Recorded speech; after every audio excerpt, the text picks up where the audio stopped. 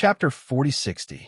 The person who led the team to the Mu residence to kill them was actually their former Mu family head, Mu Jingfeng. Mu Jingshua spat out a mouthful of blood, nonchalantly wiping the blood off his face. His eyes stared fixedly at the familiar figure standing at the Mu family's mountain entrance with his hands behind his back, and he could not help but burst into wild laughter. Mu Jingfeng, I really didn't expect that the one who brought people from the heavenly fate realm to harm our family was actually you. Mu Jingfeng, are you still human? You actually... An elder was only halfway through his words when he suddenly realized that Mu Jingfeng was swatting a palm at him. A bolt of lightning struck the elder's body with the force of a thunderbolt. His upper body was instantly broken, and his entire body was like a book. With a crack, he was slammed shut by a palm. Seeing that Mu family elder's death was especially gruesome, the other elders' expressions immediately changed drastically. Mu Jingshua sternly shouted, "Everyone, don't be courteous with him. Attack together." Several elders of the Mu family timidly took 2 steps back.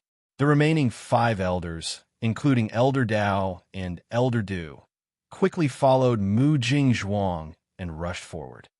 Ha! Mu Jingfeng stood with his hands behind his back, assuming the posture of an expert as he cast a sidelong glance at everyone.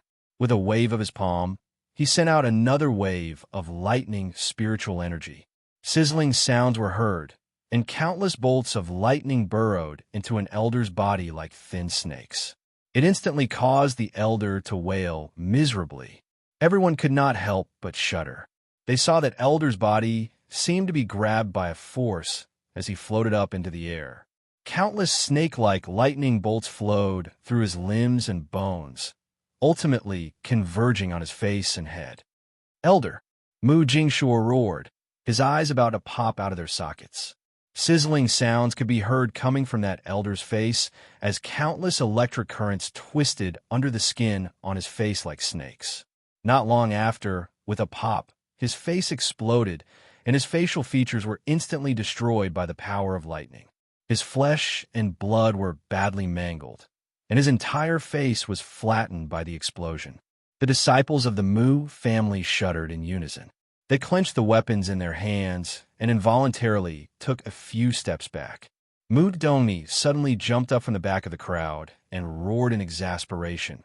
"Brother, are you crazy? How could you? Halfway through her words, Mu Dongni met Mu Jingfeng's gaze. That incomparably cold gaze made her feel suffocated, and she couldn't help but shudder. Terrifying. She had never seen such a heartless and terrifying expression on Mu Jingfeng's face. Was this still the same big brother of the family head who always put the family above everything else and regarded the family as more important than the sky? No, this wasn't Mu Jingfeng at all, right? How could a person change so much in such a short period of time? And what was going on with his body? How could he suddenly stand up and possess such great strength? The power of lightning in his body was also very strange. She remembered that her elder brother had never comprehended the lightning spirit of the 5 spirits before. What was going on? Now, even this child, Xingqian, was no match for his father. She remembered that in the past, Xingqian's strength could absolutely crush her elder brother. Mu Dongni was flabbergasted. She braced herself and could not help but ask, "Big brother, what's going on with you?" Hee. Mu Jingfeng let out a very strange laugh. Chapter 4061. It was completely different from the way he usually spoke. Mu Jingfeng's cold eyes stared fixedly at Mu Dongni and the others. Everyone felt their hair stand on end from his gaze, not daring to breathe loudly. "Kill!" Mu Jingfeng suddenly raised his hand and issued an iron-blooded order to the numerous Heavenly Fate members behind him. Everyone from the Heavenly Fate sect was wrapped in diagonally hanging black robes. A crescent moon was embroidered on the corner of each robe with silver thread. Clearly, this was the symbol of one of the Heavenly Fate sect halls. However, under such circumstances, no one paid attention to these marks. Every member of the Mu family was forced to gather all the strength they could to fight against the members of heavenly fate that Mu Jingfeng had brought with him. There was no other reason. If they didn't fight, then they could only wait for death. Mu Jingfeng coldly stared at them, as if they weren't his family, but a bunch of weak ants. His lips curled into a mocking and callous smile, and his eyes faintly flickered with 2 balls of black mist. Kill! With that order, all the disciples of the Heavenly Fate sect charged towards the Mu family at an extremely fast speed. Mu Xingqian drew a spiritual fire in his palm and rustled it into the crowd. The fire spirit wall enveloped several Mu family members around him. At the same time, countless blue talismans flew out of Mu Xingqian's body and whooshed forward, forming a thick defensive shield. Insignificant skill. A trace of anger flitted across Mu Jingfeng's eyes, and he suddenly raised his hand and pointed. More than a dozen attack talismans, also imbued with talisman energy, whooshed into the air. They hit the defensive shield in front of Mu Xingqian by a hair's breadth. Under this attack, the talisman arrays on both sides emitted a long, buzzing sound. Mu Xingqian's defensive shield was instantly broken by the attack talismans. Mu Jingfeng's maniacal laughter filled their ears. Ha ha ha ha ha! I did it! I did it! I'm an Earth Stage Great Talisman Master. Ha! I've finally become an Earth Stage Great Talisman Master. Everyone's gazes couldn't help but slightly focus. Elder Dao couldn't help but tighten his grip on his weapon. An Earth Stage Great Talisman Master? What kind of terrifying existence was this? In the entire Mu family's several hundred years, the number of Earth-grade Great Talisman Masters could be counted on one's fingers. Mu Jingfeng, that vile spawn, was actually a step ahead of others and advanced into the ranks of Earth-grade Great Symbol Masters. Bastard! A furious roar pierced through everyone's heads. Mu Xingqian clutched his chest, forcibly suppressing a mouthful of blood. Looking back, he saw his grandfather, Mu Tsang, leading more than a dozen Mu family elders, quickly moving towards them. Beast, why aren't you stopping? Mu Tsang coldly glared at Mu Jingfeng, his eyes full of disappointment and hatred. Who would have thought that his eldest son, who was so outstanding when he was young, would actually end up in such a state with the Mu family? He actually led people to attack my family. How much does he hate my family? Mu Jingfeng's eyes revealed a trace of hatred as he pointed at Mu Tsang and scolded, You still dare to put on airs in front of me at a time like this? Why are you looking at me like that?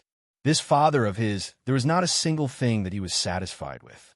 Every time, he would look at her with a look of utter disappointment, as if she was nothing more than a bug in a manure pit, completely unworthy of his attention. He hated it too much. He hated his father's heartlessness, stripping him of his position as the family head. Chapter 4062. He hated even more the person who had crippled him and forced him to step onto this underworld path. That's right, he hated them. He came to take revenge on them. However, that little bastard was truly the most hateful. However, he brought people to attack the Mu family this time. Even if he captured everyone in the Mu family, he probably wouldn't let that little bastard submit. After all, this little bastard was incomparably cold and heartless from the bottom of his heart to the depths of his bones. She would not sacrifice her own interests for these Mu family members. Mu Jingfeng narrowed his eyes and coldly stared at family head Mu. If you're willing to hand over the Talisman Remnant Scroll, I can still spare your lives. Big brother, don't keep making mistakes. Mu Doni could not help but cry out. I'm doing this because you're forcing me. Mu Jingfeng sternly looked at everyone, his face contorted malevolently. Xingqian, go to the Ancestral Hall and bring the Talisman Remnant Scroll to Father. Mu Xingqian coldly looked at the man in front of him, as though it was his first time meeting this person. His eyes did not have the slightest bit of warmth for a son respecting his father as he coldly said, Dream on. Ha! Ha ha ha ha ha! Mu Jingfeng's face contorted as he laughed heartily. Men, smash the Mu family's Ancestral Hall for me. Mu Jingfeng's face was frosty as he gave the order. Use this jade talisman to break the array in the Ancestral Hall. Bastard. Countless Mu family disciples and elders were visibly moved as they glared angrily at Mu Jingfeng's crazy behavior. This was too crazy. As a member of the Mu family, this Mu Jingfeng could actually do such an inhumane thing. Fight it out with them. Mu Jingshua angrily shouted with reddened eyes as he flew toward Mu Jingfeng. You're courting death. Mu Jingfeng sternly shouted and raised his hand to slap Mu Jingshua's chest. With a crack, Mu Jingshua's sternum was shattered by his palm. He flew backward and fell heavily to the ground. Puffed. Mu Jingshua spat out a mouthful of blood and fell to the ground, instantly losing consciousness. Jingshua, shouted Patriarch Mu angrily. He turned his head and looked at the ancestral hall. A group of Heavenly Fate disciples was indeed running in that direction. Mu Jingfeng chuckled. Since you won't give it to me, then I can only personally bring my men over to get it. Several disciples of the Mu family who had come forward to intercept the Heavenly Fate sect were chopped to the ground. They could only watch as hundreds and thousands of Heavenly Fate sect disciples in black robes ran towards the ancestral hall. Smash it for me, Mu Jingfeng bellowed. All the disciples of the All Fate sect swarmed forward and smashed the tablets in the ancestral hall. The disciples of the Mu family rushed over, but the ancestral hall was originally only so big. In addition, everyone was crowded there, so they couldn't play at all. As soon as the battle broke out, half of the ancestral hall was affected by the power of the battle and collapsed with a rumble. When Arbor arrived, he saw this scene. Her mother's memorial tablet was held in her big brother's arms. Her big brother's chest was stained with blood, and he was currently fighting with 2 Tianyun subleaders. From the looks of it, he was at a disadvantage. Who dares to disturb my mother's rest? Arbor's voice was ice cold. All of you can die for me. Boom! A ball of divine power unexpectedly exploded in the middle of the group of Heavenly Fate disciples. The divine power ball, with a large area of destruction, instantly blasted many Heavenly Fate sect disciples into pieces. Wails of agony filled the air. The 8th night watch ends. I'm sleeping soundly. I'm exhausted. Chapter 4063. Little bastard. Mu Jingfeng had just let out a curse when he saw a black flame heading straight for his face. It was fast, so fast that it was practically impossible to dodge. Mu Jingfeng's expression changed slightly. He only had time to apply 7 to 8 defensive talismans on himself before colliding with that black flame. He was instantly engulfed by the black flame and sent flying. Mu Jingfeng simply did not dare to believe his eyes. He was actually sent flying by someone else's black flame. When his body landed heavily on the ground, and he heard a crisp sound coming from his back, he belatedly realized that he had been knocked to the ground by someone. How was this possible? He had already risen to become a 6th-level God-tier master. Alright? That was why he could crush Mu Xingqian and most of the people in the Mu family. But now, he was actually crawling on the ground like a dead dog. He completely did not dare to believe that he had actually been hit by someone and was lying on the ground again. No, that's impossible. That's impossible. Mu Jingfeng lay on the ground and shook his head repeatedly. He absolutely did not believe that he could not get up again. That was impossible. He had barely stood up for a day. He had suffered so much pain and experienced so many hardships before he could finally recover his strength and was even more powerful than before. He had stood up. He had brought so many disciples of the Heavenly Fate realm back to the Mu family to crush these Mu family members who had once stripped him of his position as family head and trampled on him. But now he was completely crushed by a person who didn't even see his hand gesture clearly. Arbor did not care about how Mu Jingfeng, who was lying on the ground and could not help but curl up from the pain in his back, was doing right now. She only knew that Mu Jingfeng had brought so many disciples of the Heavenly Fate realm to smash the Mu family's ancestral hall for his own selfish desires. He had even almost smashed her mother's memorial tablet. Just based on this point alone, it would not be enough even if he died 10,000 times. You guys are truly disgusting. Arbor coldly stared at the group of black-robed people standing in front of her. With a wave of her small hand, a blue spark slowly ignited. You dare to come and smash my mother's ancestral hall. I'll let you filthy creatures in the corners never reincarnate." Her voice was abnormally cold, although her tone was extremely calm and unhurried. The words that came out of her mouth made people shiver uncontrollably. It was bone-chilling. Everyone's hearts couldn't help but tremble slightly, and there was a hint of fear in their eyes. Arbor raised his hand, only to see the blue spark floating on his fingertips ignite a beautiful arc in the air. Mu Jingfeng was sprawled on the ground. He was in so much pain that he couldn't stop moving his body as he bellowed, "Disperse! Spread out!" All the disciples of the Heavenly Fates sect were startled, but they obeyed the order and quickly spread out. At the same time, the blue sparks in Arbor's hand were already falling from the sky. Countless beautiful blue flowers bloomed like fireworks, crackling and bursting, rustling and falling into the crowd. The moment a disciple of the Heavenly Fate sect was hit by the blue sparks, blood immediately blossomed. Mu Jingfeng's back was severely injured, and he could not get up for a while. He could only move his body bit by bit, wanting to get away from the blue flames. Chapter 4064. However, these little blue flames attacked indiscriminately. Mu Jingfeng was sprawled on the ground, so it was difficult for him to move, so it was naturally difficult for him to avoid being hit. After several blue flames exploded on his body in succession, Mu Jingfeng couldn't help but snort angrily. He shouted sternly, "Arbor, you unfilial daughter, you actually dare to treat your father like this?" Arbor turned a deaf ear to this person's clamor. Blue spiritual cleansing fire poured out endlessly, and countless blue flames blotted out the sky and formed a nebula in midair. With a light tug from the little stoic's slender hand, they abruptly plummeted downwards. The blue flames seemed to be sentient and smashed towards the black-robed people as if they had grown eyes.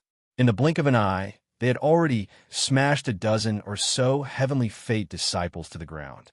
When the surrounding Mu clan disciples heard this, their spirits were greatly roused, and they each gripped their spirit weapons and fought back with all their might. If it didn't counterattack now, what were they waiting for? This was a once-in-a-lifetime opportunity, and they wouldn't have another chance if they missed it. At this time, the Mu clan disciples were also riled up by the killing. There was no need for Mu Jingyuan and the others to command them. These Mu clan disciples automatically formed small teams and cooperated with each other to charge at those unlucky black-robed people of the Heavenly Fate sect. Although the Mu clan disciples weren't very cooperative, fortunately, both sides were actually completely exhausted after a round of fighting. The Heavenly Fate sect's people were being suppressed by the Little Crown Princess's group, so how could they exert even half of their strength? Hence, the Mu clan disciples seized this opportunity to swiftly counterattack. They didn't care about any order or morality as they ganged up on one person and beat them up violently until they annihilated them. Arbor looked on coldly from the sidelines. He stood outside the crowd and slowly walked towards Mu Xingchen. Along the way, not a single Heavenly Fate sect disciple dared to rush in front of her to court death. In reality, she didn't even need to lift a finger if there were any blind people who wanted to jump in front of her. Mo Yin, He Chun, and the others would have dealt with them remotely long ago from 3 feet away. With an icy expression, the little crown princess stepped on the blood-soaked ground and slowly arrived in front of Mu Xingchen. She reached out to take her mother's memorial tablet from him. "Jojo." Mu Xingchen heaved a sigh of relief, but before he could say anything, she flicked a healing pill into his mouth. Arbor lowered his head slightly, revealing half of his slender white neck. Her eyes were extremely focused as she slowly took out a handkerchief from her sleeve and carefully wiped the 2 drops of blood on the memorial tablet. She carefully cleaned it up and gently stroked the spirit tablet with her small hand. As he turned around, he said coldly with an indifferent expression, "Kill them all on the spot. We don't need anyone alive." Yes. Countless black shadows obeyed the order and rushed into the battle circle. They caught the black-robed man and chopped his head with 3 sabers and 2 swords. Countless unlucky disciples of the Heavenly Fate sect immediately fell to the ground, unable to get up. The disciples of the Mu family held the swords in their hands and retreated to the side in a daze. Because there was no need for these weak chickens to make a move. The underworld court guards took over the mission of killing him, and they acted quickly and decisively. In less than a moment, they eliminated more than half of the Heavenly Fate sect disciples, as if they were chopping vegetables. A underworld court guard kicked away a Heavenly Fate sect disciple beside him. As he turned around, the sharp edge of his sword sliced open the throat of a black-robed man behind him. The cold light flashed past as fast as lightning, dazzling everyone's eyes. Chapter 4065. A head was sent flying into the distance. The Nether Core Guard were well-trained and moved extremely quickly. Every one of them controlled their divine power and attached it to their spirit weapons. They never wasted their energy hitting the other party's limbs and only focused on chopping off the head. What was the use of a Providence disciple if you didn't chop off his head? So what if you only hit his limbs? He could still move no matter how crippled he was. The Mu family disciples were all dumbstruck at this moment, and many of them looked down at their hands in a daze. Just a moment ago, they were still being beaten to a pulp by these crooked cultivators and were practically powerless to retaliate. After the young crown princess led her men over, the situation immediately reversed. What kind of strength and influence was this? No one wanted to admit that they were weak, but this was the reality. Compared to these well-trained soldiers, their Mu family disciples were truly a sheet of loose sand. No wonder the young crown princess looked down on them back then. When the Mu family elders thought of this, they couldn't help but exchange glances and sigh quietly. Reporting to the crown princess, a Nether court guard swiftly arrived in front of the young crown princess and reported with a salute, "The Providence disciples have all retreated to the rear court." After them, Arbor ordered coldly, "Kill them all." "Yes." Arbor looked back at his eldest brother, who was slowly recovering, and said with a nod, "If there's nothing else, come with us." Mu Xingqian nodded and caught up with the little fellow. Mu Xingqian was extremely silent the entire way. If it weren't for the little stoic glancing back from time to time, it really would be very difficult to sense his fluctuating aura. "You're upset?" Mu Xingqian maintained his silence, but his tightly clenched fists that were pressed against his sides repeatedly demonstrated how terrible his current mood was. "Because your father brought people to smash the Mu residence and kill the Mu family clansmen?" Mu Xingqian abruptly looked up at her, a trace of pain and anguish in his eyes. "Jojo, he's also your father." Arbor let out an indifferent sneer. After a while, that cold voice sounded in Mu Xingqian's ears. "She's not anymore." Mu Xingqian's heart trembled. He glanced sideways at her, only to see an indifferent expression on her cold little face. This was true indifference. There was not the slightest fluctuation in her emotions. It was as if Mu Jingfeng was just a stranger to her. In fact, this was indeed the case. To Jojo, Mu Jingfeng had never fulfilled his duty as a father. When Jojo was struggling to survive in the lower star field, what was Mu Jingfeng doing? He spent Long Qiyun's dowry, ate delicacies, and raised a charming mistress. He enjoyed all the glory, splendor, and wealth. He was of no help to Jojo at all.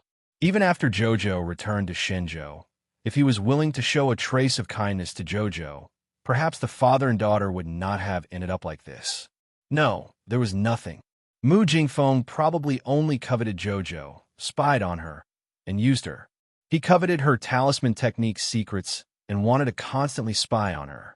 He wanted to use her identity as the crown princess to obtain some benefits.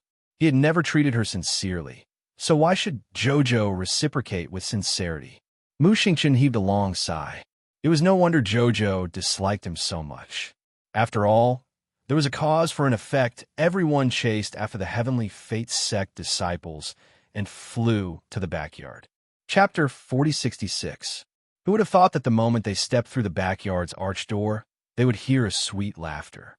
"Haha, I advise you not to act recklessly." The soft voice was carried by the wind into everyone's ears. Mu Xingqian and the rest stopped in their tracks as they stood at the arch door and looked inside. Over 300 black-robed, Heavenly Fate sect disciples came out from one end of the garden and surrounded a red-clothed beauty like stars drying the moon. That beauty wore a thin and soft satin dress with a bow tied at her chest. Her dress was loose, revealing half of her round shoulders. Thorny Rose, Mu Jingfeng called out with slight excitement. He did not expect that Vice Hall Master Thorny Rose would also come. Then, there was definitely hope for him. However, that woman called Thorny Rose merely cast a sidelong glance at him and immediately revealed an extremely disdainful expression. "Why are you paralyzed again?" Thorny Rose sneered and shook her head mockingly. "You're really too weak. You're always paralyzed on the ground and can't get up. How are you going to work for our organization like this?" Mu Jingfeng's complexion immediately turned green and white from this woman's disdain. He was indeed in a very sorry state right now. Mu Jingfeng, whose back was in incessant pain, simply could not stand on his own. At this moment, he was being supported by 2 Heavenly Fate sect disciples and could barely stand there. Although he was very angry inside, he still had to pretend to be a grandson and smile obsequiously. "Yes, it's my fault. I underestimated this group of Mu family members too much." Jingfeng, Elder Mu, was furious, his pair of ox-like eyes practically popping out of their sockets. Look at this good son of his with that flattering appearance. Was this still the once awe-inspiring Mu family's previous patriarch? "Don't call me that." Mu Jingfeng angrily glared at Mu Tsang, his eyes brimming with hatred and anger. "If you truly had the slightest bit of familial affection for me, you wouldn't have caused me to be in this state today." The Mu family's first elder's face darkened, and he could not help but sneer mockingly. "Why don't you find a reason from yourself? Why did ancestor Zhaoyang change your position as patriarch? This shows that you simply don't have the ability to sit in this position." "Shut up!" Mu Jingfeng screamed, his entire body trembling in agitation. The 2 Heavenly Fate disciples who were supporting him were already exhausted after the battle. At this moment, Mu Jingfeng's entire body was trembling and struggling, and they nearly failed to support him. Mu Jingfeng hurriedly turned to look in Thorn's direction and begged with a fawning expression, Vice Hall Master, please give me another bottle of recovery medicine. I will cherish it this time. I won't let myself fall again." "Humph." Thorny Rose let out a cold snort from her nose. Clearly, she disapproved of his words. Mo Yin and He Chun frowned and couldn't help but look at each other. They both had some doubts in their hearts. Recovery potion? From Mu Jingfeng's tone, it seemed to be very magical. However, he and He Chun were very clear that Mo Yin's attack had completely destroyed Mu Jingfeng's lumbar bones. Logically speaking, if Mu Jingfeng did not have a peerless doctor like Jojo to treat him in this lifetime, there should be no possibility for him to stand up. However, from his words, it seemed that he was very confident in this recovery potion and felt that once he consumed it, he would immediately be able to move again. Please, Vice Hall Master Thorny Rose, Mu Jingfeng flattered. Chapter 4067.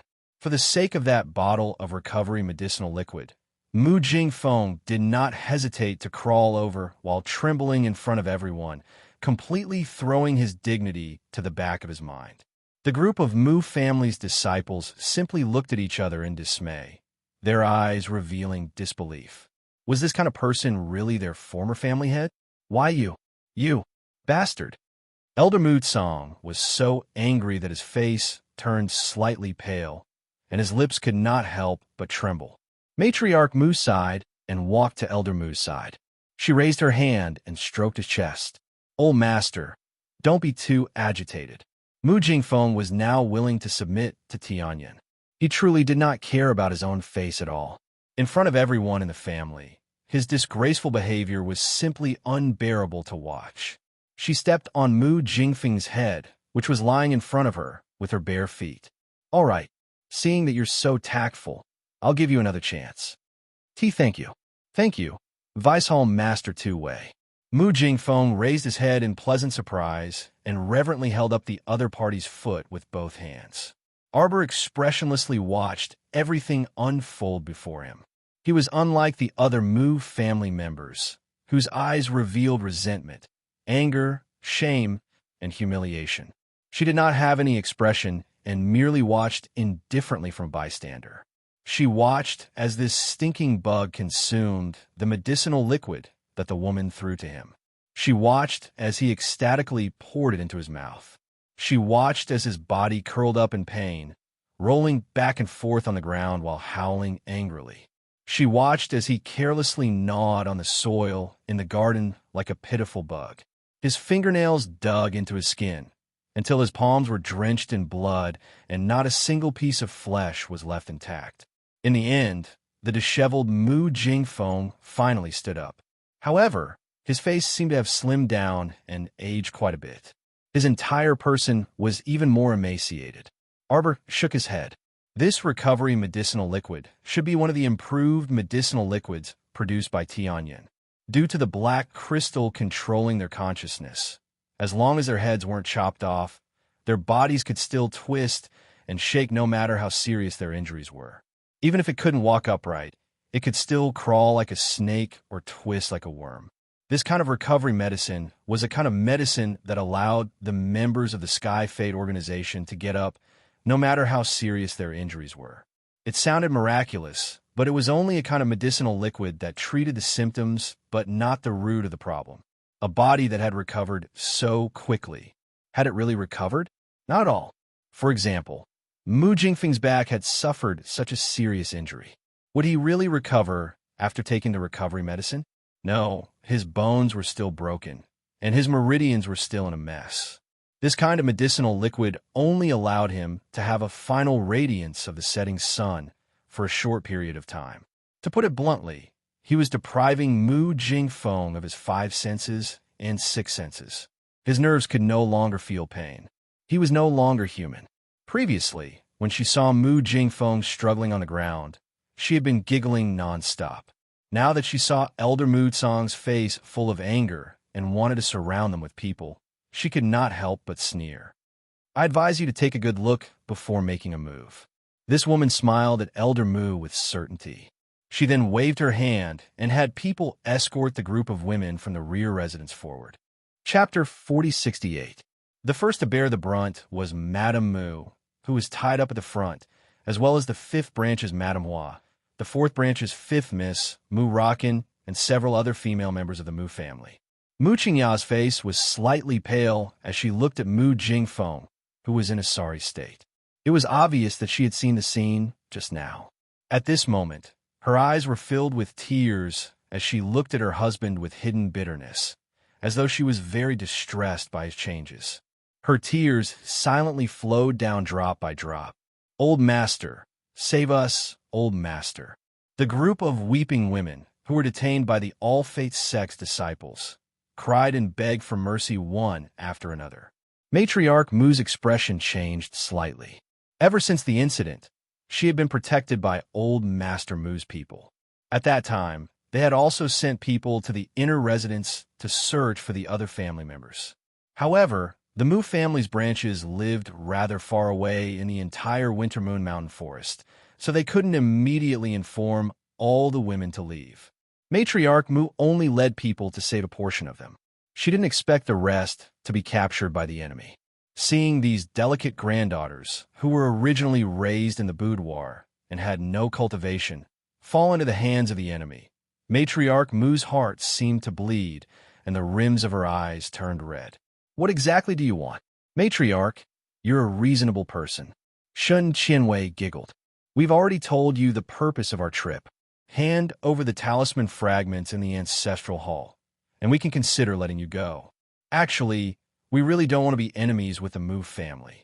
Matriarch Mu sneered.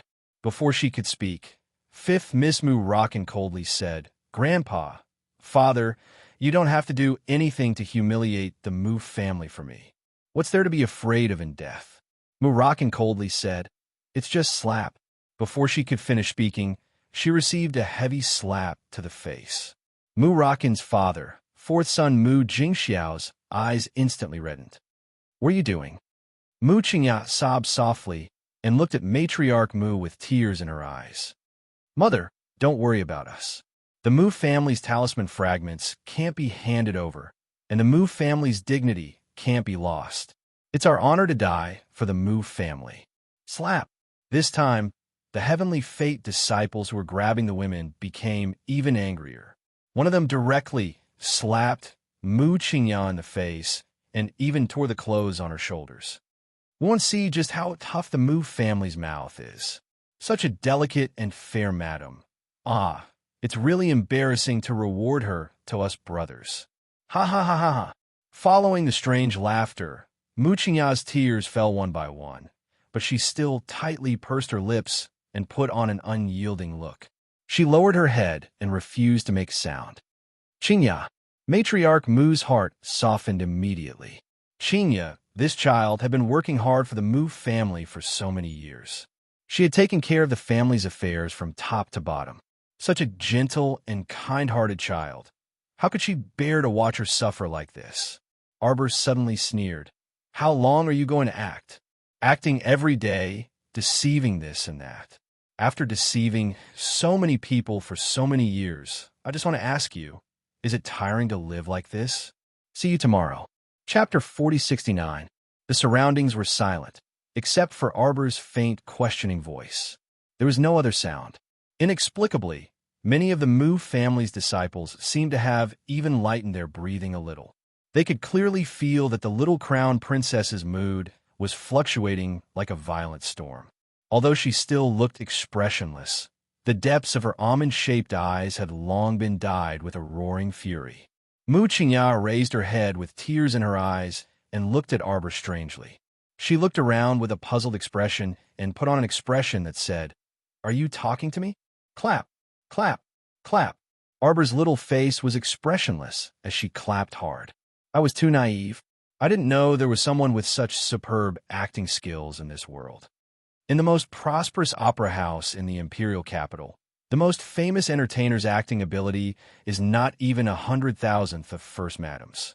The first time you ordered to clean up the Mu family, you didn't get the talisman remnant scroll. You were very unwilling, right? It's only been a few days, and now there's another wave. Arbor shook her little head and stared at Mu Qingya indifferently. Do you think this crown princess can't do anything to that Mammy Wang, who killed herself by swallowing poison? With a wave of her little hand, she grabbed a faint remnant soul in her hand and tossed it around casually. Does First Madam still know this person? The Mu family disciples looked in Mu Qingya's direction in bewilderment. What was going on? According to the Crown Prince Consort's meaning, the Mu family's calamity this time was actually First Madam ordered to come to the Mu family to search for the talisman remnant scroll. Who was First Madam? Who could she order? The group of people who broke into the Mu family's old residence were all members of the Tianyun cult. Could it be that First Madam? Everyone's eyes involuntarily shrank, including old Master Mu Song, and they all looked in First Madam Mu's direction in disbelief. Mu Qingya couldn't help but turn pale, and her body swayed. Jojo, what do you mean? Do you think that a weak woman like me can give any orders? Everyone came back to their senses when they heard this. That's right. First Madam was just an ordinary person. She was just an ordinary housewife. Who could she give orders to in Tianyun? What ability did she have to do such a thing? Just thinking about it made it seem impossible. Could it be that the crown princess had misunderstood something? Or perhaps he had thought wrongly. The little crown princess applauded again and shook the remnant soul of Nanny Wang in her hand. This is your woman. First Madam. Don't tell me you don't know her. Mu Qingya looked at Arbor with a pitiful expression, and tears fell uncontrollably. Jojo, please believe me. I grew up in the Mu family, was born in the Mu family, was raised in the Mu family, and ate and used everything in the Mu family. The Mu family has treated me so well that I can't betray them. Matriarch Mu nodded and also persuaded, that's true. Jojo, what do you mean by that? First Madam's wife is just a weak housewife. What orders can she give, and who can she order to do things? Husband. Arbor rolled his eyes, looking like he couldn't be bothered to say more to them. Mo Yin couldn't help but want to laugh. She walked up and held her little hand. Chapter 4070. The little girl had said less than 3 sentences, but she already felt like she had said everything she wanted to say. It was really funny. Mo Yin turned to look at Madame Mu and said in a low voice, "Bring her here." Soon, An old nanny in green clothes was gagged. Her shoulders kept twisting as she was pushed and escorted over. Mu Qingya glanced at the old woman, but her expression didn't change at all. Her gaze toward Xiao Mu was still gentle and benevolent, but also contained a bit of helplessness and bewilderment. It was as if an elder could unreasonably condone the younger generation's unreasonable behavior. She sighed softly. Nanny Chiu, who was beside her, glanced at the little crown princess but didn't say anything. The maid, Song Lu, couldn't help but yell angrily, "Crown princess, our madam is so good to you and always thinks of you. She doesn't dare to neglect you in anything. How can you do this? Can you just find two old maids who are not familiar with her to slander her? Since we brought them here, it means we have complete evidence." Aoyi kicked the nanny in the back of her knee, causing her to kneel on the ground in pain. She flopped and fell at Arbor's feet. Madame Mu should be very familiar with this Zhang Huilan. Aoyi smiled faintly and kicked the woman. Madame Mu, why don't you take a closer look? Madame Mu's expression was cold. She glanced at Nanny Zhang from the corner of her eyes and shook her head. I don't know this person, and I don't know what you're talking about. Arbor looked at her with a frosty expression for a long time before saying faintly, You've already exposed your identity. Tian Yun, Fei Tian Tian, Hall Master Mu Qingya. Xiao Mu tossed a confession certificate in front of her, allowing it to flutter to Mu Qingya's feet. What nonsense are you talking about? Song Lu was furious. She pointed at the sharp blade pressed against her neck. Don't you see what this is? Tian Yun's people broke into our Mu clan and captured us, but now you stop acting. Mo Yin interrupted Song Lu's words and did not even look at the other party. He stared at Mu Qingya for a long time before nodding with a smile. The Hall Master of the Soaring Heavens Hall is indeed very capable. You didn't waste your years of painstaking effort and hiding in the Mu family. Zhang Huilan is the spy you placed in the Long family. I've always found it strange. When did the Long family branch in the imperial capital surrender to the Heavenly Fate Empire? So it turns out that everything is related to your operation. Mu Qingya looked at Mo Lien in astonishment. She tightly gripped the handkerchief in her hand, and with tears in her eyes, she asked in confusion, Your Highness, why do you say that? Stop pretending. Xiao Mu was so disgusted by her that she abruptly pulled her husband behind her. She glared at Mu Qingya in disdain and said, Don't use your little white face to look at Xiao Qiao's lotus. It's disgusting. Nanny Chiu supported Mu Qingya, who was on the verge of collapsing, and said in a low voice, Crown Princess, please be careful with your words. Ever since you returned to the Mu clan in the Divine Province, ask yourself honestly, has Madame Mu ever mistreated you? Madame Mu treats your mother with the utmost sincerity. Even biological sisters can't be better, Nanny Chiu said coldly. Chapter 4071. Do you know that First Madam even used the Yin Sheng technique to curse Long Shoshin, the head of the Long family, for your mother's sake? How could she be the head of the Tianyan Hall? How could she help the Long family escape from the capital? Crown Princess, you have a deep misunderstanding about First Madam, Nanny Chiu said in a deep voice. I know that I can't explain it to you in a short time, but please believe in one thing. First Madam absolutely has no ill intentions towards your deceased mother and you. Keep pretending, keep pretending. Arbor's lips curved slightly, as if there was a crack at the corner of his mouth, and he smiled eerily. Mu Qingya, why don't we put all the things you've done one by one? Let's start with Shi Huixin being your scapegoat. What do you think? First Madam Mu slowly raised her head, looking as gentle as ever. Although there was a knife on her neck, half of the clothes on her shoulders were torn, and her hair was a little messy, her eyes were clear. She still looked like the calm First Madam who was standing in the back hall of the Mu family's courtyard, and the madam in charge of the whole family. Arbor's eyes flickered, and he couldn't help but applaud her elegant demeanor. Mu Qingya, you probably didn't expect that a little girl from a small village in the Lower Star region would be out of your control. When you found out, you suddenly felt that everything was out of control and deviated from the original track. There was no way to set things right. Arbor tilted his head, and there was a hint of a smile in his eyes.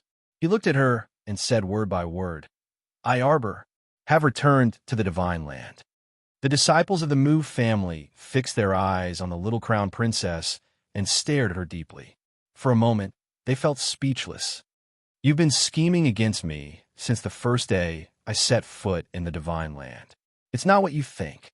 Xiao Xiao, you truly have a deep misunderstanding about me. Mu Qingyao wiped the corners of her eyes with a handkerchief. She wanted to explain herself, but Xiao Mu cut her off. I didn't misunderstand you. When I learned that you were the hall master of the heavenly fortune soaring heavens hall, who I've only heard of but never seen in person, I was shocked. Xiao Mu turned around and suddenly smiled sweetly at Mu Qingya. Her smile was unhurried, like a snow jade lotus that had suddenly bloomed. It was cold and exquisite, making it nearly impossible for people to avert their eyes. I went through all the things in my heart. Mu Qingyao pointed at her heart and said slowly, You're really amazing. I suspected you more than once, but every time you managed to escape successfully. You gave me the feeling that you're a perfect person. Gentle, skilled, noble, and even flawless. Yu Qingya, Mu Qingya's heart. Mu Qingyao looked at her with tears in her eyes. Tears fell one after another, and she reached out to cover her heart. She's. You and I both know Shi Huixin's identity very well. Xiao Mu gazed at her deeply. The probability of pulling off so many petty tricks under the nose of the matriarch of the household who has been managing the Mu clan for so many years is practically zero. Chapter 4072. Shi Huixin could actually bring that fake Xiao Yingchun back to the Mu family. This can only mean one thing. Arbor looked at Mu Qingya expressionlessly. You knew from the beginning. No, you should know very well whether it was true or not. Arbor looked at her silently and stared at her deeply. From the beginning, Shi Huixin was just a small chess piece in your hand. It was you who wanted to ruin this old consort's reputation. It was you who manipulated that fake Xiao Yingchun behind the scenes and let her enter the Mu family smoothly. You even arranged for her to step into the social circle of the nobles. Her pitch-black eyes fell into the depths of Mu Qingya's rippling eyes. They swayed like two crescents of clear spring water, chilling to the bone. At that moment, she seemed to see that person in the little girl. Cold, elegant, and incomparably arrogant. She humbly crawled at the feet of that person and listened to others telling her that this was the eldest miss of the Long family and the future mistress of the Mu family. That woman's clear and frosty eyes fell on her. At that moment, she felt as if she had fallen into the depths of the dust, so weak that she was even less than an ant. To be honest, she really hated this feeling of having to kneel and look up to others. She hated it very, very much. Mu Qingya's memory flowed slowly with the waves and finally stopped at a certain point. Nanny Chiu bowed to her and whispered, Madam, concubine Shi has already brought her here according to our arrangements. Madame Mu curled her lips and revealed a faint light in the corners of her eyes. Tomorrow, at the banquet at General Zhongli's residence, Mu Qingya stroked a soft strand of hair by her temples. I'm not feeling well tomorrow. Yes, madam. Nanny Chiu smiled faintly and bowed 2 steps back. Then tomorrow, let that idiot take that fake to General Zhongli's residence to meet the nobles in the imperial court. Mu Qingya nodded faintly and said softly, That's good. Mu Qingya looked at the arbor in front of her indifferently. She was lost in thought for a long time and didn't say anything. Her eyes revealed a faint sigh and a faint sadness.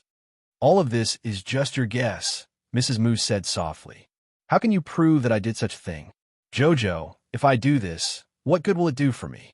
Child, it's not good for your health to think too much. Arbor ignored her and continued. After that, I returned to the Mu family. On the surface, you seem to take care of everything and treat me and the crown prince respectfully. Do you need me to remind you of what you did behind my back? What did I do? Mu Qingya looked at Arbor innocently and couldn't help but laugh at herself. I didn't do anything, okay? That Xiao Xing is one of your people. Arbor coldly said. As soon as I entered the Mu family, you started to make things difficult for me. Crown Princess, Mu Qingya looked helpless. I really didn't know that you still remember Xiao Xing's matter. Of course I remember. She even turned into a zombie. She turned into a zombie and almost attacked my people. Mu Jingfeng. Arbor pointed at the dumbstruck Mu Jingfeng. Mu Jingfeng even tried his best to absolve you, saying that this matter had nothing to do with you. Chapter 4073. But how did a perfectly fine person suddenly turn into a corpse in the woodshed? There's no need to say how many improved potions the Hall Master of Tianyun's Soaring Heavens Hall has, right? Is what she said true? Mu Jingfeng finally regained his senses. His hair was disheveled and covered in blood as he stared at Mu Qingya, who had a knife at her neck. Is what she said true? Of course not. Mu Qingya let out a long sigh. I'm just a weak woman. How can I be the Hall Master of the Heavenly Fortune Club? Jingfeng, we've been husband and wife for so many years. I do hate you for forcing me against my will back then, but all these years, what I've done for you, what I've done for the entire Mu family, what I've sacrificed over 10 years of my youth, what I've done for this family. Can't you see it? As Mu Qingya spoke, her eyes flickered with tears, as if she had suffered a great grievance. Her expression was abnormally miserable. However, Mu Jingfeng took a step back and glanced at her with a trembling gaze. He realized that he really couldn't understand this wife of his who had shared a bed with him for so many years. Old master, old madam. Mu Qingya looked at the two elders with tears in her eyes. Even you two believe it? You believe that I'm a member of that evil cult? You believe that I, Mu Qingya, have done anything to let down the Mu family? Old madam heaved a long sigh, and her gaze swept toward Xiao Mu. Xiao, is there a misunderstanding?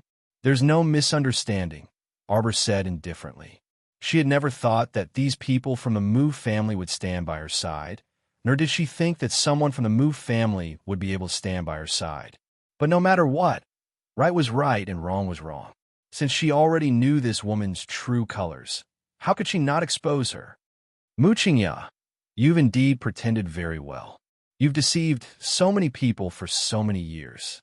Today, regardless of whether anyone believes me or not, you won't be able to escape death, Arbor said coldly as he looked at her with a sharp gaze. Eldest miss, I believe you. Suddenly, a Mu family disciple with a bandage on his arm spoke up. Eldest young miss, I also believe in you.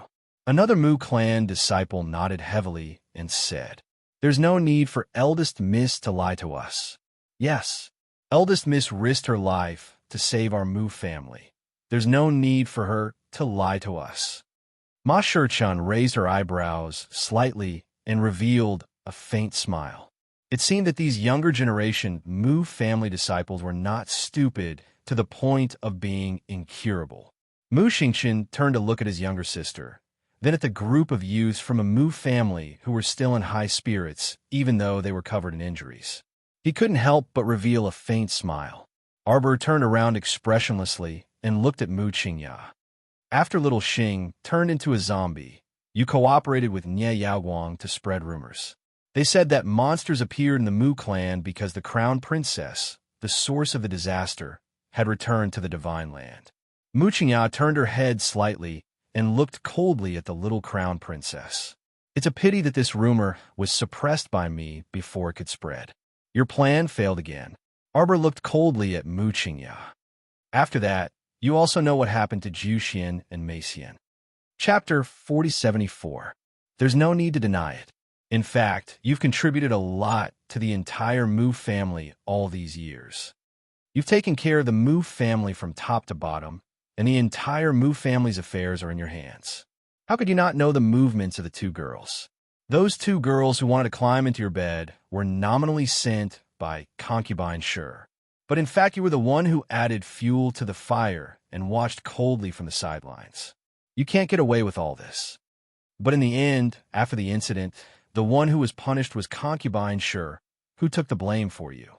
Sure Huaxin is really miserable, Arbor said coldly.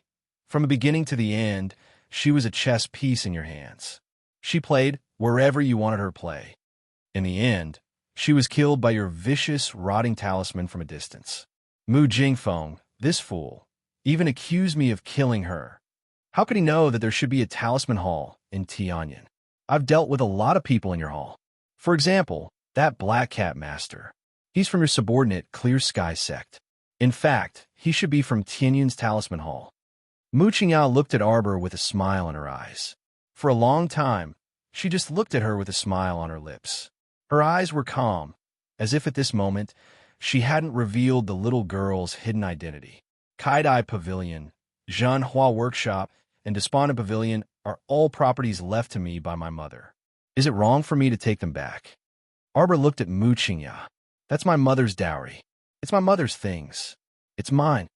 Mu Qingya's smiling eyes gradually turned cold, and her lips curled into a faint sneer. You were dissatisfied, but you had no choice but to give the property to me. So you sent people to Kaidai Pavilion and set fire to people. You secretly forged my handwriting and tricked Saishio into taking the poison letter to Kaidai Pavilion.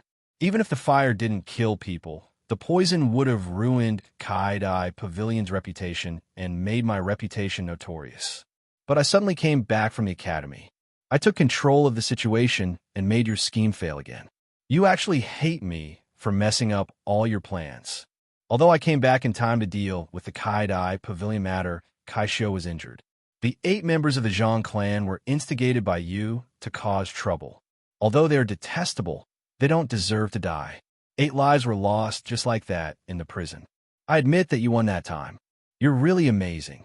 The little crown princess walked towards her and stood 3 steps away from her. She looked at her indifferently. I have suspected you 3 times. All 3 times, nothing happened. Can you tell me the truth now? I'm really curious. Arbor looked at her and said, I don't know what I've done to offend you that you can send people after me again and again. Time and time again, you want me to feel like I'm in hell, living a miserable life. In this life, you have no hope of fulfilling your wish, because you have already fulfilled it in your previous life. Why? Mu Qingya tilted her head slightly, and her cold eyes became colder and colder. Suddenly, her fingers twitched, and she lightly pushed aside the knife against her neck. She then gave Qiao Mu an extremely faint smile. Do you want to know? You'll never know in this life, Mu Qingya said coldly.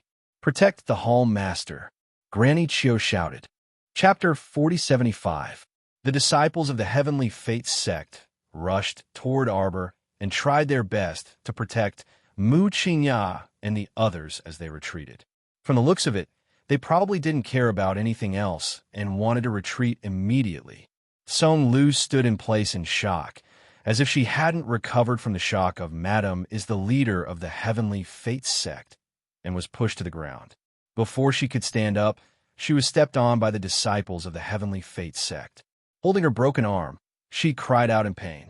The disciples of the Heavenly Fates sect carried the pale-faced Mrs. Hua, Mu Rochin, and the others and retreated as they fought. Countless rays of spiritual qi of various colors collided in the air, making buzzing sounds. Arbor looked coldly at the disciples of the Heavenly Fates sect who were holding other people's families hostage. With a wave of his hand, countless arrows flew down from the roof. The arrows were accurate and powerful. Each arrow pierced through the neck of a disciple of the Heavenly Fates sect, knocking them to the ground and killing them instantly. Mu Qingya said coldly, Use them as shields. Mrs. Hua was horrified to find that she had been lifted up in the air, blocking the heads of Mu Qingya and the others. If there were arrows flying down from the sky, they would definitely turn her into a hornet's nest. Mother! Mother! The young masters of the 5th branch were so anxious that they jumped up and raised their swords to charge forward, but they were stopped by the disciples of the Heavenly Fates sect in the front row. Crown Princess, Mu Qingya said coldly. Mu Qingya said coldly, You don't care about the lives of 20 to 30 women here. Let us leave this place in exchange for these people's lives. Mu Qingya said calmly and elegantly. She didn't have the feeling that she was forced into a desperate situation and had no way out. Even at this very moment, her identity had already been exposed, and she was seen clearly from head to toe. She still acted like an elegant and dignified madam. She was calm, and her eyes were cold and indifferent. She didn't give off the slightest feeling of being seen through. She was so calm that Mo Lien and the others couldn't help but look at her in a new light. For an ordinary woman to become the leader of the Heavenly Fate sect, it was definitely not due to luck. She was capable. In fact, except for the fact that this woman had no cultivation, her mind, judgment, and even vision were very shrewd and unique, far better than those women raised in boudoirs. "Let them go," Arbor said coldly. Mu Qingya sneered. "Do you think I'm a fool? Now that I've released her, I'll let you do whatever you want without any cover. You don't have a choice." The young crown prince consort's icy voice weighed down on everyone present, causing their hearts to sink. "If I can't live, then why should I listen to you?" Mu Qingya sneered and pressed the dagger in her hand against Madame Wu's neck. "All of you back off. Retreat to the middle court. Now." Arbor's voice to the Heavenly Fate sect, to the heavens to her, to the ground twos, to head to the Heavenly Fate sect. "Madam, sect to sex to kill, sex to kills. I've said it before. Today, all of you will die here." Arbor interrupted sex words indifferently and said word by word, "No one can leave unscathed after disturbing my mother's sleep." Mu Qingya, who had been as calm as ever, finally cracked her expression. "Are you really so ruthless and decisive? You don't care about their lives at all?" Chapter 4076. Arbor raised her eyebrows and sneered. "You think they can keep their lives after you take them away? Are you naive, or do you think I'm naive?" Xiao Mu's small hand that she had raised clenched slightly. "The people that you have captured will either become targets for you to blackmail the Mu clan with in the future, or be modified for your own use. Are you stupid, or do you think I don't know what you're planning?" Arbor put down her little hand and said sternly, "Shoot. Everyone from the Heavenly Fate realm will die here today. Don't leave a single one alive." Mu Qingya's eyes narrowed, and anger finally appeared in her cold eyes. "Protect the Hall Master and retreat." Nanny Chio's roar shook the sky. She used a silver hook to deflect the arrows that were flying toward her. She was about to grab a girl from the Mu family and place her in front of Mu Qingya. Just as she was about to grab a girl from the Mu family, a shrill cry came from the sky. Chio Mama immediately felt a tearing pain in her arm.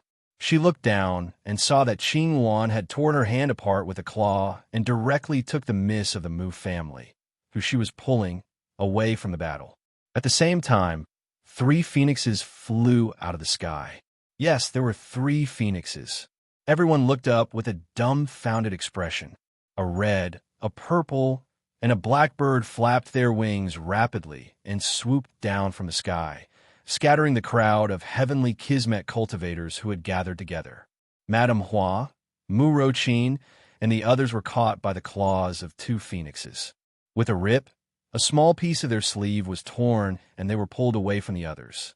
Mu Qingya's eyes instantly darkened, and she angrily rebuked, "Don't panic, don't mess up the formation, and hold on tight, Screech."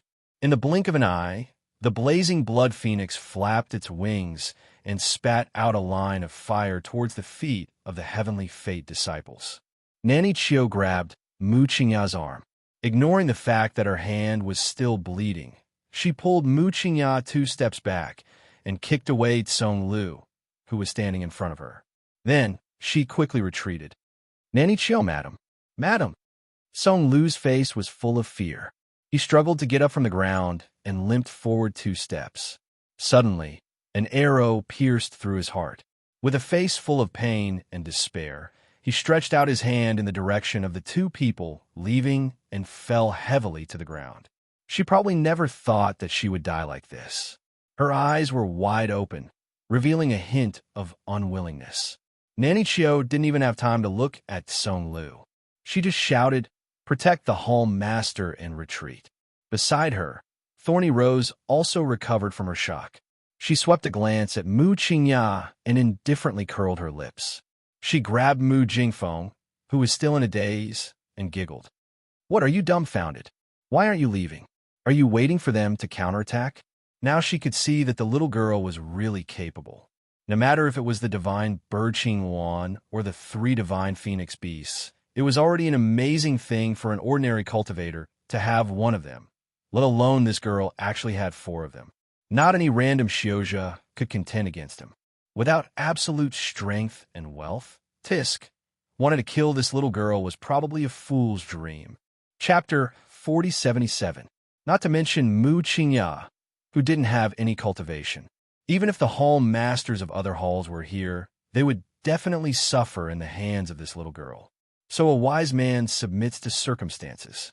It was best to leave quickly and avoid suffering such a great loss. Tao Wei quickly retreated with her people. Although the ordinary Heavenly Fate disciples were all quite strong, how could they be a match for the well-trained Hades court guards? After shooting a round of arrows from the tall building, they immediately jumped down from the roof in perfect coordination and directly engaged in a purge of the Heavenly Fate disciples. The 4 divine beasts, Qing Luan, Huafeng, and the other 3 divine beasts, were even faster in their rescue operation. In a matter of minutes, they rescued more than 20 female members of the Mu clan who were originally held captive by the Heavenly Fate disciples. After Mu Rakan was rescued, her snow-white little face was as pale as a sheet of paper. While Mu Yuan and Mu Lixiang were fighting the enemies, they quickly moved to her side and held her up. They asked with concern, "Rakan, how are you?" I'm fine." Although Mu Rochin and Fifth Madam were a little frightened, their complexions were a little unsightly, and their bodies were more or less injured compared to the scene they had imagined in their hearts that they would die here today. These small injuries were nothing. "You go kill the enemies. Don't worry about us," Mu Rakan hurriedly said. They really had to thank the little crown princess for today's matter. Although the little crown princess looked cold and emotionless on the surface, she had already ordered Qing Luan and Huafeng to rescue them when she gave the order to shoot the arrows. The 2 sides fought fiercely. The Heavenly Fate disciples fell one by one under the counterattacks of the Mu clan disciples and the Hades court guards. Nanny Chio couldn't care too much at this time. Under the protection of a group of people, she protected Mu Qingya and retreated toward the back mountain gate of the Mu clan. Nanny Chio. Mu Qingya held her blood-stained arm, and her eyes moved slightly. "I'm fine, madam." Nanny Chio's face was cold as she said in a deep voice, "These small injuries won't take this old servant's life. Let this old servant escort madam out of here first. If there's anything, let's talk outside." Mu Qingya turned her head and looked out of the crowd. With this glance, she accurately caught the cold gaze of the little crown princess. Between the 2 of them were countless Mu clan and Heavenly Fate sect disciples who were fighting with all their might. Both sides were fighting very fiercely. However, the young crown prince Consort wasn't affected by all this commotion. She stood outside the crowd, her eyes sparkling like snow. Staring at her, Mu Qingya fell into a trance for a moment, as if the little girl was rarely emotional. Just like now, he was coldly looking at you without saying a word. His eyes were incomparably focused. It made one's hair stand on end, and it climbed up from the bottom of their hearts. "You can't escape." Mu Qingya read these words from her cold eyes. The little girl raised her left hand, and a longbow made of ice and snow suddenly fell into her small hand. His eyes were still fixed on Mu Qingya. Drawing the bow and pulling the arrow only took a breath. The profound ice arrow whizzed through the night sky and flew against the wind, suddenly shooting toward Mu Qingya. "Go!" Mu Qingya was greatly shocked. She grabbed Nanny Chio's hand and shouted, "Madam, get out of the way." Nanny Chio's old face suddenly flushed red. Chapter 4078. Whoosh! The sound of the arrow piercing through the air broke through the thick night. This arrow seemed to have pierced through the crescent moon in the sky, carrying with it a desolate and austere intent. With a trace of terrifying fury, it shot in front of Mu Qingya like a clap of thunder. There was nowhere left to hide. Granny Chio pushed Mu Qingya away, her face ashen. She gathered all of her divine power into her arm as fast as she could. A ray of red light shot out from her palm. Flames danced, and her divine power was released, bringing with it a brilliant light in the dark night. Everyone saw the red light form an oval-shaped protective shield, which rushed towards the little girl's arrow. The enchanting red light and the bright silver light collided in a matter of minutes. The little girl's arrow scattered silver-white snowflakes in the air. It pierced through the opponent's protective shield at an extremely fast speed, and it continued to advance without any intention of stopping. All the Mu family disciples couldn't help but hold their breaths. They saw their eldest Miss Arrow instantly break through Granny Chio's oval-shaped protective shield. It didn't seem to be exhausted at all, and it shot through the old woman's chest at a speed comparable to that of light. Granny Chio spat out a mouthful of blood. The entire place was in an uproar, accompanied by the thunderous roars of all the youths of the Dark Court guards. "Crown Princess! Crown Princess! Crown Princess!" Prince Emo smirked, and his gaze landed on Arbor with a smile. The little girl looked at Mu Qingya and the others expressionlessly. She raised her hand slightly and said calmly, "Disciples of the heavenly providence go against the heavens. Everyone has the right to punish them. Everyone has the responsibility to eradicate the heavenly providence. Eradicate the heavenly providence. Madam, let's go. Madam, let's go." Granny Chio pushed Mu Qingya forcefully. In front of them, Thorny Rose had already quickly opened the teleportation talisman formation and stepped into it. Granny Chio used her last breath to slap Mu Qingya's back and send her into the formation. Arbor's eyes were cold and merciless. With a flick of her finger, countless attack talismans flew out of her small hand and merged into the light and shadow of the teleportation talisman array. Although the transportation glyph array had quickly brought Thorny Rose, Mu Jingfeng, and Mu Qingya away, everyone could still hear several howls of anguish that varied in intensity. Presumably, the people in the formation were more or less injured. Arbor looked coldly in the direction they left and spat out a word. "Chase." Prince Mo's figure flashed and lifted the dying Nanny Chio. Without waiting for him to speak, Mama Chio coldly stared at him. Her neck moved slightly, and her head suddenly drooped down. Emolian looked down and saw a smear of black blood dripping from the old woman's mouth. It was obvious that she had taken poison to commit suicide. What a loyal and unruly old servant, Arbor coldly said. Then, she took out a soul-summoning talisman and lifted the old woman's soul out without another word. After Nanny Chio's faint soul was lifted out, she couldn't help but shiver when she saw the cold and lonely little girl in front of her. At this time, she was still a bit confused. Seeing Arbor standing in front of her, she was a bit confused. Was she alive or dead? "I'll let you see what will happen to the madam you wholeheartedly protected," Arbor coldly said. "The person Arbor, want to kill won't live for long. You definitely won't be able to protect her." Chapter 4079. The little girl's fingers tightened around Granny Chio's soul. Her eyes were like thousand-year-old ice, cold and distant. "Don't worry. I won't let her die so easily. After all, she owes me. I'm afraid she won't be able to repay me in this lifetime."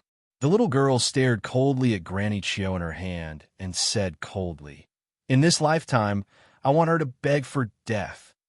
At this moment, the Heavenly Fate Sect's disciples had all been eliminated. Only the Mu family's disciples and the Nether Court guards were left. Everyone was silent. Only the little girl's cold and resolute voice sounded in their ears. It was bone-chilling and indifferent. The pitch-black flames rose behind them and swept away the corpses of the Heavenly Fate Sect's disciples. Even the souls of the Heavenly Fate Sect's disciples were burned clean. Not even their bones were left. Arbor shot out several teleportation talisman arrays. Holding Emolian's hand, he led the group of Nether Court guards and disappeared in front of everyone. The heaven-level teleportation talisman array could teleport up to 500 people at a time.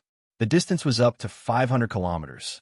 One of the Mu family's disciples gritted his teeth and rushed into the teleportation talisman array with his sword. Soon after, 100, 300, 500 Mu family disciples followed in batches and ran over. Mu Xingqian's eyes flickered. He looked back and exchanged glances with the old master. Then, he quickly followed. Although the old master was also in a sorry state and covered in blood, there was an indescribable joy in his expression. He watched as the Mu family's juniors rushed into the talisman array without fear of death. The old master suddenly burst into laughter. The great elder, the second elder, and the others beside him also laughed. Although each of them had more or less wounds on their bodies, they were barely holding on at this time. Their bodies were extremely exhausted. However, they had never felt so happy before. There was no other reason. After this battle, the entire Mu family seemed to have been twisted into a rope. Their cohesiveness had reached an unprecedented level that had never been seen before. Whether it was the old master or the elders, they were all very clear. It was the little girl who brought these people together again. It was the little crown princess who reignited the fighting spirit of the Mu family. It reignited the courage and bravery in their bones. Just now, they hadn't said a word, but had followed the figure of the little crown princess as she left. They were all in a sorry state, so tired that they might not even be able to lift their swords. However, the old master and the elders had never felt that the Mu family's juniors were extremely pleasing to the eye like today. Their backs were straight, and their eyes were unwavering. They looked like the descendants of the Mu family. The second elder's smile pulled at the wound at the corner of his mouth. He grimaced in pain and sighed. I finally understand why ancestor Zhaoyang must rely on this little girl to be the patriarch. The ancestor was indeed the ancestor. His eyes were indeed sharp and experienced. This was because he had long seen that the Mu family really had to let the young lady be the person in charge in order to restore its former glory and splendor. Only eldest Miss could bear such a heavy responsibility and shoulder the faith and hope of the entire family. At this point, it could be said that the entire Mu family was wholeheartedly convinced by the little stoic. The little stoic naturally didn't know about this change. When she, her husband, and Shangshan led the underworld court guards out of the transportation talisman array, they immediately turned around and gazed coldly behind them. They're here. The little stoic's lips curled into a sneer. Chapter 4080. Did they think they could slip away from a heaven-grade great talisman master with a transportation talisman formation? Too naive. If it were her in the past, perhaps she really wouldn't have been able to do anything to them. But now, Lord Jojo was already a heaven-grade great talisman master. He knew the flow of talisman power, the control of talisman power, and the depth of talisman power like the back of his hand. She knew what talisman the other party used, how much talisman power they had, the approximate location of the transportation, and the distance. After calculating the distance and space, he led all the Dark Court guards to wait for Mu Qingya and the others at the outskirts. Sure enough, with a flash of light, Thorny Rose was the first to fall out of the transportation talisman formation, spitting out a mouthful of blood. It was obvious that the wave of attack talismans from earlier had caused a series of commotion in the narrow transportation space after falling into the formation, causing everyone to be heavily injured. Arbor stood there with cold eyes and looked at Mu Qingya from a distance. Mu Qingya was sent into the formation by Nanny Chio's palm strike and was also shaken by the attack talismans.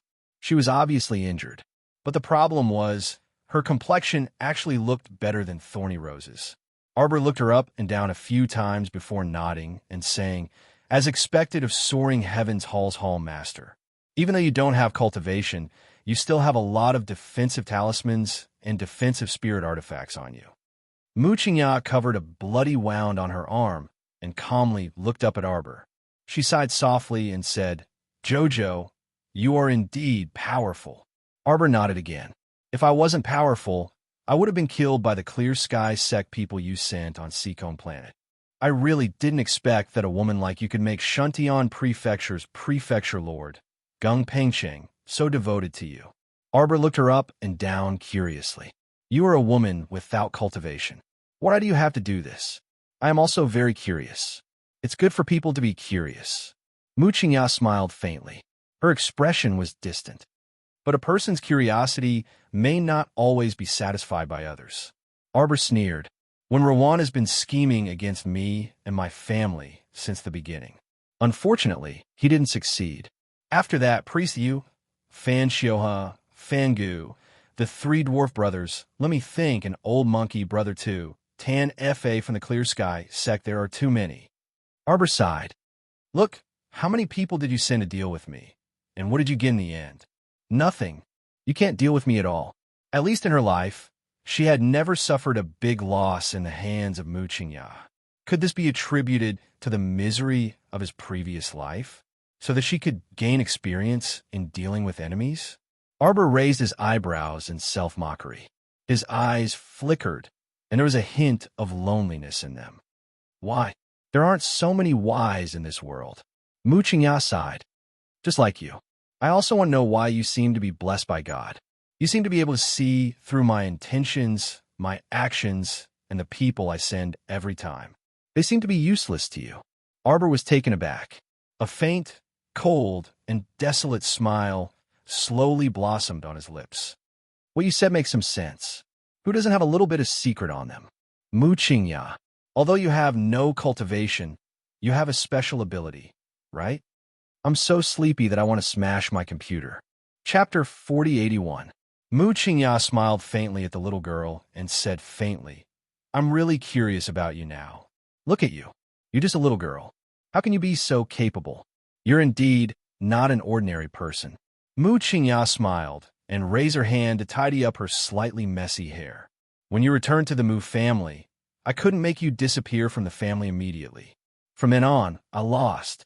At that time, you asked me for the management rights of the Kaidai Pavilion, the Despondent Pavilion, and the Precious Painting Workshop, of course. You didn't do anything wrong. These were originally your mother's businesses. But was I wrong? All these years, I've been taking care of those shops. I made them prosper, and that's why they're where they are today. You're great. The moment you came back, you stretched out your hand and completely overruled all my efforts over the years. Tell me, how annoying are you, child? Muchinya sighed softly and slowly pushed away the two heavenly fate disciples who were protecting her. Although I'm unwilling, I can only give them away. I originally thought that there would be a process for you to take over these businesses, and it would be chaotic for a while. But I didn't expect that you would really make me look at you in a different light. You've done well. You've managed the businesses left behind by your mother in an orderly manner. Because of the existence of the holy rice and the beautifying pill, they're even more popular than when I was managing them before. You cultivators are so unscrupulous. Muchinya let out a long sigh, a trace of helplessness appearing between her brows. No matter how hard an ordinary person tries to catch up, no matter how hard they work, you only need to use a little trick to leave us far behind, and we'll never see the end of it. I'm just wondering if you're really that lucky. If I use a little trick, will you be unlucky? Ha ha. Muchinya suddenly laughed. Her laughter was gentle and sweet, and a faint light flowed in the bottom of her eyes. It's a pity that Nanny Zhang found a group of idiots and failed to bring you down. I have to send Nanny Chio to deal with the aftermath personally. When the Crown Princess took over the Kaidai veranda, not only did she manage the business well, she even made the reputation of the Kaidai veranda and the Precious Painting Workshop soar in just a few days. What does that mean? Muchinya laughed at herself. It means that you're far more capable than me. To think that I boasted about being smart all my life, but I didn't expect that in the end, I couldn't even defeat a little girl. Are you really someone from this era? Muchinya's gaze was focused as she stared at Xiaomu. She took a step forward, her long plain dress swaying slightly in the wind. Could it be that I made a mistake from the start? Muchinya looked deeply at the young lady in front of her. Her words were long and leisurely, with a hint of softness at the end. Crown Princess, where did you come from? Me? The little Crown Princess looked at her with an indifferent expression. Her gaze was extremely cold, as if she was looking at a cold corpse. I'm a malicious spirit that climbed up from a mountain of corpses, a sea of blood, and the depths of hell. I'm here specifically to take your life. Even though Muchinya was bold and meticulous, her heart still trembled in fright at the young Crown Prince Consort's unperturbed and cold expression. Ha ha ha ha ha! Muchinya suddenly laughed out loud. Chapter 4082. Pursing her red lips, Muchinya looked at Arbor and nodded with a smile. She stretched out a slender finger and pointed in Arbor's direction. Crown Princess, you're definitely the most interesting person I've ever seen in my life. You're also very interesting, Arbor said coldly. Your special ability is in your eyes, right? The little crown princess stretched out her finger and drew a curve in front of her eyes. Your eyes can monitor me from afar, right? Isn't that right? Why do you say that, crown princess? That day, I put the magic eye on you. You knew that I was already suspecting you, Arbor said indifferently. You deliberately put on a show to confuse me. It was that show where you pretended to worship my mother in the secret chamber and curse the dragon to keep his promise. It made me feel that you should be standing by my side. Mu Qingya smiled, but didn't say anything. The scene of that day flashed through his mind. When she activated her special ability and found that the little girl had thrown a magic eye on her to monitor her, she already had a plan in mind. At that time, she patted Nanny Chio's hand and drew the word memorial on her palm. Nanny Chio had worked with her for many years, and they had worked together many times in the sacrificial scene for Long Chuyan. Naturally, she could understand what she meant immediately. Thus, Nanny Chio immediately cooperated with her and put on another sacrificial scene. They worked well together and truly bewitched the little crown princess. When they went out, the maid who splashed the water had been arranged early in the morning. The magic eye was naturally useless when it got wet. After changing out of the wet clothes and burning them, they could safely survive this crisis. Mu Qingya was very attentive. After this incident, she became more respectful and obedient to the little crown princess. One couldn't find any fault with her at all. You're indeed very capable, very capable. Xiao Mu nodded dryly. But no matter how perfect a person is, they will still reveal their flaws in the end. No one is perfect, Arbor glanced at her and said, your attitude towards Mu Rochuan makes me very puzzled. If she could be so cruel to her own daughter, how could she be so attentive to the daughter of her good sister? You actually hate my mother, don't you? I didn't. You do. Arbor interrupted her coldly. My mother's talent is outstanding and her status is noble. You don't have these. Mu Qingya couldn't help but sneer. Do you think I'm such a shallow person? Would you hate her for a noble status and an illusory talent? Yes. The young crown prince consort nodded in full agreement. Mu Qingya's face instantly became twisted and ferocious. Everyone behind him was speechless. If they were Mu Qingya, they would probably be angered to death by the little crown princess's indifferent attitude. Unfortunately, these are all things you don't have. You should try very hard to get them, but in this lifetime, it's probably impossible. Shut up. Mu Qingya clenched her fists and yelled at him. What do you know? Don't judge others rashly with a self-righteous tone. You did so much for your mother, and it's not wrong. But am I wrong? What's wrong with me? We're just in different positions. Actually, we're not wrong. Chapter 4083. Different standpoints? Different standpoints. Arbor snickered. Arbor, will not be like a mad dog that bites others for generations to come, just because we have different standpoints. Ask yourself honestly. From Seacombe Planet to Shuntian Prefecture, and then to the Divine Province. How many times have you dealt with me along the way? You instigated Shuntian Prefecture's Prefecture Lord, Gung Pengcheng, to deal with me when I was 7 years old on Seacombe Planet in the Lower Star Domain. You arranged for Wenruan to interfere with my life and my family's lives with the intention of controlling my life and wanting me to live a life worse than death. All of these schemes suddenly collapsed after I met Mo Lien and joined the Holy Water sect. You're done for. Xiao Mu held a black ferrule horizontally in her hand as she stared coldly at Mu Qingya. The countless pursuits and schemes that followed were merely because you wanted to make a comeback. You completely failed. You succeeded in your previous life. Arbor coldly looked at her. You can no longer control my life. You made me extremely miserable in my previous life. How I want to live and how I want to walk is entirely up to me to control my own future. How much blood and tears have I paid for this? In her previous life, she didn't even know that she was originally a daughter of the Mu family. She didn't know that this world was so vast. She also didn't know that her biological father's second wife used so many disgusting and despicable methods to deal with her, to prevent her from regaining her original identity, and to prevent her from setting foot on the fertile land of the 3 provinces continents. Right now, she even suspected that this Mu Qingya was a psychopath with a twisted mind. Otherwise, How could she be so at ease and use so many schemes against a little girl who was only 7 years old? Just what kind of enmity and grievance did she have to hate her own mother, Long Chuyin, so much? You will never know. For a person who is used to freedom, equality, and openness, what kind of life is the most torturous? You won, Arbor. Mu Qingya heaved a sigh of relief. The winner takes all. Mu Qingya, have nothing to say. I'm just curious. You're a ghost from hell. How far can you go in this life? The icy snow mountain is bone-chilling. In the dim yellow sea of fire, the raging flames burn the heart. Crown Princess, isn't the future scary? I will accompany her no matter how far she goes. You don't have to worry. Mo Yin replied coldly. She moved slightly to Arbor's side and reached out to hold her bone-chilling hand. A sea of fire and a snow mountain. What is there to fear?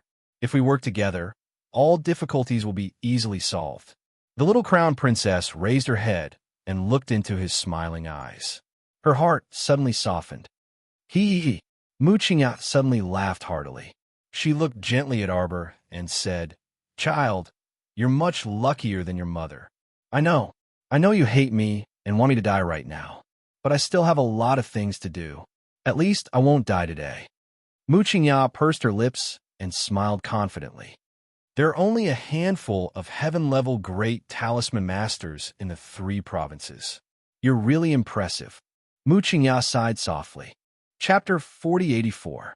Child, what do you think of this world? Mu Qingya raised her hands and pointed at the boundless sky, her gaze softly watching Arbor. Do you think that talent is predestined and that no one can change it? Are people born into noble families truly rich and powerful and are favored by the heavens and earth? No. Mu Qingya looked at them firmly. Everything is possible in this world. Everything can be changed. This is the meaning of the heavenly fortune's existence. Since the heavenly Tao can't be fair, just, and free, then let us, the heavenly fortune, create these. We are ordinary people, but we weren't ordinary from birth. Mu Qingya faintly stared at the little crown princess and resolutely said, What we don't have, we can create with our own hands. We can strive for it. Who said that we must be determined to struggle for survival at the lowest level of society our entire lives? What's there to be afraid of if we don't have status? We can create the heavenly fortune and let it rule this entire world. What's there to be afraid of if we don't have talent? We can create talent. Let ourselves become people above others. We don't need to be oppressed by the unfairness of this world anymore. The heavenly fortune is the hope of all of us ordinary and poor people. No matter how you noble families suppress it, how you exterminate it, what should rise will always rise. What should succeed will definitely succeed in the end. Chila.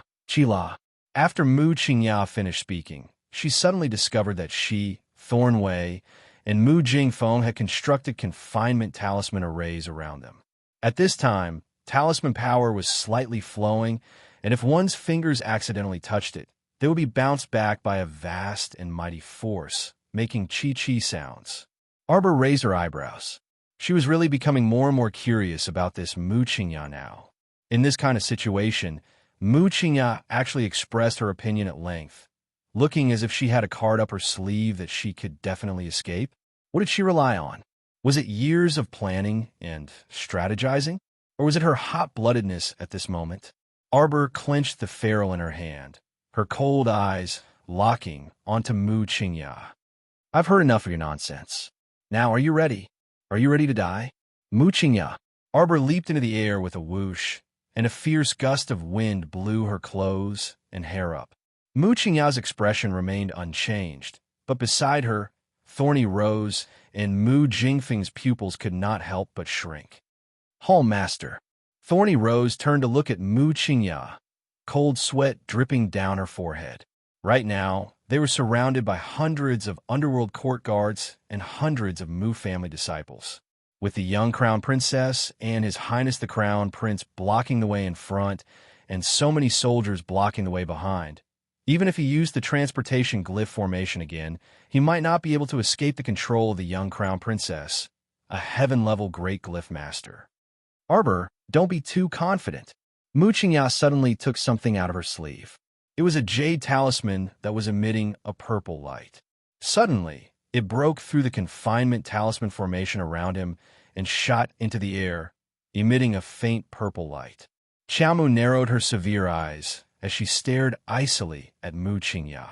In an instant, a cloud-like staircase descended from the clouds, extending all the way to Mu Qingya. Stairway to Heaven Talisman?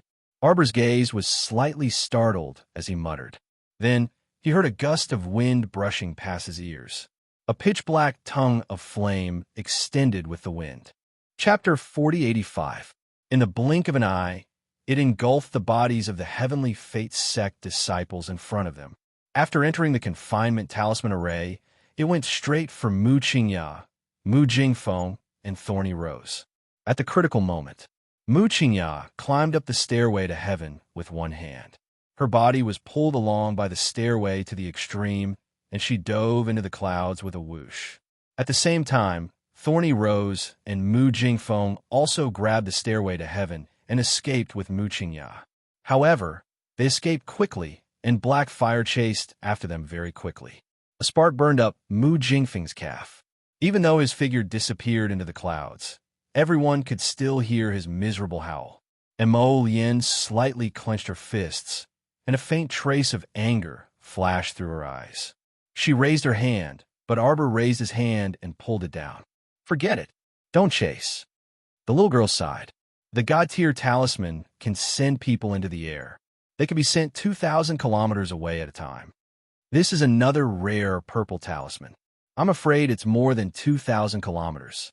Crown Princess, let's just forget about it, Ao Yi said with a frown. Of course I can't just let it go like this. As Qiao Mu spoke, a cold glint flitted across her eyes. He turned to Prince Mo and said, "Prepare the troops. We'll wipe out the nearest nest in one fell swoop." The magical thing about the stairway to Heaven talisman was that she could set a fixed location to return to. Arbor knew very well that the location Mu Qingya set must be the safest place she thought it would be. Without needing Arbor to say anything else, Prince Mo nodded in understanding. He turned back and whispered a few words to Ao Yi before letting him lead the troops away in a hurry. Mu Jingfeng rolled down from the stairway to Heaven talisman. He kept patting his left leg with his hand as he wailed in pain. Thorny Rose coldly glanced at him. She stepped forward and kicked him, exasperated at his failure to live up to her expectations. "You piece of trash. You just stood up for a moment, and now you're kneeling again. You're simply wasting my improved medicine. Deputy Hall Master, Deputy Hall Master, give me another bottle of medicinal liquid. Vice Hall Master." Right now, Mu Jingfeng only felt a scorching pain in his calf that spread to his heart. He was in so much pain that he couldn't help but hug his knees. He rolled back and forth on the ground until he reached Thorny Rose. Scram! Thorny Rose kicked her aside and turned to look at Mu Qingya, who was tugging at her clothes. The three of them were standing in front of a dilapidated temple on a hillside in the suburbs. Many disciples of the Heavenly Fate sect had already rushed out from under the ruined temple. When he saw Thorny Rose, he cupped his hands and bowed. "Vice Hall Master." They didn't seem to know Mu Qingya, the Hall Master of the Soaring Heavens Hall. Their eyes were filled with vigilance and curiosity as they sized up the woman who was flinging her outer robe. "Hall Master Mu, what are you doing?" Thorny Rose speechlessly looked at Mu Qingya. In her heart, she actually looked down on this Hall Master who had no cultivation at all. But at least on the surface, he could not show the slightest bit of disdain. After all, this was someone who could casually take out a divine-ranked jade talisman. There was no need to doubt her identity. Mu Qingya turned around and pounced at Thorny Rose. She reached out to tear off her outer robe. Although her expression was calm, her tone was slightly hurried. "Take off your outer robe, and his. Take it all off. Everyone, prepare to evacuate this stronghold. What are you still standing there for? Hurry up and do it." Chapter 4086. When Mu Qingya flung off her outer garment, an inconspicuous little black butterfly emerged from Mu Jingfeng's hair and flew up with a flap of its wings. Thorny Rose's outer garment was hooked to the long skirt inside. If it was torn apart, she would be stripped naked. What would become of her, the great deputy hall master, in broad daylight? Thus, she tried her best to stop Mu Qingya, but her expression instantly turned ugly. Hall Master Mu, can you tell this subordinate why this is? There's no time to explain. Hurry and take off your clothes and see if there's anything dirty on them. Also, hurry and prepare to evacuate this place. Everyone must evacuate. Take all the test subjects with you. You only have half an hour to prepare. You must be quick.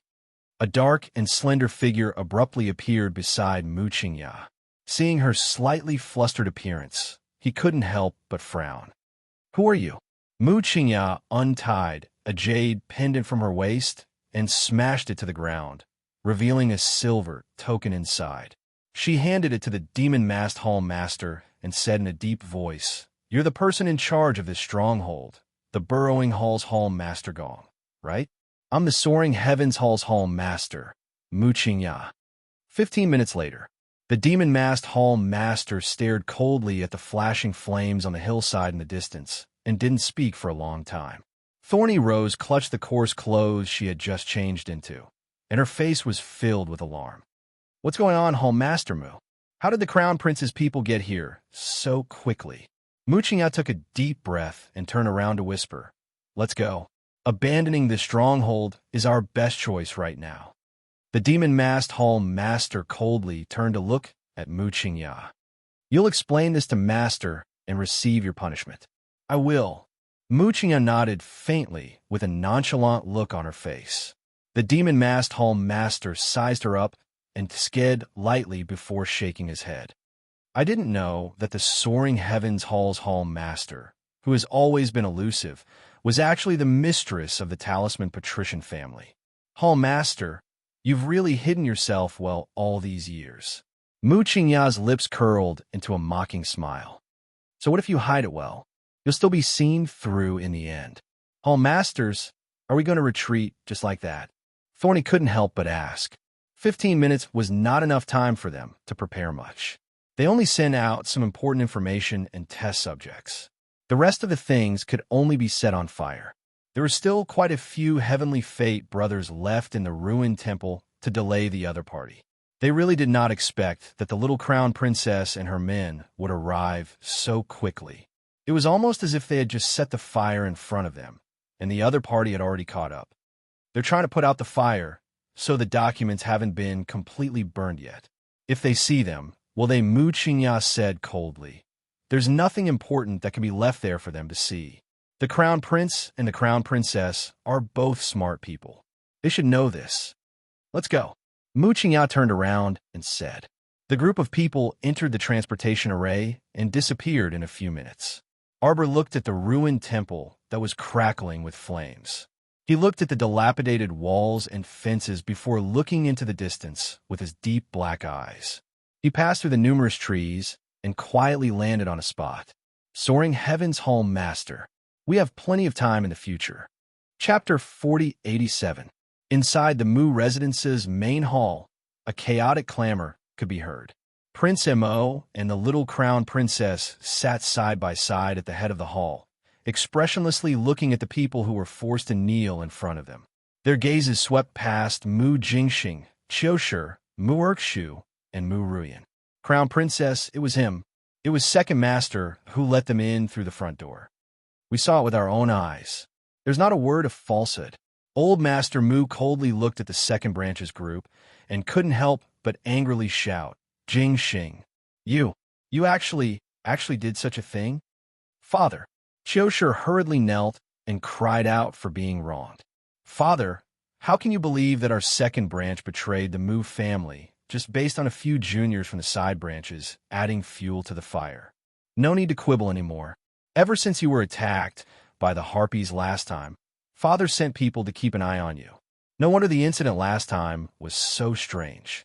That night, when your Second Branch was on duty, the Harpies entered the Mu residence as if they were entering a deserted place. Mu Jingyuan coldly said. Third brother, what do you mean by that? Mu Jingxing was furious. Mu Jingyuan didn't waste time with them and directly threw 2 jade talismans in front of them. Take a look. Don't say that a few juniors wronged you. Mu Jingxing's body trembled slightly, and he looked at the jade talismans on the ground with some horror in his eyes. You should have seen the image jade talisman made by Jojo on the day of concubine Shi's death, right? Second uncle, what else do you have to say? Mu Xingqian sat in the seat below Mu Jingyuan and stared coldly at Mu Jingxing's family. Wrong, this is wrong. Mu Jingxing angrily said, this is simply framing us. Framing us? Mu Xingqian sneered. He raised his hand and sucked the image talisman into his hand. A trace of divine power entered it and opened the jade talisman's image. It clearly recorded how Mu Jingxing and Mu Erkshu sneaked to the Mu residence's mountain gate, put away the talisman array at the gate, and opened the gate to welcome Mu Jingfeng's group. Second uncle, you still want to continue quibbling? Just as third uncle said, ever since the incident with the harpies, we have been keeping an eye on your second branch. Now that we have witnesses and material evidence, I really don't understand where you get the face to continue to complain in front of us and even try to absolve yourself of the crime. Mu Jingxing looked at Mu Xingqian's cold expression and his body involuntarily trembled. He suddenly shouted, can you blame me for this? Are you going to blame me for everything? You forced me to do this. You forced me to do this. Mu Jingxing yelled angrily. His hands couldn't help but point at the sky and draw a picture, his face frosty. I worked hard for this family for so many years. Can't you see how much I've sacrificed? Mu Jingfeng has fallen from power, yet you guys aren't giving me the position of the family head. Instead, we have to support this silly girl on stage. On what basis? Do you really think that all my years of hard work will go down the drain just because of an order from my ancestor? All of you. You guys are delusional. I think you've gone mad. Elder Dao couldn't help but shout angrily. This is the reason why you betrayed the entire family? First Elder shook his head with a look of disagreement. When did I betray the family? If it wasn't for the family letting me down first, why would I go to this extent? Chapter 4088. Do you think I wanted to do this? I was forced to do this. You forced me. Mu Jingxing shouted angrily. Old master, old master. Madame Chio's face turned pale. She wanted to go up and stop him, but he flung her away forcefully. Madame Chio fell to the ground and let out a small cry of surprise. Mother. Mu Ruian was truly scared out of her wits. She was the one who was completely kept in the dark. She had no idea that her father and second brother would do such a thing. Most importantly, it was bad enough that you secretly betrayed the family, but now you were caught in the act. Wasn't this implicating her for no reason? This seventh Miss Mu was so frightened that she trembled all over. She hurriedly crawled to old Master Mu and cried pitifully, Grandpa, Grandpa, this has nothing to do with me. I didn't know that father and brother would do such a thing great. Old Master Mu had yet to punish them, and the Mu family's second branch was already having an internal conflict. Mu Erkshu's expression was very calm. He kowtowed before Old Master Mu and said, Old Master, please allow me to report. You want to quibble with your father, too? Mu Erkshu calmly shook his head. Not all. However, I have my own reasons for doing so. Your reason is to cause the destruction of our entire Mu family. Mu Jingyang, who was at the side, flew into a rage and raised his leg to kick Mu Erkshu. Mu Jingxiao hurriedly stopped him. Old Five, don't be rash. Let's hear what else he has to say. As a son, I couldn't stop my father. It's my fault. It's my fault, but as a disciple of the Mu family, I know my bottom line. As Mu Erkshu spoke, he took out a brocade box from his inner world and presented it with both hands. Grandpa, grandson is willing to help father to get close to the person blessed by the heavens because of this. Be careful. Mu Jingzhuang pushed his fourth son, Mu Jingxiao, and the rest back defensively.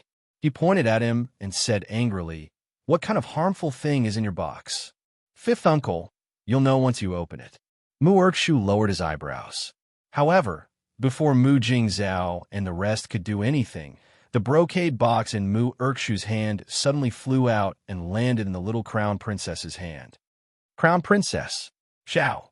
Ye's heart skipped a beat as he quickly raised his hand to stop her. The little Crown Princess raised her hand to stop him. Her expression was calm as she said, "They're just some interesting little fellows. They can't hurt me at all." Then, he raised his hand and opened the brocade box. Everyone only heard a buzzing sound as hundreds of pale things flew out, giving everyone a fright.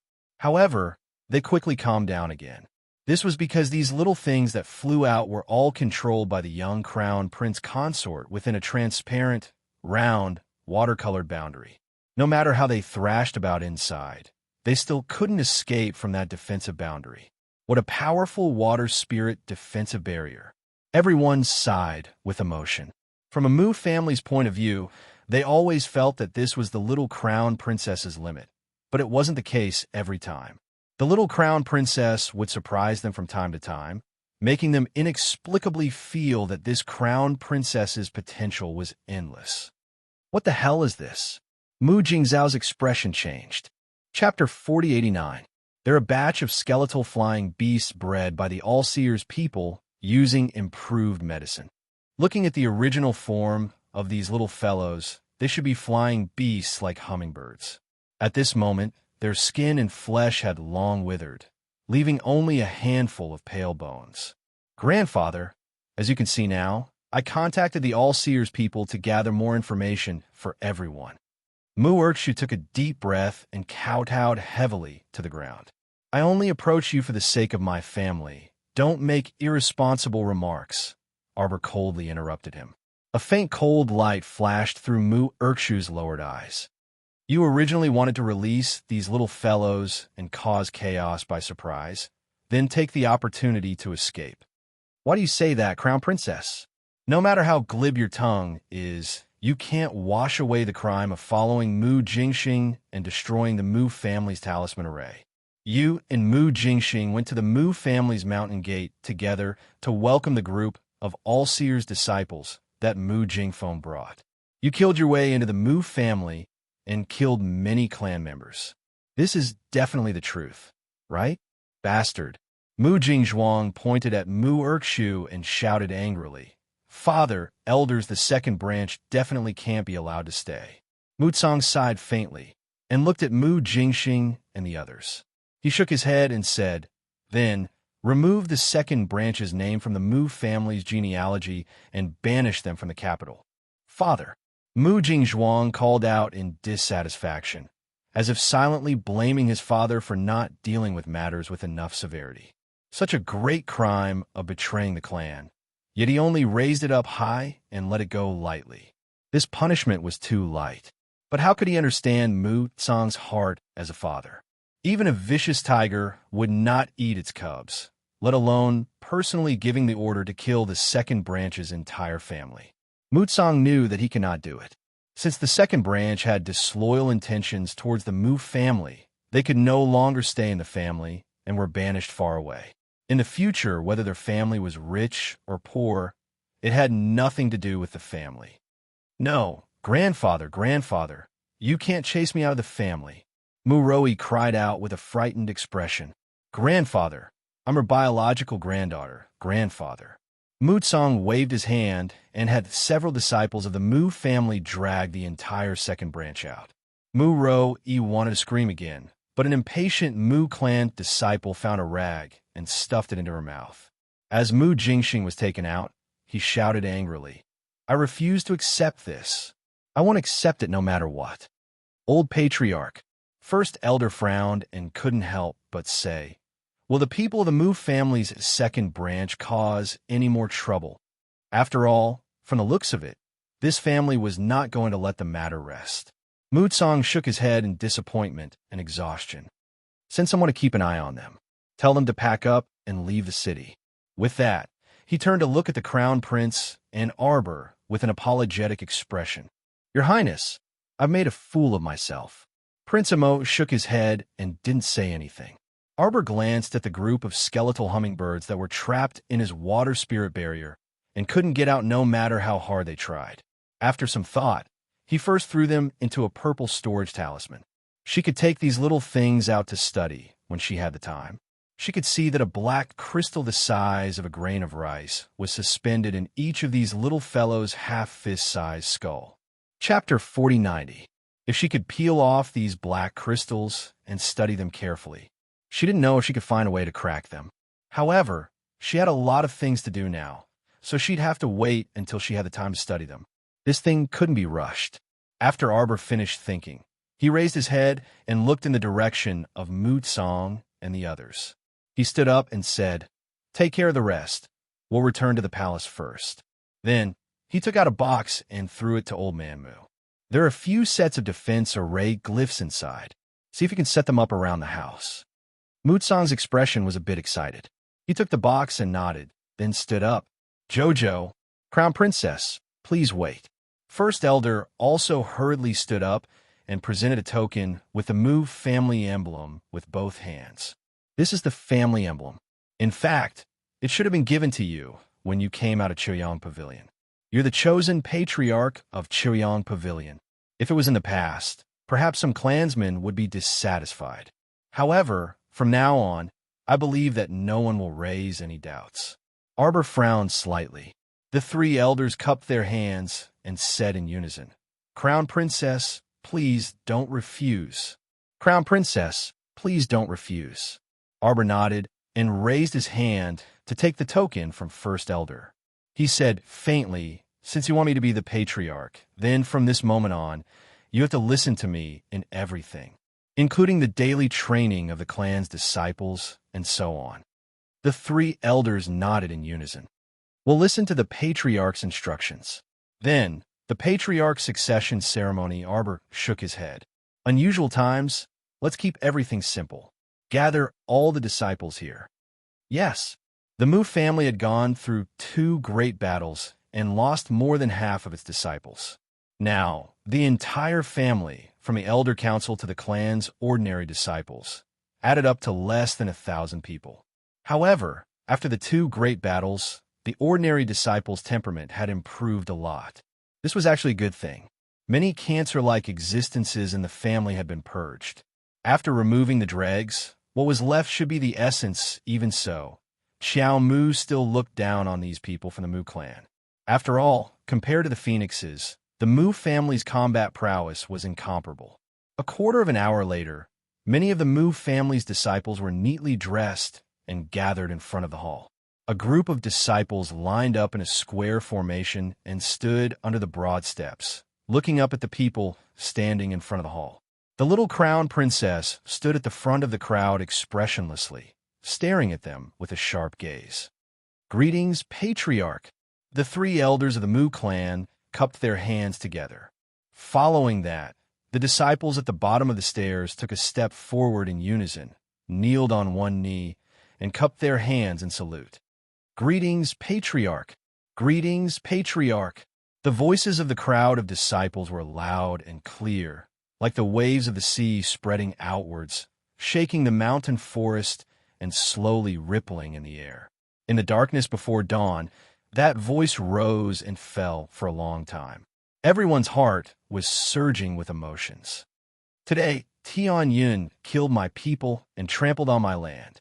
In the future, he would make him pay with his blood. He would pay 100 times the price." As soon as the little crown princess finished speaking, the disciples immediately raised their arms and shouted loudly, "Blood for blood! Blood for blood!" Moot Song stroked his beard and nodded comfortingly. Chapter 4091. Open the city gates. His Highness Prince Chun has returned to the capital. Open the city gates. Following waves of excited shouts, the city guards busied themselves. As the winch moved, 2 rows of soldiers worked together to push open the heavy city gates made of huge rocks from the inside out. Duan Yu was dressed in pitch-black military armor, and his long hair was tied into a ponytail that hung down to his waist. With a whip in hand, he strode forward on his horse. After so many days of marching, his originally porcelain-white skin now revealed a healthy wheat color. Looking at the cheering commoners on both sides of the street, a faint trace of astonishment flitted through the man's inky eyes. In his opinion, Imol Yin dispatched 1 million soldiers to station in Fengyang City to lend him a hand. Naturally, it was impossible for them to attack.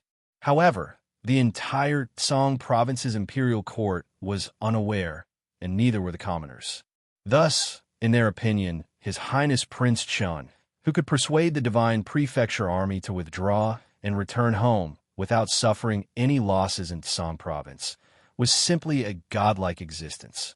Right at this moment, Wu Yong led a group of people out of the city to welcome them. When they met, he immediately dismounted with a wide smile and went forward to greet them. This old official greets His Highness Prince Chun. Prime Minister Wu, no need to be so courteous. Duan Yu nodded slightly. Wu Yong couldn't help but step forward in joy. The tall and slender young man beside him also stepped forward to greet him. Greetings, His Highness Prince Chun. Duan Yu swept him a nonchalant glance. Wu Yong turned to glare at that young man and waved his hand, indicating for him to retreat. He then said to Duan Yu with a smile, Your Highness, His Majesty sent this old official to welcome you. Let's return to the palace now. His Majesty has been waiting for your Highness since early this morning, so he must be anxious now. Duan Yu nodded slightly. There was a small situation on the way, so we were delayed. Thankfully, your Highness returned safely. This is our entire Song province's blessing. Wu Yong chuckled as he mounted his horse and led the group to retreat slightly, calling for Duan Yu to go first. After the caravan advanced, the commoners on both sides of the street cheered thunderously for His Highness Prince Chen's name. Their high spirits and enthusiasm made Duan Yu feel a bit strange. If they knew the truth, Duan Yu furrowed his brows and remained silent. Behind the crowd, a blue and white palanquin had been waiting for a long time. At this moment, a soft voice sounded from the palanquin. Xiaoju, help me out. Let's walk forward. Miss, it's too crowded here. Be careful. The maidservant disapprovingly helped her miss out of the sedan. He reached out and grabbed her arm. Miss, it's so messy here. It's not appropriate to squeeze through. Then help me stand there. This woman was about 20 years old. She had a slender figure and fair skin. She was obviously a young lady from a large aristocratic family. Miss, you haven't fully recovered from your injuries, so you shouldn't come up and down again. Although the maidservant called Xiao Ju was grumbling, her footsteps moved as she supported her young miss and walked towards the stairs behind her. Now that Qi Liren was standing at a higher height, she could clearly see the man in the middle of the crowd, who was slowly riding his horse along the wide street. It's really him, Xiao Ju, it's really him. Yes. Xiao Ju nodded and said, That day, when Miss finished her consultation with divine physician Gao and returned to the city, she encountered His Highness Prince Chun. I heard that His Highness left the city in a hurry that day because of his mother. Chapter 4092. His mother. Qi Liren turned her head slightly to glance at the maidservant. What happened to his mother? His Highness's mother, noble consort Duan, passed away some time ago. The maidservant lamented. His Highness stayed on Lonely Mountain for a whole month to keep vigil over his mother's coffin. Every commoner in the capital knows about this. Everyone praises His Highness the Fourth Prince for his filial piety and intelligence, far surpassing all the princes in the court. Qi Liren pursed her lips into a smile and nodded, a faint luster flowing in her eyes. Let's go back and discuss this with family head.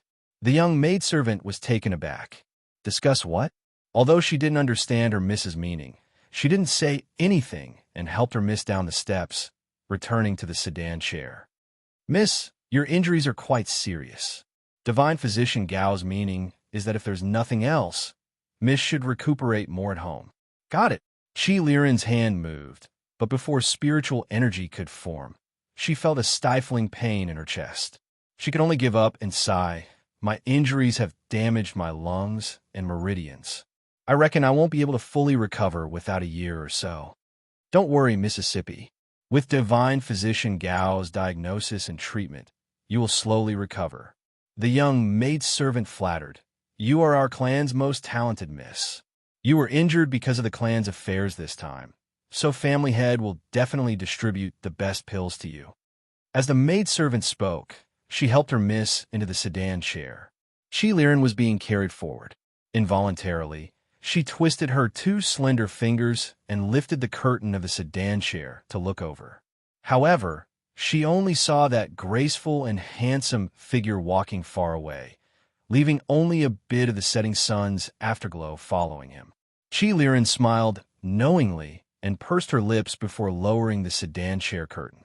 Marrying should be marrying an exceptionally good man. Your Highness, what is this? The young man following beside left Prime Minister Wu Yong impudently stepped forward on his horse and pointed at a bulging bundle tied to the saddle. Prime Minister Wu irritably glared at that young man. Unruly, withdraw.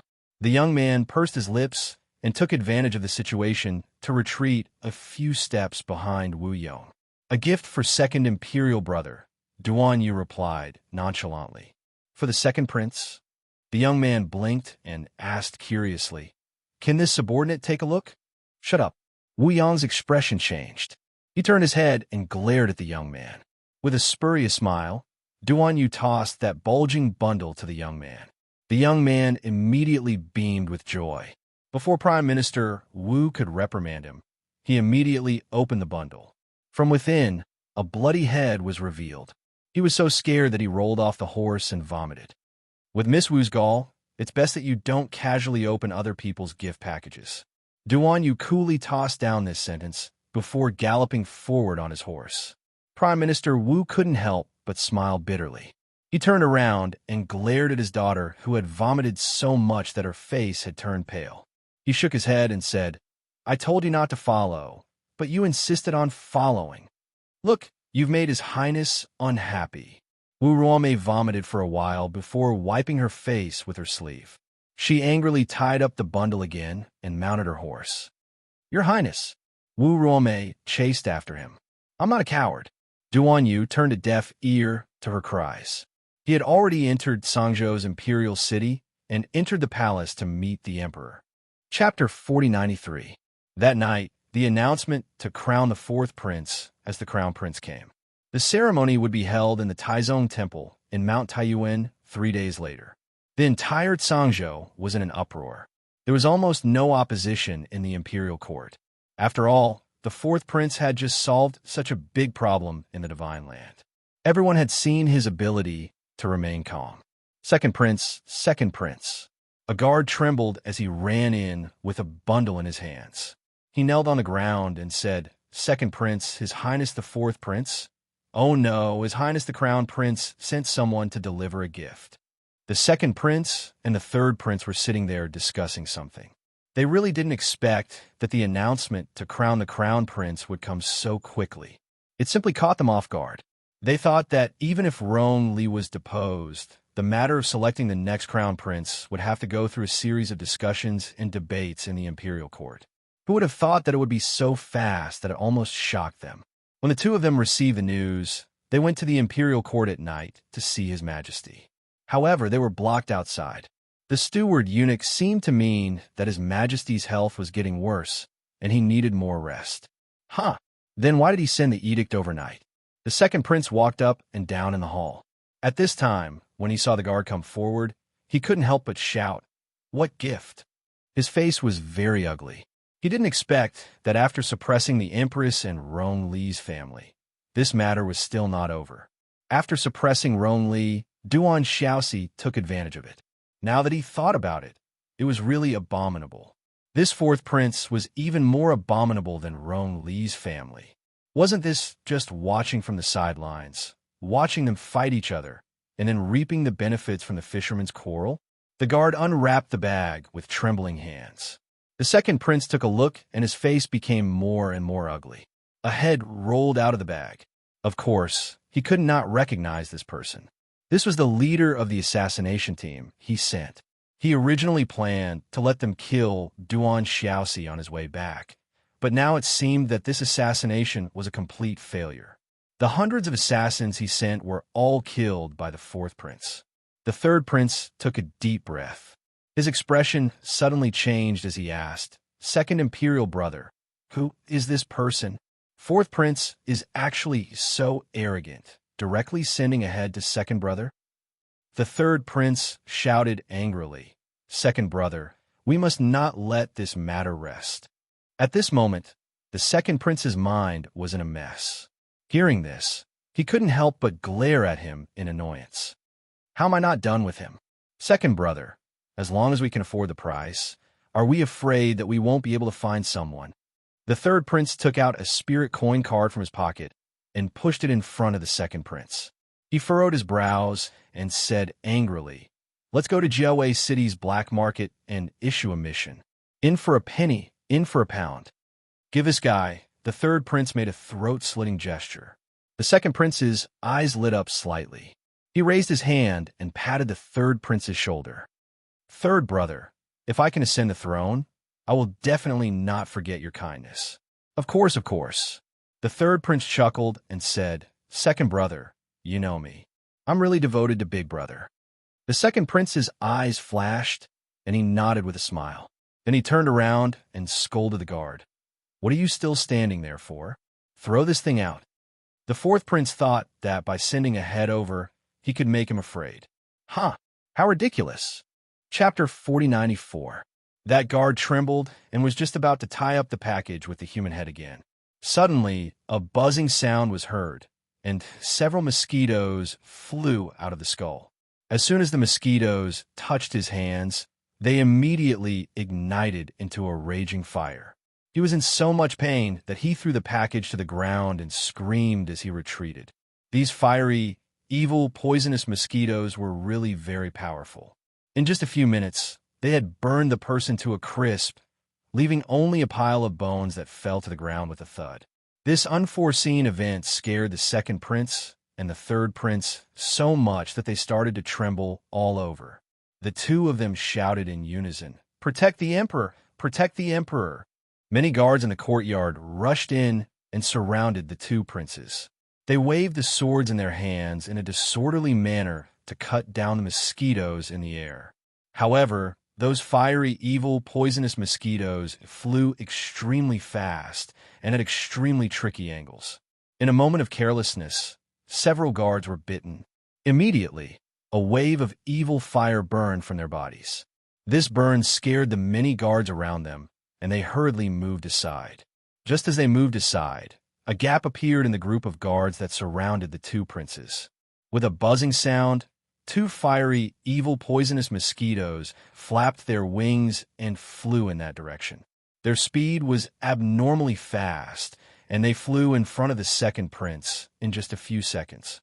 Cold sweat dripped down the second prince's head. His eyes were fixed on the two mosquitoes flying in front of him, and his eyes couldn't help but meet at a point. When he saw the two fiery, evil, poisonous mosquitoes flapping their wings and flying towards his face with a buzzing sound. The second prince didn't say anything and hurriedly opened his defensive spirit tool. At the same time, he pulled a guard in front of him to block. That guard was bitten by the poisonous mosquito, and a flame ignited in his body. As for the other poisonous mosquito that pounced on the second prince's face, it was blocked by his defensive barrier. The second prince let out a sigh of relief and secretly rejoiced in his heart. It seemed that these poisonous mosquitoes couldn't break through his level 15 defensive spirit tool for the time being. However, as soon as the defensive spiritual artifact was activated, the spiritual energy in his body was being consumed at an abnormally fast rate. In order to prevent himself from dying from the exhaustion of his spiritual power, the second prince hurriedly grabbed the third prince. The two of them were escorted into the inner hall by the guards. They sealed all the doors and windows, and only then did their bodies collapse weakly. The third prince's face was a little pale as he said, "I didn't expect fourth prince to be so vicious." Not only did he chop off the assassin's head, but he also gave him a few mosquitoes that could poison people. If it wasn't for the fact that there were too few of them, he and his second brother might have really died there. "It's still all right," the third prince stammered. "There aren't many mosquitoes. Otherwise, both of us brothers would have died here." The second prince's face was full of malice. Do you think he didn't think that such a small number of poisonous mosquitoes is not enough to kill us? Then he, as the third prince, raised his head and looked at his second brother in astonishment. He did it on purpose. The second prince gritted his teeth and said, "He deliberately tormented us and used this as a pretext to tell us not to act blindly without thinking. Rose, he has countless ways to make us brothers die quietly. The third prince shuddered, but he saw the second prince's eyes ruthlessly say, "Ah, I'll send someone to Joe City right now and see how long he can be arrogant and despotic. Fourth Duan, if you block the way, you deserve to die." Chapter 4095. The second prince has already received your highness's gift, the hidden guarding reported dryly with downcast eyes. Duan Yu leaned against the window, his fingers casually flipping through a book, but his eyes didn't linger on it at all. Return to the academy in 3 days. Ing was taken aback. Is it because of the Heaven Origin Tournament's finals? But with His Majesty's current condition, it seems somewhat unwise for your highness to leave at this time. Everyone knew that it was better to stay in Phoenix Emperor City at this critical time. Duan Yu knitted his brows. I have an appointment with someone. Ing sighed. He knew he couldn't persuade him, so he didn't say anything else. As a subordinate, he would do whatever his master said. At this time, a person appeared from the window, and his figure swayed slightly. Ing quickly walked out the door and soon returned to Duan Yu's side. Your Highness, there's news from the second prince's side. That person sent people to Joe City overnight. Duan Yu blinked, and his fingers subconsciously flipped through a page of his book. He asked dryly, "He wants to hire assassins again? Didn't he have anything more interesting?" His methods were so inferior that it was simply disappointing. Your Highness, we've already sent people to keep an eye on them. Should we? Duan Yu waved his hand absent-mindedly. No need. Since it's something that can be solved with money, why go through so much trouble? He said indifferently. You also go and issue a mission. Ing bowed obediently in astonishment, and his expression was a bit odd when he left. In terms of spending money, could this second prince compare to His Highness in terms of wealth? However, the second prince would probably cry if His Highness screwed him over like this. We don't have enough men of sacrifice recently. If the people from Joe City come, you will lead people to capture them. Whether it's feeding them drugs or extracting their souls, we'll keep them for our own use. Let these people do the dangerous missions. Don't worry, I have plenty of puppet talismans. You just need to lead people to capture them. This will also prevent our people from going out on missions. I'm always worried that your brains aren't good enough and you'll be tricked to death. It's not easy for us to nurture you all. Ha! Ing walked out with a twitch of his mouth. He waved his hand, and several figures appeared beside him. Do you understand what your highness means? I want them alive. After capturing them, search their belongings and gather enough money to go to Joe City and issue a mission to protect his highness. The worst part was his highness had said that anyone who came from Joe City was basically a fugitive. Regardless of whether they came to kill him or to protect him, he would capture them and keep them alive, whose highness could be so deceitful. This was the prelude to causing trouble. If the city lord of Joe City knew the details, it was unknown whether or not he would come to his highness with his sword. His black city had suddenly become empty. All the assassins had been taken away. This was not someone's deliberate bait. He had walked right into the trap. At the same time, Dean Yun, who was far away in Wind Thunder City, had successively received a few groups of students and instructors of the academy. At this moment, the dean was listening to the report of a student who had rushed in with a dumbfounded expression. Dean, someone else is here. Yun Piao asked expressionlessly, what amazing academy came this time? He really wanted to ask the people in charge of these academies if they had nothing better to do. Chapter 4096. What did the Imperial Academy's Tianyuan ranking finals have to do with you people? Did you have nothing better to do? You came to the Imperial Academy to watch the competition, but in reality, you came to pick a fight. Humph. Yun Piao paced back and forth on Ethereal Peak with his hands behind his back. Go. Ask the little stoic when they're coming back. This was truly incredible. There were so many other academies fighting their way to the Imperial Academy. So how could they not accept the challenge? Wouldn't they be cowards if they didn't accept the challenge? The Crown Princess and the others should be back on the day of the competition, the Cultivation Hall's chief Eldercus said with a chuckle as he sipped tea from his teacup. But you don't have to worry. Elder Ku took another sip of tea and said with a chuckle, "The little crown princess and the others are very responsible. They probably won't abandon our academy. They'll naturally come back when the time comes." Yin Piao Miao really wanted to chuckle at him. The little fellow was so angry when she left. I wonder if she'll be so angry that she won't come back. How's that possible? Elder Ku waved his hand vigorously. Although I haven't interacted with this child for a long time, I understand her personality very well. You understand? Yin Piao Miao couldn't resist rolling his eyes. What kind of understanding do you have? Of course. Elder Ku chuckled and stroked his extremely smooth beard. A little fellow like the little stoic who has a sharp tongue, but a soft heart won't blame Headmaster Yun Fei. A proud little fellow like that will only blame herself when something happens. How could she blame others? Yin Piao Miao was startled when he heard this. He then turned to glance at Elder Ku and nodded pensively. Elder, you're quite knowledgeable. Elder Ku huffed and glared as he snorted. I've crossed more bridges than you've walked on. I've read the world's myriad forms. Is there anything I don't know? All right. Don't worry. Let's settle down those academies who came to cause trouble first. Headmaster. The two team mentors from Umbra Academy and Jiaowei Academy request an audience. Yin Piao Miao's handsome face tensed up, revealing a displeased expression. These people really don't know when to stop? Yin Piao Miao raised her head and saw two instructors, one tall and one short, one fat and one skinny, walking towards her with a smile on their faces. Dean Yun, it's an honor to meet you. Yin Piao Miao looked at the two expressionlessly. Oh, so it's Instructor He Wei from the Umbra Academy and Instructor Kuo Fu from the Jiaowei Academy. It's an honor to meet you. The middle-aged scholar, Instructor He Wei, laughed dryly. He could see the dissatisfaction in Dean Yun's eyes.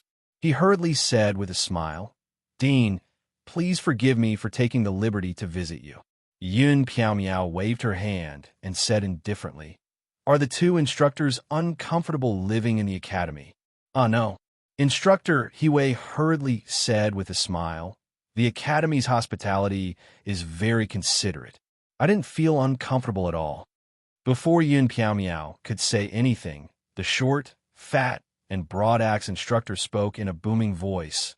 I'm here to discuss the heaven-ranking battle with Dean Yun. Yin Piao Miao was confused. What do you mean? It's the heaven-ranking battle. Why do I need to discuss it with you outsiders? Instructor Kuo Fu chuckled. Since so many academies have gathered in Wind Thunder City, why don't we have a big competition? Chapter 4097. Flap, flap, flap. A small mechanical bird paced back and forth outside the window, knocking on the window. Lord Jojo, who was lying by the window and playing with Xiao Bao's precious beast, squinted her big watery eyes and glanced at that fellow listlessly. These few days, she was busy supervising the Mu family's group of troublemakers to practice martial arts, which made her unbearably busy. Today, she finally had nothing to do, so she was lying here and dozing off for a while. Who knew that a mechanical bird would come? At a glance, it was obvious that this mechanical bird was sent by that fellow Yin Piao Miao. When Arbor thought of Yin Piao Miao, she thought of her brother Yin Fiang and couldn't help but secretly get angry. She allowed that mechanical bird to continuously peck at the window. After a long while, she impatiently opened the window and let that little fellow fly in. After the little mechanical bird hopped in, it opened its beak and spat out a roll of paper. Its beak opened and closed, saying, The location of the final match has been changed to Jiaowei City's St. Jiaowei Arena. Please arrive at Jiaowei City's St. Jiaowei Arena on time before 7 o'clock 3 days later. No waiting for you. Arbor suddenly sat up straight. For a moment, she thought that she was hearing things. She grabbed that mechanical bird back and patted its head. The little machine-operated bird miserably repeated what it had just said. Lord Jojo expressionlessly patted it again. The little mechanical bird repeated. She patted it again. And again when she patted the bird's head for the 5th time, Prince Imo was just about to stride into the bedroom. She heard that mechanical bird let out a flustered and exasperated cry. Are you done yet? How many times do you repeat that sentence? Please arrive at Joe City's St. Joe Arena on time before 7 o'clock 3 days later. No waiting for you. Flap, flap, flap, flap. The little mechanical bird vigorously flapped its wings and angrily hopped out of the window. It flapped its wings and flew high up into the blue sky. Arbor expressionlessly looked at the bird that flew out. She stretched out her finger and poked Xiao Bao's precious beast, whose but was facing her. Xiao Bao's precious beast had probably already been oppressed. Right now, it didn't even want to move its butt. When she poked it, it shook its body slightly and continued to lie on the table, pretending to be dead. Mo Yin couldn't help but twitch her lips. How deranged was his little wife, to the point that none of the little beasts wanted to pay attention to her. The only weirdo who could anger the mechanical bird was probably his little wife. Lady Xiao expressionlessly raised her head and looked at her husband, who was walking in from the door. She raised her small arm. Mo Yin immediately hurried over and picked her up with a smile. Together, they sat on the couch in front of the window. He rubbed his head against her small face and asked, "Wifey, what's going on? That mechanical bird just now, was it sent by the Academy to inform us of the competition time?" "Well, it's broken," Arbor said expressionlessly. Mo Yin wanted to laugh, but quickly held it back. How could it be broken? It repeated itself 5 or 6 times, asking us to go to some arena in Joe City for the competition. If it's not broken, then what is it? He had never heard of the Royal School's Heavenly Yuan ranking competition being held at Joe City's underground black markets battle arena. What was wrong with it? Mo Yin took the roll of paper from the little girl's hand and flipped it open. She read 10 lines at a glance and smiled. Joe Academy, Umbra Academy, and the rest of the 6 academies have all gone to Wind Thunder City to look for Principal Yun. Originally, they were only going to watch the competition. In the end, Instructor Corfu from Joe Academy proposed to upgrade the Heavenly Yuan ranking competition to a competition that all the academies in the 3 continents can participate in. Chapter 4098. The little girl pursed her lips disinterestedly. I don't want to go anymore. Since any Tom, Dick, and Harry could participate in this Heavenly Yuan ranking competition, then wasn't the previous preliminaries meaningless? Mo Yin immediately understood the little emperor's meaning and couldn't help but pinch her small face in amusement. Don't worry, those academies that plan to participate in the Heavenly Yuan ranking competition will hand over a large amount of resources to participate. In addition, they also have to participate in the preliminaries. The preliminaries are only 3 days long, but the intensity should be greater than the danger we encountered when we went to Phoenix Grove last time. Moreover, after the preliminaries, there's basically no time for them to rest and reorganize. They'll directly enter the finals. Arbor took the paper from the man's hand and looked at the instructions and regulations on it. He nodded and said, Joe Academy and the others will agree to such harsh conditions. They must be plotting something. It was no wonder that the little fellow thought of them as a conspiracy. They truly wanted to participate in this competition with such a strenuous and unrewarding task. Yet they still had to invite everyone from the Royal Academy to Joe City to participate in the competition. No matter how one looked at it, it looked like they were plotting something. Mo Yin smiled faintly and picked up the little fellow, walking towards the bathing pool. Who cared what kind of conspiracy they were scheming? In any case, if they dared to scheme against them, they would just smack them to death. The little girl tugged at the corner of his lapel and raised her large eyes to glance at him defensively. What are you trying to do in broad daylight? Mo Yin blinked and looked at his wife innocently. Taking a bath? What bath in broad daylight? The little stoic was a bit speechless. After washing up, this hubby will accompany you for an afternoon nap. Jojo, you used to take an afternoon nap every day when you were young. Now that you're a few years older, it seems like you also take less afternoon naps. Nonsense. The little stoic stubbornly refused to admit her mistake. Which day am I not cultivating? Who takes an afternoon nap? Your whole family takes afternoon naps. Emolian grinned and rubbed his head against her head. Jojo, be good. Eat more and sleep well. Then our baby will grow IO. Why are you hitting your hubby's head? The afternoon sun brushed past the window lattice. Little Treasure was lying there peacefully as if it had nothing to live for. It was sad and beautiful. In the bustling harbor, ships of all sizes shuttled back and forth. There were ships anchored at the shore, and magnificent pleasure boats slowly docked at the shore. There were even more large cargo ships. One after another, they loaded and unloaded their cargo, shuttling back and forth in an endless stream. Lady Jojo stood at the bow of the ship. She was dressed in a rose-colored dress and wore a jade phoenix hairpin on her head. Her face was devoid of any expression as usual. Hugging a round treasure beast, the little stoic leaned against the crown prince's side and surveyed the surroundings for a while before looking up at the crown prince. "We've arrived?" Because they had never been to Joe City before, the teleportation glyph array wasn't sure if it could teleport them to the city in one go. Therefore, Emolian brought Tong and the others to a nearby teleportation portal in Arbor. Seeing that Joe City wasn't too far away, they directly took a ship to come over. She felt that it was more reliable. "Ah ha ha! Classmate Xiao, classmate Mo, you finally arrived. Ah ha ha ha!" A burst of hearty laughter came from the front. Arbor and the others looked up and saw Instructor Ma from the cultivation hall leading 17 to 18 students to welcome them with a grin. His expression was full of gratitude that said, "You finally arrived." Chapter 4099. The little stoic looked around. Where are Xian and the others? The cultivation hall's mentor Ma laughed mockingly and said, Yesterday, student Xian and the others had a conflict with several students from Joe Academy. Student Xian, and student Ko Hongwen both suffered minor injuries.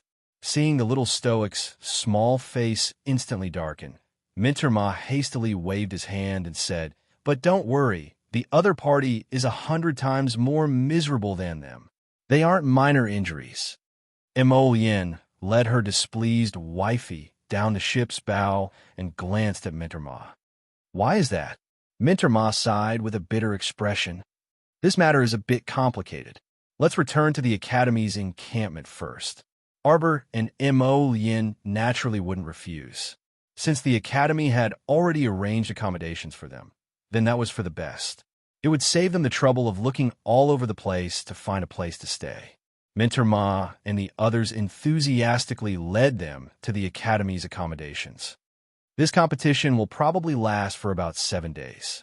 Mentor Ma led the way in front and turned to say to them with a chuckle, "Principal Yun has a manor in Joe City, and it's not far from Joe Arena.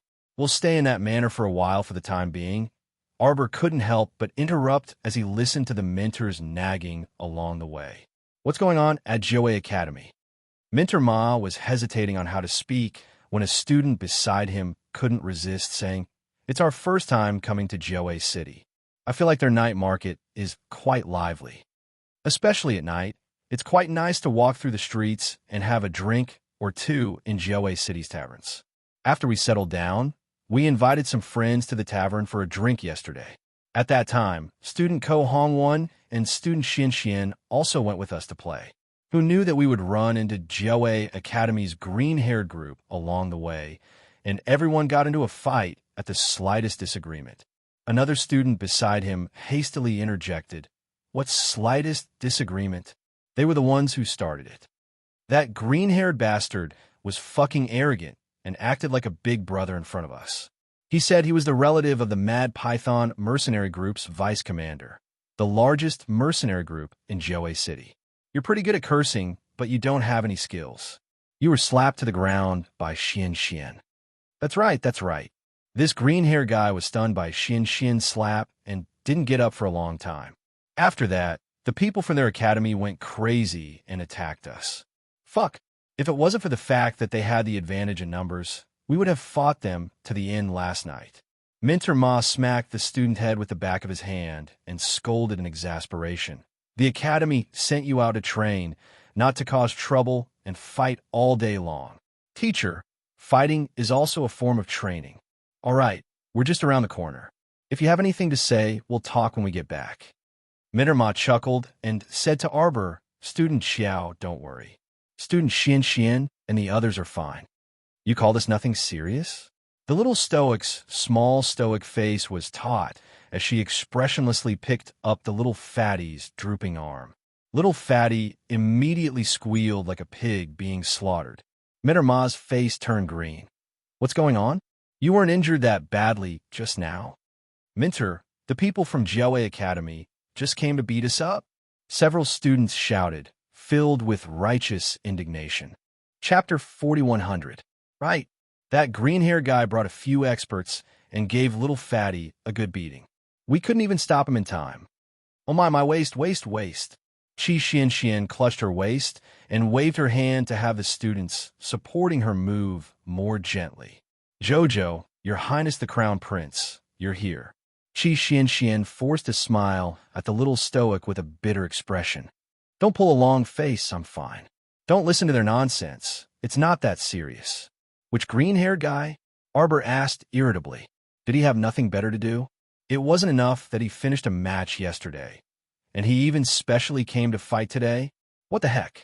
Little fatty shifted to the side and supported Qi Xian to sit down. He huffed. If it weren't for Duanmu and the others being in closed-door cultivation, how could we have lost to them? Arbor knitted his brows in displeasure and took out his needle bag. Xian, I'll give you 2 injections first. Everyone watched from the side as the young crown prince consort swiftly pierced Qi Xuan's waist twice before throwing an elixir to Qi Xian. Within a few minutes, Xuan's sprained waist healed a lot, and she could stand up and move around freely. Don't sprain it again today. Arbor frowned as he glanced at her. How can I sprain it again and again? Qi Xian felt much more energetic. She paced back and forth in the room a few times and shouted in a huff. If it weren't for that green-hair guy bringing a group of people to make trouble for us, how could I have sprained my waist? She was angry just thinking about it. At that time, everyone was in closed-door cultivation in their own rooms. Green-haired guy suddenly barged in and quickly found her and little fatty from iridescent peak court. He called them without a second word and didn't even give them a chance to react. The competition was tomorrow, and everyone was making the best use of their remaining time to train and cultivate in closed-door cultivation.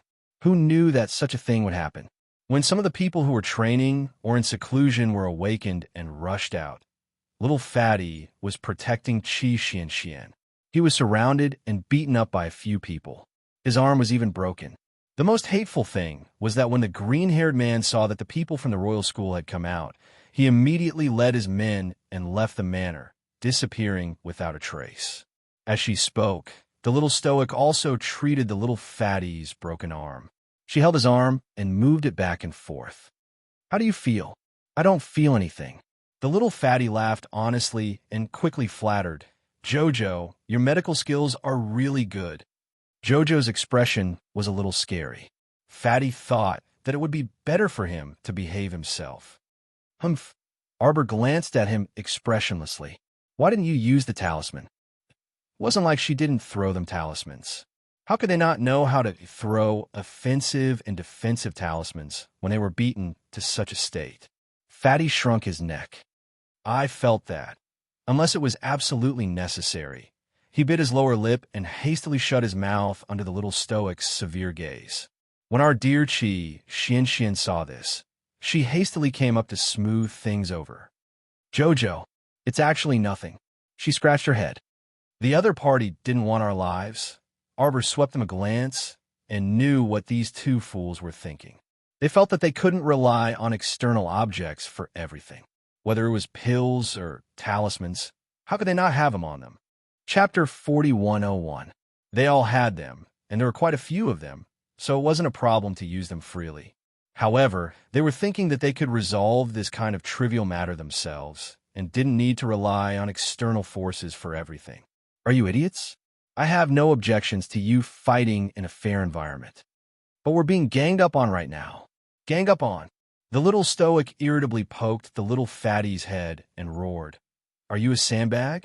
Why can they casually beat you guys up to vent their anger just because they're unhappy? That's right.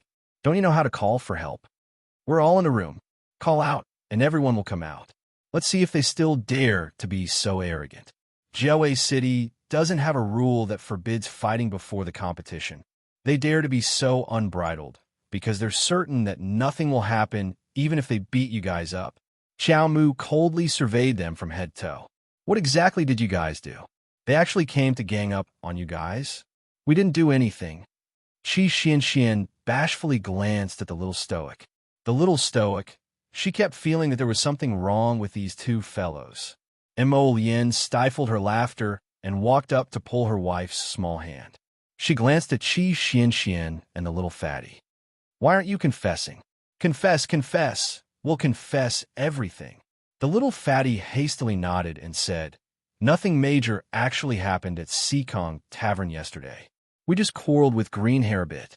Many students around them looked at them curiously, and one of them said, Speaking of which, yesterday's incident was really a bit strange.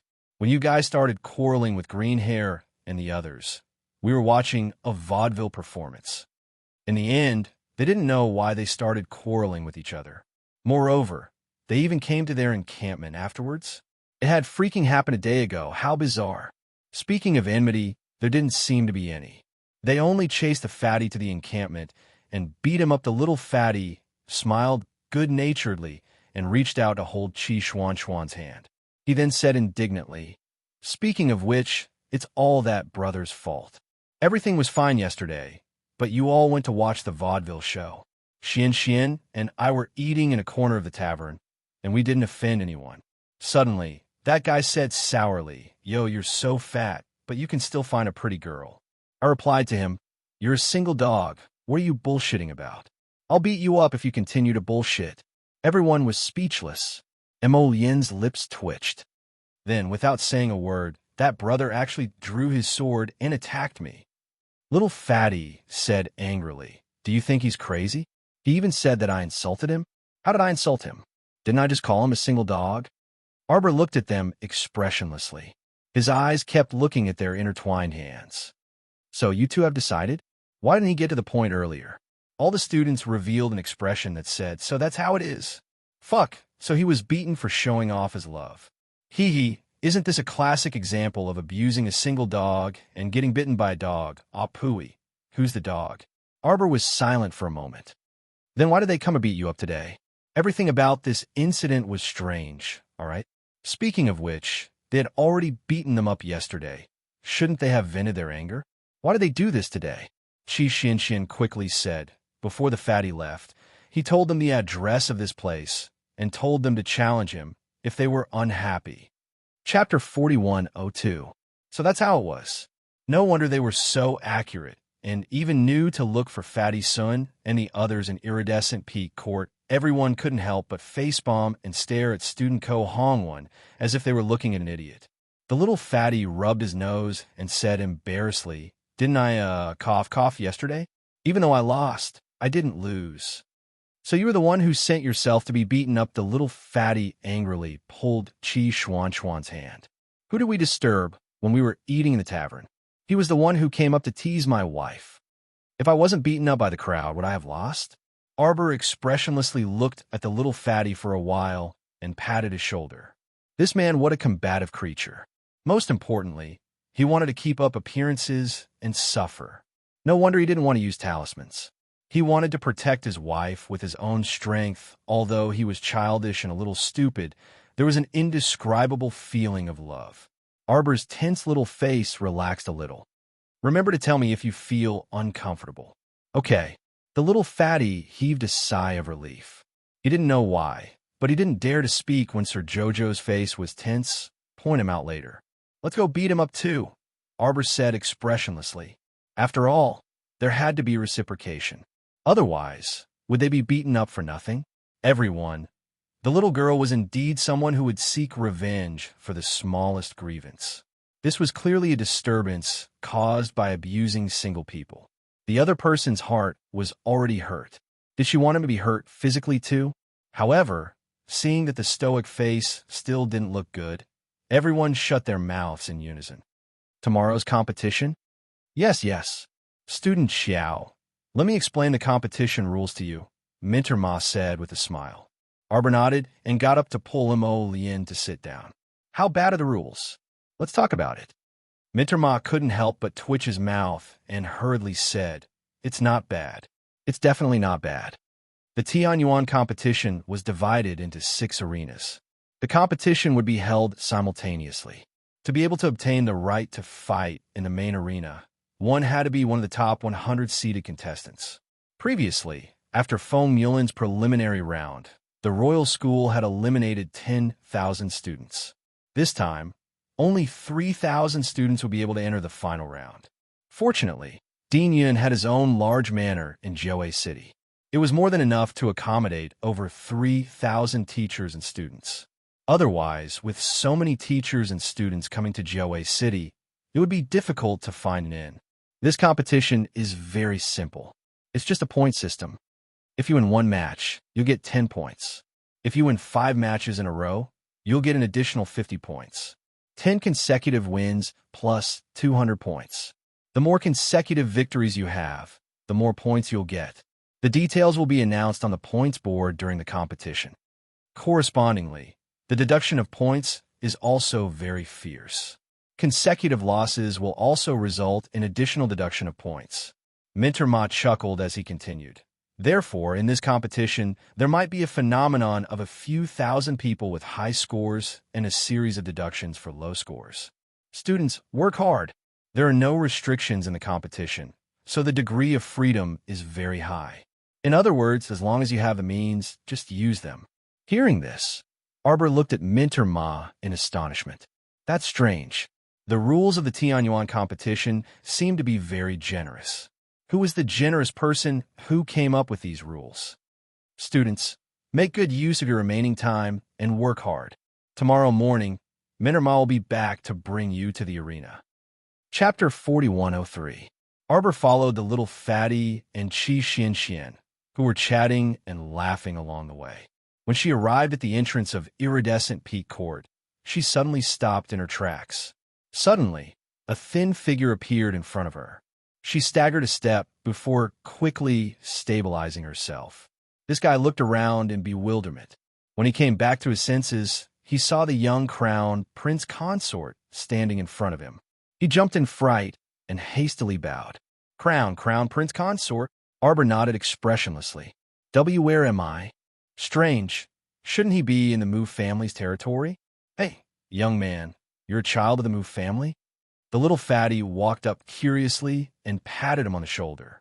This guy hurriedly nodded, then looked at the young crown princess in confusion. Crown princess, may I ask, where is this place? This is Joe City. The other party immediately showed an even more confused expression, probably 10,000 curses galloping through his heart. Fuck, how did he end up in a dangerous place like Joe City's black market after training in Chaoyang Pavilion for a while? It was said that there were no rules in Joe City. People who came and went spoke with their fists. Whoever had the bigger fist had the loudest voice. Every day, who knew how many people died unnatural deaths because of picking fights? May I ask, why am I here? The thin man asked with a strange expression. Arbor was silent, and Mo Yin beside her couldn't help but twitch her mouth. She held back her laughter and said, You're Mu Jiating, right? Ah, that's right. Mu Jiating naturally recognized the crown prince. He hurriedly saluted the crown prince. Your Highness, this one is Mu Jiating of the Mu family side branch. A while ago, this one was fortunate enough to go to Chaoyang Pavilion set up by ancestor Chaoyang Train and made it all the way to the 49th floor. Mu Jiating seemed to be very gratified.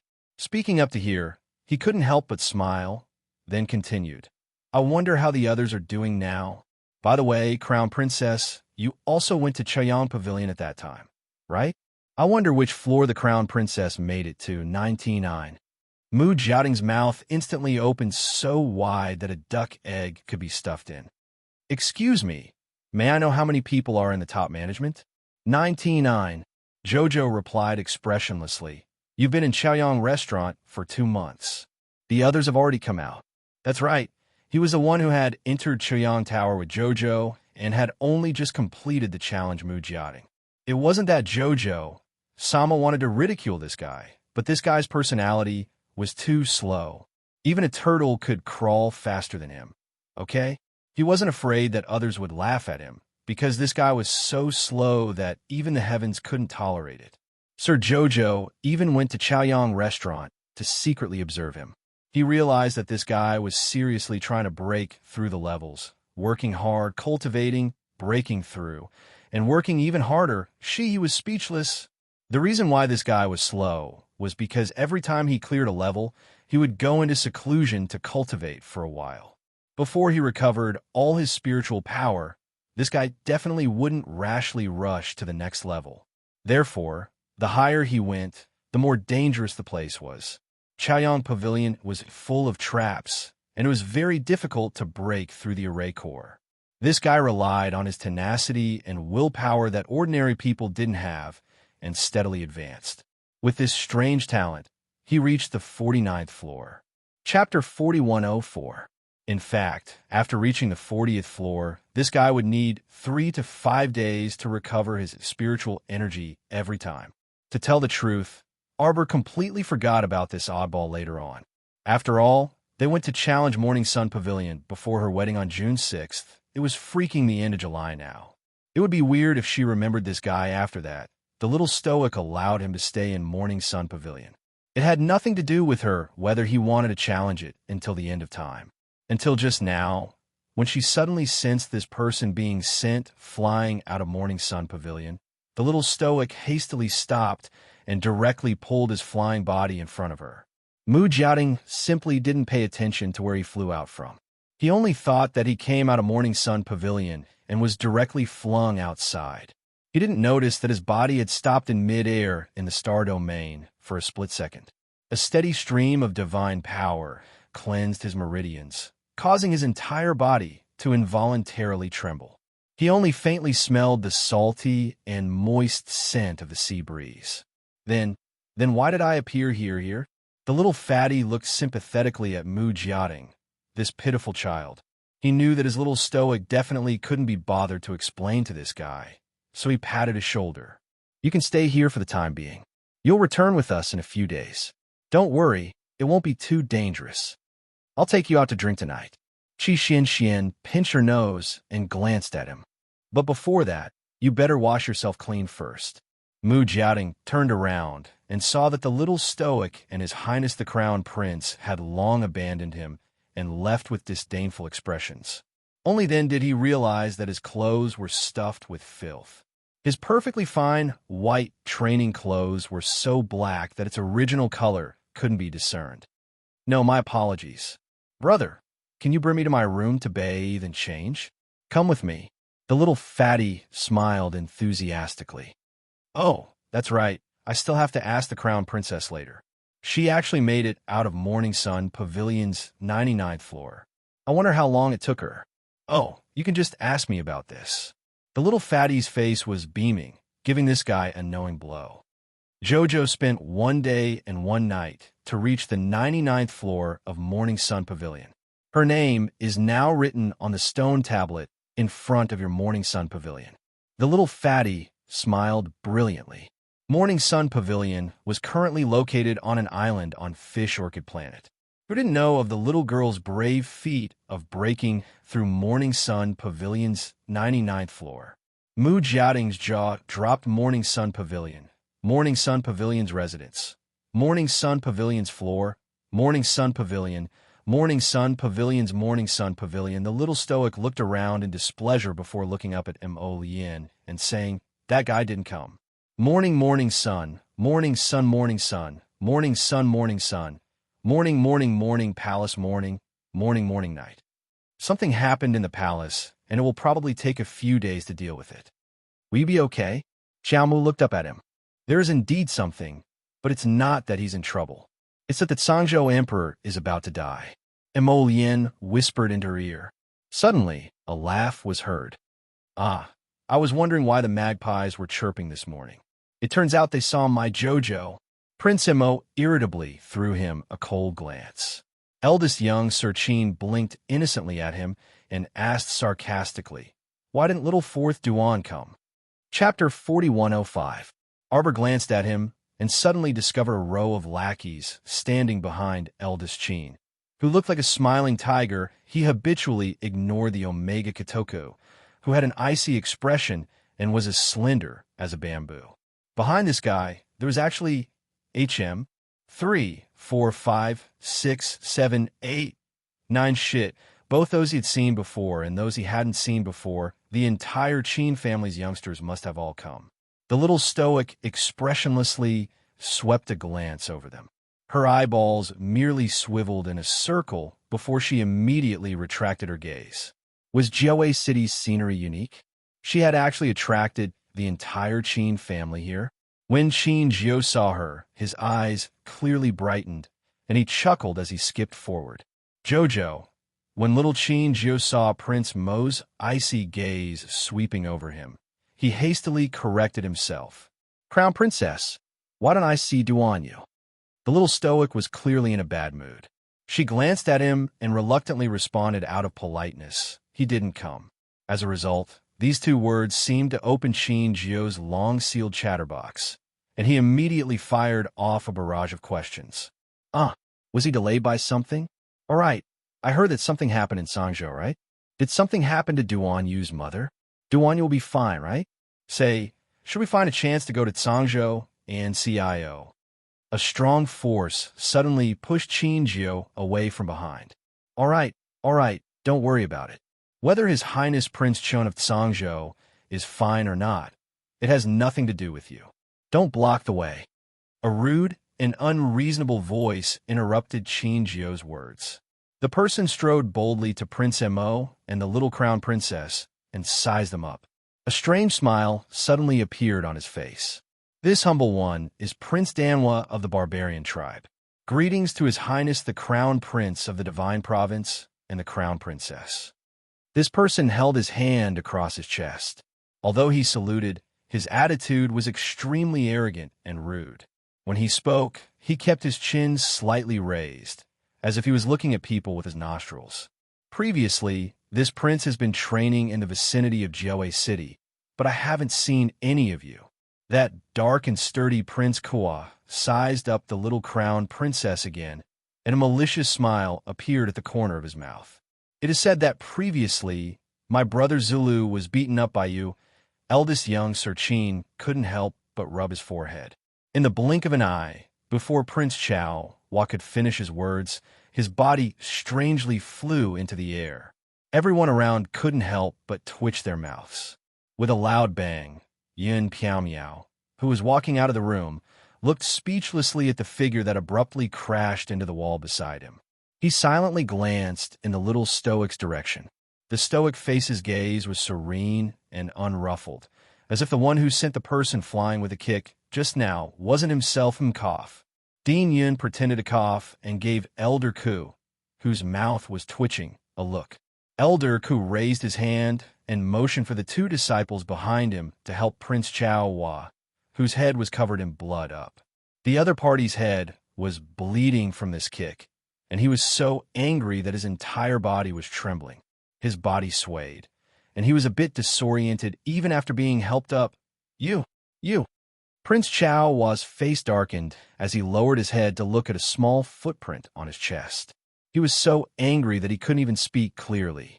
Chapter 4106. Headmaster, she kicked people for no reason. How can the academy tolerate the existence of such a person? Yun Piao coughed lightly and walked over with Elder Ku and the others. Arbor's gaze landed on Yun Fiang, who was walking behind him. Last time, she was so angry that she stayed at the academy for a while before leaving with her master. Before leaving the academy, she didn't even say goodbye to Yun Piao and the others, nor did she see Yun Fiang. Logically, she wouldn't blame Yun Fiang. But emotionally, how could she not blame him? Blame him for hiding the truth. If they trusted her more from the start and told her the truth, she wouldn't have to take such a detour now. Thankfully, she already had a way to remedy the situation. The next step was to refine the restoration pill and let the 3 puppies grow into holy beasts. When she thought of this, Arbor massaged her small head with a headache. It was easy to think about, but extremely difficult to do, especially how to let these 3 puppies recover their holy beast form. This was probably going to take a while, and what she lacked right now was time. After the soul return pill she ate last time lost its effect, Her master's remaining strand of soul could only last for another year at most. Thankfully, Murong Sun was currently in her star domain and was surrounded by dense divine energy. In addition, she used the soul-calming frost jade to lock her remnant soul. Murong Sun would be able to last for a while. No matter what, she wouldn't allow anything to happen to Murong Sun. Taking a deep breath, Xiao Mu remained silent as she watched Yun Fei slowly walk up to her. "Jojo, let's talk alone." Yun Fiang sighed. Arbor glanced at him and nodded. Just as she was about to leave with Headmaster Yun Fiang, she saw the blood-drenched horse-eater squeezing forward with great effort and angrily shouting, "You can't leave." "Headmaster, what do you mean? Didn't you see that she attacked first?" Yin Piaomiao speechlessly glanced at this guy. She originally didn't want to interfere in this matter, but this barbarian tribespeople were all a bit rash and careless. If she ignored him, this matter would definitely continue without end. Is there some misunderstanding? What misunderstanding could there be? Prince Dewa shouted angrily, "This arrogant woman, she kicked me in the chest just now. Everyone saw it. If you don't believe me, ask them." They. Prince Dewa's finger slid past the group of young masters of the Qin estate before pointing at Ming Yasi, Dao, and the others who were watching the show from the beginning. Everyone had a strange look on their faces. They glanced at him but didn't say anything. Yin Piaomiao looked at the situation in front of her and was speechless. She cleared her throat and asked as usual, "Did any of you here see student Xiao kicking student Hua?" Everyone looked at Principal Yun expressionlessly, and no one paid any attention to him. It was hard for this dean to smile and nod when no one paid any attention to him. He then said, "That's great. Since it's just a misunderstanding, let's get ready to set off now. Students, time waits for no one. If we're late, who knows what the other party will do?" Someone looked at Hua sympathetically, thinking that he was about to explode from anger. Sure enough, Chao Hua's face was filled with rage, and he wanted to say something, but Dean Yun waved his hand and ordered two elders to drag him away for treatment. Chapter 4107. Arbor followed Yun Fiang to a side room. Once the room's door closed, Yun Fiang turned around and said apologetically to her, "Sorry, Jojo, you should blame me. I acted on my own and didn't think twice before acting. During this period of time, I have thought about a lot of things, and I have also realized my mistakes." Arbor raised her hand to stop him from speaking. Her clear eyes stared at the slightly pale man in front of her. Both sides of this person's hair had turned white in a short period of time. It could be seen how big of an impact Murong Sun's incident had on him. Arbor couldn't help but sigh in her heart. She said to him solemnly, "Listen to me first. Master, there's actually still hope." She should have told them earlier, but the bit of resentment in her heart made her not want to say anything to them at that time. Yin Fiang, whose complexion was originally slightly pale, looked like he was struck by something when he heard this. He instantly focused his gaze on Arbor with excitement on his face. Really? During this period of time, he buried himself in his study and searched for all sorts of treatment methods after the soul-returning pill lost its effectiveness. Unfortunately, he came up empty-handed. Unexpectedly, the little girl already found a treatment method. "Headmaster, although I have a lot of complaint about you in my heart, most of them are still grateful." The little stoic said bluntly, "After the battle at Holy Water Sect, if you didn't arrive in time and seal her in the ice coffin, I might have never seen her again. Perhaps I wouldn't have been able to see her again in this lifetime." "Jojo, can you really forgive me?" Yin Fiang asked rather emotionally. Xiaomu nodded. "I've never blamed you." Yin Fiang knew. He knew everything. Even though the little girl never blamed him, the regret in his heart was about to drown him. "Are you willing to believe me? Headmaster, are you willing to try and give me some time to work hard?" "Of course I believe you." Yin Fiang nodded repeatedly and said, "I was foolish before. Now that I know the truth, I naturally won't continue to be foolish." How can a pill alchemist's growth be linked to age? Yin Fiang sighed softly and said, "I was too conceited in the past." Prince Amo was right. There was no lack of geniuses in this world. It was obvious that Jojo was a genius in alchemy. Her growth and future were limitless.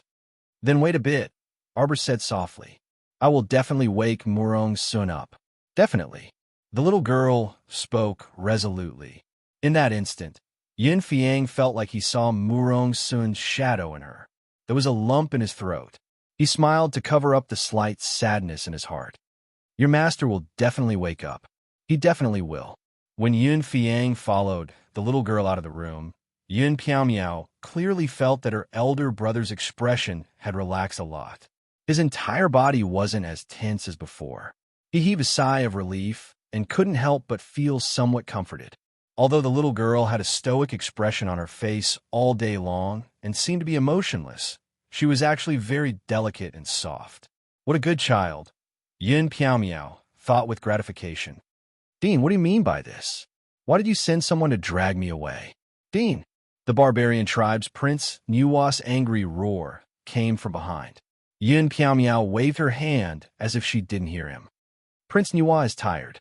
Please ask him to rest. Chapter 4108. Yun Piaomiao turned around and stared at the students in front of him with an admonishing expression. He earnestly exhorted, Students, we're currently in Jiaowei City, so we can't act in Wind Thunder City's territory. That's because we need to be careful and vigilant at all times. We need to take precautions at all times. We don't know when someone who doesn't get along with you will suddenly pop out and attack us. Our motto is to not cause trouble. But we absolutely won't be afraid of trouble, understand? The group of students from the royal school replied with an "Oh." Yin Piaomiao was immediately dissatisfied. He stood in the air and waved his arm. Why is everyone so dispirited? You're about to enter Jiaowei Arena right now. Every one of you represents the Imperial Academy's honor, understand? Show some spirit. Everyone pull yourself together. Understand, students. Oh. Everyone grumpily responded again, but this time, their voices soared to the heavens. Yin Piaomiao beamed with joy and nodded. Since you understand, then let's set off. Everyone followed the group out the door like a wisp of smoke. Yin Piaomiao was all smiles as he hastily drew close to the little stoics group. Jojo, have you made things clear with Dean Yunfei? Arbor expressionlessly glanced at him and nodded his small head reluctantly. You're truly a good child. Dean Yun lovingly reached out to rub the little fellow's head, but Prince Mo, who was glaring covetously from the side, stared at him until he retracted his hand. The dean resentfully glanced at Mo Lien and coughed lightly.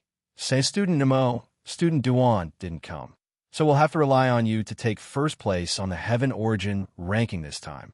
Mo Lien glanced at him and said indifferently, I'll rely on my wife. The little stoic waved her small hand, disdainfully sweeping away a faint fragrance that drifted in front of her. She didn't even bat an eyelid as she nodded and said, I'll do my best. Dean Yin couldn't help but be stupefied. The little girl's alchemy Dao was indeed exceptional, but if it was in battle? With Prince Mo here, do you think you still have a chance of winning? Most importantly, this little expression of going with the flow and taking it for granted somehow made him feel like he was being cheated. Elder Ku, who was standing at the side, looked at Dean Yun as if he was looking an idiot. He secretly pinched his arm. Are you stupid? How could Prince Mo win against his own wife? With your intellect, how could you have been the principal of the royal school for so many years? Dean Yun came to a sudden realization and hurriedly said, oh, followed by a series of awkward laughs. His little eyes secretly peeked at the little girl, and with an expression of trying to find something to talk about, he pretended to be relaxed and asked, right? Earlier, why did student Xiao suddenly make things difficult for student Yuehua? The little stoic's face darkened, and she grumbled, His shifty eyes have been staring at me the entire time. The little guy stretched out 2 fingers and gestured the teleportation distance in front of his eyes. Look, just stare at me like this. I saw it clearly. He kept staring at me. He's an idiot. Everyone. Dean Yin instantly felt like his balls were hurting. Why did he ask such an outlandish question for no reason? Most importantly, the question was outlandish, but the answer was even more outlandish. Dean Yin looked at the little stoic in front of him with a headache. Chapter 4109. He kept feeling that the little stoic's visit to Holy Auspicious Arena was the true beginning of the disaster. Those people harboring malicious intentions in wholly auspicious arena were probably going to suffer. The little stoic expressionlessly waved her hand again. Her elegant brows involuntarily creased, and her footsteps unwittingly slowed down. The person walking at the front of the group also paused. When eldest young Sir Chin saw this, he waved his small fan in amusement. He moved closer to Arbor and asked, "What's wrong, Jojo?" The little girl sniffed and confirmed that the fragrance didn't come from this guy's body. When Qin Xian saw this, he also hastily lifted his sleeve to sniff himself. It was a refreshing sweet scent. Other than that, there were no other random fragrances. "It doesn't stink," this guy said plausibly. Yun Piao Miao couldn't resist twitching her eyebrows. Just as she was about to speak, she saw a group turn the corner and jingle jingle. The fragrant wind was coming from that group. There were all kinds of scents, rich and fragrant, as if all the fragrances in the world had congealed in this group. For a moment, the little stoic's expression was grave, as if she was facing a great enemy. Eldest young Sir Chin naturally smelled it as well, and he hastily moved closer to the little stoic while exclaiming, "Wah, Jojo, are these fragrances poisonous? I feel dizzy. Have I been poisoned?" Arbor expressionlessly slapped his paw away and sprinkled some powder next to him with a flick of his finger, instantly dispersing most of the strange fragrances coming from the other side. Eldest young Sir Chin wasn't pretending this time. When these fragrances were mixed together, it truly was a very strong poison. It wasn't good for people to smell these scents in this kind of environment for a long time. Meng Meio's expression changed drastically. Fifth young Sir Chin, who was standing next to Ninth Chin, also had a similar change in expression. He recognized Meng Meiyu at a glance. This was precisely that disgusting woman he encountered in Feng Yulin when his arms and legs were crippled. The fifth young Sir actually didn't realize that he had actually moved and silently moved closer to Jojo. Omega Katoku, on the other hand, seemed to have noticed it and glanced at him. At this moment, Arbor scattered some medicinal powder to disperse the messy smell. Then, he looked at Meng Meio's team with disgust. Meng Meio's group consisted of about 30 women. Each of them had a graceful and enchanting figure, and their attire was very revealing. In broad daylight, with her arms and legs exposed, a strong seductive wind blew in his face. Before Meng Meiyu could say anything, a woman beside her with dark green eyeliner and an extremely enchanting appearance looked towards Prince Mo and the group of people from the Qin estate with bright eyes. Wow, so many handsome men. Mo Lien and eldest Qin moved almost at the same time and stood behind Sir Jojo. It was the same recipe and the same taste. Eldest young Sir Chin couldn't help but turn a glance at Prince Mo and inexplicably recall that period of time on Seacombe Planet. He didn't know when he had developed this habit, but whenever he encountered a woman he didn't want to deal with, he would habitually hide behind Sir Jojo, and every time, Sir Jojo would never disappoint them. Eldest young Sir Chin couldn't resist raising his hand to cover his face. He saw the little stoic take a step forward and stretch out 2 fingers again. In this strange momentary silence, she made a gesture of communicating with her eyes. Chapter 41:10. What are you looking at? Arbor's expression chilled, and he suddenly flew into a rage. Who are you people? The little stoic had clearly forgotten about Meng Meiyu. Vice Cult Master Meng's legs were trembling uncontrollably. In the end, the stoic face actually didn't remember her. The main reason was that this stoic face truly intimidated her too much. Recalling that time in Phoenix Woods, she couldn't help but curse a string of fuck when she recalled that pot of all-nourishment soup afterward. Not only did she lose her arms and legs, but she also found an ugly and old man in the woods to dispel the effects of the all-nourishment soup and fought him several hundred rounds. Whenever she recalled it afterward, she would vomit incessantly. But she couldn't choose at that time, nor did she have the time to choose. If she didn't quickly dispel the effects of the medicine, she would die an undignified death. That little stoic girl's methods were truly sinister enough. Before she left, she even tossed her a pot of improved all-nourishment soup. She truly caused her to suffer. When enemies met, their eyes blazed with hatred. Meng Meiyu really wanted to rush up and tear that girl apart, but she actually cowered. She understood very well that this current body actually had a strange fear reaction the instant she saw this girl. She was very scared now. The little girl was young, but she felt that her methods were very cruel and terrifying. "Move aside, don't block the way," Arbor said irritably. Sensing those women's gazes all drifting towards her, the little stoic was very displeased. "What are you looking at me for?" Everyone, Meng Meiyu was momentarily speechless. In the end, it was the green-eyed girl next to Meng Meiyu who giggled and said, "Oh, so you're from the Royal Academy. We're from the City of Shadows, Devil Star Academy. Aren't you from the demonic cult?" Yun Piao speechlessly interrupted that girl. "What Devil Star Academy? It was simply the demonic cult, all right? Vice Cult Master Meng, your demonic cult also came to participate in the Heavenly Yuan ranking competition this time?" Yun Piao asked with a frown. Could it be that the other academies would all agree? Headmaster Yun's words are incorrect. These are indeed the children of the Devil Star Academy. Meng Meiyu's face was cold as she pointed to a group of similarly revealing girls. The gazes of these girls all fell on Prince Mo, Mu Xingchen, Duan Muqing, and the young masters of the Qin estate. Their beautiful eyes were full of tender feelings. They didn't hide the ambition and desire in their eyes at all. Seeing this, Yun Piao was a little amused. When was the Devil Star Academy established? It must have been established for the sake of the Heavenly Yuan ranking competition. Fine, there was nothing much to say. Dean Yun led the group of people from his academy forward. The Saint Beautiful battle stage was right in front of them. In addition to the Devil Star Academy and the Royal Academy, there were also several other teams from different academies. Due to the large number of people, the gates of the Saint Auspicious Battle Arena were already wide open.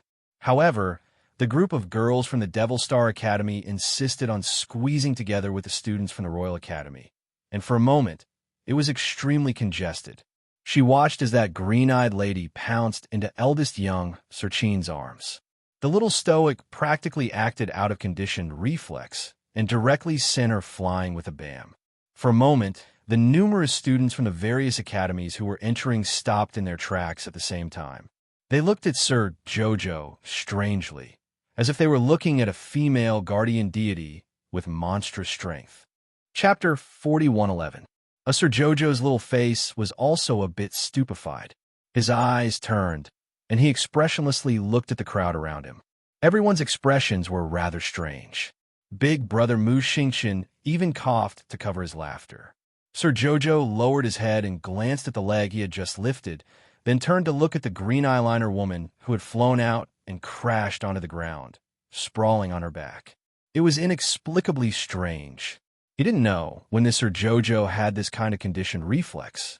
Once a pitiful little asked him for help, his instinctive reaction was to kick the stoic face, turned away, and pretended she hadn't done anything. She held her husband's hand and walked into the arena. Cough, cough, cough. Yun Piao was speechless as he coughed dryly. He hurriedly called out to the 3,000 students behind him. Okay, everyone line up and go in. Don't make a fuss." Everyone rolled their eyes at the dean. Who the hell was making a fuss? The person making a fuss already went in, and you didn't even say anything. You told these innocent people to stop making a fuss. Humph. Yun Piao knew he was in the wrong. He rubbed his nose and chuckled dryly before changing the topic. That green eyeliner woman had fallen quite hard this time. However, everyone was a cultivator, so a fall wouldn't hurt her bones or tendons. When she got up from the ground in a flustered and exasperated manner, rushing to settle the score with Arbor, Arbor's group had already gone to the arena. Meng Meiyu hastily grabbed her arm and said with a sullen face, "Don't go over." "Sister, what do you mean?" Meng Meiyu's expression became extremely unsightly. She had suffered such a big loss in front of so many people. How could she endure it? "Meiyu, I'm doing this for your own good." Meng Meiyu whispered in her ear and patted her arm. Let's go in first." Although Meng Meiyu's expression was still very unsightly, her eyes revealed traces of panic and uncertainty. "Sister, is what you said true? The woman who schemed against you in Phoenix Grove last time was that stoic face just now?" Meng Meiyu nodded solemnly. Meng Meiyu immediately couldn't help but want to curse. If that's the case, then we can't let her go. Sister, let's find a way to get rid of her here. Don't act rashly. Meng Meiyu looked at her younger sister worriedly and shook her head. Before Sect Master left, he instructed us not to cause trouble everywhere. Meiyu, you'd better rein in your spoiled and unbridled temper. We can't afford to offend everyone in this world. At least in Meng Meiyu's opinion, that little stoic was quite terrifying. Sister, you're scared by that woman. Meng Meiyu sneered and couldn't help curling her lips. Even if that woman is powerful, we can still ambush her when she's unprepared. Big sister, look at you. It's not that I want to lecture you, but when you saw that stoic face just now, your legs started to tremble. Hearing Meng Meiyu's ridicule, Meng Meiyu's face instantly darkened. What nonsense are you talking about? Isn't that the case? Meng Meiyu harumphed. Sister, I'm also thinking of you other than that woman. Think about it. You've already been scared out of your mind by that stoic face. What good will it do for your future cultivation and growth? We can only let you rest easy in the future only by eliminating this mind demon of yours. Chapter 41:12. Xiao Xiao and her group had just walked into the arena when they were greeted by all kinds of noise and clamor. It was like a rolling heat wave that assaulted them. Xiao Mu really didn't like such a racket. Imperial Academy teachers and students, you've come late. Li Xiangbei, the glowing president of Jiaowei Academy, walked up to greet them with a smile. Thousands of students followed behind him, all dressed in black high-waisted exercise robes with a name tag engraved with Jiaowei Academy's emblem hanging from their waists. Yun Piaomiao put on a fake smile and walked up to greet Jiaowei Academy's president, Li Xiangbei, as well as several instructors. Li Xiangbei's gaze naturally landed on Prince Mo, the little stoic, eldest young Sir Qin, and the others standing in the front row of the group. As expected, Imperial Academy students are very valiant and heroic. The little stoic expressionlessly swept him a glance. That little taut expression on her face, it made the Jiaowei Academy teachers and students who saw her feel an inexplicable pain in their balls. Is this little student also here to participate in the competition? A female instructor with an alluring figure from Jiaowei Academy looked Arbor up and down and asked with a smile. The little stoic honestly had directly attached 3 layers of aura-concealing talismans to her body. Her current cultivation level looked like she was just a little student at the 3rd level of the spirit realm. Yun Piaomiao looked meaningfully at the little stoic and nodded. This is our new student. That alluring instructor couldn't resist covering her mouth and laughing. She's also going to fight? Yun Piaomiao nodded gravely, pretending to be an extremely worried teacher. That's right. She also passed the preliminaries, so according to convention, she can also sign up to participate in the finals. She signed up? That instructor cast an astonished look at Arbor. They naturally knew the rules of the Imperial Academy's Heavenly Origin Competition preliminaries. Every team had a normal person and a pill master. Although the Imperial Academy seemed to have 3,000 students, in reality, there wouldn't be more than 2,000 contestants who would actually fight. This was because some low-level students were lucky enough to pass the preliminaries with their teams and obtain the qualifications for the finals. But in reality, how could those pill masters and normal people possibly fight on stage? They usually came to spectate. However, the members who were able to obtain a spot in the finals, regardless of whether they played or not, would all receive a reward. At the end of the competition, there would naturally be a unified settlement of the resource rewards, which were said to be quite rich. Jojo Sen looked at the enchanting teacher with an expressionless face. Suddenly, he saw a person standing behind her. The person had green hair, and the color of his hair was eye-catching. That green-haired kid looked to be about 18 or 19 years old. His head was really green. Is it that green-haired guy? The little stoic suddenly pointed behind the bewitching female mentor. Eldest young Master Qin and the others couldn't help twitching their mouths. The little fatty jumped up and nodded. That's him. This bastard actually dares to participate in the competition? The little stoic expressionlessly waved her hand. Hit! Many of the royal school students rushed forward as if there was nothing left to live for. Without saying a word, they punched the green-haired kid and knocked him to the ground. The scene instantly became chaotic. At the same time, other than the people from Jiaowei Academy and Devil Star Academy, there were also students from other academies. The people from the royal school suddenly attacked without any warning. Chapter 41:13. With so many royal school students attacking at the same time, the unlucky green-haired boy was pushed to the ground and beaten senseless with just a few punches. Everyone at the scene was stunned. Damn, the students from the royal school were indeed very fierce. How could they start fighting with the Great Way Academy students after just a few sentences? No, it should be a one-sided beating, all right? The other students from the Great Way Academy were not to be trifled with. They had only been stunned for a moment, but now that they had regained their senses, they naturally would not let the royal school off so easily. Seeing that the battle was about to break out, Principal Li and Principal Yun of the royal school stretched out their hands at the same time and drew out two god shields, blocking the students from both sides outside the shields. Stop! A deep and resounding voice rang out from the St. Jiaowei battle arena. Everyone turned to look and saw a young man in a red robe striding towards them. Behind him, there were 2 rows of arena guards holding sharp knives and similarly wearing red cloaks. The group of people quickly spread out and pulled the green-haired boy up, separating the 2 sides of the quarreling people. So it's Captain Aolan. Principal Li and Principal Yun turned their heads at the same time and looked at the young man in the red robe, nodding at him indifferently. The young man also very politely clasped his fists towards the 2 principals. Fighting is prohibited in the battle arena. What fighting? It's our classmate who's being beaten up. A female student from the Great Way Academy shrieked. Was this person blind? Who was fighting each other? From the beginning to the end, it was the royal school students who attacked first.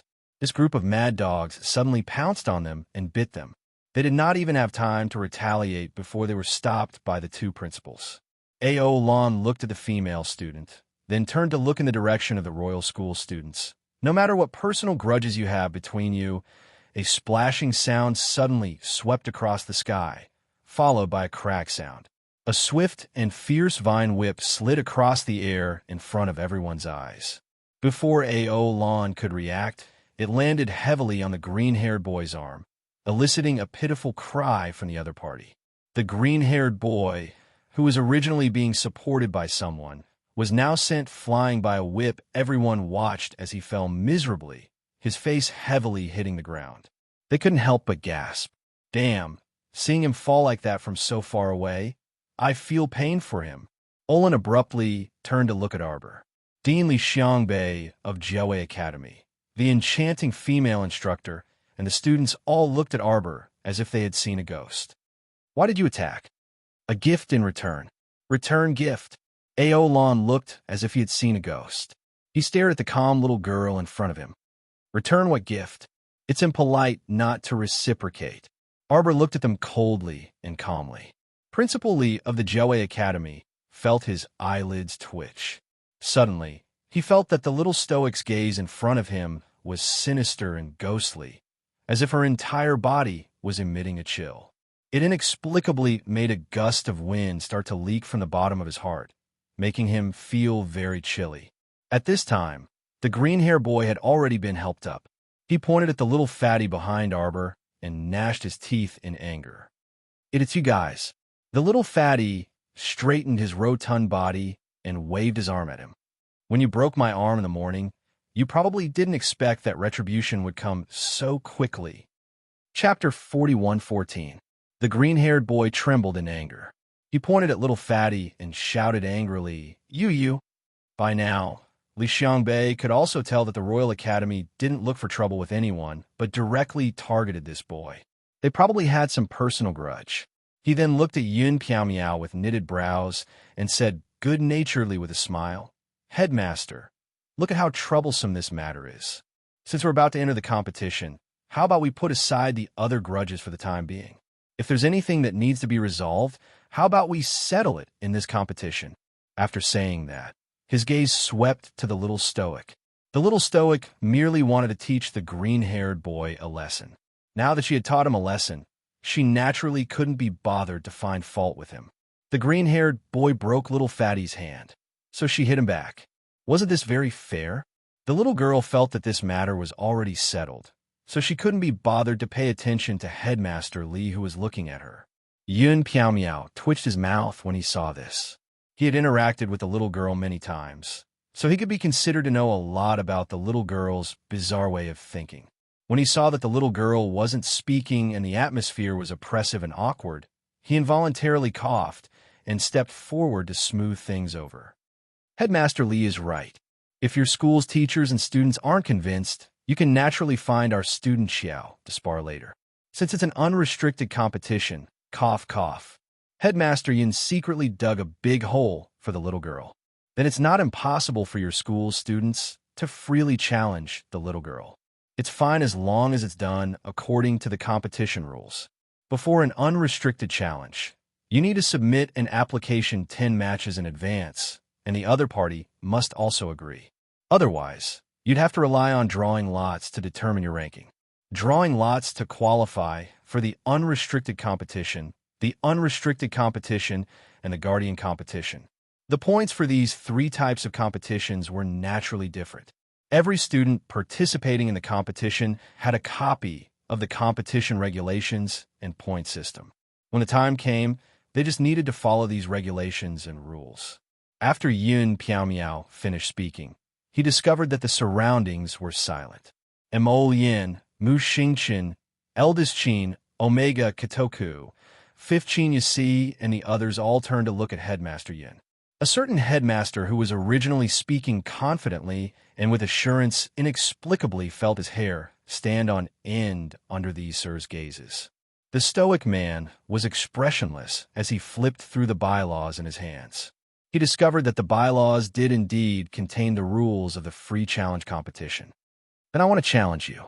The female student from Jiawei Academy who had spoken earlier, filled with righteous indignation, roared at Arbor. He looked like he was about to eat someone. Xiao Mu immediately nodded without any hesitation. Damn it, she didn't even have half a second to think about it. I accept, the little stoic called out crisply. The teachers and students of the royal school twitched their mouths. And Mo Yin, Mu Xingchen almost choked on his own saliva. Looking at the female student from Jiawei Academy, he couldn't help but mourn for her in his heart.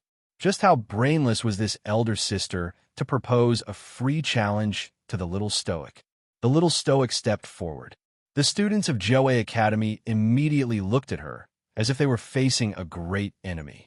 Although this girl's cultivation seemed to be very low, the fact that she had broken Greenhair's arm with a single whip was still lingering in their minds. They felt that this person in front of them didn't seem like a soft persimmon that could be casually kneaded. The little stoic walked up to the girl and patted her shoulder with a gratified expression. You have good taste. Chapter 41:15. You simply have great foresight. You picked Sir Jojo as your opponent right off the bat. Miss, you're really not bad. You have foresight and fighting spirit. Your future is bound to be limitless. Not to mention Mo Yin. Even those who were slightly more familiar with Sir Jojo all read this from the little girl's gratified expression. But after eldest young Sir Qin sputtered with laughter, he hastily opened his fan and covered his face. Sheng Jia Battle Arena's captain glanced at the little girl speechlessly and couldn't help but remind her, the competition hasn't started yet, so you can't privately make a challenge. Arbor abruptly turned to look at Captain A.O. Lon and threw him a cold, displeased glance. Tap, tap, tap, tap. The little girl abandoned the crowd and walked away in a huff with her hands clasped behind her back. She was simply crazy. Why didn't you say earlier that you couldn't make a challenge before the competition? She was so happy for half a day just now that she thought she could start fighting as soon as the competition started. She really thought too much. Mu Xingchen stifled his laughter. Mo Yin turned to glance at him. Seeing his lowered head and trembling shoulders, she couldn't help but look up at the sky speechlessly. Restrain yourself. Mu Xingchen nodded, but how could he calm down inside? No, he couldn't laugh at his little sister. But his little sister's appearance just now was seriously too comical and adorable. This battle-hungry little fellow's spirited, "I'm about to fight," expression suddenly turned into rage out of humiliation. Beneath her stoic face was an all-encompassing variety of strange little expressions. "Why didn't you say you couldn't make a challenge earlier?" You made Sir Jojo waste his saliva. Following Aolan's lead, everyone arrived at the venue area and sat down in their respective academy areas. The 6 circular arenas were simultaneously illuminated by the suspended illuminating pearls and rotated clockwise along the stands at a uniform speed. Under the illuminating pearls' refraction, each arena emitted a bright and sharp light. A burst of noise came from the front. Everyone sat on the 4 sides of the stands, and the 6 arenas rotated clockwise. This way, everyone could clearly see the situation on each arena. Of course, if spirit energy crisscrossed during the battle, it was naturally impossible to clearly see the situation on each arena. At that time, they could only selectively watch 1 or 2 of the arenas. Therefore, the spectators spent a lot of spirit coins to buy seats in the front row of the arena. In this way, their field of vision was broadened, and they could clearly feel the intensity of each battle. The hosts of the competition were a pair of fairy-like white-clothed man and woman. In an instant, many peach blossom petals fell from the sky, drifting in the air. The man and woman held hands as they landed on one of the brightly lit arenas. They chuckled and said to the crowd in the stands, "Greetings, patriarchs and sect masters of the aristocratic families. Greetings, young masters and young mistresses, teachers and students of the academy. Today we are honored to be the host of the famous Heaven Yuan ranking competition in the 3 provinces." The bright, illuminating pearl lit up the entire area of the Royal School. Let us welcome the teachers and students of the Royal School with a warm round of applause. From afar, Xiao Mu looked expressionlessly at the host and host who were talking nonstop. Her small face was tense. As we all know, the Tianyuan ranking was originally a competition for the Royal School to select the best talents. The 2 hosts blabbered on, but Arbor didn't listen carefully. Chapter 41:16. In the end, she heard the host call out vehemently, "Now, may the Royal Academy's representative please stand up and say a few words for us." Immediately after, a beam of bright, rippling light struck her directly. It had to be said that no matter if it was the layout or the decorations of this Shangjiaowei arena, they were all top-notch. When the lights hit the little stoic's body, the little stoic's aloof, gorgeous, and expressionless stoic face simultaneously appeared on the 6 large arenas. It was unknown who let out a puff, but the Royal Academy's teachers and students nearly went crazy with laughter. They all hastily lowered their heads and pretended not to see anything, but their shoulders suspiciously twitched and trembled. Mu Xingchen covered his face with one hand, feeling like his stomach was hurting from holding it in. What kind of freaking joke was this? Who could tell them? Was it Shangjiaowei Arena's long-standing practice to have the representative stand up and say a few words, or was it specially taking care of the little stoic? Where in the world did Shangjiaowei find these 2 amusing hosts? Arbor noticed that everyone's gazes were on her. Emo Yin was a bit pained from holding back her laughter, and she quietly said to her, "It's nothing, Jojo. Don't mind it. Speak a few words, speak a few words." Yin Piao made an encouraging gesture with an affectionate face. "Student Xiao, don't panic. Your whole family is panicking." Arbor knitted her brows and expressionlessly stood up. She surveyed the surroundings, and her gaze landed on several students from Jiaowei Academy in the front row. She asked crisply, "Who dares to challenge me on stage?" How could those young and impetuous students from Jiaowei Academy concede defeat? Once they saw the little girl's infuriating attitude and condescending expression, they immediately couldn't sit still. The girl from before stood up with a stomp and roared with glaring eyes, "Me!" The little stoic looked at her, and her eyes instantly sparkled. She hastily praised, "You have such good taste." The Royal Academy's students truly couldn't freaking hold back anymore, and they roared with laughter. The two hosts stood there awkwardly for a long time before they cleared their throats and said, "All right. This female student from Joe Academy challenges the Royal Academy's student representative. The challenge is a success. Now, will both representatives please give us a speech?" Chi Xuan's shoulders trembled as she buried her head and giggled. Heavens! Are these two hosts here to make fun of me? After talking for so long, they still wanted Jojo to speak. What could Jojo say?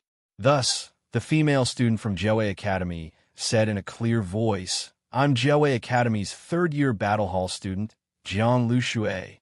It's my honor to meet all of you. In the future, I, Jiang Lushui, will fight every match with an unyielding spirit." All right. The two hosts cheered and applauded Jiang Lushui. Then, they turned to the student from Arbor with a smile. "Representative from the Royal School, please speak." Arbor's face was stern, but a cold glint flashed in his eyes. "I am Arbor from the Royal Academy. I will use my strength to prove to all of you that the battle arena is a battle, and everything you say is just nonsense. If you fight me, you will either lose or die." Everyone was speechless. The two hosts were inexplicably at a loss for words. What was going on? Ha ha ha ha ha. A friend from the Royal Academy actually slapped his thigh and guffawed.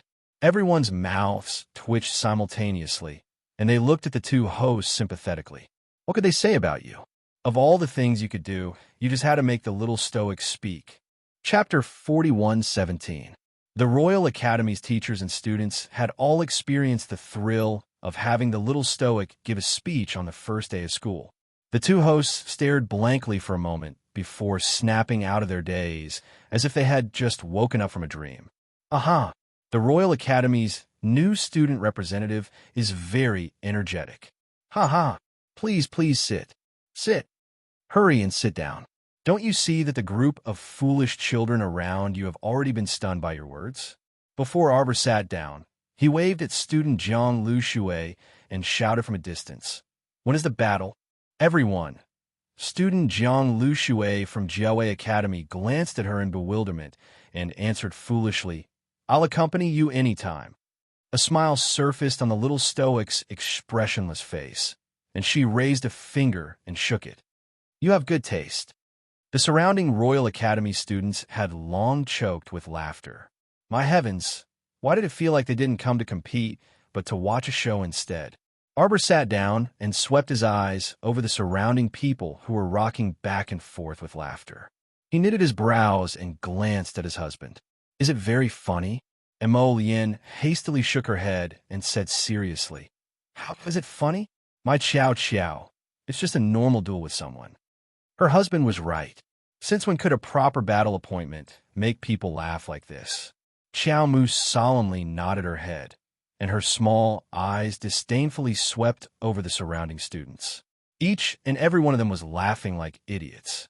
Even Sir Jojo didn't know why they were laughing. Devil Star Academy, Joey Academy, Umbra Academy, Radiance Academy.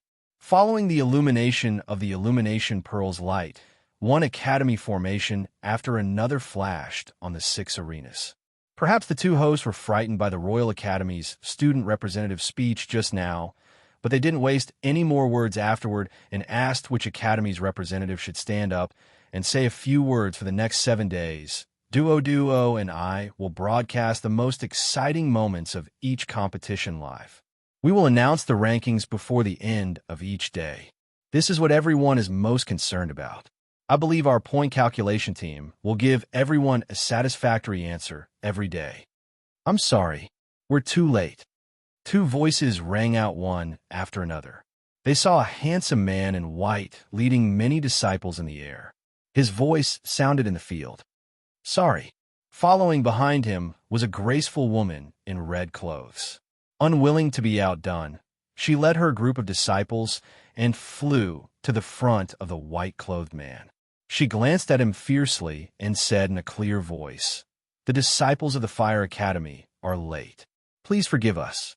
Xiao Mu looked up, and her eyes involuntarily brightened. It's senior brother Situ and the others. He didn't expect that the disciples of Fire Smelting City and Icebound City would come for the finals of the Heavenly Origin competition. Mo Yin raised her head and naturally saw Situ Yi's lifeless face. She couldn't help but laugh. Looks like there's a good show to watch. Looking at the fire-smelting city's City Lord and Icebound City's City Lord's faces, it was obvious that the upcoming competition wouldn't be peaceful.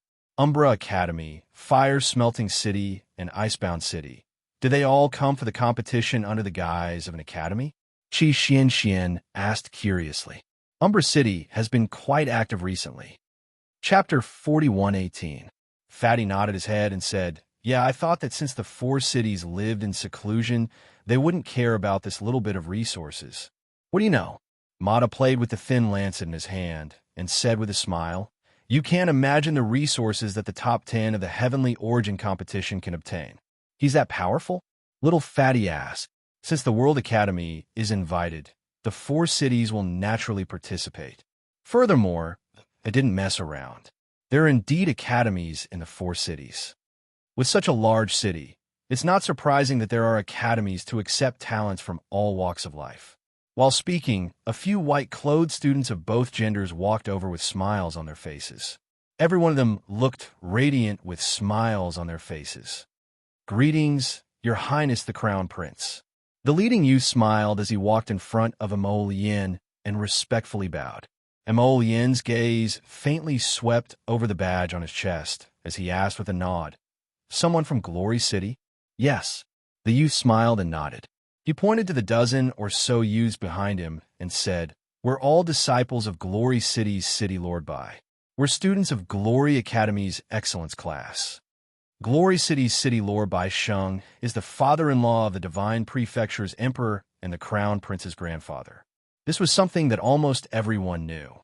Now that they saw the youths from Glory Academy greeting the Crown Prince, everyone felt that it wasn't strange at all. Mo Yin didn't have much enthusiasm. She just nodded her head and asked, "What's the matter?" The youths from Glory City were stunned. They probably didn't expect the Crown Prince's attitude to be so cold. Hearing her question, they awkwardly smiled and said, "Nothing much." Prince Amon nodded his head and turned his head to look at Arbor. He raised his hand and took out a cup of warm, spiritual tea and handed it to his wife. Xiao Mu naturally accepted it as a matter of course and silently drank a mouthful. The gazes of the people from Glory Academy fell on Arbor at the same time. "Who is this?" A soft and gentle voice rang out from the crowd of Radiance Academy. The end of the voice carried a hint of unknown meaning. All the disciples of Radiance Academy parted to the sides, revealing a woman with a slightly raised chin and an overbearing aura radiating from her. Arbor held a cup of tea and calmly glanced at the newcomer. He frowned slightly. Was it her imagination? He felt that these Glory Academy disciples were here to watch a good show. He seemed to be very unfriendly to her. Why was that? Mo Yin's eyes chilled a few degrees. She lifted her arm to embrace the little stoic's waist and icily said, "If your eyes aren't well, treat them as soon as possible. If your brain isn't good, treatment is probably useless." Qi Xianxian nodded her head in agreement. She turned around and whispered to little Fatty, "Did you see that? It's good to learn. If someone doesn't treat me well in the future, wife, don't worry. I will definitely help you destroy them." Ma Ta, Lu Yu, Jiang Shaoxin, and the others all looked at the two idiots expressionlessly. What was going on? Why did it feel like the entire world had changed after they came out of seclusion for 2 days? What was going on with this inexplicable pink rain of bubbles floating around them all day long? Could single people protest? Could they make these two idiots pay attention and stop being lovey-dovey in front of them all day long? Chapter 41:19. The gorgeous woman's expression changed slightly, and she looked coldly at Mo Yin. "Senior brother Mo, I didn't expect you to change so much after not seeing you for more than a decade." Mo Yin raised his brows and looked at the woman in front of him noncommittally. In his memory, he didn't have this person at all. She was someone who was thrown down to the lower realm by her father when she was 3 or 4 years old. Speaking of which, the time she could stay in Glory City was before she was 4 years old. How many memories could she have of that time? It was normal for her to not remember these people. However, their overbearing attitude made Mo Lin somewhat uncomfortable, especially since this overbearing attitude wasn't directed at him, but at his JoJo. It made him feel even more disgusted. Hong Shang carefully sized up the little stoic girl in front of him. He had to admit that this girl indeed had a rarely seen icy beauty that was unparalleled. But what was the use of being beautiful? Senior brother Mo was truly too shallow and short-sighted. As the crown prince of the Divine Province, the future heir apparent of the Divine Province, and the next generation's leader of Glory City, no matter which identity it was enough to shake the entire 3 provinces. How could such an outstanding talent so carelessly marry a wife with such a low cultivation? In the eyes of Hong Shang and the numerous youths from Glory Academy, the little stoic's cultivation was simply so low that it made one's hair stand on end. 3rd level of the spirit realm, any random guard from a large aristocratic family wouldn't have a cultivation as low as the 3rd level of the spirit realm. So just how submissive was she? You're also a student of the Imperial Academy? Hong Shang's indifferent gaze landed on Arbor as he said in an icy tone, "Do you dare accept my challenge?" Arbor didn't have any reaction after hearing this. Everyone around her was instantly shaken. In the midst of an uproar, there were even Imperial Academy students who slapped their thighs and wildly cheered. Was there something wrong with these people from the Imperial Academy? Was there a need to be this excited just because she said one sentence? Hong Shang and the group of Glory Academy students behind him couldn't help but frown. The little stoic's eyes instantly lit up as she looked at her. She slowly stood up, still holding the teacup with both hands. "You want to challenge me?" "Yes, I want to challenge you." Hong Shang stared coldly at the little girl before her. "If you lose, you must leave Senior Brother Mo's side immediately and leave the Divine Prefecture." As soon as Hong Shang finished speaking, she was surprised to find that the group of Royal School students opposite her had all rolled their eyes at her. What was even stranger was that even the dean and a dozen or so instructors sitting in the front row couldn't help but look at her with disdain. Hong Shang was slightly angered. What? She was the eldest senior sister of Glory City, who had already broken through to the 2nd level of the Divine Realm and possessed the 8th level of the Spiritual Fire. How could she possibly lose to this little girl in front of her? The little stoic's chilly eyes narrowed dangerously. Those who knew her would immediately notice the slight change in her mood. This was a sign that he was about to get angry. Principal Yin stood up and chuckled as he said to Hong Shang, "This student from Radiance Academy, you have good eyesight. Great. Then let's arrange the battle like this. You may return to your positions now." "She hasn't agreed to my terms yet." Hong Shang snorted coldly. The little stoic's gaze abruptly chilled as she stared at her. "Try saying that again." Hong Shang inexplicably felt a chill in her heart, and she glanced at the little stoic in bewilderment. Chapter 4120. Strange, why was this sudden chill in her heart so intense and direct? Hong Shang took a deep breath. Her eyes indifferently swept a glance at Arbor. "How about it? You dare to accept my conditions, Bang." Emollien's sudden attack caused Hong Shang to be shocked. She quickly placed her hands in front of her forehead and released a fire spirit barrier. Boom! The moment the fire spirit barrier came into contact with Prince Mo's power, it shattered. While Hong Shang was shocked, the few youths behind her hurriedly threw out a few defensive talismans and arranged them in front of Hong Shang. Only then was she barely able to withstand the attack. "Acting on your own initiative. My matters are none of your business." Emollien coldly glanced at her. "Immediately apologize to my wife, or else." Arbor tilted his head and coldly swept a glance at them. Hong Shang was unwilling, but since senior brother Emo had already spoken, she could only take a step forward and cupped her hands towards Arbor. Hong Shang was disrespectful. Please forgive her. Senior sister Hong. The few youths from Glory City knitted their brows and called out in dissatisfaction.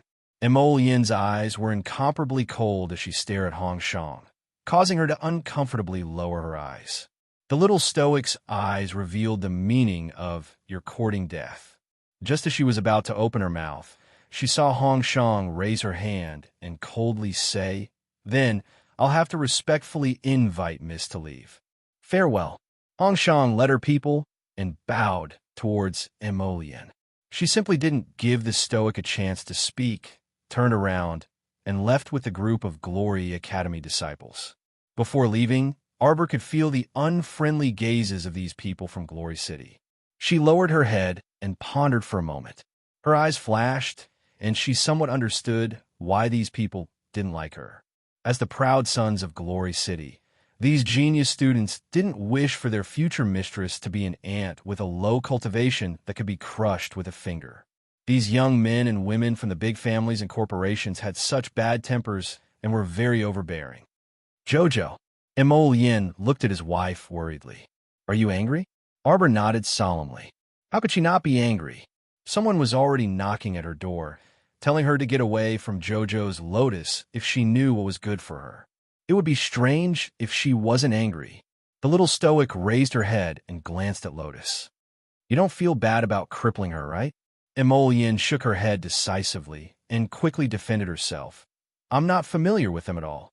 If there was any friendship between them, it was probably a friendship from more than 10 years ago. Furthermore, the amount of time he stayed in Glory City with his mother wouldn't exceed 10 days. With his father's level of sticking to his wife, 10 days might not even be enough. How much friendship could he have with people like them? Even if they were friends, it was not as important as their own daughter-in-law. Xiaomu nodded her head, her eyes ice cold. What position did they have to show her an expression as if she wasn't worthy of Jojo's lotus? Some irrelevant people inexplicably jumped in front of her and pointed at her. They were all people who needed to be taught a lesson. Even if she was a good-for-nothing, the matter between her and Lotus didn't need them to interfere. Whether she was worthy or not, how she and Jojo's Lotus lived their lives, that was between the two of them. Chapter 41:21. Other people, how could they be so shameless as to look down on her? While Arbor was deep in thought, illusions of the contestants' names appeared in the air above the 6 stages. If no one was on the stage, and no one registered for the free challenge competition in advance. At this time, the competition was carried out according to the drawing of lots. The drawing of lots was done by the teachers of each school backstage, and the matches were randomly matched. Everything depended on luck. For the free challenge competition, one had to apply 10 times in advance, and the other side had to agree in person. After the 12 contestants entered the stage, the 6 stages slowly rotated, and the atmosphere of the whole venue was ignited by the cheers of the audience. Arbor rested her chin on one hand, looking at the stage closest to her. On the stage, a girl from the Devil Star Academy was fighting with a student from the Shadow Academy. The two people's magnificent spiritual energy crisscrossed, flashing in front of everyone's eyes, and their movements were faster than ordinary people. Especially the Devil Star Academy disciple, who probably specialized in agile and graceful movements. In a few leaps and bounds, she made the male disciple from the Shadow Academy suffer a few losses. Suddenly, the male disciple from the Shadow Academy raised his hand and summoned a 12th level spiritual beast. When the 12th level spiritual beast appeared, its pressure intimidated the whole audience, and more or less affected the other 5 stages. The female disciple from the Devil Star Academy clenched her teeth and also summoned a spiritual beast. It flew up to the Shadow Academy disciple, and after 100 moves, her body swayed and couldn't hold on. Arbor shook her head. She already knew that this girl would lose. After all, there was a difference in physical strength between men and women, and the level of the spiritual beast summoned by this girl was much lower than the opponent's. She was completely suppressed. The most important point was that although this girl's movements were light and graceful, she couldn't hold on for such a long time, and kept going back and forth on the stage. Eventually, she would be exhausted, and her spiritual energy couldn't be consumed for a long time. When her spiritual energy was exhausted, she would lose miserably looking at how that female disciple from Devil Star Academy was kicked off the stage without the slightest hesitation and was unable to make a sound for a long time. Xiaomu knew that the strength of this kick had broken 3 of that girl's ribs. This person from the Shadow Academy was quite ruthless. Speaking of which, Xiaomu really did recognize this man standing on the stage right now. Previously, He had met a man in the Phoenixwood Forest. His name seemed to be Zhao Yi. Previously, he had been following Mu Xiaoxue, the fourth Miss of the City of Shadows. Since this fellow was here, then Miss Mu was most likely here as well. When Xiao Mu's gaze shifted, she saw a dense mass of heads as far as the eye could see. If she really wanted to find something in this crowd, then she could only expend her divine conscience to activate her divine eye. Arbor didn't think it was necessary, so he turned his attention back to the field. This time, after the 6 matches, Arbor heard the host's clear and melodious voice ring out like the sounds of nature. Ladies and gentlemen, the first round of the free-for-all competition begins now. Student Arbor from the Royal Academy and student Zhang Lushui from the Jiaowei Academy, please come to the stage. I'm going. The little guy excitedly shook Missouri Lian's hand. The latter didn't know whether to laugh or cry. Just as Zhang Lushui rose into the air and flew towards the ring, a slender figure suddenly flashed past.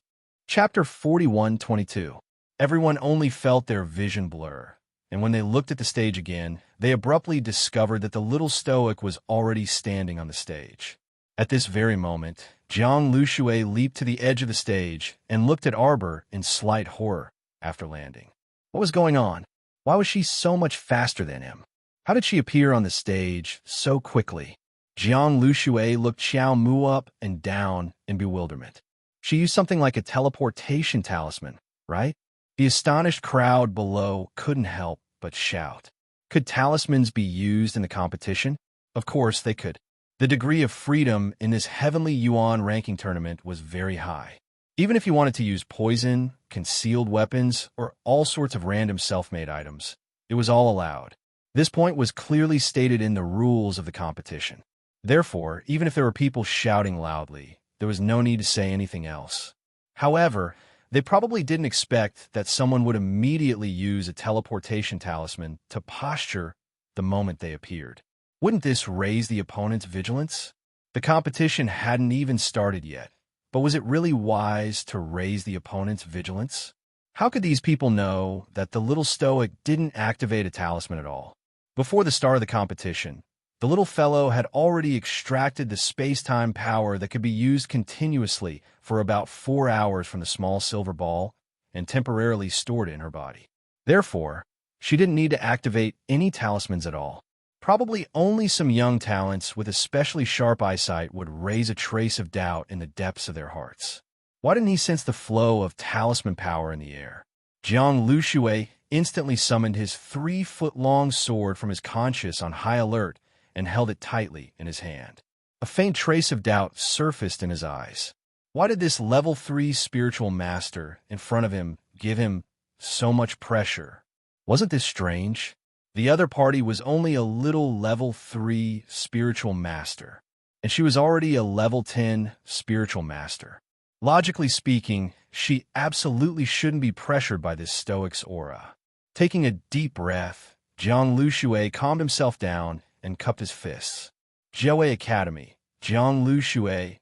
Thanks for, before he could finish speaking, Zhang Lushui felt his heart thump heavily. She saw that her opponent, who was 30 feet away from her, had suddenly appeared in front of her in a single step. He spread out his 5 fingers and fiercely pressed down on her face. Zhang Lushui only felt a huge and majestic force continuously passing through his opponent's arm. She lost her balance and fell on her back. Zhang Liushui's eyes flashed with a trace of panic and hesitation. He was dumbfounded. The sounds of gasps and screams around her were all blocked out of her mind. It was as if all the air around him had been sucked out in an instant. He could only hear the rumbling in his head. Other than that, there was no other sound. The back of Zhang Liushui's head was about to hit the ground. Xiao Mu's eyes were sharp and her hands were nimble, and she grabbed her collar with a backhand, yanking her in front of her. Zhang Lushui stared blankly at the person in front of him. He opened his mouth, but before he could make a sound, his body had already been thrown out of the arena. Zhang Liushui's but landed on the ground outside the arena. The fall didn't hurt, but his entire body was still in a daze. He didn't know what had happened until the tide-like roars came from all directions. Adjust the time tomorrow. Chapter 41:23. Only then did Jiang Lushui come back to his senses. She had lost. She had completely lost, hadn't she? The girl's eyes suddenly widened to the size of copper bells, and she stared fixedly at Arbor with an incredulous expression. Heavens, she was a level 10 Great Spirit Master, but she couldn't even summon her Spirit Beast in one exchange. She was already defeated by a little Spirit Master who looked like she was only a level 3 Spirit Master. She was thrown out of the arena in one blow. Jiang Lushui couldn't help but shudder. It wasn't her misconception. When that stoic-faced person's hand pressed on her face with an ice-cold gaze, she could feel the aura of death approaching. This stoic-faced person's aura was so powerful that she suddenly felt like she was no match for him. But why was it like this? Jiang Lushui took a deep breath and was helped up by a few schoolmates from the same academy. His eyes still didn't blink as he stared fixedly at Arbor. At this moment, the female host, Duo, finally recovered from her shock and kicked the male host beside her, who was also in a daze. The female host, Duo, said with a smile, "Congratulations to this student from the Royal Academy for winning the first free challenge match. You will receive 100 points. Congratulations to this student from the Royal Academy." The entire arena was in an uproar. Many puzzled cries drowned out the cheers of Qi, Xian, and the others. Arbor raised her brows, and her gaze swept across the crowd below the arena. Her gaze faintly landed on the astonished Hong Shang. This girl was currently looking at her with a suspicious gaze, as if she was very doubtful about how she could sweep Jiang Lushui off the stage with one blow. A young man sitting beside Hong Shang frowned slightly and said to her in a low voice, "Senior Sister Hong, can you tell what happened just now?" Hong Shang thought for a moment with a cold expression and shook her head. Her movements were very fast just now.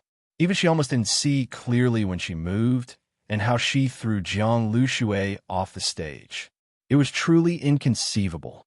"Senior Sister Hong, you have to be careful. Perhaps this Miss Qiao isn't as weak as we think." Hong Shang couldn't help but sneer. "Junior Brother Jia, you're being too cautious. It's just because I have some talismans in my possession. I've heard that the future mistress of Glory City is a symbol master." Cha Pinchao slowly reminded him. A faint cold light flashed in the depths of Hong Shang's eyes as he sneered. "Oh, let me experience the power of a talisman master. I've heard that a powerful symbol master can turn a city wall into ashes with a flick of his finger after reaching a certain level." Hee. Hong Shang suddenly chuckled. "I wonder what level her symbol force has reached." Cha Pinchao smiled and lowered his head to hide the slight ridicule in his eyes. Senior Apprentice Sister Hong had indeed been cultivating in the sect for too long and was cut off from the outside world. In fact, there were many people who shared the same thoughts as Senior Hong. What a joke. Shouldn't these people first understand their opponents before making an appointment for a battle? Even with Jiang Liushui's example, she still couldn't raise her vigilance. Sure enough, she's been living like a prince in Glory City for the past few years. Her days have been too good. Cha Pinchao hid the ridicule on his lips and faintly lowered his eyes. Chapter 41-24. Hong Shang faintly swept a glance at Cha Pinchao. "What? Do you have other opinions?" "I don't have any opinions," Cha Pinchao said with a smile in his voice. Hong Shang couldn't help but crease her brows. This junior brother Cha's strength was below hers, but his brain was indeed much smarter than hers. Junior Brother Cha also expressed his disapproval when she brought people to cause trouble for that stoic face. Could it be that he really felt that stoic face had something outstanding about it? Hong Shang lifted her eyes again and looked towards the little stoic's direction. Next match, Fire Refining City's Wei Nanfeng versus Underworld Province's Tianhua Academy, Biaoyang. Arbor had just walked down and sat down when he heard the male host, Nyonyo, announced the names of the two competitors. The little fellow promptly tugged on Prince Mo's sleeve. "Your family's Wei Nanfeng is going up." The crown prince couldn't help but be speechless. He lightly stroked her small head. "What family's Wei Nanfeng? You're my family's. As for Wei Nanfeng, looking at this contemptuous expression, if Wei Nanfeng was here and heard his own brother talking about him like this, he would definitely cry. As he spoke, Wei Nanfeng and that Tianhua Academy's Biao Liang simultaneously flew onto the stage and cupped their fists in salute. At the same time, they summoned their weapons from their conscious. The author is here. Cough, cough, cough, cough. Outside the gauze screen, below the steps of the main hall, eunuchs and royal maids were all kneeling there in fear and trepidation. They didn't even dare to breathe loudly. Ever since Her Majesty the Empress arrived, the atmosphere here was so cold and strange that it made people feel extremely fearful. Everyone only dared to lie down and play dead, motionlessly pretending that their 5 senses and 6 senses were completely blocked. How could they still dare to listen to the quarrel coming from behind the gauze screen? Impossible. Her Majesty can't have passed away like this. Tell me, is it him? Is it Prince Chen's doing? Is it? Empress Lu's face was waxy yellow, and her eyes were completely sunken due to lack of sleep. Now, she was so thin that her cheekbones protruded high, and her eyes were like a demon from hell. She gloomily stared unwaveringly at the row of imperial physicians kneeling in front of her as she let out a high-pitched and impassioned shriek. The row of imperial physicians had already fainted from fright. The Empress accused the Crown Prince of murdering the great Emperor? Who the fuck would dare to respond to such words? Cough, cough, cough. The chief physician of the Imperial Hospital braced himself and raised his head. He shook his head and said, Your Majesty, the Empress worries too much. His Majesty's injuries were too severe in his early years, and all these years, he has only been holding on with medicine. His Majesty is very clear about his own body, including the maids who serve him. Shut up. Empress Lu pointed at the chief physician of the Imperial Institute of Medicine with her sharp fingernails and shouted, Wang Hua, how dare you give false testimony for Prince Chun? It was him. He must have poisoned His Majesty. Investigate. Investigate for this consort. I want to get to the bottom of this. The Empress has been worrying too much these days, and her mind is not clear. Send her back to Rinchuan Palace first. Duan Yu's chilly voice abruptly rang out, so icy that it made people's hearts involuntarily shudder. On the side, head eunuch Lai Fu, who had been keeping his head down the entire time, quickly responded with a yes when he heard Duan Yu's command. What are you doing? What are you doing? You bunch of wretched slaves. How dare you grab this consort? Let go of this consort. Let go. Empress Lu shrieked. Duan Yu's eyes coldly swept over her. Chapter 41:25. She didn't say anything, but the royal guards walked up to grab Empress Lu and shoved her out the door. Impudent! Impudent! Empress Lu shrieked as she struggled to break free from their restraints. Rongli, you're a wolf with wild ambitions. You killed His Majesty. You. Duan Yu pressed his aching head and turned to look at Wu Yong. Prime Minister. Yes. Left Prime Minister Wu Yong nodded. He stood up, lifted the muslin curtain, and walked outside the screen. He cupped his hands at the Empress and said, My condolences, Your Majesty. His Majesty did pass away because of the aggravation of his injuries. His Majesty has sought medical treatment for his injuries for so many years. Who in court doesn't know about it? Just a while ago, His Majesty passed away very quietly after calmly delegating some matters to us subjects. His Majesty passed away very peacefully and quietly. Your Majesty, please don't continue making a fuss here. You bunch of sycophantic officials and traitors were all bribed by Prince Chun. You all want to deal with my Liu. Sycophantic officials, sycophantic officials. No matter how extraordinary Prime Minister Wu Yong's bearing was, his nose was about to become crooked from anger when the Empress pointed at him and called him sycophantic officials and traitors. Your Majesty, please be careful with your words, Wu Yong said gravely. A person directly walked out of the inner room and coldly looked at the unreasonable Empress. He said solemnly, in the Empress's eyes, could it be that this prince of the first rank, Prince of Qing, Prince of Lu, the left and right prime ministers, and the 6 ministers are all sycophantic officials? Empress Lu couldn't help but be taken aback when she saw the handsome middle-aged man with a cold and stern expression. Rue? Prince Rue? Empress Lu was flabbergasted. She then looked at the various princes and ministers who filed out of the inner room and felt a bit unwell. Prince of the first rank? Prince of Qing, Prince of Lu. Why are you all? The crown prince of King Qing glanced at the empress and said in a deep voice, His Majesty has already drafted the Edict of Succession. He summoned all of us here and handed the edict to His Highness the Crown Prince in front of all of us. Your Majesty, you truly were too rude just now. His Majesty crowned Prince Chun as the Crown Prince 3 days ago. But just now, the Empress kept talking about Prince Chun. From her mouth to her heart, she was completely convinced that the person in front of her was the Crown Prince. Hey, the old Prince of Qing had always been a peacemaker. At this moment, seeing that her son didn't give the Empress any face and directly went against the Empress, she hurriedly tugged at his clothes and mediated. Your Majesty, please don't take offense.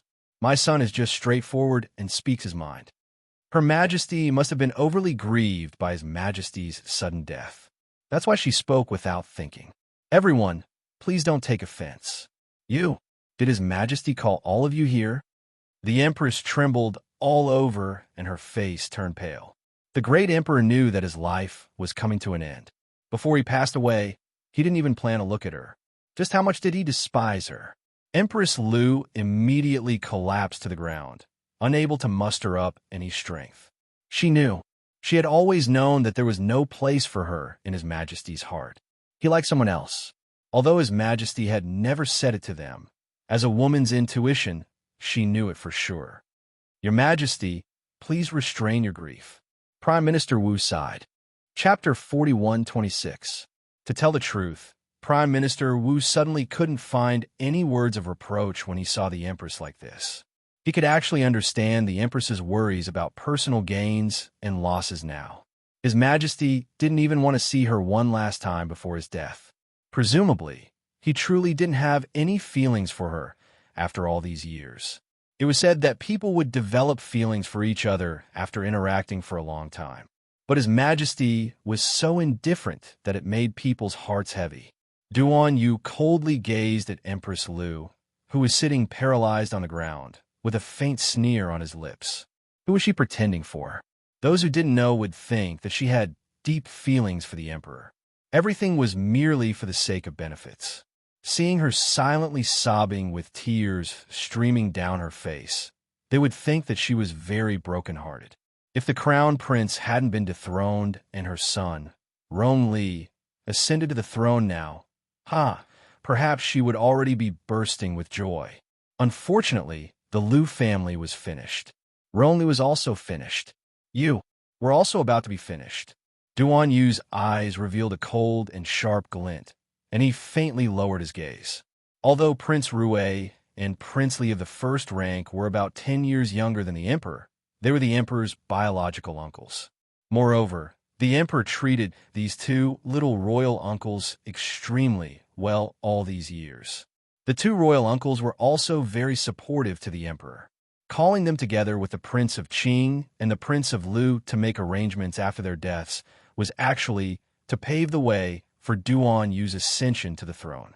As the empress's senior, Prince Rui naturally couldn't harshly criticize her after seeing her like this. He merely sighed and said, Empress, I believe you are also aware. Due to an old injury from many years ago, His Majesty's body is getting thinner by the day. It's precisely because His Majesty felt that his days were numbered that he hurriedly brought His Highness the Fourth Prince back to Tsang Province. Empress Lu gritted her teeth in hatred.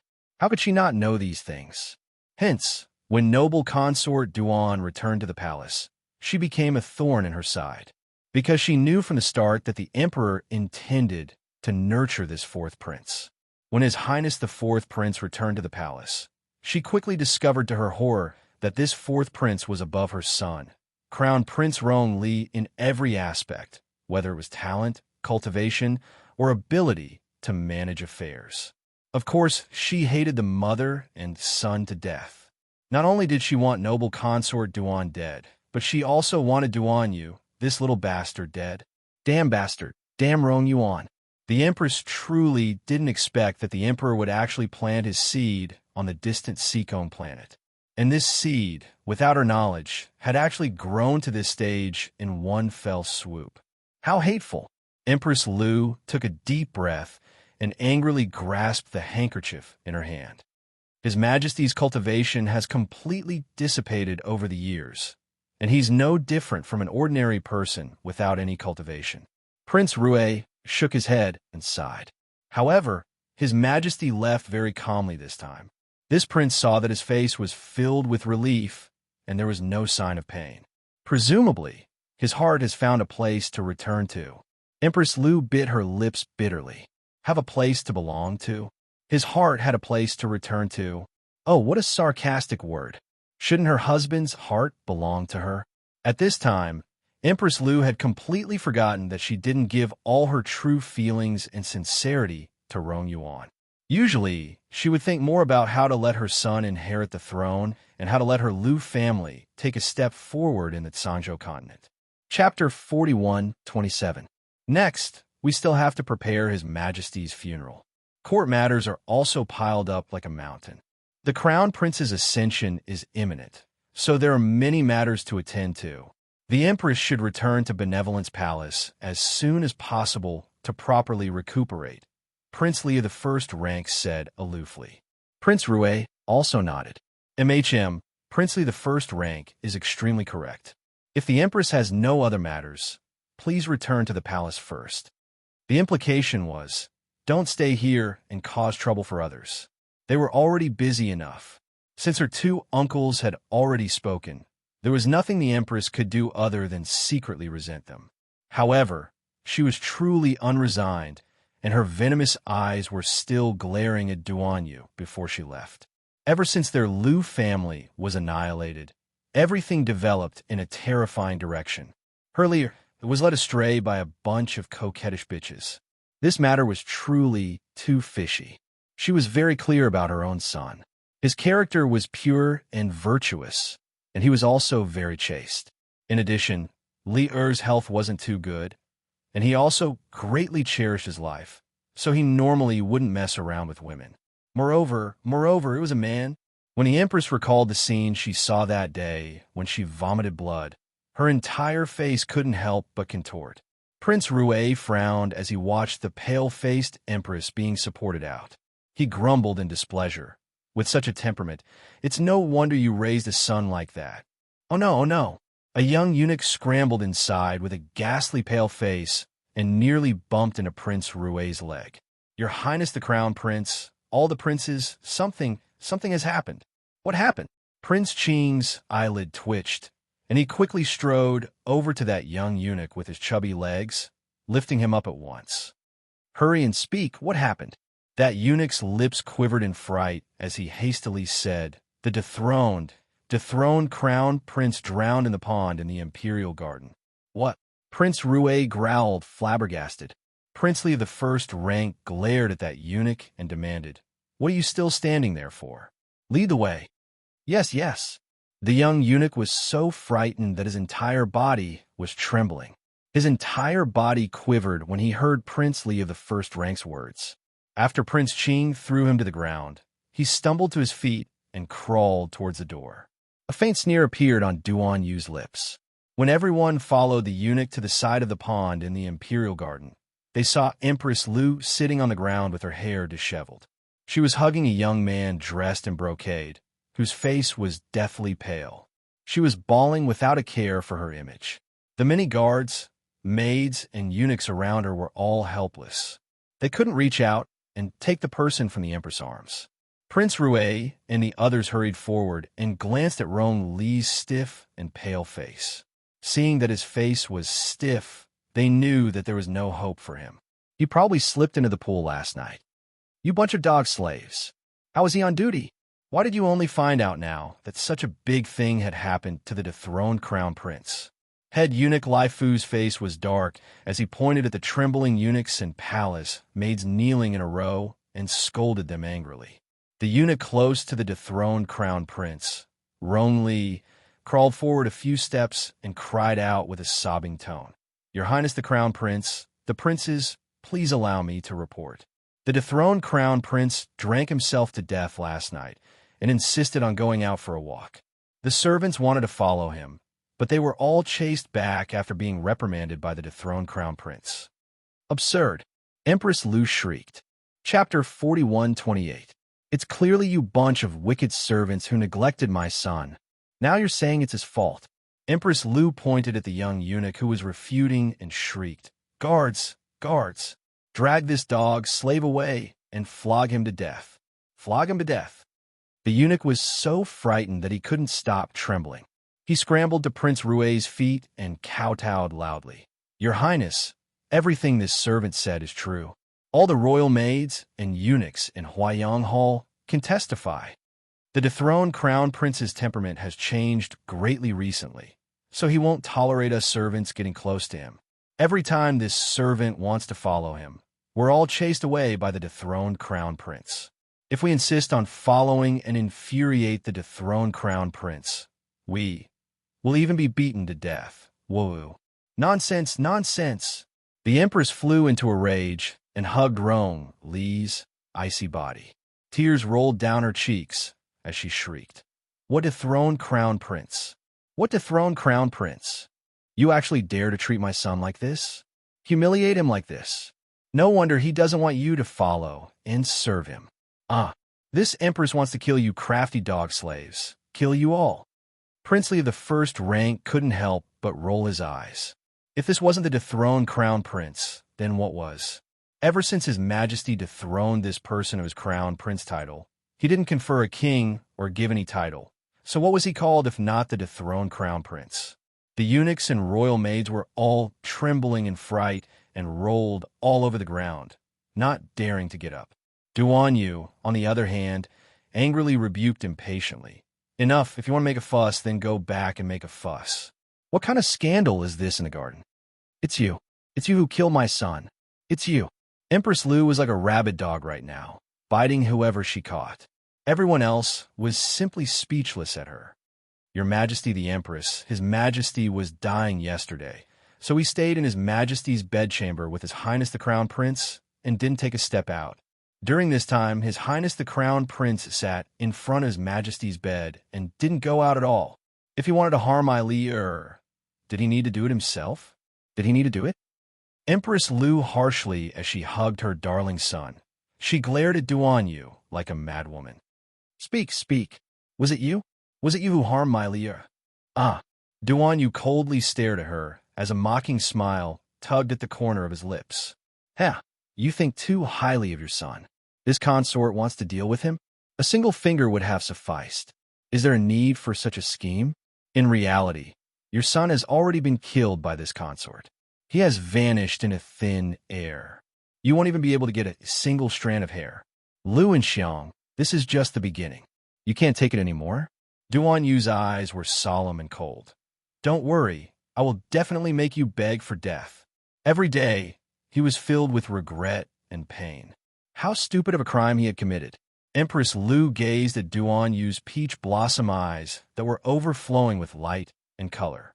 They were clearly so beautiful, yet they inexplicably made people feel a chill in their hearts.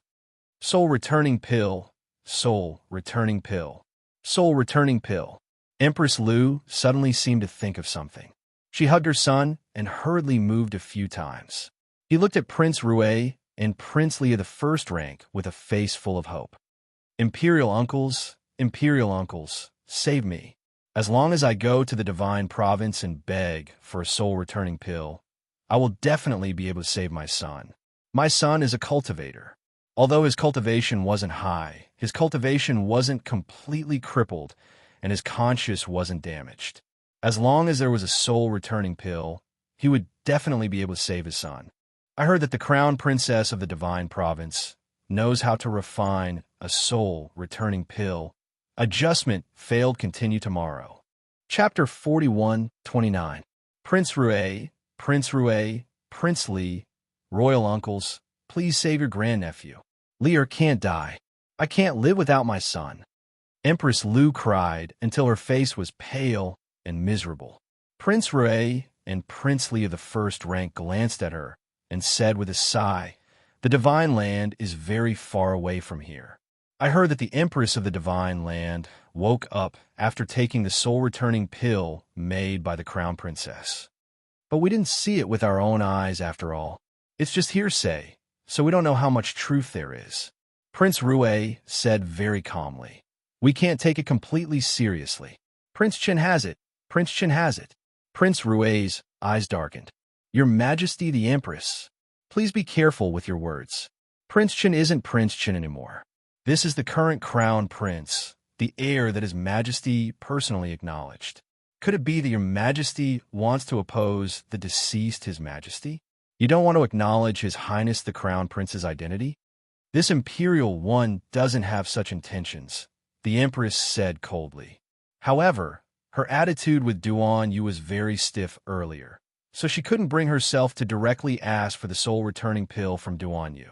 She could only pin her hopes on Prince Rue and Prince Li.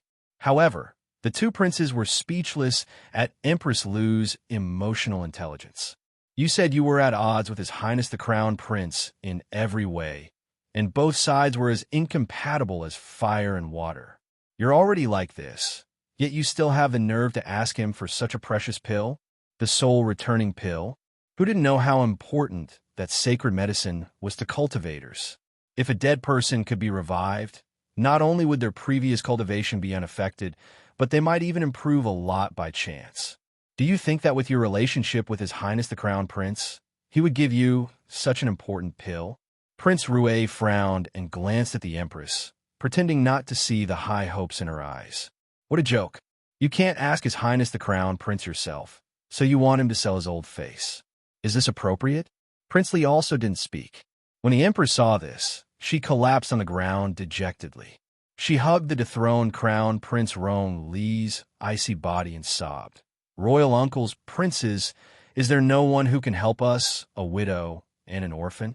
My Li is dead. The Empress sobbed, and her voice became extremely choked. Now that there's a way to save my Li, why not try it? Could it really be as I expected? Li was killed by you?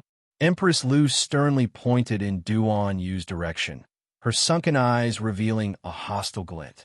Duan Yu glanced at her expressionlessly and couldn't resist clicking his tongue. With such a lack of talent in acting, what was the point of acting?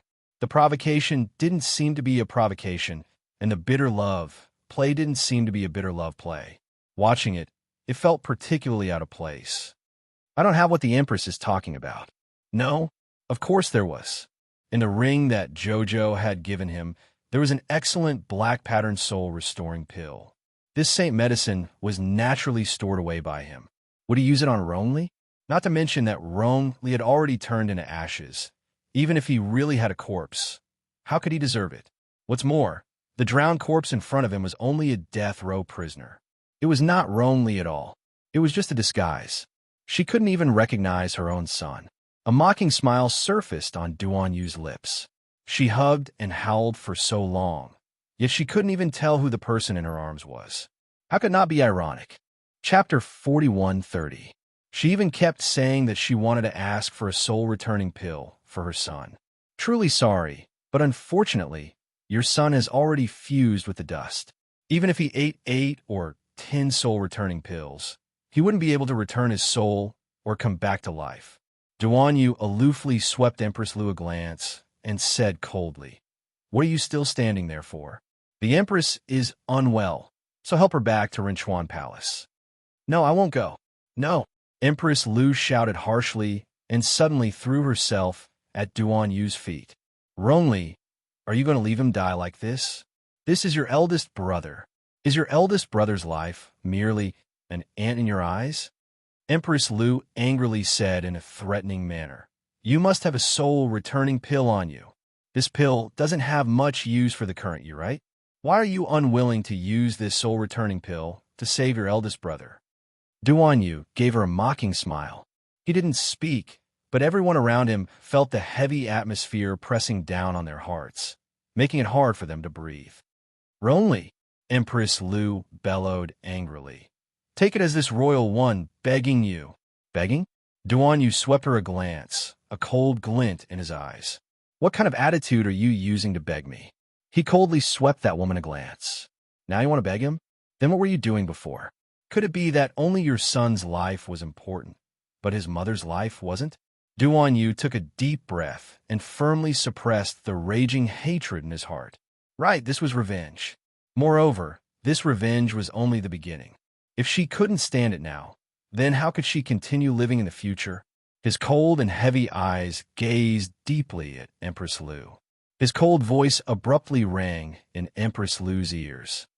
I don't have a soul-returning pill. Even if I did, I wouldn't give it to you. Empress Lu's entire body fell limply to the ground.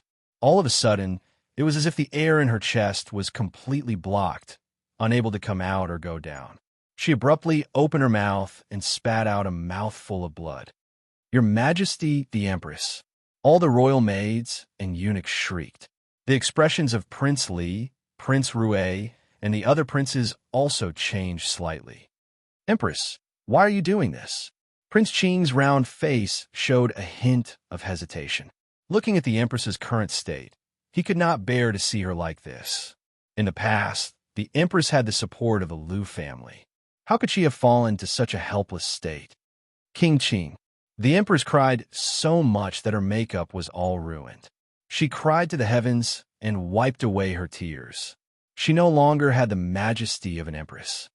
Prince of Qing, please help me persuade the Crown Prince. I'm sure you know the relationship between the Crown Prince and the Crown Princess of Shenzhou. It's as easy as lifting a finger for the Crown Prince. The Prince of Qing looked at the sullen Duan Yu before looking at the Empress. Empress, you're truly making things too difficult for this old official. This matter is also very difficult for your Highness.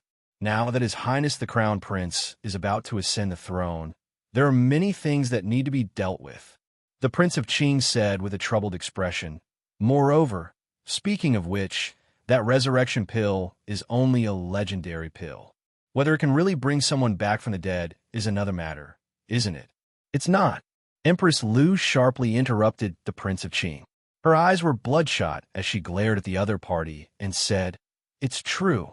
The resurrection pill's effects are real. Chapter 41:31. Otherwise, how could the Empress of the Divine Province really come back from the dead?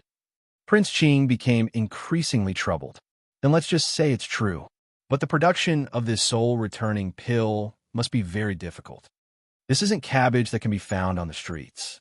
If you say you want it, they can give it to you immediately. Moreover, with your friendship with the Crown Prince, it's already benevolent of the Crown Prince to not trample on you a few more times. Why do you still have the face to ask for it? Prince, you must help me. You must help me. Don't be anxious, Empress. The old Prince Qing, who was used to smoothing things over, sighed helplessly. How about this? Let's write a letter to the Emperor of the Divine Province and see if we can purchase a soul-returning pill from their Crown Princess. What do you think? Empress Lu looked sharply in Duan Yu's direction. He must have a faster way of contacting people. This he definitely has a way. But isn't this old official giving you a way out? Why do you still insist on harping on the Crown Prince? Don't you see that person's icy expression, heartless and indifferent, completely disregarding you? With his personality, how could he help you send a message to the Crown Princess of the Divine Province to ask for some soul-returning pill for Rong Li, this dethroned Crown Prince? Isn't this a joke? Prince Qing still wanted to say something, but Prince Qing's heir, Rong Qing, stepped forward and pulled his father back.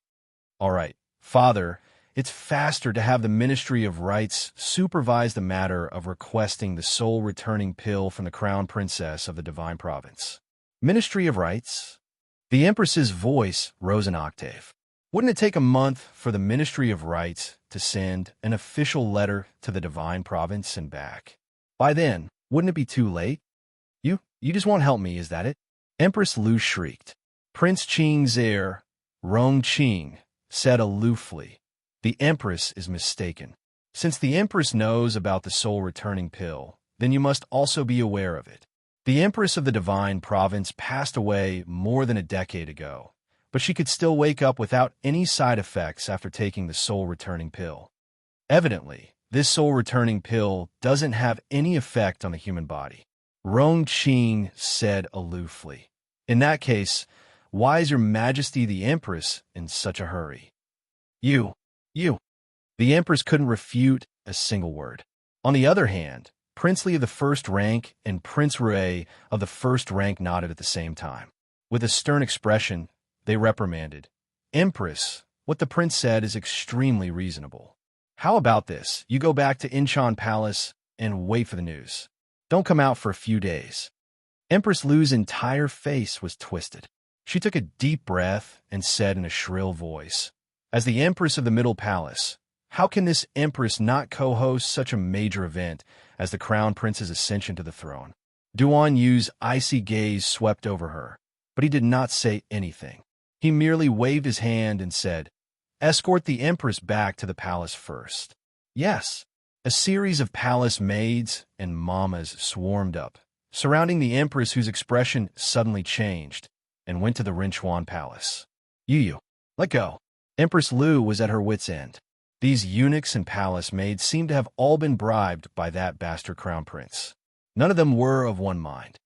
What about Mi Hung? Where's Mi Hung? Empress Lu said angrily. Go away. Have Mi Hung serve this Empress. Reporting to your Majesty the Empress. Sister Mi Hung went to the Sijun room today and has yet to return. Chapter 41:32. Go away. Who are you people? Why have I never seen you before? Empress Lu yelled as she was shoved away. Prince Li of the first rank and Prince Rue looked back and shook their heads speechlessly. This Empress's temperament truly left them speechless. Things had already developed to this extent. Instead of living her days properly, she kept jumping up and down to find trouble with the Crown Prince. Could it be that she couldn't recognize the current situation? Your Highness. Prince Qing hastily curtsied and said with a smile, Let's go to the study to discuss the coronation. Duan Yu nodded and glanced at the corpse lying next to the ice-cold pool.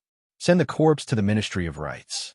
If there are any signs of mutation, Duan Yu muttered to himself for a few seconds before coldly ordering, Burn it. Yes.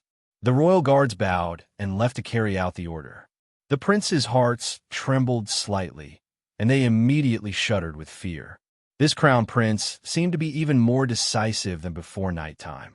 Duan Yu left the study and walked towards the side chamber. Naturally, Ing followed closely behind him. After walking silently for a while, Shadow suddenly asked, Your Highness must be tired from today. Go back and rest first. Duan Yu stopped and took out the Jade Messenger talisman from his inner world. He looked down at it. There was a small line of words. Are you well? We were all very worried about you. A faint smile surfaced on his lips, and he took out a talisman pinned to write on it. I'm very well. However, Royal Father suddenly passed away, so I'm afraid this trip will be delayed. I can't come to the Academy for the time being. Just as he was about to put away that Jade Messenger talisman, he suddenly felt a flicker of light sweep past it. The little stoic's reply actually came so quickly. It's good that you're fine. Then you should take care of your matters. We'll come find you later. The little fellow must have been paying attention to the Jade Messenger talisman the entire day for her to reply so quickly. Otherwise, with the little lady's personality, who knew how many days it would take for her to notice the message after she tossed the Jade Messenger talisman into her inner world. Warmth flowed through Duan Yu's heart. He tightly gripped that Jade Messenger talisman in his hand and stood there silently for a long time, until Shadow whispered into his ear, Your Highness, is there anything wrong? Only then did Duan Yu return to his senses. He shook his head with a smile and said, Let's go to Benevolence Palace. Ing frowned and said disapprovingly, Your Highness, you are already very tired today. Yeah, I'm fine. Duan Yu smiled faintly, his tone apathetic. I don't want to waste any more time with that person. How could such a precious thing like time be wasted on such a person? Duan Yu's eyes gazed deeply at the dark and gloomy sky in the distance, and his lips curled into a mocking smile. Let's go to Rinchuan Palace. In the end, Ing didn't say anything. He sighed faintly and followed His Highness to the direction of Rinchuan Palace. If this matter could be settled today, the Crown Prince will be able to calm down and deal with the matters related to his ascension. That's right, the Crown Prince shouldn't be disturbed by such trivial matters at this time. Her footsteps sped up as she followed Duan Yu all the way to Benevolence Palace. Rinchuan Palace was Empress Lu's bedroom. It was originally a dignified, imposing, solemn, and elegant palace. But ever since the Empress was grounded and had nothing to do all day, she would throw around and fight in the palace. Chapter 41:33. It could be said that there wasn't a single good item in the entire palace. Stepping inside, it was truly a scene of ruins and disorder. Meanwhile, Empress Lu was currently sitting on the only bed that could be considered clean as she panted slightly. After her repeated smashing and smashing, Benevolence Palace's furnishings had fallen from its previous grandeur and exquisiteness to the present state where only some ordinary items were placed. Even if Her Majesty the Empress wanted to smash, she could do as she pleased. In any case, they weren't worth much. Today, Her Majesty the Empress had smashed another round. When Duan Yu led Ying into the palace, Senior Royal Maid Mi Hung was currently having some junior eunuchs and junior royal maids tidy up the dilapidated items on the ground. Mi Hung was currently standing beside the Empress with a bent back as she quietly consoled her. The Empress's anger that had originally subsided rapidly flared up again when she looked up and saw Duan Yu. She gloomily glared at Duan Yu with a pair of cold and heavy eyes as she angrily demanded, "You still dare to come? Why wouldn't we dare to come?" Duan Yu gave her a mocking smile and waved his hand. "All of you withdraw. Who dares?" Empress Lu shrieked.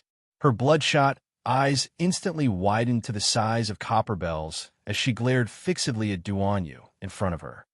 "All of you withdraw," Duan Yu repeated again. The junior royal maids and eunuchs hurriedly prostrated themselves on the ground and said, "Yes."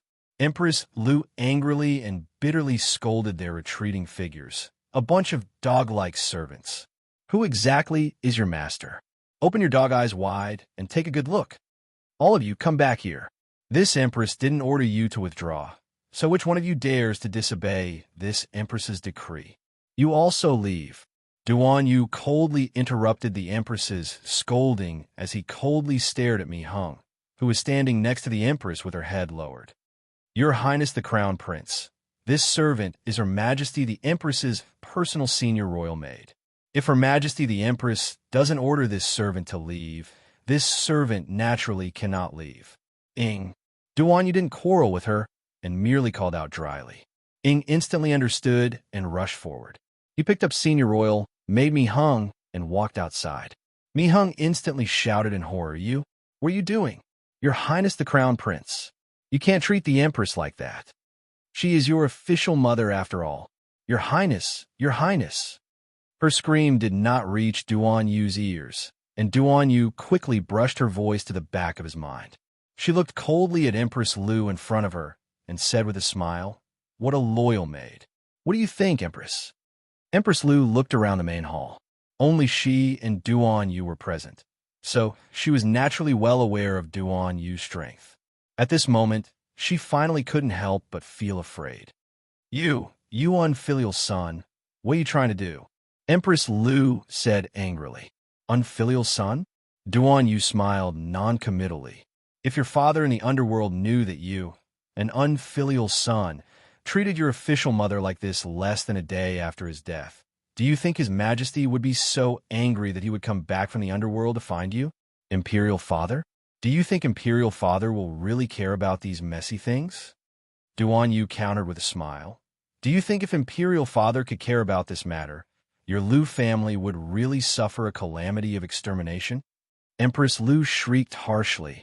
"It really was you. It really was you. You unfilial son. Unfilial son." Chapter 41:34. You actually dare to treat your own official mother like this. If the heavens knew, you would be struck by lightning. You. Pa! A palm wind fiercely landed on Empress Lu's face, sending her flying and crashing heavily onto the bed. Empress Lu was instantly stupefied from the blow. She only felt a scorching pain on her cheeks, which made her so angry that she couldn't stop trembling. You unfilial son. Unfilial son." Duan Yu glanced at her with a sneer. "Your son died in the pond long ago. Who are you calling now? You." Empress Lu's lips trembled. "My mother is only one person." Duan Yu glanced at her mockingly. You're not worthy." Empress Lu was so angry that she spat out a mouthful of blood. Duan Yu looked at her mockingly. "Don't die from vomiting blood. Don't worry, your good days have just begun." You really did it, you did it. Empress Lu struggled to sit up on the bed. Her cold and malicious eyes stared fixedly at Duan Yu as she demanded sternly, Why? Why? Why? Did you lose your memory, Your Majesty? You really don't know why our mother died? Did you think that there would be no trace of it after having someone poison the soul-devouring flower into the rouge that my mother usually used? My mother's fingernails were infected with the soul-devouring flower's poison, Duan Yu said mildly as he lowered his gaze. The Empress's eyes abruptly widened, and she almost couldn't adjust her facial expression for a moment. She was actually discovered? I heard that the Empress has several physicians by her side, and she also usually teaches the head royal, Made Me Hung, some common medicinal and medical knowledge. The Empress's method is truly impressive. Even if cultivators came to investigate, they wouldn't connect the dots by poisoning a mortal with the soul-devouring flower. That's because this soul-devouring flower is too common. Some female cultivators even specially use it to concoct perfume, and its fragrance assails the nostrils. Who would have thought that this kind of thing that is completely useless to cultivators will be a slow-acting poison to normal people? Bring him in, Duan Yu coldly ordered. Suddenly, a whimpering sound came from the entrance of the palace. An old nanny with long hair draped over her shoulders and a frightened expression was pushed in from the outside. She knelt heavily on the ground. The elderly nanny stared at Duan Yu in horror. She didn't dare to speak and started kowtowing to him first. Who would have thought that Mother Lin, who had served my mother for so many years, would be bribed by the Empress when she just came to the Divine Land? For half a year, Madame Lin has been poisoning my mother. Let the poison seep in her body bit by bit until it explodes at a certain point. Nanny Lin was trembling nonstop as she looked at Duan Yu with a pleading expression. Your Highness, this old servant also had no choice. This old servant didn't want to betray Her Majesty. When my granddaughter arrived in the Divine Land, she was controlled by the Empress's people. This old servant had no other choice. This old servant was forced to do so. Duan Yu looked at her with a sneer. Your entire family must die. Nanny Lin collapsed to the ground at once, her entire body trembling uncontrollably. No, Your Highness, no. My family is innocent. What right do a traitorous servant have to negotiate terms with us? Duan Yu raised his hand, and he immediately led people to drag that old biddy out. Oh, trying to adjust the time. Chapter 41:35. Even through the thick palace doors, they could still hear Nanny Lin's shrill and frantic screams and curses. But soon that voice completely stopped.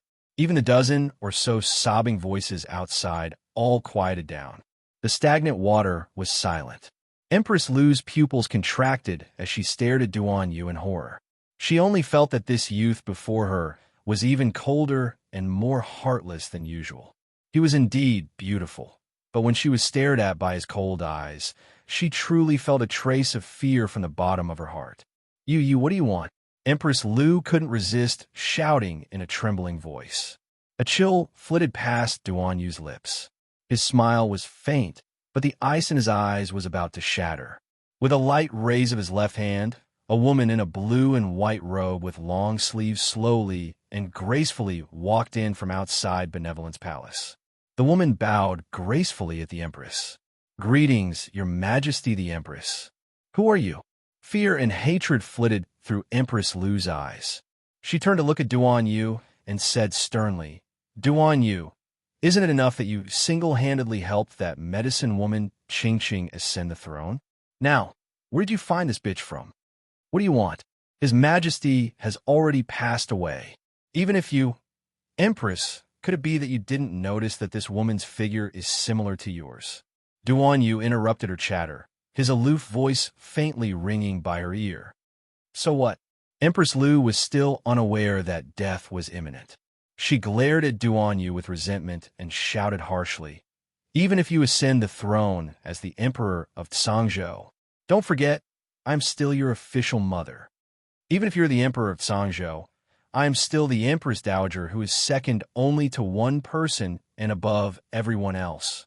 Empress Lu bellowed angrily. No matter how high your accomplishments are, disrespecting your official mother is still a serious crime. Duanyu glanced at her mockingly. Disrespecting your official mother. She was indeed an idiot for daring to spout such nonsense, even at the brink of death. Open your dog eyes and look carefully, Duanyu said coldly. With a slight raise of his hand, a young man immediately nodded and walked forward. He took out some medicine and small items and had the woman sit down in front of the dressing mirror. She didn't understand how he did it, but she saw him apply some medicine on the woman's face and pinch it a few times. The woman's expression changed completely. Empress Lu's eyes widened in horror. She pointed at the woman with a trembling finger and cried out repeatedly, You. This woman's face was extremely similar to hers. There was a hint of boniness in the deathly pale face. Wasn't this her own face? They were too alike, although there were still some differences in the details. At first glance, there was really no difference. Normal officials wouldn't dare to stare at the Empress's appearance, so if it was just a glimpse, the woman's disguise was flawless. Ronly! Empress Lu shrieked angrily. What do you think you're doing? You want to find someone to impersonate me? You unfilial son! How dare you treat your own mother like this? You will definitely suffer the wrath of heaven for being so rebellious and die without a burial ground. Insolence! Ing roared angrily. Duanyu, on the other hand, was unconcerned. He raised his hand to block Ing, who wanted to charge forward, and his gaze aloofly landed on Empress Lu. He asked with a smile, Empress, how about we tell you another secret? Empress Lu's eyelids twitched fiercely, and her entire body nearly collapsed to the ground. Chapter 41:36.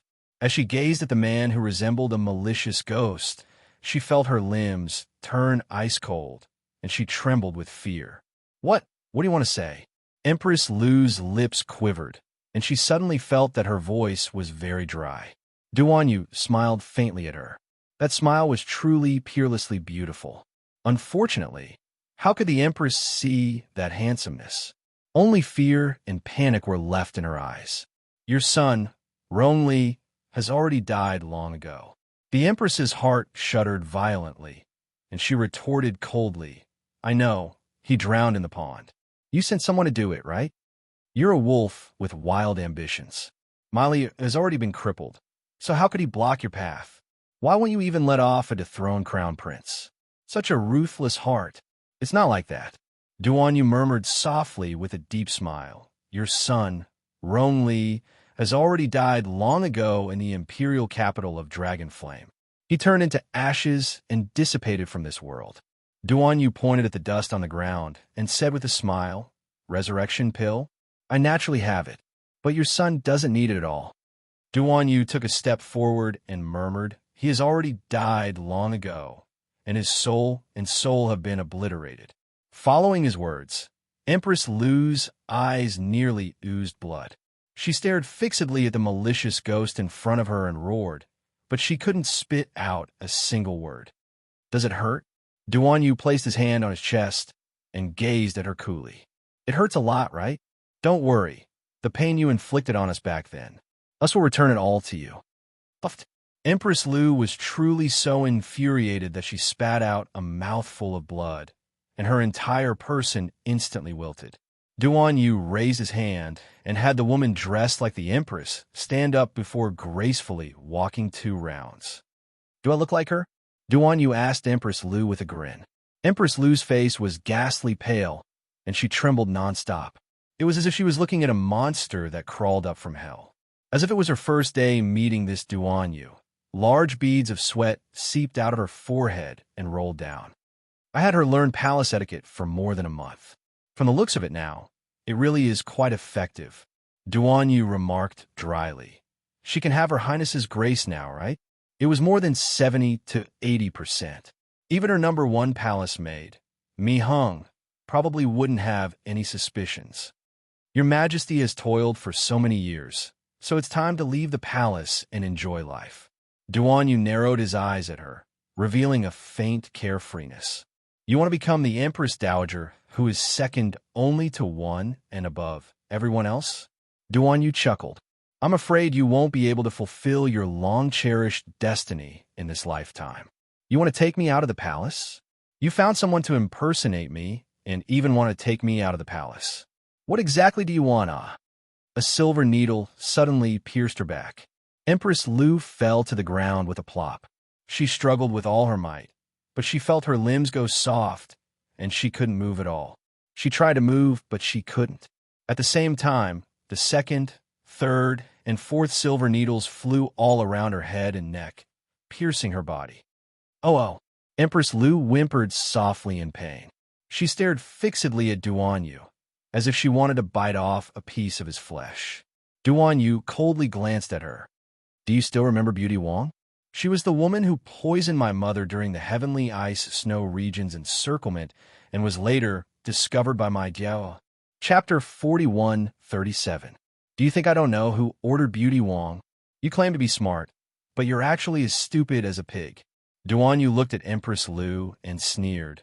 Not only did you make Beauty Wong take the blame for you, but you also made Beauty Wong take the blame for you. He even ruthlessly sent someone to kill her. Beauty Wong was demoted to a commoner and was killed by your people after she was chased out of the Ice Heaven Snow region. You even suspected that she might have left behind evidence. So after returning to the palace, you sent people to search her maiden residence. You went all the way and killed Beauty Wong's family of 8. You did all of this, right, Your Majesty the Empress? Duan Yu gazed at her coldly. At this moment, Empress Lu was lying on the ground, unable to move her limbs. She was in so much pain that she couldn't even speak. Of course, Duan Yu didn't expect her to reply. He merely raised his hand and pointed at the woman who resembled the Empress in disguise. She is Beauty Wong's younger sister and the only survivor. Are you happy, Empress? It's time to meet an old friend. Wang Shi walked forward with a silver needle in her hand. Her eyes were cold. Empress Lu opened her mouth, trembling and panicking. Her voice was as soft as a mosquito's. What do you want? The last silver needle in Wang Shi's hand pierced into the left side of her neck. Ah! Empress Lu let out a low and shrill scream. Wang Shi smiled viciously at her. Suddenly, a packet of powder appeared in her hand. Together with the packet, she fiercely smeared it on the Empress's face. The Empress immediately let out a tragic scream, unable to raise her hands. He only felt that his face was boiling hot, as if it was on fire, or as if his face was being melted by something. His entire face, except for the area around his eyes, had sunk into the inferno of hell. It was too fucking painful. The Empress' limbs trembled on the ground, and her screams became softer and softer. If she could move her body, she would have been rolling on the ground by now. Unfortunately, his acupuncture points were sealed by silver needles, and he couldn't move at all. Your Majesty, please enjoy your life in the future. Wang Shi smiled coldly and curtsied to her. This servant will keep the position of Empress Dowager for the Empress. Why? Why didn't you kill me? The Empress's voice was hoarse as she looked up at Duan Yu with resentment. Kill you? Duan Yu curled his lips, revealing a mocking, icy indifference. Wouldn't killing you be letting you off too easily? He sneered. Ask yourself, do you really love your son? Do you love your husband? You don't love anyone. What you love the most is the power and status in your hands. If the Lu family dies, it won't affect your power, so you won't feel heartache. Yu, what do you want to say? The pain in Empress Lu's body was magnified infinitely. Now, she only felt that her hands and feet were numb, and even her neck was so stiff that she could not move. A wooden wheelchair was pushed in front of her. Someone lifted her up and threw her into the wheelchair. Empress Lu snorted heavily. Her eyes were brimming with tears, and her fingers twitched as if it took all the strength in her body to do so. You will spend the rest of your life in pain and torment. Duan Yu sneered at her and threw a mute pill into her mouth with a flick of his finger. Empress Lu opened her mouth, but found that no sound came out. She widened her eyes in horror. Chapter 41:38. Could it be that this heartless man wanted to send her out of the palace and put her under house arrest? To torture her for the rest of her life? No, she couldn't live a life worse than a dog's. She couldn't. She was the Empress of Tsangzhou, the noble daughter of Tsangzhou's Lu Madam. She shouldn't live like this in this lifetime. She couldn't live like this.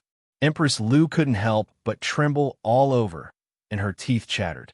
If she could, she would rather commit suicide than live on without any dignity like she did now. How could she commit suicide?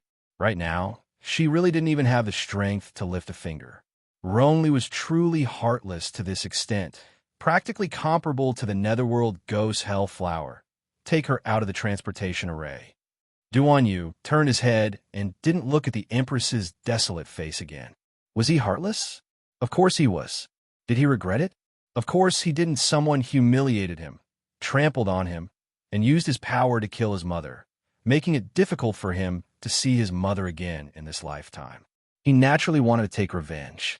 But this vengeful heart, this ruthless and resolute method, if Jojo knew, would he loathe him? Right now, he couldn't sleep at night. Looking back at the mirror, he almost couldn't tell whether the person in the mirror was a human or a ghost. Was it a night owl or a ghost when we meet again? I wonder if you can still recognize me? Shadow followed him out of Benevolence Palace. After walking silently for a while, he couldn't resist asking in a low voice, "Master, although we nurtured Wang Nei, we've only interacted with her for a little more than 2 months. If in the future Wang Nei harbors a trace of disloyalty," Duan Yu sneered. Harbor a trace of disloyalty? Then let the Empress Dowager pass away. He only wanted temporary stability. If the Empress Dowager died before he ascended the throne, then the spittle from inside and outside the court would probably drown him. But after he ascended the throne, after a year and a half, wouldn't it be too normal for the Empress Dowager to be depressed and die from illness? When I hold power in my hands, the starlight filling the sky and flowers blooming on the ground can all bloom for me. A faint voice slowly floated in the middle of the night. The group of black-clothed youths behind him instantly knelt on one knee and cupped their hands in unison. "We swear allegiance to His Highness the Crown Prince's life." The light and shadow of the teleportation flashed and disappeared. Empress Lu was pushed out of the teleportation array with a sorrowful look on her face as she wept silently. Looking at the desolate courtyard in front of her, a trace of tragic emotion appeared in the Empress' eyes. The person who came to receive her was a deaf-mute woman. The young man in black made a few hand gestures to her. The deaf-mute woman nodded and pushed Empress Lu's wheelchair inside. In the years that followed, the Empress Dowager stayed in this desolate little courtyard. Every afternoon, the deaf-mute woman would push the Empress Dowager to the high slope behind the small courtyard. He told her to look at the red walls and green tiles in the distance, which were as bright as pearls. She wanted her to watch the new emperor ascend the throne. Amnesty for the world. The city was decorated with lanterns and streamers to congratulate the new emperor on his ascension to the throne. Does your heart ache?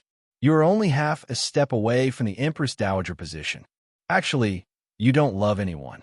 You and Imperial Father are a perfect match. People like you only love yourselves far away in the Divine Land's Polarity Hall. Emo Lusheng received the news when the sun rose to the east. That Sangzhou Emperor was gone. He's gone just like that. Bai Wuxia sighed deeply. He slowly put down the cup in his hand and frowned. But calculating the time, it was about time. Chapter 41:39. No matter how much love and hatred, they were all just a drop in the ocean. In a long river of time, they would eventually fade away completely. No one could tell if it was right or wrong.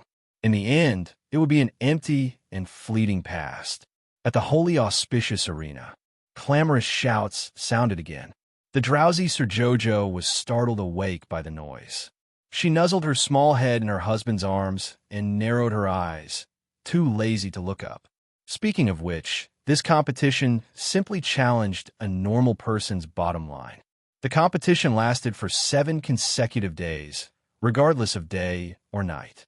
During these 7 days, they ate, drank, and peed in the arena. Of course, the tea and snacks in the arena were provided for both the morning and evening meals. However, they had to pay for it themselves. You pay to enter the arena to watch the competition, so you naturally had to continue spending money for other expenses. Haha. One had to know that there were more than 50,000 spectators watching the competition this time. Excluding the more than 10,000 cultivators, the remaining spectators were all normal spectators. To make these normal people watch the competition for 7 consecutive days and nights in such a noisy environment, without sleep or rest, this was really fucking satisfying. Sir Jojo felt that if she were a normal person, she definitely wouldn't pay for this torture. She was simply crazy, wasn't she? She already dozed off a few times. Jojo, why are you so sleepy? The little fatty asked energetically. That's right, we're all cultivators. So why are you so sleepy? A female student from the Royal Academy couldn't resist interjecting. The little stoic was actually able to sleep peacefully under such a burning situation. This was simply too wondrous, all right? Jojo, you can't be your... Qi Xianxian suddenly thought of something and grabbed her wrist, excitement faintly showing in her eyes. Sir Jojo rolled her eyes and glanced at her, keenly catching the various gazes coming from all around her. She immediately slapped away Qi Xuanxuan's hand in irritation. No, how could she not understand the glint in Xuanxuan's eyes? As a doctor, how could she not know whether she was pregnant or not and how her body's condition was? If she was pregnant, how could she still be like today, jumping around happily everywhere? It wasn't like she was stupid, she was simply worrying for her for nothing. Furthermore, who said that a pregnant person would definitely feel sleepy? Oh, Qi Xianxian pursed her lips and revealed a disappointed expression. Whether it was a boy or girl, Jojo's child would definitely be exquisite and adorable, right? Would it be a stoic face like Jojo? Student Xianxian was thinking about all sorts of things. Xiao Xiao looked at her in amusement. After being disturbed by them, she woke up half of her drowsiness. Xiao Xiao, let me calculate the time. Your second match in the free-for-all arena should be coming soon. Emolian lowered his head to glance at the little one before holding her small hand and rubbing her face. Quickly wake up, my Xiao Xiao. Do you want to go up and fight in this sleepy state? Xiao Mu speechlessly pulled down his hand and glanced at him before asking, what time is it now? Jojo, look at the points on the black crystal screen. Where am I? Arbor looked at the black crystal screen in the middle of the arena that was as tall as a person and about 10 meters long. You haven't even fought 2 matches, so you're probably in the top 100. As they spoke, the host, Nyonya Do Duo, suddenly leaped onto one of the arenas and announced with a smile, the second match of the free challenge. Chapter 4140. Student Arbor from the Royal Academy and Hong Shang from the Radiance Academy, please come to the stage immediately. As the host, Nunyo, called out in a loud and excited voice, the crowd surged with emotions and roars. Half of the people in the arena stood up in a frenzy, waving their arms as they chanted Little Crown Princess name.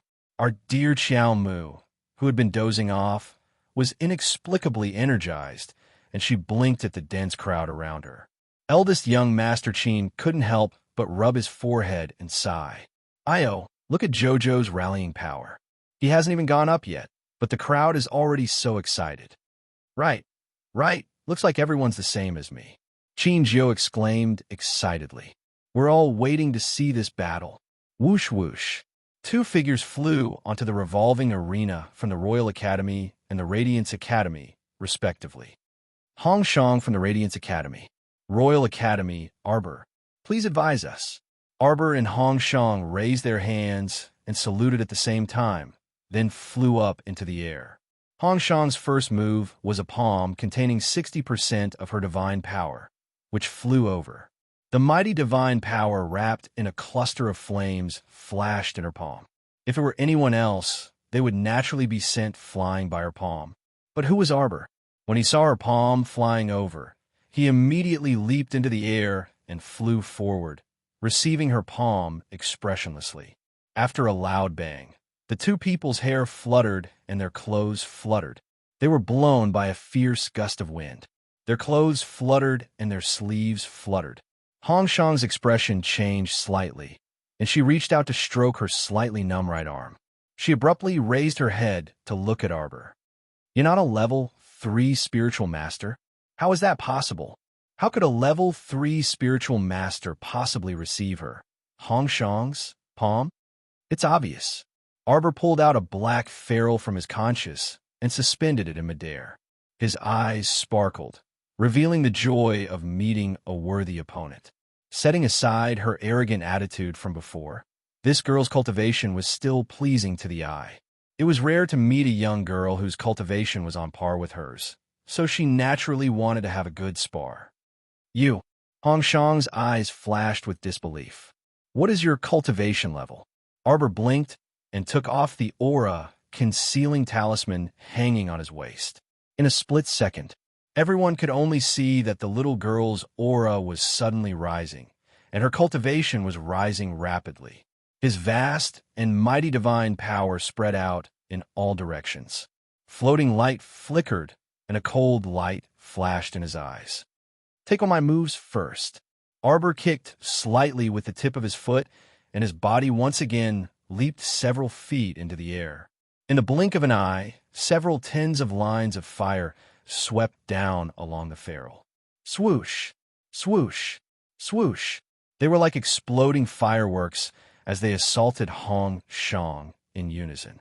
Hong Shang hurriedly stretched out his hand to lay down a fire spirit defensive shield. His expression was solemn as he pulled out a long sword from his consciousness and blocked the attack. More than 10 lines of fire wrapped around her body at a ferocious speed. Through the fire spirit defensive shield, a series of explosive sounds rang out like that of green bamboo. Hong Shang took a few steps back, and a trace of disbelief appeared on her face. A level 2 divine master? No, it couldn't be. His cultivation level looked like a level 2 divine master, but the extent of his divine power was actually comparable to a level 5 or 6. How could it be like this? Why did you put an aura concealing talisman on your body? Hong Shang gritted her teeth and said angrily. Arbor lowered his head and glanced at her. His expression was neither fast nor slow as he said indifferently, to trick people. Why else? Chapter 41:41. Sir Jojo felt that this woman's question was simply a bit laughable. If she wasn't trying to trick people, why would she hang so many aura-concealing talismans on her body? Yes, there were so many, so many. A level 1 aura-concealing talisman reduced one's cultivation by 5 levels, but her multiple aura-concealing talismans could be adjusted up to 20 levels. She couldn't possibly adjust herself to such an outrageous minor realm like level 10 Mystic Cultivator, right? She was already being disdained to this extent after being adjusted to level 3 Spiritual Cultivator. Humph!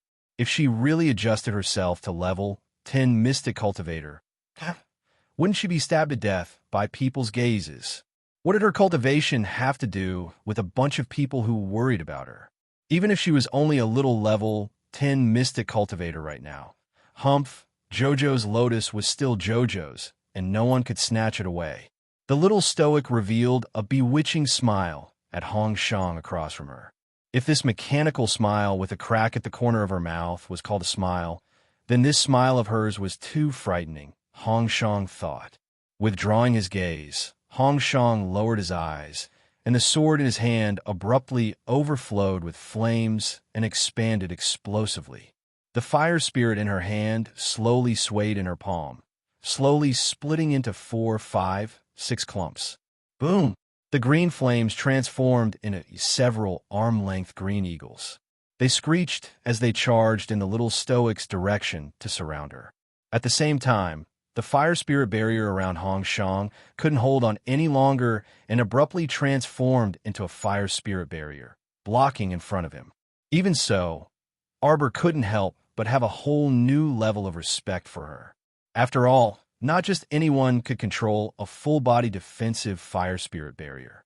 As expected of a gifted disciple of Glory City, she was indeed different from those children of ordinary large patrician families.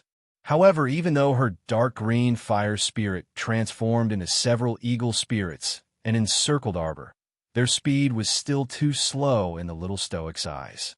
Too slow. The little stoic took a step in midair and arrived in front of one of the eagle spirits in an instant. She clenched her fist and instantly swung it at the eagle spirit's head. In the blink of an eye, that eagle spirit, which was half a person's height, turned into nothingness under the little stoic's fist. Hong Shang's body trembled slightly as his divine power dispersed. The little stoic smashed that eagle spirit with a punch, which immediately drew raucous cheers from the audience. Amidst these roars, the stoic face once again strode in front of another spirit hawk. From the moment he punched to the heavy blow, everything was done in one breath. That unlucky eagle spirit was once again reduced to scattered divine power in her hands. Hong Shang's face turned even paler as he let out a sharp whistle, summoning the remaining eagle spirits to his side. No sooner said than done. Emerald green with spiritual energy seeped out from the little stoic's hand. A wisp of wood spirit, which had taken the form of a man-eating flower, swayed gently on her porcelain white palm. In a matter of minutes, he landed on the ground. Amidst the cries of the crowd, the man-eating flower rapidly grew to the height of an adult, the height of 2 adults, the height of 3 adults looking down from above. It opened its ferocious mouth and bit down at the tiny Hong Shang, whose face was filled with terror. Fast, so fast that no one could react immediately. Hong Shang was indeed not an ordinary person. With a high jump, she was already enveloped by several eagle spirits burning with green flames and flew into the sky. Arbor's gaze chilled. Seeing her fly off the ground, he didn't say another word and directly swung a giant water spirit palm. The giant transparent water palm pressed down, and Hong Shang raised her hand to block it. Chapter 41-42. However, the giant palm instantly expanded in the air as the light and shadow appeared. It blocked above her head like it was covering the sky and the sun. It slammed down heavily. Hong Shang raised her hands high above her head, but felt the giant palm pressing down like a mountain. It was heavy and carried a majestic aura as it slammed down. It slammed her entire body down heavily. Her calves were heavily pressed and were embedded in the arena. Her entire body was shortened by a small amount. The defensive wall in front of her instantly shattered into pieces. Hong Shang made a prompt decision, slapping the ground with both hands. She suddenly flew up from the ground of the arena.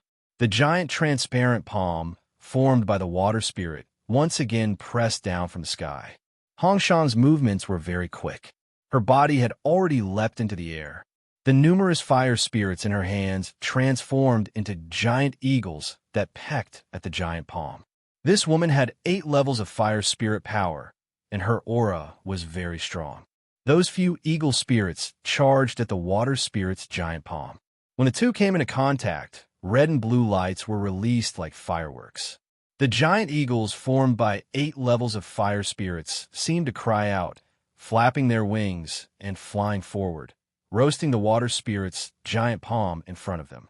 A group of outsiders watching the show couldn't help but break out in a cold sweat for the little crown princess. In their view, this battle was really too dangerous.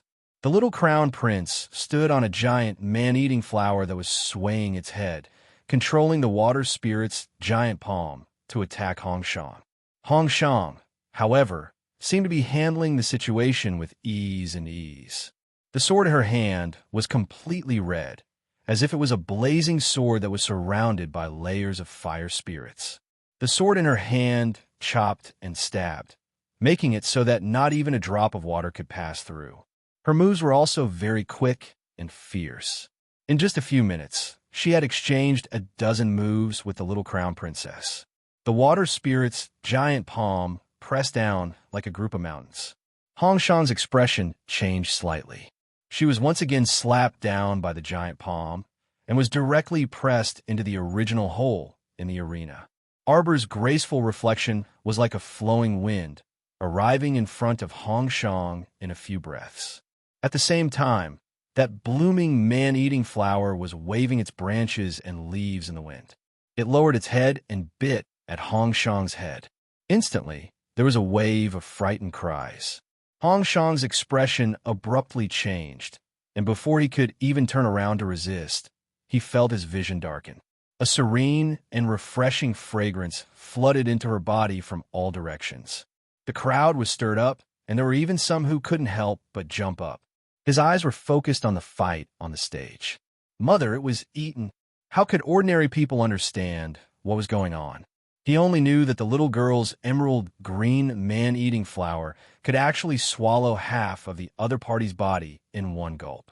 Hong Shang was currently hanging upside down in the air.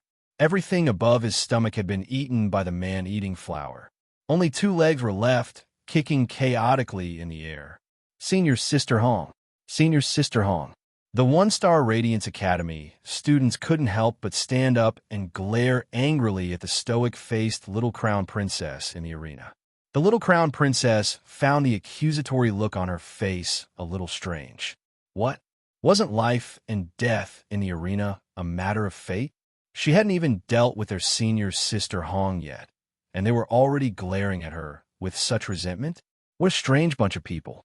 Arbor glanced at them indifferently and asked in a clear and cold voice, "Let me ask you, do you concede?" The expressions of everyone from Radiance Academy changed. Chapter 41-43. They did not think that this little crown princess would have such a strange temperament. It turned out that she came to the stage to compete with Senior Sister Hong with the intention of beating her until she was convinced. Senior Sister Hong was their Radiance Academy's most talented senior sister and also the granddaughter of Minister Hong. She was such a proud person.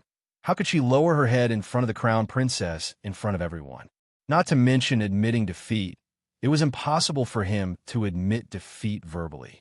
Radiance Academy's Cha Pinchao quickly stood up and shouted, "Crown Princess, my senior sister Hong admits defeat. Please let her go." Arbor blinked and pretended to be puzzled. "I don't think I heard her say the word admit defeat." Everyone could not help but look at her speechlessly. "You've already released the man-eating flower and ate half of her head into her stomach. Even if she wants to admit defeat, she won't be able to open her mouth, okay?" Cha Pinchao cupped his hands at her and said with a faint expression, "Sorry, Crown Princess. My senior sister Hong was too arrogant and rude. Please be magnanimous and let her go." How could she be excused for her previous actions just by saying that she was arrogant and rude? How could there be such an easy thing? Arbor's mouth could not help but curl up into a cold smile. Previously, she walked in front of Sir Jojo with her nose in the air and asked her to leave her husband. She really wanted to ask this Miss Hong Shang, "Where did you get your confidence from?" In her life, she hated those who had nothing to do and always liked to look at others with a pair of disdainful eyes. Simply creating trouble out of nothing. I want her to admit defeat to me personally. Arbor coldly stared at Cha Pinchao. "Can you make this decision for her? If you can't, then stop talking nonsense."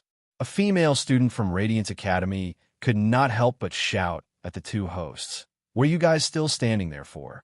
Quickly announce the end of the competition."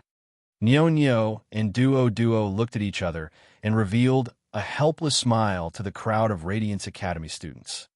"Sorry, your school's senior sister Hong Shang did not admit defeat, nor did she fall off the stage according to the rules. The match can still continue." "What?" The students of Radiance Academy roared in dissatisfaction one after another. "Are you guys crazy? If this goes on, are you trying to kill our senior sister Hong?" If Hong Shang was engulfed by the man-eating flower for a long period of time, his upper body would slowly be invaded and devoured by the power of the wood spirit. What kind of joke was this? This wasn't considered a loss? Why is this competition so dogmatic? You're not done yet. You're nagging nonstop.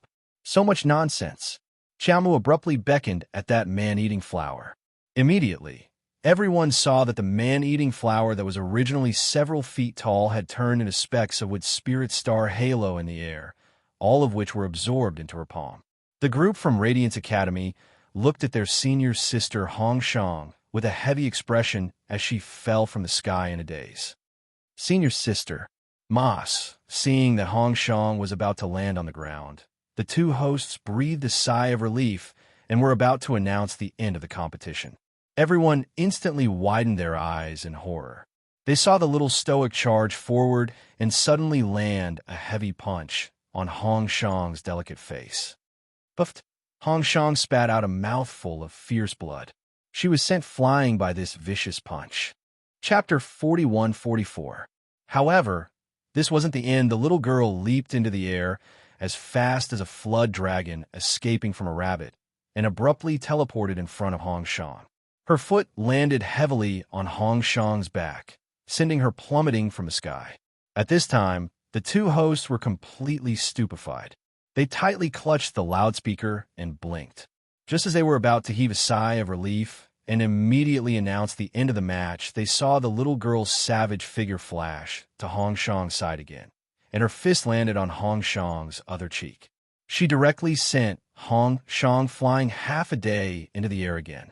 Everyone simultaneously wrote a large fuck in their minds. Pairs of dog eyes couldn't resist glowing as they stared at the little girl's nimble figure flashing back and forth, gasping in amazement. The little stoic was as fast as lightning and thunder. She flashed, and flashed again, punching, kicking, smashing, and throwing in all sorts of ways. Everyone only saw Hong Shang bouncing back and forth in the air, not landing on the ground for a long time. They couldn't resist covering their eyes. The little crown princess was too savage after a torrential beating. The little crown princess finally kicked Hong Shang back to the ground. "Do you admit defeat?" the little girl asked with a rather nasty expression. Did this girl feel very wronged? Sir Jojo still had a belly full of anger in his heart. Did a person jump out and say that she had some relationship with the crown prince's maternal grandfather and order her around? Simply laughable. Everyone from Glory Academy instantly recovered their wits and jumped up in surprise. You actually treat senior sister Hong like this? Senior brother Cha, what do you think of this? Cha Pincho's expression was naturally unsightly. Their Glory Academy's number 1 or 2 senior sister Hong challenged the little stoic crown princess, but she was actually beaten up like this and was now in such a sorry state. Arbor raised a finger at the people from Glory Academy and stared disdainfully at them. You don't admit defeat? Come and fight. Glory Academy's Hong Gui challenges Royal Academy's Arbor. Glory Academy's Zhou Bao challenges Royal Academy's Arbor. Glory Academy. Several Glory Academy students stood up in succession. Arbor glanced over coldly and waved his hand. Come. Judging from his disdainful appearance, he completely didn't take these male students from Glory Academy seriously. They were originally hot-blooded youths, so how could they endure such provocation? The eyes of the students from Radiance College turned cold, and they instantly jumped up. Without saying a word, they dashed towards the stage. Hey, you guys! The host, Duo, exclaimed, "This is against the rules. You can't come up. It's not the team battle yet." Wait! Several Glory Academy students drew out their weapons from their conches and ruthlessly hacked at Xiaomu. Several streaks of light's glory tease. She's tease. Everyone's fuck. The Glory Academy students were surrounded by the sand scorpion swarm that blotted out the sky. The scene was as silent as snow. The two hosts' mouths were agape, but they couldn't utter a sound for a long time. As expected, this was the free challenge competition. The fights didn't follow common sense at all. It was unexpected and rather willful. I'm going to sleep.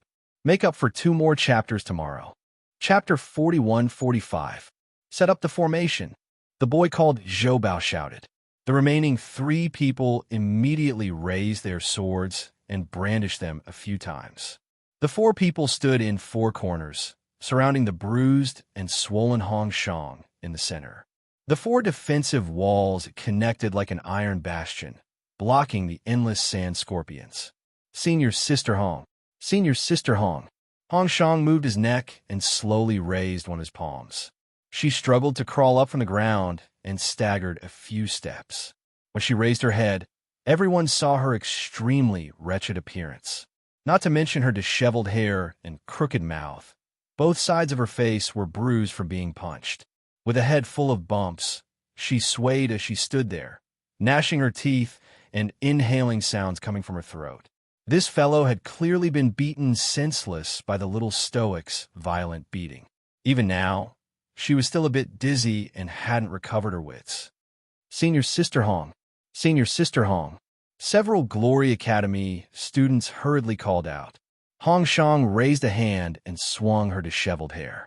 She gnashed her teeth and glared at Arbor, who was outside the defensive walls. The little stoic stood in the sea of sand scorpions and stared at her, as usual. Her eyes were without ripples of emotion, neither joy nor sorrow. "Rise!" She shouted an incantation, and the ferrule flew out of her hand, rapidly spinning in midair with a whoosh. Boom! It heavily smashed into one of the walls. The four Glory Academy boys hiding inside the wall simultaneously took a step back.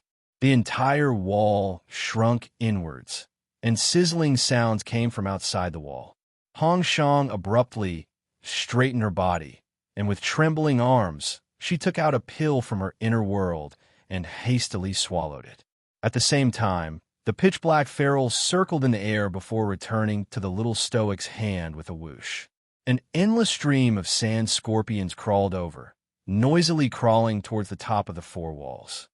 "Senior Sister Hong, set up the formation." Hong Shang wielded her treasured sword and slashed out a lightning-like blaze in the air. Her figure abruptly moved, and the four people abruptly drew close to the center. Their backs were pressed against each other, and the light of their swords intertwined, setting up a five-piece defensive formation. Hong Shang threaded her way out from the middle of the four people, and her figure rose up. He raised his sword in the air and held it horizontally across his chest. A strong sword intent came out of the sword and swooped down on the scorpions on the outer wall. The sword whistled, and the sword intent fell, slashing a 3-foot-wide crack in the arena. Originally, he thought that under this chop, countless sand scorpions would be chopped off the stage. But to his surprise, only one of the scorpions was left alive. They continued to crawl toward the two sides of the crack in an orderly manner. Rustle, rustle, rustle. The crawling speed was very fast. In just a moment, layer upon layer, densely packed together, crawling along the four smooth defensive walls. The onlookers only felt that this was a visual shock. In front of him was a sea of sand scorpions extending endlessly. The icy and emotionless little stoic, dressed in snow-white school uniform, strolled over leisurely in this black ocean. A green hairband was faintly discernible in her hair, making her look very elegant. Wall break! A cold glint flashed through the little stoic's eyes, and the startled swan dagger flew out from her conscience with a whoosh, scuttling to the front of the defensive wall at lightning speed. There was a buzzing sound as it tore through the air. One of the four defensive walls was abruptly broken open by the startled swan dagger. Like a shattered mirror, it shattered into powder with a whoosh, and spiritual energy diffused everywhere. Everyone simultaneously stood up and couldn't help but cheer. Chapter 41-46. Qi Xianxian also jumped up and angrily rolled up her sleeves. "Scoundrels! How dare they gang up on my Jojo? I think they must have eaten a bear's heart and a leopard's gall." "Xianxian, don't be impatient." The little fatty hastily pulled her back. "Look at our Jojo. He's handling it with ease and is clearly enjoying himself." Everyone silently glanced at the little fatty and couldn't resist ridiculing him in their minds. "Bro, you've hit the nail on the head." The little stoic's expression didn't change in the slightest when she was surrounded and attacked, and her appearance was even more relaxed and at ease. Moreover, who exactly was ganging up on who? Could it be that it wasn't the little stoic who summoned that sea of sand scorpions that blotted out the sky and covered the earth? The startled swan dagger spun in the air and returned to Arbor's conscience with a whoosh. In the blink of an eye, Arbor summoned Thunderclap and flew above the five people's heads with his sword. The third style of the ninth heaven's Thunderclap art, infinite swords returned to origin, instantly descended. It was as if the galaxy had shattered and eternity had been destroyed. Substantial sword lights and broken shadows that blotted out the sky abruptly flowed down from the sky. The five people from Glory Academy, including Hong Shang, were all ashen and utterly defeated. Hong Shang was even more incredulous, and she hastily threw out several dozen defensive talismans to form a formation around herself. She didn't even care about her four companions' lives. Right now, she only wanted to preserve her own life first. She already had no time to care about anything else. The sword shadows were like rainbows as they crashed down with a bang. Accompanied by the sizzling power of thunder and lightning, the sword lights sealed off their escape routes in all directions. It only took a few seconds. The 4 Glory Academy disciples were flung away with a blood-curdling scream. The sword lights enveloped Hong Shang. They directly shattered the defensive talisman formation around her into broken shadows. Everyone was stunned and held their breaths in anticipation. However, they saw the sword lights that streaked down from the sky condense into a sword shadow that floated in the air and aimed at Hong Shang's heart. The little stoic floated in the air and flashed in front of Hong Shang. She guided the sword with 2 fingers, her face as still as water and her eyes as cold as frost. Do you admit defeat or not? Hong Shang subconsciously took a small step back due to her sudden increase in aura. He raised his head and breathed heavily. His gaze was fixed in midair without blinking. His heart was filled with shock and surprise. Who was this woman? How could his control of sword intent be so perfect? The sword will condensed into one in the air, and it could actually stop in midair so terrifyingly. It floated in front of her and obediently listened to her orders? Since you're convinced, why don't you kneel? Arbor scolded coldly. His eyes were clear and calm as he looked down at the woman before him. It wasn't that she wanted to make things difficult for this woman. Instead, she wanted everyone in Glory City to know that those who dared to provoke her and embarrass her in front of everyone would pay 100 times the price of losing face. Hong Shang stood stiffly on the spot and didn't say anything for a long time. Arbor raised her eyebrows impatiently. Looks like you're just not convinced. If that's the case, what's the point of keeping you alive? I'm impressed. Zhou Bao and the other 3 male students from Glory City immediately knelt down on one knee and cupped their hands. It was us who were arrogant. If we have offended the crown princess in any way, please forgive us. Arbor coldly swept a glance over them. Her gaze once again fell on Hong Shang. Her eyes were as cold as ice and extremely callous. You're not convinced? Her clear voice revealed traces of chilliness. The killing intent around her slowly rose in an instant. I'm impressed. Senior Sister Hong, I'm impressed. Chapter 41-47. Arbor's cold gaze shot towards Zhou Bao and the rest. Does she have something to say? Does she need you to answer for her? Shut up. Zhou Bao and the rest bitterly smiled as they took a few steps back. Their eyes trembled as they looked at their surroundings. Speaking of which, it's strange. The sand scorpions that covered the sky had already stopped and were lying dormant on the ground, not moving an inch. However, Zhou Bao and the rest were clear that if they were to make any movements, the sand scorpions would definitely make a move and surround them again. Your Highness, Cha Pin Xiao led a few Glory Academy's disciples and hurriedly came to Mo Lian's side. He bowed and asked, "Can you come out and mediate? For this matter to escalate to such a state, His Highness also has an unshirkable responsibility, right?" If His Highness had told Senior Sister Hong about the young Crown Prince Consort's true cultivation level from the start, Senior Sister Hong would not have been so impulsive as to go up and fight the young Crown Prince Consort on the arena. Mo Lian was too lazy to even lift her eyelids. She only coldly glanced at him and said, "You're asking for trouble." Cha Pincho's heart was instantly filled with anger. Although he disdained Hong Shang, this foolish woman, he still came from Glory City with her. Hong Shang had lost so much face. As Glory City's disciples, how could they have any face? Naturally not. Mo Lian indifferently glanced at Cha Pinchao and sneered in her heart. Today, if these Glory City's disciples had even the slightest bit of respect for him, the young city lord, they wouldn't have come to provoke him and find trouble with his wife. He usually doesn't live in Glory City. All these years, his grandfather has been living in the capital, taking care of his mother. Usually, he's very negligent in managing Glory City's affairs. Currently, Glory City has 3 great consecrators jointly managing it. Hong Shang's grandfather, Great Consecrator Hong, is one of them. It seems that after so many years, some people can no longer differentiate who is the true master of Glory City.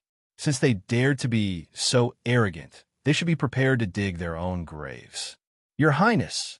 Mo Lian finally raised her eyes and looked at Cha Pinchao. Cha Pinchao was instantly frozen by the coldness in his eyes. He didn't even dare to move his upper body. The gaze of the man before them was truly a bit frightening.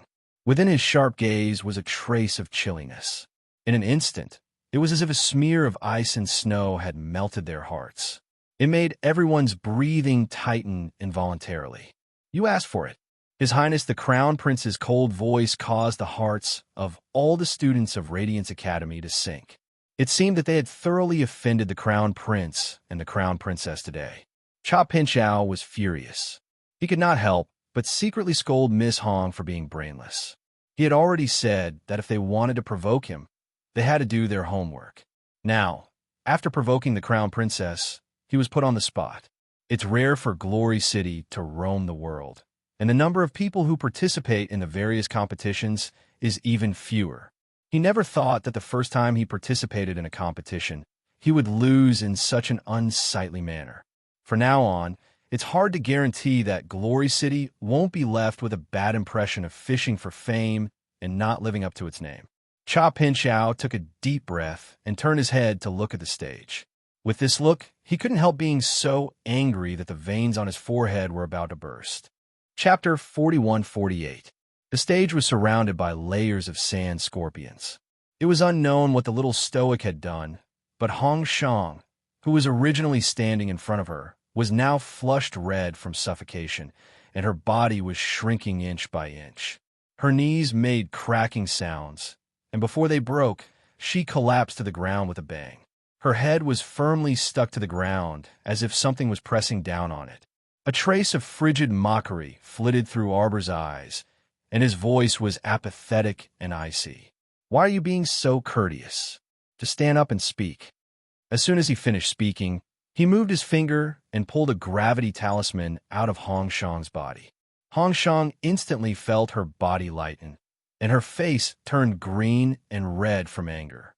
The instant she jumped up, she still wanted to charge forward and fight the little stoic. Suddenly, she heard the hosts Nyonyo and Duodwa's anxious cries. Royal Academy Arbor wins the free challenge competition, awarded 100 points. "You're wrong." Arbor faintly interrupted that host's words and cast a chilly glance at them. It was as if they were frozen by something. The two hosts were tongue-tied and instantly fell into a state of silence, as if they were mutes. In the first round, Hong Shang provoked me. In the second round, Hong Shang's group of 5 provoked me together. How should these points be calculated? The two hosts instantly understood and said in unison without any integrity, "There is a free challenge competition." Royal Academy Arbor fought 1 against 5 and won 2 rounds in a row, awarded 1,000 points. Everyone, do you have to yield to evil forces like this? Arbor, I want to kill.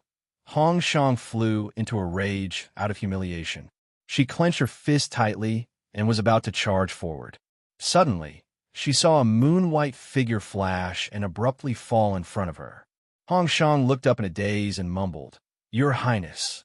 Suddenly, Mo Lien flicked her sleeve and struck her in the mouth and nose, pushing her away heavily. "Hong Shang, you've been expelled from Glory City," Mo Lien said with chilly eyes. "We will personally send a message to Grandfather to explain this matter." Hong Shang was flabbergasted and couldn't react for a long time. When her brain finally returned to normal, she clearly understood the Crown Prince's meaning. She couldn't help but shout angrily, "On what basis? Your Highness the Crown Prince. What right do you have to slap?" Hong Shang's face was once again slapped across the air. What? Hong Shang's face was so swollen that it was unbearable to look at. His Highness the Crown Prince wasn't a soft-hearted Jojo with a stoic face. He knocked Hong Shang to the ground in 2 moves, and he couldn't get up again. Blood flowed out of his mouth. Naturally, he could no longer speak. "Your Highness." Cha Pinchao could not help but clasp his hands and said, although senior apprentice Sister Hong was disrespectful in the first place and made a small mistake, but now she has already received the punishment she deserves, she... Consecrated Cha wants to be like Consecrated Hong? Floating? Cha Pinchao felt a chill in his heart and immediately shut his mouth. He hadn't expected the Crown Prince to know them like the back of his hand. They had never met the Crown Prince before, But the Crown Prince knew at a glance that he was Cha Pinchao, the grandson of great consecrated Cha. Taking a deep breath, Cha Pinchao knew that this Crown Prince wasn't someone to be trifled with.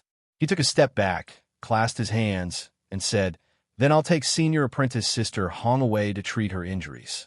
Hong Shang has already been expelled from Glory City. From now on, there will be no Hong Shang in Glory City's Glory Academy." At this moment, Hong Shang felt a trace of fear. Her face was filled with panic as she looked at the Crown Prince and whimpered. Chapter 41-49. The Crown Prince naturally ignored her and only swept her a cold glance in the end before looking at his wife with furrowed brows and lowered eyes. "Jojo, are you tired?" Arbor shook his small head and thought, "I'm not tired. It's just that I was too annoyed by Hong Shang's entanglement earlier. Instead of fighting her properly, Hong Shang only wanted to quarrel with her. I really don't know what she's thinking." The little fellow tilted her head with a displeased expression. Why is this Hong Shang so weak? Wasn't she a second-level god apotheosis master? Her cultivation level should be the same as hers, and there shouldn't be much of a difference. But after exchanging blows, the little stoic immediately discovered that the divine power in Hong Shang's body didn't even reach 1% of hers. She was also a second-level god apotheosis master. If Arbor's power was as vast as the sea of stars, then Hong Shang might only be a small ditch. Emolian couldn't help but laugh when she heard this. She pulled the little fellow's hand and said, "Why do you always compare yourself with that kind of idiot? With your current cultivation, it shouldn't be a problem for you to challenge a 5th level or 6th level god apotheosis master alone." "You challenge her?" Arbor blinked and said in all seriousness, "It was her who challenged me. She has a good eye." Emolian couldn't resist twitching her mouth, and she nodded repeatedly in amusement. Right. It was her who foolishly challenged my Jojo. How can her cultivation, which was piled up by pills, be a match for you?" Arbor nodded pensively. Although pills could allow cultivators to advance quickly, if they took pills at every level and rapidly raised their cultivation level by 5 or 6 levels, then their cultivation wouldn't advance too far in the end and would probably stop at a certain point. Sir Jojo tilted his small head at him and whispered something to him. Emolian knitted her brows at first to express her unwillingness, but then she reluctantly nodded and squeezed his small hand. "Then your husband will be below the stage, watching you from afar. You have to be good." Arbor was speechless. Wasn't she just fighting? How was she not obedient? Then he turned around and looked at the hosts, Nuno and Duo, who had already eaten a stomach full of dog food and had a somewhat hopeless expression. With a clear voice, he said, "Set the stage." The ears of Nuno and Duo twitched, and their spirits were lifted. They were completely excited. At this moment, the crowd below was already cheering. "Set up the arena! Set up the arena!" It was only the first night of the competition, yet someone had already set up an arena. One had to know that the earlier they set up the arena, the harder it would be to deal with them. After all, a person's experience was limited. If he was continuously challenged by others, it was very likely that his strength would be exhausted, and in the end, he would be taken advantage of by others. One had to know that if one could defeat the arena master, they would be able to obtain the points that the arena master had set up. If the arena master won 10 matches in a row and was challenged off the stage in the 11th match, the challenger would be able to obtain 2,000 points. It was a considerable number. "Set up the arena!" Duo shouted passionately, her big eyes flashing with a strange bright luster. Heads of the aristocratic families, young masters, young mistresses, and everyone watching the competition. Hello, everyone. On the first night of the Tianyuan competition, just before dawn, our Royal School's student representative requests to set up the arena. Set up the arena. Duo's excited voice was trembling. Nyo, who was beside her, shouted even louder than her. "That's right. Now, we announce that arena number 6 has been successfully set up. Arena Master, Royal School's Student Arbor." Chapter 4150. Congratulations to Student Arbor for successfully setting up the arena. The corners of eldest young Master Chen's eyes twitched. He felt that the hosts on the stage were hilarious, facing an expressionless, stoic face. They could still so generously and passionately continue their speech without feeling awkward at all. Duo even pulled up Student Arbor's little hand and waved her little paw. I announce, Student Arbor, the Imperial Academy representative, the arena will begin.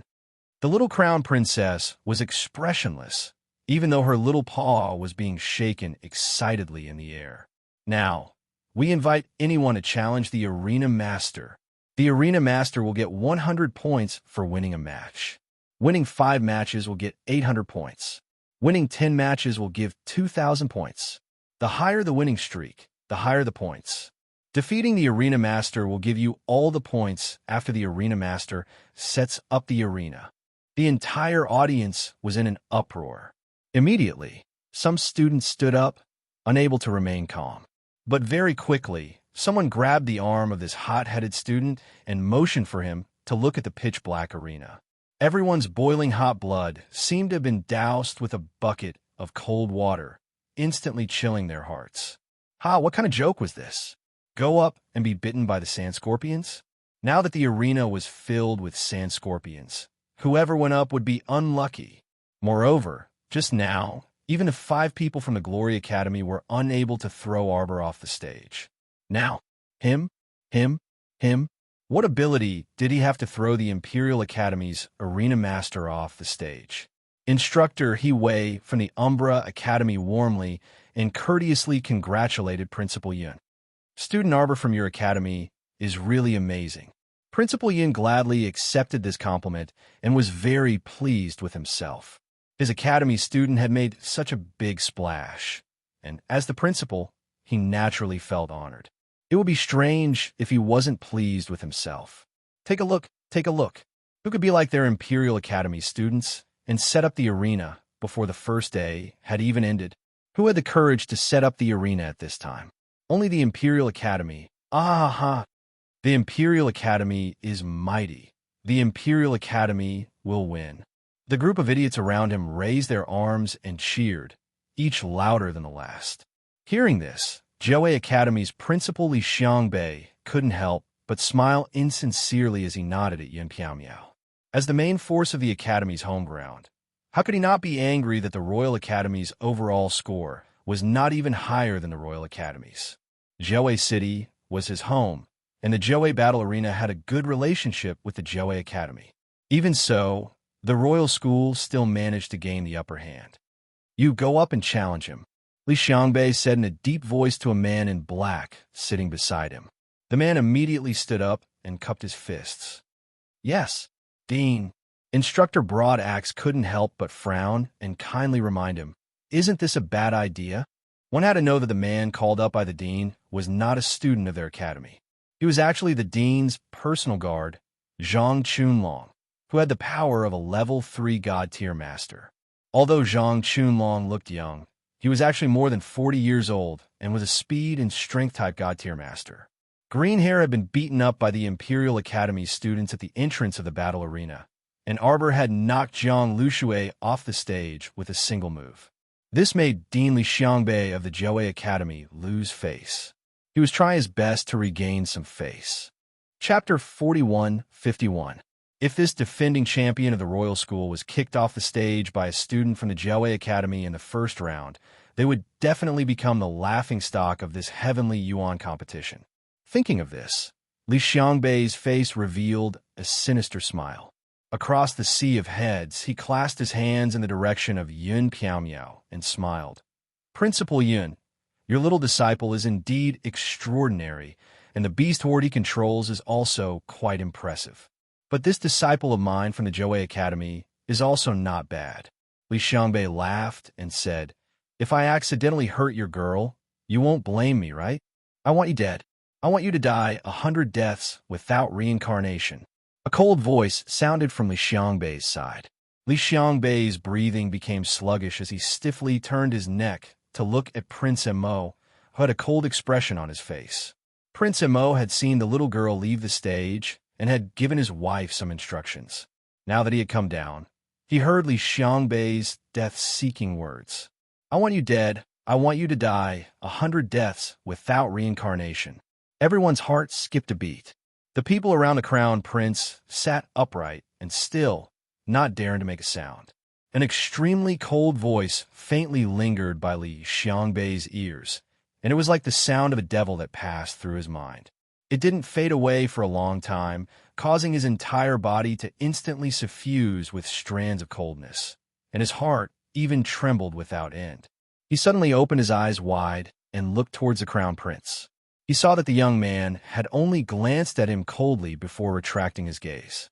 However, he just sat there. Even if he did not move or speak, his aura was still very strong, making it hard for people to ignore him. Li Xiangbei took a deep breath and hurriedly comforted himself in his heart. This should be just a casual threat from the young man. It's okay, calm down, calm down. But why couldn't he calm down? Li Xiangbei could not help but want to stand up, but was pulled back by the teacher beside him. On the other side, the beautiful teacher from the Jiaowei Academy also hurriedly smiled and tried to smooth things over. Principal Yin, our Principal Li is just joking with you. Principal Yin snorted in disdain and turned his head away arrogantly. Who's joking with you? Who's joking with your ancestors? Our royal schools, Sir Jojo, will not lose. Bah. Why are they calling me Mr. Jojo Yun Piao Miao? Couldn't be bothered to pay attention to Li Xiangbei and turn her head to look at the arena. At this moment, the black-clothed man from the Jiaowei Academy was already standing in the arena in front of the young crown princess. He cupped his hands and said coldly, Zhang Chunlong of Jiaowei Academy, please enlighten me. As he spoke, he pulled out a pitch-black whip from his waist. With a crackling sound, it swept through the air. The shadow of the whip was like a snake as it lashed towards Arbor's wrist. Xiao Mu calmed herself down and coldly observed him from the sidelines. She saw that the whip was already in front of her, but it was blocked with a paw sound. Around the little guy's body, jade talismans appeared out of thin air. The talisman power flowed, and the jade white light flickered. It was very eye-catching. Everyone couldn't help but gasp. Whoa, it was really a layman watching a show. They had no idea what was going on inside. It turned out that when the little girl had set up the arena, she had already put on a defensive formation using invisibility talismans and quickly set it up around her. Chapter 4152. This Zhang Chunlong was also a swift and decisive person. He immediately attacked the little lady without even saying a single word. He wanted to use a trick to catch the little stoic off guard. However, he didn't expect that the little stoic had long been on guard. Her pair of icy, bead-like eyes were currently staring unblinkingly at the person in front of her, a chilly glint in her eyes. Crack! A green whip turned into a streak of dark light and whipped directly in Zhang Chunlong's direction. The speed was so fast that even Zhang Chunlong couldn't help but be surprised. With a spin of his body, he rapidly retreated a few steps to the outside and steadily landed on the ground with a bewildered expression. Wow! This time, everyone couldn't sit still, and they all started whispering to each other in loud voices. It's a talisman matrix. The little crown princess really is a great talisman practitioner.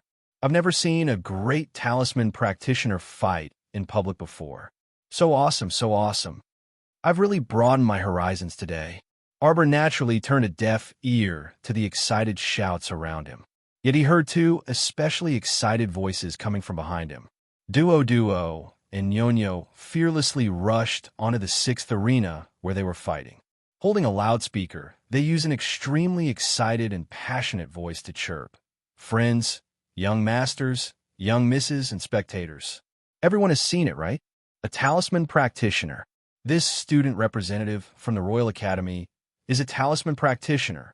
She set up a concealment defensive talisman matrix long before she set up the arena.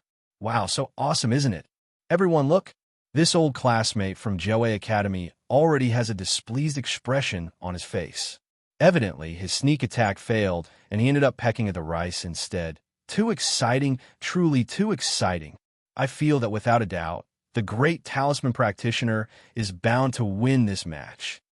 They blabbered on and on about the little stoic, trampling Jiaowei Academy's Zhang Chunlong into the depths of the dust without the slightest scruple. Everyone was speechless as they looked at the two fearless hosts. You guys are truly brave warriors. Aren't you worried that you'll be directly killed by Jiaowei Academy's people after exiting this arena after the match? You talk too much. Zhang Chunlong's face darkened.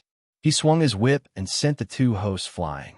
The moment Nyonyo flew out hand in hand, she didn't forget to exclaim in a very competent manner, "Everyone, don't worry, we'll be back soon." Everyone was speechless as they looked up at the sky. They always felt that the holy best battle arena had invited these two amusing hosts from who knows where. They were simply here to be funny. A cold smile hung on Zhang Chunlong's face. "Little girl, you're quite good at using a whip, and you're also quite good at using talismans. However, those who are too proud will always be defeated by their pride. Look, your sand scorpions have no effect on me." Zhang Chunlong took a step forward, and Arbor saw the sand scorpions retreat a few steps. The little girl glanced at Zhang Chunlong with interest. A poison master with a special ability? She saw the black smoke rising from his feet and immediately knew that he had a special ability. Along the way, he used the poison power under his feet to force the sand scorpions to retreat step by step. Arbor's eyes couldn't help but brighten. She swung her hand and raised a storage talisman, once again storing the sand scorpions into the talisman. She then glanced at that poison master and raised her hand with a whoosh, sprinkling out poison. Chapter 41:53. That's great. She finally had a test subject for the poison that she had previously developed. This poison master was simply the best candidate to test her current poison. As long as her poison was more powerful than the poison that had spread throughout his body, it would be able to seep into his skin, flesh, blood, and meridians, causing him great discomfort. If it didn't work on him, then it naturally meant that her poison was useless against him. A level 3 god tier master and a poison master. He was the most suitable person to test for poison. There was probably no one else in the world who was more suitable than him. Ming Yas sat below the arena, a few people away, in the same row as Prince Mo. At this moment, he could clearly see the flickering flames in the little girl's eyes, and his heart couldn't help but tremble slightly. Looking up at the man in black on the arena, he seemed to have thought of something, and the corners of his mouth were tightly pursed into a straight line. The poison powder that rose into the air was immediately sprinkled on Zhang Chunlong's body as if it didn't cost any money.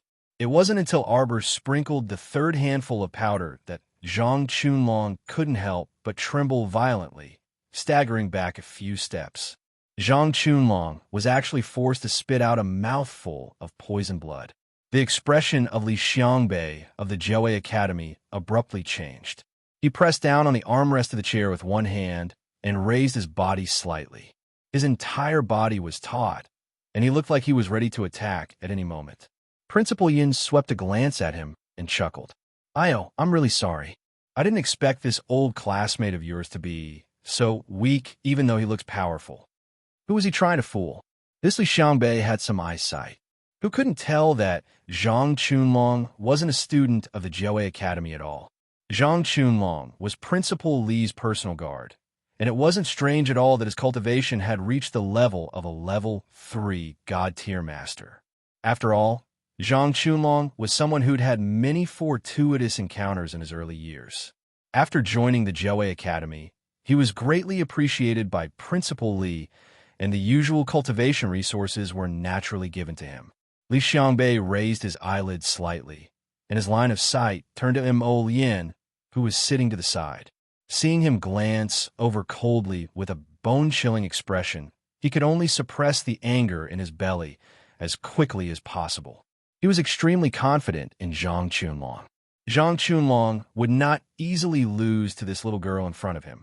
If Zhang Chunlong were to be struck off the stage by the stoic face now, then Jiaowei Academy would truly lose all face.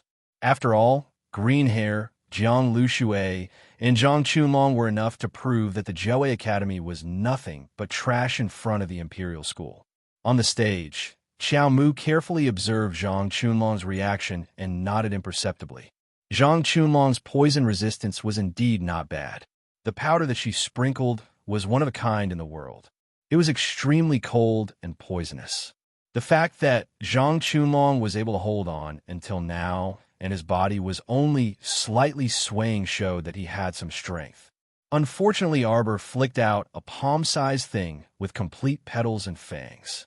He quickly dug into his inner world with one hand and waved out another cloud of golden sand powder. This was the world's most corrosive poison sand powder, made from the combination of the blue spirit snake emperor, the man-eating flower, and the golden saint poisonous flower. It drifted out with the wind. As if it had a mind of its own, it converged into a golden silk satin that swirled and swayed around Zhang Chunlong, whose expression had changed greatly.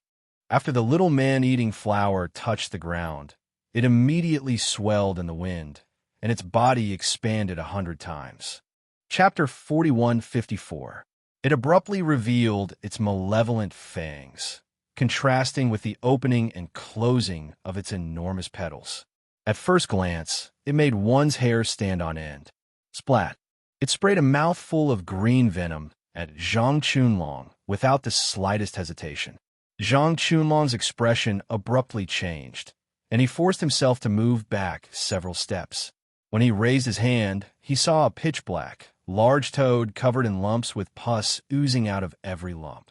It jumped onto the stage with a plop. The little stoic immediately retreated several steps in succession, her small face taut. Although her adorable small face was expressionless, everyone could see the clear disdain in her small eyes. Disgusting, dirty, smelly, shameless. The little stoic immediately leaped into the air and stared vigilantly at the poisonous toad below. The man-eating flower, however, looked extremely elated. It swayed each of its large scarlet petals and extended its fangs wantonly. This fellow promptly threw down the main character, Zhang Chunlong, and directly twisted its trembling body, pouncing in the toad's direction with a whoosh. Thus, everyone saw a bizarre scene. A giant, man-eating flower chased after the toad relentlessly. From time to time, it would spit out a mouthful of green venom. It was constantly trying to melt the poisonous toad. Seeing that the man-eating flower wasn't doing anything serious, the little stoic knitted her brows and took out the blue spirit snake emperor with a flip of her hand. Go suck his blood. The little stoic patted the little blue snake's head with an instructive expression. Don't throw away the watermelon after picking up sesame seeds. That person's blood is the strongest poison. You can do it. Hiss. The little blue snake immediately scuttled excitedly, and its tiny body abruptly turned into an enormous figure several meters long and wide in the air. With a hiss, it opened its enormous mouth and directly bit at Zhang Chunlong's leg. The spectators numbly looked at the little stoic floating in the air. This little crown princess, not only did she summon so many poisonous scorpions earlier, she also summoned an Arabian man-eating flower and a large snake now. They could be considered to have understood her combat prowess. Whoever went up would be unlucky, right? Fortunately, they had Zhang Chunlong, this old classmate, who stepped onto the stage first and helped them experience the little stoic's brilliant moves. It would also prevent them from stepping on a minefield again. Thank goodness, thank goodness. Although he was unlucky to have the little stoic, this oddball, as his competitor. But compared to Zhang Chunlong's misfortune, everyone felt that they might not be the unluckiest. Zhang Chunlong forcefully raised his chi and flew up. His body spun half a circle in the air. However, he suddenly felt his feet sink. When he looked down, he couldn't help but cry out in his heart. He saw that the huge blue snake's tail had already wrapped around his legs. At this moment, it exerted force, and his whole body suddenly fell down. Just as Zhang Chunlong's circle divine power was about to smash down, the little stoic threw out an attack talisman from the side. The power of the talisman collided with his palm and directly caused the divine power he released to suddenly collapse. Zhang Chunlong clenched his fists as a deep fear flashed through his eyes. Just as he was about to turn his head to look at the stoic face, he suddenly felt a pain in his leg. His entire body immediately turned cold as he felt the snake's fangs burrowing into his skin. His blood flowed out uncontrollably like a continuous stream. This huge blue snake, it sucked blood. Zhang Chunlong's entire body involuntarily trembled as a chill spread from the tip of his heart. Arbor stood in the air and coldly gazed at Zhang Chunlong, who had fallen onto the stage and was tightly wrapped around by the snake's tail. Chapter 4155. A pained expression appeared on his face. He felt as if his legs were about to be minced by the snake's tail, and his entire body ached incessantly. Zhang Chunlong let out a pained howl. He glared at Arbor and coldly shouted, "Do you think the poisonous blood in my body is that easy to suck?" When Li Xiangbei from Jiawei Academy saw that his capable retainer was defeated by the little stoic, indignation naturally shot out from his eyes. Li Xiangbei abruptly clapped his hands and stood up from his seat. He shouted, "Chunlong, admit defeat." If he didn't admit defeat now, his blood would probably be sucked dry by that huge snake. This despicable Royal Academy actually allowed a student who could control many spirit beasts to participate in the competition. There were so many sand scorpions, man-eating flowers, and huge blue snakes. They clearly wanted to gang up on the other competitors, right? If Sir Jojo heard Headmaster Li's thoughts right now, he would definitely snort disdainfully at him. If it were you, would you gang up on them? I already said that there aren't any rules in the competition. You're free to leave the stage and rely on your own abilities. If you lose, you can only blame yourselves for being weak and weak. Suddenly, the blue spirit snake emperor shook off Zhang Chunlong and hissed as it rolled around and continuously shrunk its body. Zhang Chunlong revealed a scornful sneer. I already said that my blood isn't that easy to suck. Right now, his complexion was slightly pale, probably due to excessive blood loss. When he saw the little stoic's cold and severe eyes sweep over, his heart abruptly shuddered, and he inexplicably felt a chill. He opened his mouth and shouted, "This humble one admits defeat." However, just as he opened his mouth to admit defeat, the man-eating flower tore off half of that huge toad's leg. Immediately, the poison inside that toad's body flowed out with a splash, and its aura instantly withered. "Stop!" Zhang Chunlong's pupils contracted, and he shouted sternly, "This humble one has already admitted defeat. You can't." Arbor floated to the ground and beckoned with his hand. The man-eating flower shrank with each step and returned to the size of a palm when it hopped in front of Arbor. Now that it had swallowed the toad's poison, its crimson petals were as magnificent as blood. Several serrated fangs drilled out of the petals and shook their heads at Arbor to flatter him. Arbor took it back and lowered his head to pick up the little blue snake from the ground. The little blue snake's belly was bulging as if it had sucked Zhang Chunlong's blood. It lay on Arbor's palm like a corpse, rolling back and forth. Its eyes looked at its little master pitifully, as if it had eaten too much and was begging for attention. Arbor glanced at it with a stoic expression. It raised its hand and pressed down on its bulging belly. The little blue snake immediately showed a pitiful expression of, "I'm so pitiful. I want to die. No, master, I'm about to die." And its body kept rolling around in her hands. Rolling around, rolling around. Arbor expressionlessly took out a pill and stuffed it into its mouth. He raised his hand and took back the gluttonous creature. The poison in Zhang Chunlong's body was indeed formidable. Even with the blue spirit snake emperor's poison physique, she was still suffering from abdominal pain after drinking so much of his poisonous blood. It had to be said that this damned Zhang Chunlong really did have some skills. On the other hand, Zhang Chunlong's heart was filled with fear. He glanced at the poisonous toad and saw that half of its leg had been torn off by the man-eating flower. It was now limping in front of him. Both the master and the human were severely injured. The poisonous toad had just jumped in front of him when it lay on the ground on its last breath. Chapter 4156. The fate of this master and beast duo was full of misfortune. They both injured a leg and had a lot of their poisonous blood sucked out. At this time, the symptoms of Zhang Chunlong's excessive blood loss manifested. At the same time that his mind was in a daze, he felt his vision darken. Principal Li's face darkened, and he hastily had two Joe Academy students support Zhang Chunlong down. The poisonous toad, which had lost half of its leg and had fainted due to blood loss, was also carried off the stage. Li Xiangbei faced Yun Piaomiao's direction and harumphed heavily with a flick of his sleeve. He then sat back down with a very unsightly expression. They had truly thrown away all of Joe Academy's reputation.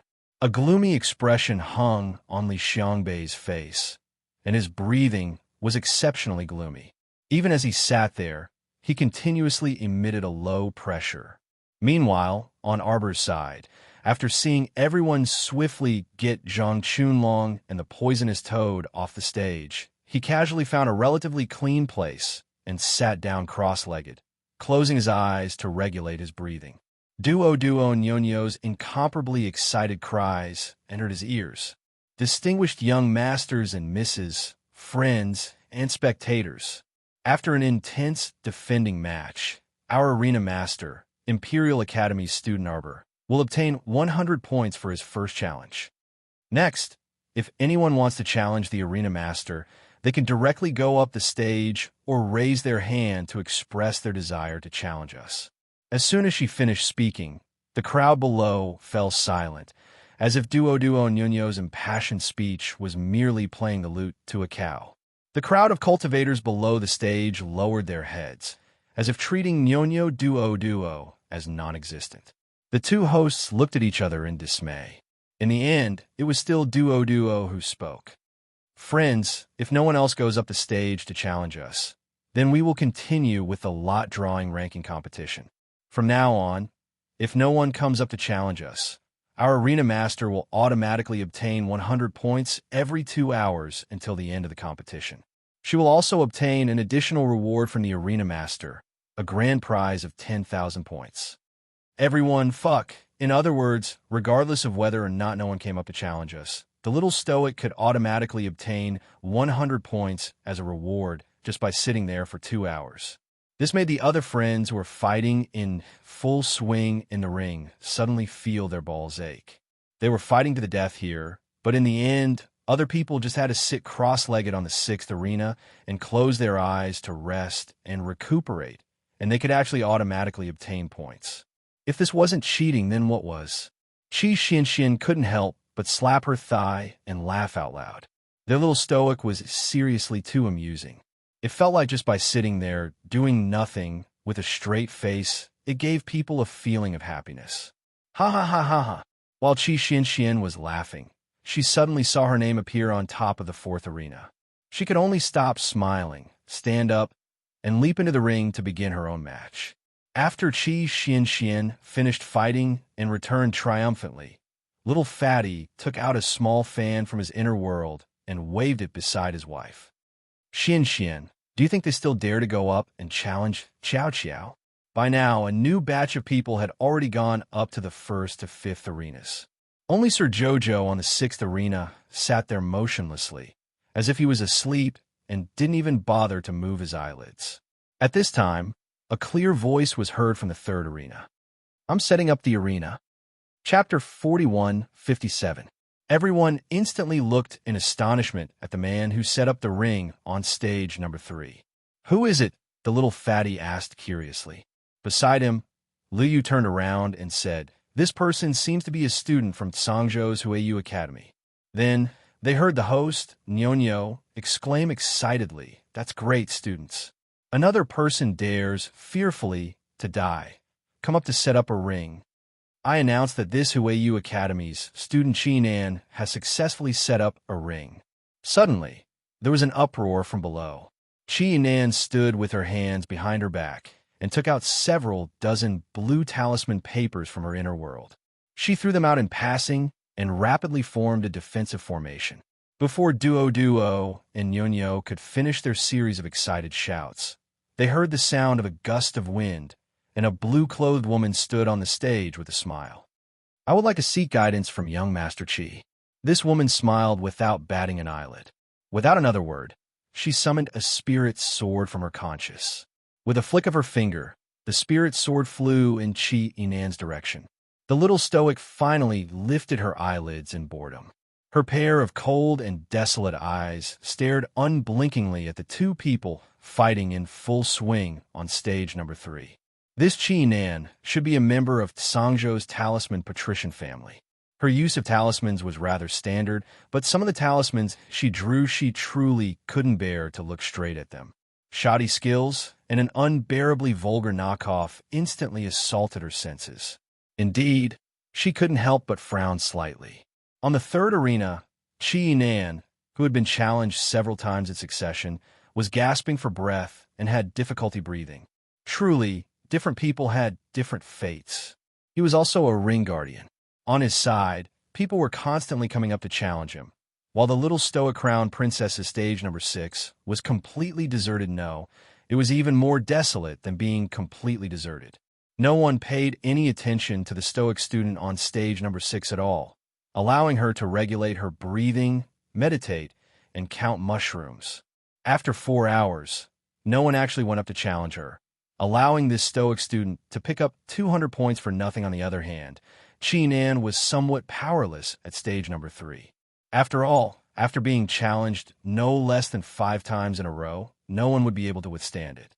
Chi Nan hurriedly raised her hand and requested to use the ring master's privilege to rest for 15 minutes. He needed to make full use of these precious 15 minutes. After setting up 2 defensive arrays around her, Chi Nan hastily entered a state of cultivation, anxious to recover. The ring master's expedient waiver can only be used 3 times a day, and each use lasts for 15 minutes. Chi Nan was very clear that he was in a very dangerous situation. The problem now was that the 3rd and 6th rings were also set up, but he was beaten like a dog.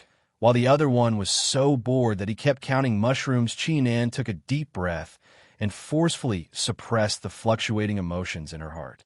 She ordered herself to enter a state of cultivation as soon as possible. Look quickly. What is the young crown prince consort doing? The little crown princess took out a small cauldron from her conscience. The small cauldron expanded with the wind and instantly became as tall as a person. The little stoic turned her head to glance at them and directly flipped the 9 stars mirroring the moon cauldron over. She dove into the cauldron, and there was a loud rumble. Eldest young Sir Chin couldn't help but twitch his mouth. TSK, the little stoic went to sleep. Everyone looked at each other in dismay and simultaneously revealed a speechless expression. Chapter 4158. It couldn't be helped. She had already waited for more than 4 hours, yet no one was willing to challenge her. Could it be that she had to keep her eyes open and count mushrooms until dawn? It was seriously too boring. Since no one challenged her, then she would go catch up on sleep. It was simply a waste of her excited anticipation to pass her days in such a boring manner. The little fatty couldn't resist sneaking a glance at Prince Mo beside him, only to see the latter's lips curled into a smile as his gaze circled that 9 stars mirroring the moon cauldron. His Highness probably felt that the little stoic's actions were extremely amusing. The little fatty inwardly ridiculed and rolled his eyes. Little did he know that the little stoic's actions were simply drawing hatred everywhere. At this moment, which academy disciple currently competing on the stage didn't gnash their teeth in hatred at the stoic face? She truly was a shameless little stoic. While others were fighting for their lives, she hid inside that cauldron and continued to slack off. The problem was that she could earn points automatically just by meditating on the spot. The points she earned in a day weren't the slightest bit inferior to others who diligently fought 10 matches in a row. How could they endure this? The little fatty and the others were actually well aware that the little girl wouldn't really seal herself inside that 9 stars mirroring the moon cauldron. She must have returned to Paradise Planet. Not only was the 9 stars mirroring the moon cauldron's defense extremely strong, it could also effectively isolate everyone's divine senses from infiltrating it.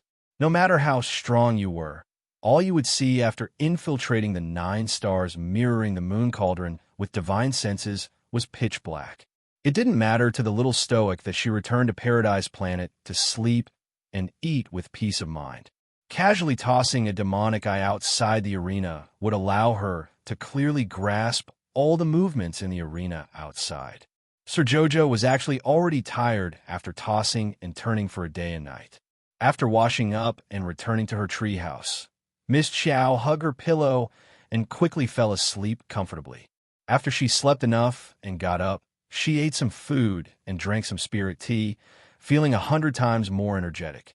Only then did the little girl appear inside the 9 stars mirroring the moon cauldron with great satisfaction. Just as she was about to open the 9 stars mirroring the moon cauldron, she heard the muffled sound of a heavy punch above her head. Student Xiao Ming from Umbra Academy challenges Arena number 6. Student Arbor from the Royal School. Nyonyo Duo shouted excitedly. Even through the 9 stars mirroring the moon cauldron, Arbor could hear the loud applause outside. Many students from other academies were moved to tears when they saw that someone finally dared to challenge Arbor. That's great. Finally, someone fearlessly stepped onto the arena to challenge the young crown princess. Arbor lifted the red copper cauldron and waved his hand, summoning the cauldron back into his consciousness. Emol Yen looked at the little fellow's spirited face and swept away his previous weariness. She couldn't help but curl her lips into a smile. Only they knew that it had only been less than 2 hours since Jojo had released the cauldron. However, Lady Chow Chow should have already finished eating, washing up, and catching up on sleep. This troublesome child was now full of energy. How could he be the same as these cultivators who had been fighting nonstop for a day and a night? The little stoic washed her white academy uniform, dried it, and put it back on. She naturally wouldn't be so stupid as to change her clothes midway. Wouldn't this seem even more strange? Student Xiao Ming from Umbra Academy, start the challenge. After Nyonyo screeched excitedly, the tall man named Xiao Ming fiercely stomped the ground and charged toward her. Chapter 41:59. When the little stoic saw this person summon a long saber and slash at her without a second word, her mood immediately brightened up. What a good man. It was a fight, so it should be straightforward like this and not waste words. This Xiao Ming from Umbra Academy had a squarish face, and his attacks were swift and accurate. The spirit weapon in his hand was a broad saber that was 7 feet long. He brandished it in his hand, stirring up fierce gales that pounced at her. Arbor abruptly flashed and was already in front of Xiao Ming. The startled swan dagger abruptly leaped out of her conscious and stabbed at the broad saber with a whoosh as swift as a clap of thunder. Clang, clang, clang, clang. The broad saber and the short, agile dagger clashed several times, stirring up the nearby air to fluctuate incessantly. Whoosh! A beam of flame shot over, but it was deflected by Arbor's snow-colored silver needles with a flip of her hand. Those silver needles were forged from ice and snow, so they were naturally the little girl's water spirit power. She had fused with sacred wood, sacred water, and sacred earth for a long time, and now she could use them with a flip of her hand and do as she pleased. She didn't need to waste any effort to figure out what she wanted them to transform into, and simply raised her hand. Several soft chi-chi-chi sounds were heard as the snow-refined silver needles abruptly shot toward Xiao Ming's face after being lightly deflected by Arbor's slender hand. Xiao Ming's expression didn't change, and he waved his hand to set up a partial defensive fire helmet in front of him. It blocked the attack of several silver needles. However, in the blink of an eye, several hundred snow-refined silver needles once again flew out simultaneously.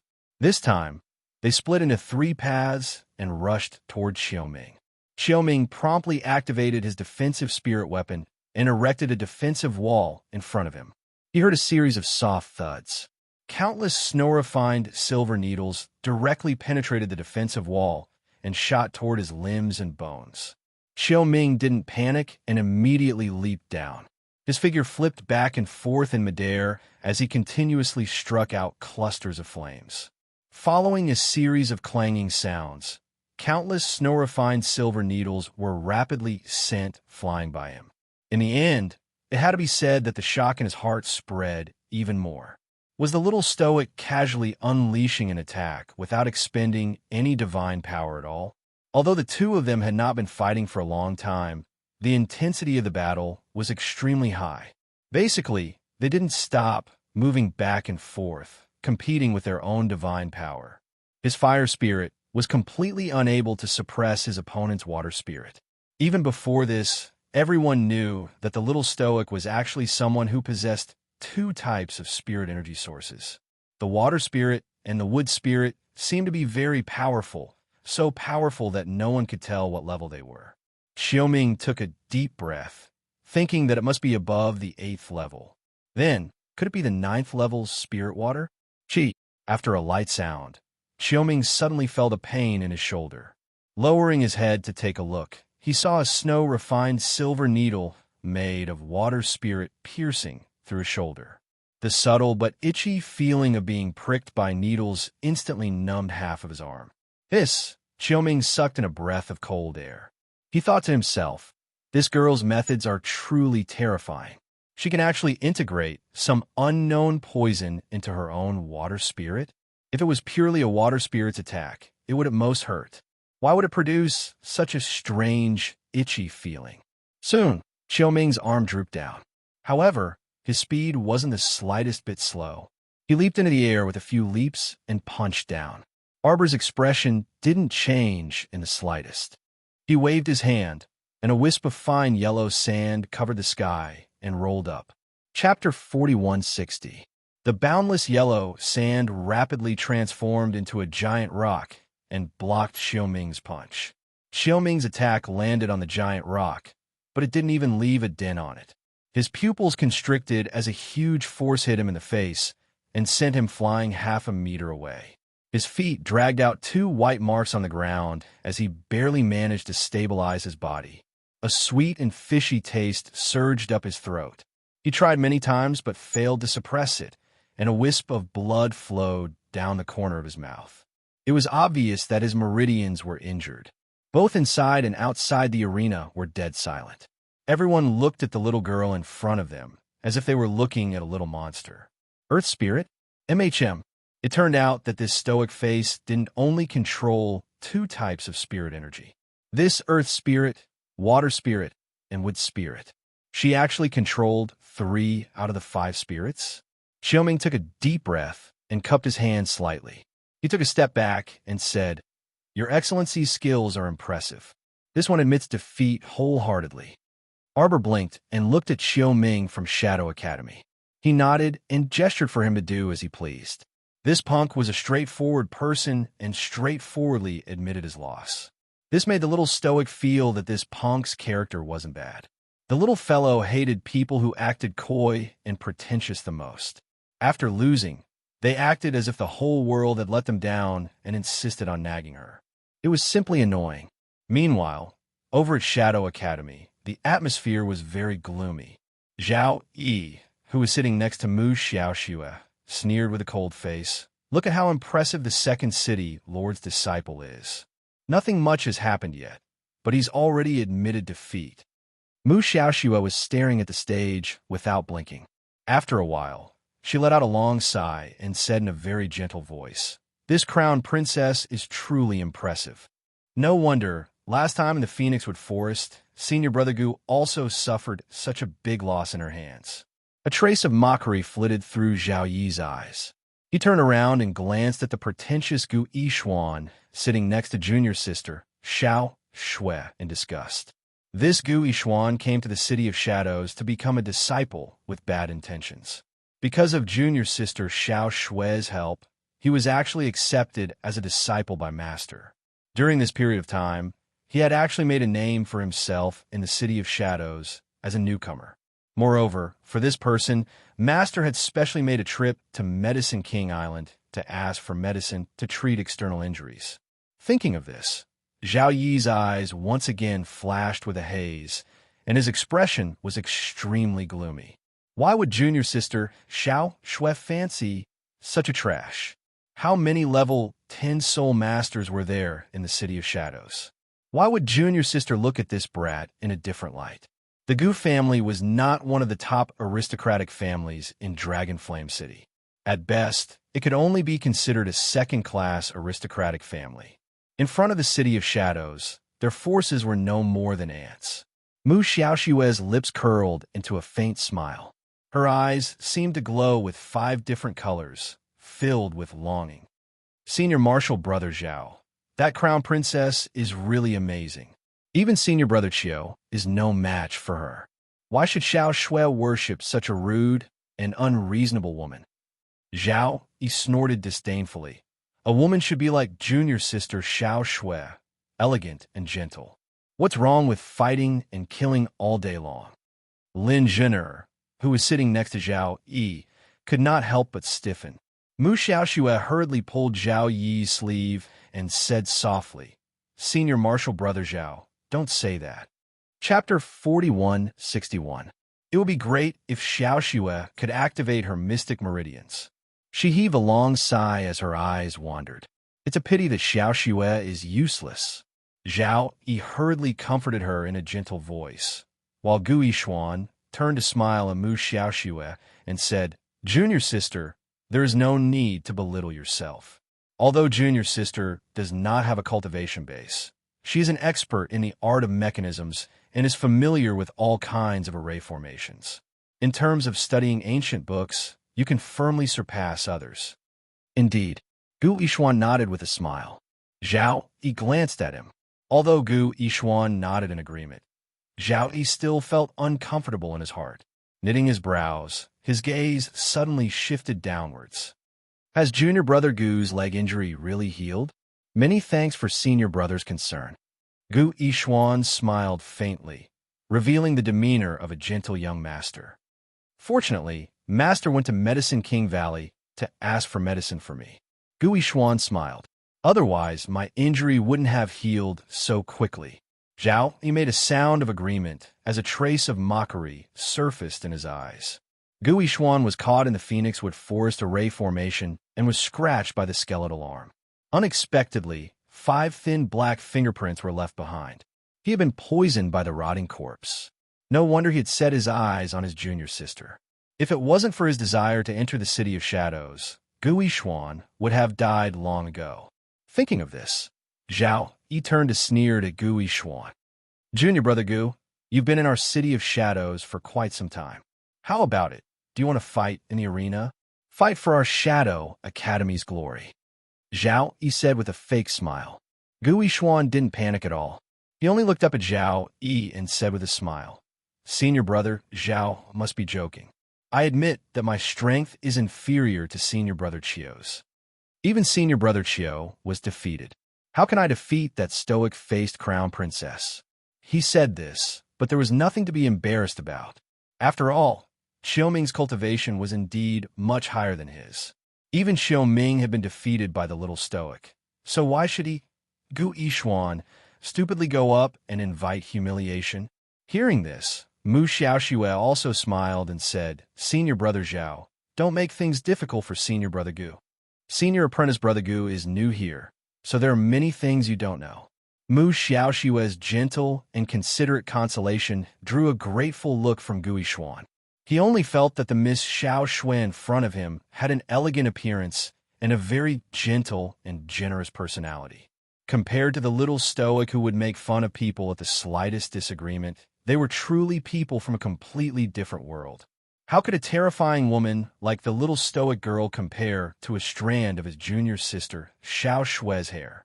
The more he looked at Miss Mo, the more unbearable his heart palpitated. His decision to seek refuge in the City of Shadows due to the corpse poison on his ankle was indeed the best decision he had ever made in his life. Gu Yishuan smiled and nodded at Mu Xiaoxue. When she turned her gaze back to the arena, she happened to see Xiaoming slowly walking over to the Shadow Academy area. As soon as Xiaoming appeared, several Shadow Academy students couldn't resist glancing at him, and there was no lack of mocking and ridiculing words among them. Xiaoming ignored all of them and calmly returned to his seat. And at this time, the little stoic on the arena had quieted down again. She sat cross-legged in the center of arena number 6 and expressionlessly watched the fight on the opposite arena. That's right, it was Qi Nan on arena number 3. This punk was almost at his limit. Chapter 4162. The pitiful brat lasted for less than 2 hours and was about to be killed by the continuous spinning. Sure enough, different people had different fates. Arbor sat there and looked at the unlucky brat on arena number 3 with a melon-eating face. Suddenly, her small hand moved, and everyone watched speechlessly as this guy fished out a bag of candied melon seeds from his inner world. She sat there cross-legged and didn't need to recover at all. She just hugged a bag of snacks and ate them with relish while watching the intense fight on the arena. When she was thirsty from eating snacks, she took out a bamboo tube filled with spirit tea and drank a mouthful. Her black, beady eyes moved nimbly back and forth between the two people fighting to the death on arena number 3. Chi-Nan reached out to feel for the talisman in his sleeve, but he seemed to have touched nothing, and his entire body stiffened for 3 seconds. And at this time, his opponent pounced on him and slapped Chi-Nan's chest. Chi-Nan seemed to have suffered a serious injury, and a trace of blood gushed out of his mouth with a poof. His opponent's eyes became increasingly bright, like stars. Presumably, he thought that Chi-Nan was about to run out of luck. He wouldn't be able to withstand his attacks very soon. Just as he leaped up and abruptly charged in Chi-Nan's direction, Chi-Nan suddenly raised his right hand, and an explosion talisman landed on his opponent's face with a bang. After a thunderous boom, Chi-Nan's opponent clutched his face and howled miserably and tragically. His entire body fell to the ground and rolled back and forth on the arena. Chi-Nan stared at his defeated opponent with a sneer on his face as he proudly stood on the arena. The originally heroic youth had a high-spirited appearance. He had won in adversity, fought together for so long, and was still able to single-handedly turn the tide. If this got out, it would naturally be a beautiful story. But for some reason, when he glanced at the little stoic eating while expressionlessly watching his show, Chi-Nan felt his balls ache for no reason. Why the hell did he have an impulse to violently beat up the stoic face in the depths of his heart? What was going on with her being so calm and unruffled, eating and watching the show? They were both defending the arena. As the champion, why did he look so much more miserable than her? How could this be? Zhao Yi from the Dark Shadow Academy challenges the champion of arena number 3, Chi-Nan. As the voice fell, Zhao Yi's figure flashed past the crowd's eyes and steadily jumped onto the third ring. Chi-Nan's expression changed completely. I request to use the Ring Master's immunity expedient. I'm sorry, student Chi-Nan. You've already used up your 3 chances of exemption. Chi-Nan's face immediately turned ashen. Damn it, this man from the Shadow Academy called Zhao. He was actually so shameless. He was waiting for the moment when his body was on the verge of collapse to rush up and fight with him. The little stoic suddenly raised her small hand. Specially supplied with a bottle of spirit recovery medicinal liquid. After drinking 1 bottle, he would be able to recover 100% of his spiritual power. 2 million spirit coins per bottle. Do you want it? Everyone's heart, which had been calm when they saw her, was suddenly filled with a huge wave of emotions. All of them were cursing in their hearts, yet Chi-Nan immediately nodded and said without a trace of hesitation, I'll buy it. He was freaking going all out, although he didn't know if this specially supplied spirit recovery medicinal liquid was as effective as the little stoic said. But outside, I found a lousy computer to write on until my hands hurt. #. I'll make up 2 chapters tomorrow. Chapter 4163. But in any case, there was at least some hope, right? Moreover, he had only lost once. Under everyone's watchful eyes, the little crown princess probably wouldn't deceive him. Let's gamble. Chi-Nan waved his hand. With a swish, he casually threw over a small brocade pouch filled with spirit coins. The little stoic grabbed that pouch of spirit coins and then tossed him a bottle of spirit-restoring medicinal liquid. Chi-Nan gripped the spirit-restoring medicinal liquid tightly and uncorked the bottle without hesitation, draining it in 1 gulp. Everyone, what kind of situation was this? Why did they feel like this scene had become a bit dramatic? The champion of arena number 6 threw a bottle of spirit-restoring medicinal liquid to the champion of arena number 3. They had a common enemy. Shadow Academy's Zhao Yi's face was filled with cold fury. A mocking smirk even surfaced on his lips. What kind of spirit-restoring medicinal liquid could fully recover all of one's spiritual energy? Even if it was a godly, spirit-restoring medicinal liquid, it still required time to regulate and recover, right? That was why this girl was simply indulging in wild fantasies and telling lies. Arbor simply ignored the disdain in Zhao Yi's eyes. Ignorant and ill-informed people always lived in their own world, always thinking that what they couldn't do, others definitely couldn't either. There was naturally nothing to say to such people. Zhao Yi retracted his gaze, and his cold gaze landed on Qi Nan.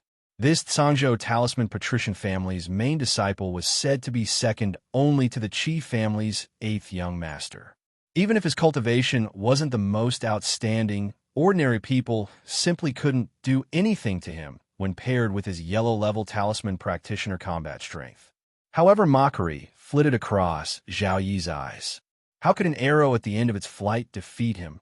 Zhao Yi swiftly pulled out a gray iron sword and slashed it at Qi Nan without a second word.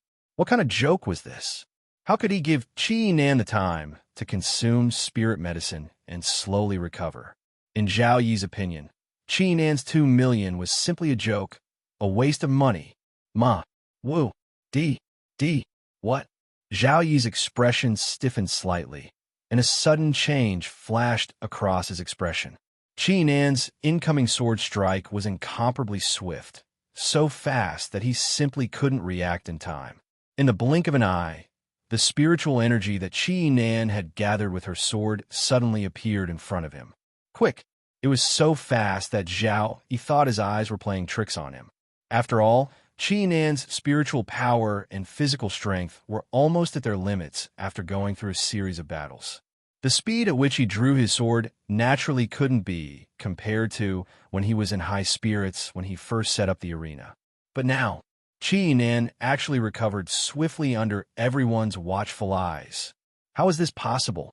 Zhao Yi expressed that he simply could not understand. Qi Nan caught the medicinal liquid the little stoic tossed over. It hadn't been more than a minute since she took it. He recovered just like that? Zhao Yi dodged Qi Nan's sword attack and sneered. Qi Nan, I think you've really lost your mind. What kind of medicine do you think that stoic face can give you? How can a medicinal liquid that can instantly restore your body be anything good? It must be an evil item. Don't take it too hard now. When the competition is over, you'll lose all your power and your cultivation. That'll be fun. When Qi Nan heard this, her entire body couldn't help but tremble slightly.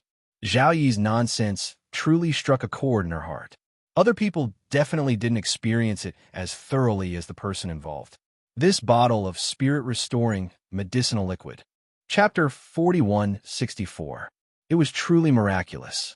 After he ingested it, he could feel his depleted spiritual energy being endlessly regenerated from his dantian within a few minutes. His entire body seemed to be soaked in a hot spring, emitting a cool and refreshing warmth. Qi Nan cast a shocked glance at Arbor, but the little girl only glanced at him indifferently, then continued to drink tea and eat snacks.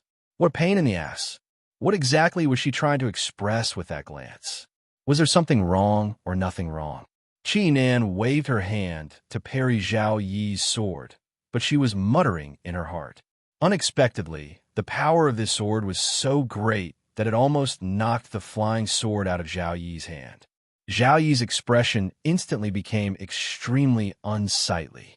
He didn't expect that when he went on stage to challenge a person whose spiritual energy was on the verge of depletion, the result would be unsatisfactory. Of course, all of this was caused by the stoic face. If it weren't for that stoic face's superfluous act of selling a bottle of spirit-returning medicinal liquid to Qi Nan would have already been thrown off the stage by him. The points that Qi Nan had previously earned should have all been inherited by him. Despicable stoic face, despicable to the extreme. While Zhao Yi was bewildered, the gray iron sword in his hand continuously slashed and stabbed at Qi Nan. He truly forced Qi Nan to the edge of the stage. Now, he could only resort to trickery to win.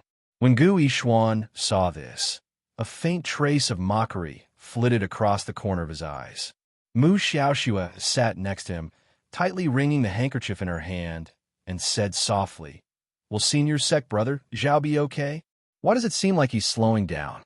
Even an ordinary woman without any cultivation could see that Zhao Yi was at a disadvantage in Qi Nan's hands. How could the other cultivators not see it? Below the stage, more than half of the people looked at the lively Qi Nan with measuring gazes. More than half of the people looked at the young crown princess, who was sitting upright and still, as if they were looking at a weirdo. Terrifying. What kind of medicinal liquid did the young crown princess have in her hands? How could a guy who was like a drowning dog be instantly transformed into a dragon, a tiger, and a tiger in high spirits after drinking a bottle of it? But the young crown prince consort was still expressionless. When she saw some people glancing at her, she completely ignored them. After eating and drinking his fill, he put away the food and closed his eyes to meditate. She actually didn't need to adjust her breathing, nor did she need to recover. For a person who had been idle for 2 to 4 hours without anyone challenging him, he was so idle that he could just sit there and count mushrooms. Since he had nothing to do, he might as well go into seclusion and cultivate. After all, he blocked his 5 senses and 6 senses. After entering seclusion, the surroundings were no longer as noisy. It was too noisy. This group of people was like a bunch of idiots. They were going to compete here for 7 days and 7 nights. And they weren't even allowed to leave for a meal during this period. The competition itself was simply sick. At this moment, a student from the royal school could not help but cry out, "Hey, look at that young Master Qi. Aren't his attacks getting faster and faster?" Yes, yes. Amazing. The crown princess's bottle of spiritual revitalization medicinal liquid worth 2 million spirit coins is really worth it. Not only was it worth it, it was simply a great discount. If it was a life and death struggle, think about it. How much of change would this bottle of spiritual revitalization medicinal liquid bring to the entire battle situation? Chapter 4165. Only now did everyone know that the little crown princess was actually helping that Qi Nan. They couldn't help but secretly criticize her in their hearts. The little crown princess really did things as she pleased. They heard that their talisman aristocratic family and Song State's chief family competed with each other, and there were quite a few disdainful existences. They didn't expect the little crown princess never played her cards according to the rules. She casually helped whoever she saw pleasing to the eye, and whoever she didn't see pleasing to the eye, for example, this Zhao Yi. They really didn't know how Zhao Yi had offended this little devil to be treated like this. The onlookers couldn't help but feel a faint sadness for Zhao Yi. They originally thought that they would be able to pick up a big loss on the stage, but who knew that the opponent would become more and more courageous, and now he was almost forced to the edge of the stage. The current Qi Nan was indeed becoming more and more courageous as she fought, indescribably brave. He no longer had any doubts about the bottle of medicinal liquid that the little crown princess gave him before. How could such an excellent spirit-restoring medicinal liquid be poisonous? Your whole family is poisonous. This spirit-restoring medicinal liquid was simply a miracle. It must be the work of a pharmaceutical genius. It definitely couldn't escape. Because Qi Nan discovered that after drinking this medicinal liquid, not only did it replenish all of his spiritual power within minutes, what was even more frightening was it was endlessly replenishing his spiritual power. He calculated the time. It had already been more than half a quarter of an hour. But the spirit-restoring medicinal liquid was still working. No matter how much spiritual power he consumed, it had been slowly replenishing him. Although the speed of replenishing spiritual power wasn't as stunning as the first one-time recovery, it was a slow replenishment of spiritual power. Which spirit-restoring medicinal liquid could do this? In any case, he hadn't seen it in any of the pill stores in Song State. He also didn't know how long the spirit-restoring medicinal liquid would last this time, and he felt extremely curious. Dean, look, the beautiful teacher from Jiaowei Academy couldn't help but frown, turning her head to say to Li Xiangbei, "That student Qi Yinan's spiritual power seems to be increasing. What's going on?" Li Xiangbei's face had been taut all this time. As if he had thought of something, his whole face darkened a little. It's that bottle of medicinal liquids problem. Li Xiangbei couldn't help but look at Dean Yun, who was sitting with his back to him. Did this Dean already know from the start that this little girl actually had a very powerful medicinal liquid in her hands? Then, wouldn't the other royal academies also have this type of medicinal liquid? Oh no, a bottle of medicinal liquid cost 2 million spirit coins. It seemed that not many people could afford it. Furthermore, alchemists needed a long time to refine pills. To be able to concoct such a heaven-defying medicinal liquid, it would naturally take a very long time. Li Xiangbei muttered to himself, feeling that he must have hit the nail on the head. How could he have known that the little stoic could mass-produce a lot of this spirit-restoring medicinal fluid in minutes? Moreover, it didn't require many special herbs. To make this kind of spirit-restoring medicinal liquid, it was all made from ordinary medicinal herbs. The cost was only a few spirit coins. The most special thing was probably the drop of holy water from the little water child. As for the holy water, she could get as much as she wanted. She didn't need to worry too much about it. As a result, everyone felt that the little stoic's spiritual medicinal liquid this time was very high-end. With such a high price, it must be difficult to produce. But in the end, that's not the case at all. In the little girl's opinion, these people of the secular world were indeed somewhat foolish. Do you think that the higher the price, the better the medicinal properties? Chapter 4166. Who told them that those good pills and elixirs required heaven rank and above medicinal herbs to concoct? In reality, the Stoic face used intermediate rank medicinal herbs the most when concocting pills and elixirs. In the past, there were many medicinal herbs planted on Paradise Planet and Chuyin Planet. But now Forest Planet was overwhelming, and they had almost everything they could think of. Unless it was extremely rare, Forest Planet might not have it. While everyone vied for discussion, Qi Nan took out an attack talisman from her sleeve and stuck it to Zhao Yi's shoulder. After a crisp bang, everyone saw that Zhao Yi was sent flying by the attack talisman. Everyone involuntarily clicked their tongues. How rare! Zhao Yi, this punk, happily went up the stage, but in the end, he was sent flying so pathetically. This was all thanks to a bottle of spirit-returning medicinal liquid provided by the little girl. At this time, everyone's gazes involuntarily landed on the little stoic, and they all looked at her incredulously. This little stoic crown princess was too amazing. I heard that the crown princess is a very remarkable pill master. Indeed, Her Majesty the Empress of the Divine Province, who had been in a coma for many years, was also treated by the crown princess. So you mean that the crown princess was the one who concocted that bottle of spirit-returning medicinal liquid?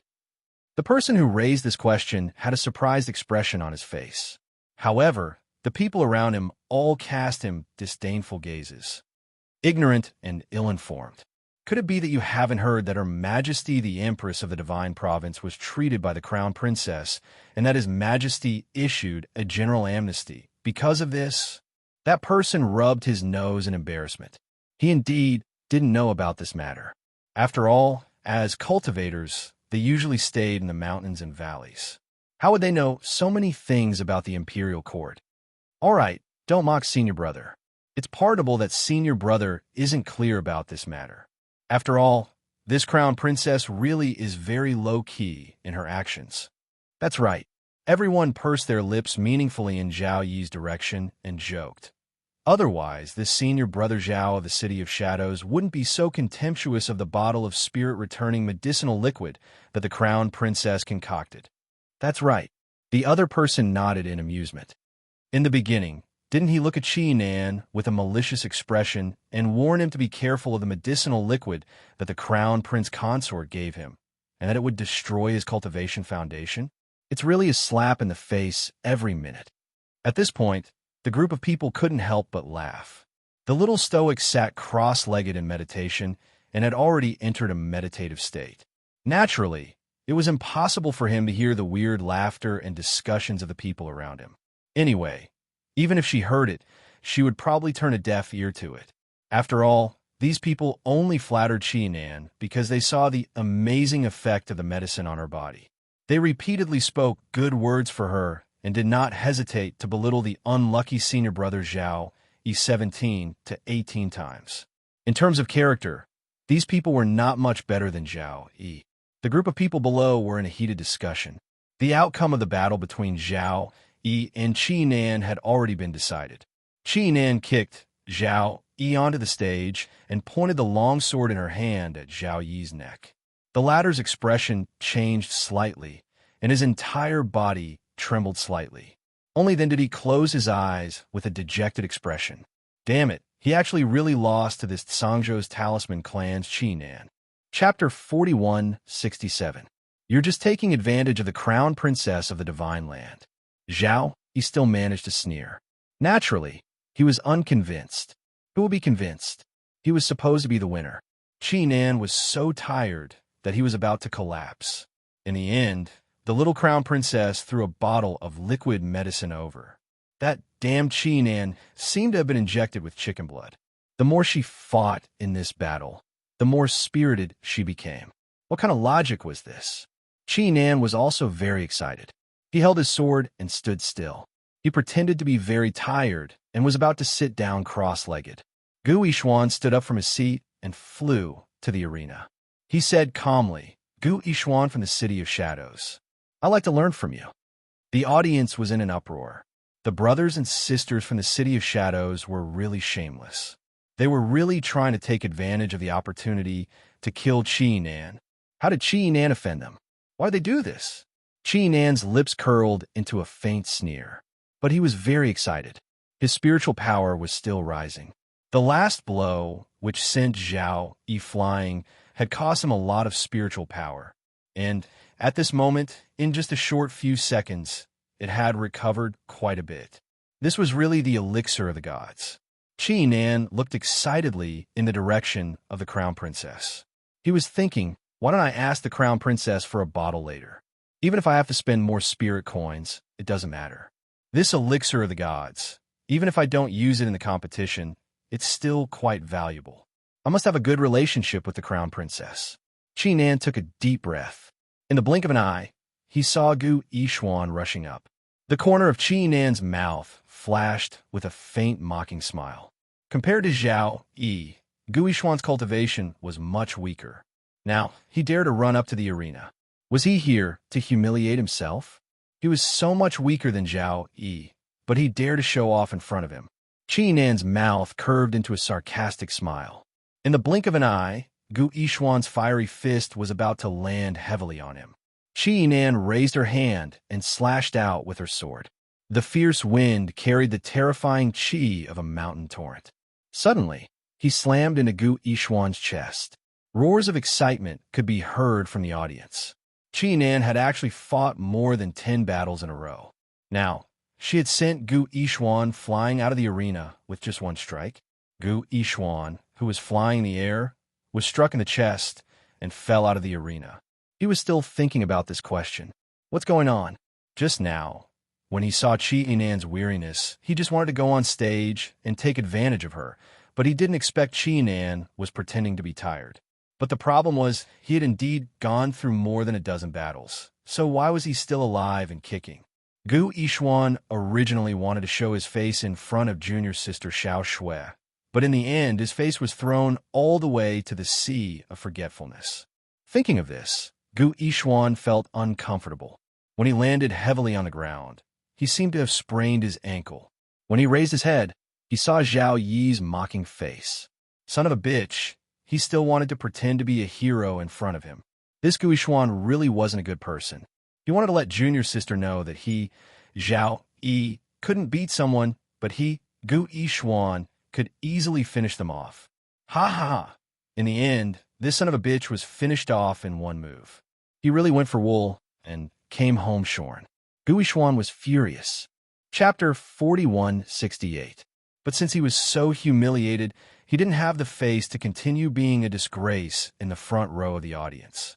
After all, the expressions on everyone's faces were a bit strange. Looking at him was like looking at a clown. It was a clown. Gu Yixuan closed his eyes and got up from the ground. He didn't return to the Shadow Academy's seating area, but dragged his sprained leg and walked out of the arena.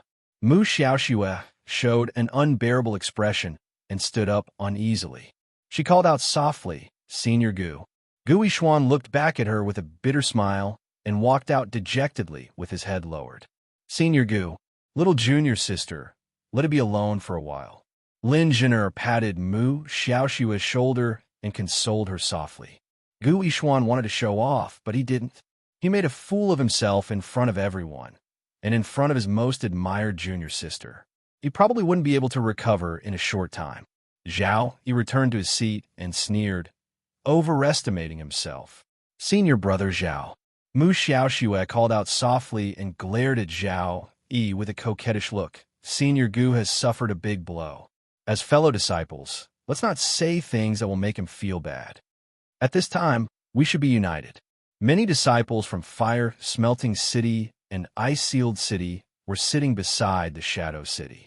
Now that they heard Miss Mu's unrestrained voice, they couldn't help but turn a look at her. Mu Xiaoxiu blushed and nodded with a smile at Situ, Yi, and the rest who turned to look at her. Situ, Yi was baffled and turned back to say a few words to Wayne Nanfeng beside him. The gentle expression on Mu Xiaoxiu's face stiffened slightly. Liang Qingqing couldn't help but laugh. She shook her head and turned back, laughing softly. "What a kind of benevolent little white flower." "Little white flower? Where? Where?" And Lu shook his head and looked left and right. Fortunately, Mu Xiaoxiu's hearing wasn't good. She naturally couldn't hear Liang Qingqing's muttering.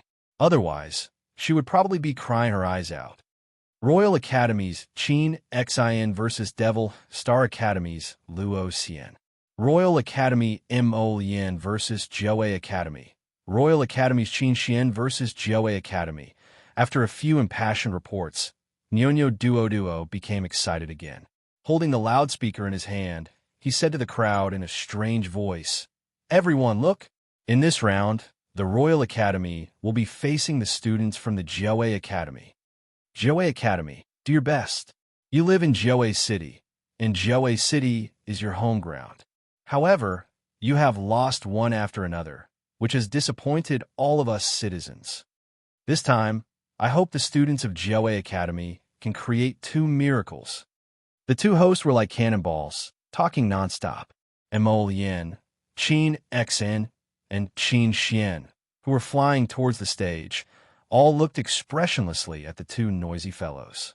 3 pairs of beautiful eyes that were either cold or mocking instantly silenced those 2 fellows and made them leave the stage obediently.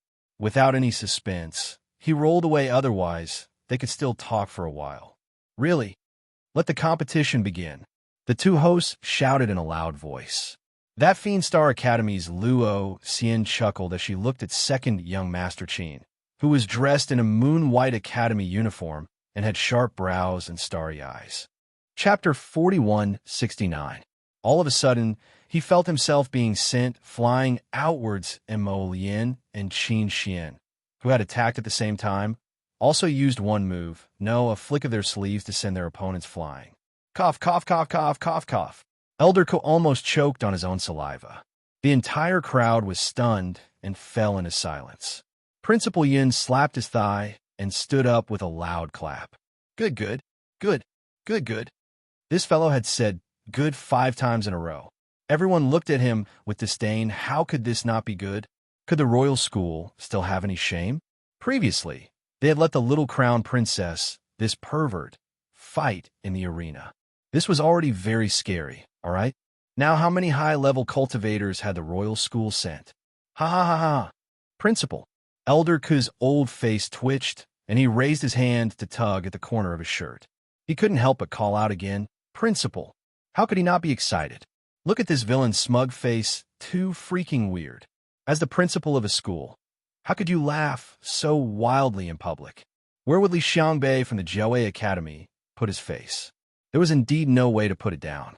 There was nowhere to put it. It was too embarrassing.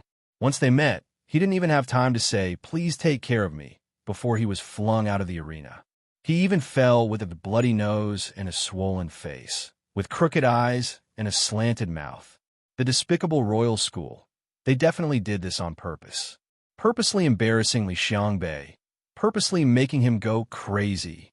No, he had to calm down. He couldn't fall into that scum Yun Piao trap. The more he laughed wildly, the more he had to calm down. Calm down, calm down. Li Xiangbei took a few deep breaths before he managed to suppress his anger. At this moment, Imol Yin, Chinda, and Omega Katoku had already floated down from the arena and walked over casually. This was intolerable. Li Xiangbei couldn't help but say coldly, "Everyone from the royal school is indeed unusually cunning. You actually used such a method to defeat our Jiaowei Academy. What do you mean?" Yin Piao couldn't help but glance at this guy. She snorted and said, "What nonsense do you want to say now? Don't hide it, just say it all. I don't have the time to listen to you blabbering all day long and slandering the reputation of the Royal Academy." "Are they not?" Li Xiangbei said angrily. "Are these people really students from the royal school? Ignorant and inexperienced." Yin Piao said proudly, "Our royal school accepts talent from all 3 continents. How is he not a student of the royal school? Let me tell you, within the royal school, there are at least 18 experts like them." Imol Yin sat down expressionlessly, no longer bothering with Yin Piao. Chinda and Omega Katoku had similar expressions. They sat down and didn't want to say a word to the arrogant dean. Li Xiangbei was so angry that his entire body trembled. He pointed at Yin Piao and said, You cheated. I'll go." Yin Piao slapped away the finger that he was pointing at her. "Can you be more mature, Deanly? You're giving me the feeling that you're angry out of humiliation." Dean. On the other side, Instructor Broad Axe and the beautiful instructor hurriedly persuaded him to go back. Preposterous. Preposterous. Li Xiangbei sat in his seat and kept muttering.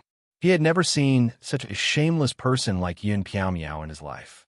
You can go to sleep first. The rest of the night is before 12 o'clock.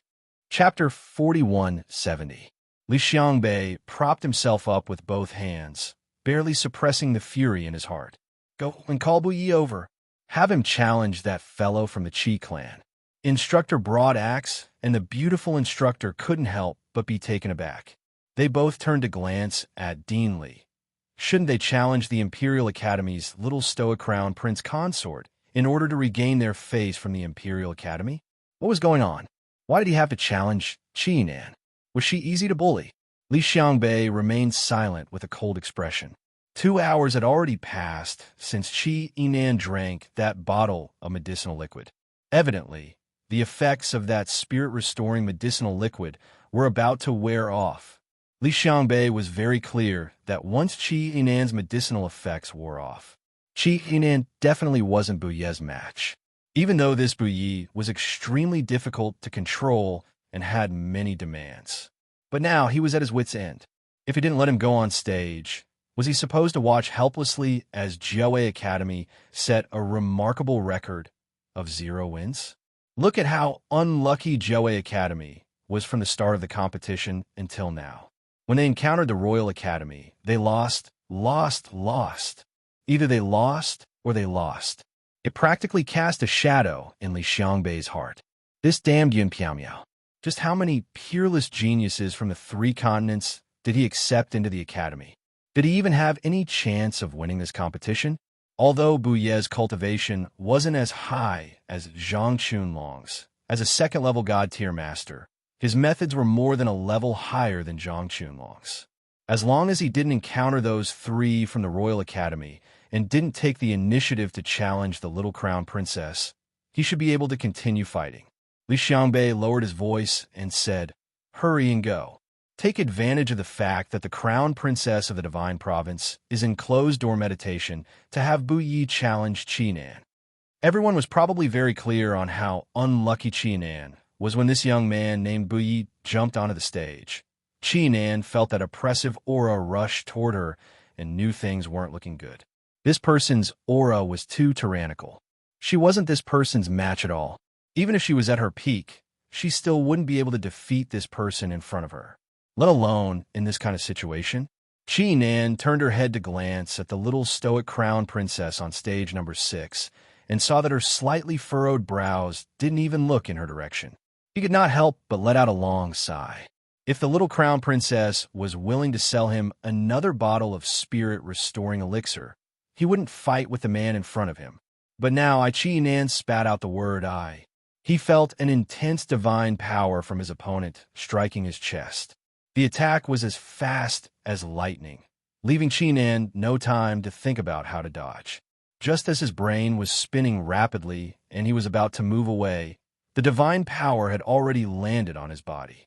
His brain was still slow to react to this attack.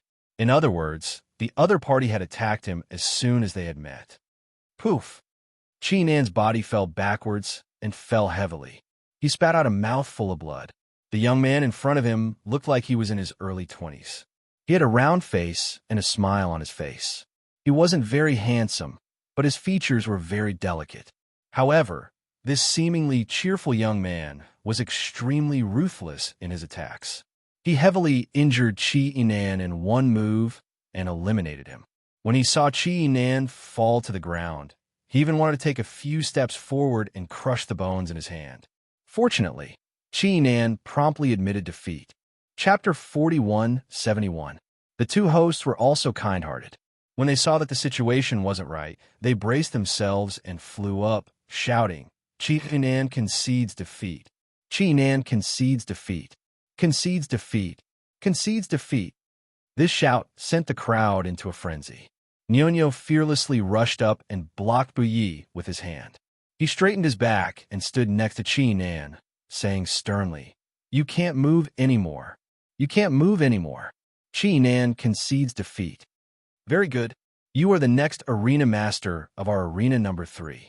Student Bu Yi from Jiaowei Academy has successfully challenged arena number 3 and will inherit the previous arena master's points, 1,200. Congratulations, Student Bu Yi. Congratulations, congratulations. Duo also wiped her sweat and looked at Bu Yi with a slightly horrified expression. She didn't expect this Student Bu Yi from Jiaowei Academy to be so savage and terrifying despite his fair, delicate, and adorable appearance. Previously, the other person had already admitted defeat, yet he was still unwilling to give up and wanted to step up and break the other person's limbs. Bu Yi giggled and was about to speak when he suddenly sensed something. He abruptly turned his head. At some unknown time, Arbor had already opened his eyes. At this time, the little stoic was coldly looking at this man on arena number 3. Huge waves billowed in the depths of her eyes. She seemed to have seen this person before, in her previous life, but her impression was a bit hazy, and she couldn't grasp some important details. She completely couldn't remember where she had seen this person before or what he had done. This made her involuntarily crease her brows slightly. No matter what, this person's aura gave her a gloomy and unbridled feeling. He definitely wasn't a good person. Bu Yi was startled, but then he opened his mouth and laughed, revealing a row of porcelain-white teeth at the little stoic. What? You want to avenge Chi Nan? Bu Yi smiled provocatively. Then come challenge this arena master. Arbor looked at him icily. This gaze made Bu Yi even more displeased, and he couldn't help but crease his brows. Who was this stoic face looking at? Through his face, his gaze was unfathomable, as if he was looking at an ancient monster or a corpse. Dean Li, who had originally been full of joy and thought that the Jiaowei Academy had finally regained its dignity, was now in a daze. At this moment, his face couldn't help but stiffen. He gritted his teeth and said in a low voice, What is Bai doing? You're courting death. Wasn't that just courting death? He actually invited the young crown princess to challenge him. If this wasn't courting death, then what was? Now, everyone knew that the little crown princess seemed to have endless tricks up her sleeves. Even if she were to consume the elixir of returning elixir and drag it out with others, perhaps not many people would be able to defeat the crown princess before exhausting their own strength. Not wild. Dean Li's expression became even more gloomy and ugly. What he wanted was for Bai to at least enter the top 10. Instead of letting him court death the moment he entered the arena. There was still more than 5 days before he could enter the arena. Actually, the timing wasn't too good. Everyone knew that the earlier one entered the arena, the more exhausted one would be after a few rounds of fighting. As a result, it was impossible for those who were scheming to enter the arena so early, unless they were extremely confident in their own strength. For example, someone like the little crown princess. The little crown princess didn't know that in everyone's eyes, she had the image of someone who possessed a miraculous elixir, had a card up her sleeve, and was exceptionally talented. Chapter 4172. In reality, everyone didn't know that her main objective in going up the arena was she was too lazy to fight over and over again. It was better if others came knocking on her door or ganged up on her. That way, she could defeat more people in one go and obtain more points MHM. It was that simple. But now, the little stoic expressionlessly looked at the youth who continued to court death at her in arena number 3 and blinked her large eyes. Dwoodwa's eyes and ears were everywhere. When she saw the little lady's expression, she immediately blocked in front of her and raised her hand to shout. During the competition, all arena masters who successfully set up their arenas are not allowed to leave their arenas under any circumstances. Arena number 3 and arena number 6. The arena masters will continue to accept challenges from other people. Challengers can directly go up on stage and announce their names. Arbor glanced at Bai on arena number 3 and raised her pinky finger to point in the air. You're dead meat. Everyone. Fuck, why did this stoic face look so fierce and adorable? It looked like the stoic never looked at looks when she beat people up. After all, when little ladies saw Bai's delicate and adorable face, they would more or less develop a favorable impression of him. It was naturally much more convenient for good-looking people to roam the pugilistic world. Bai looked at her with a grin and said, Okay, then I'll wait for you to teach me a lesson. In the blink of an eye, a pitch-black color spread across Arbor's eyes.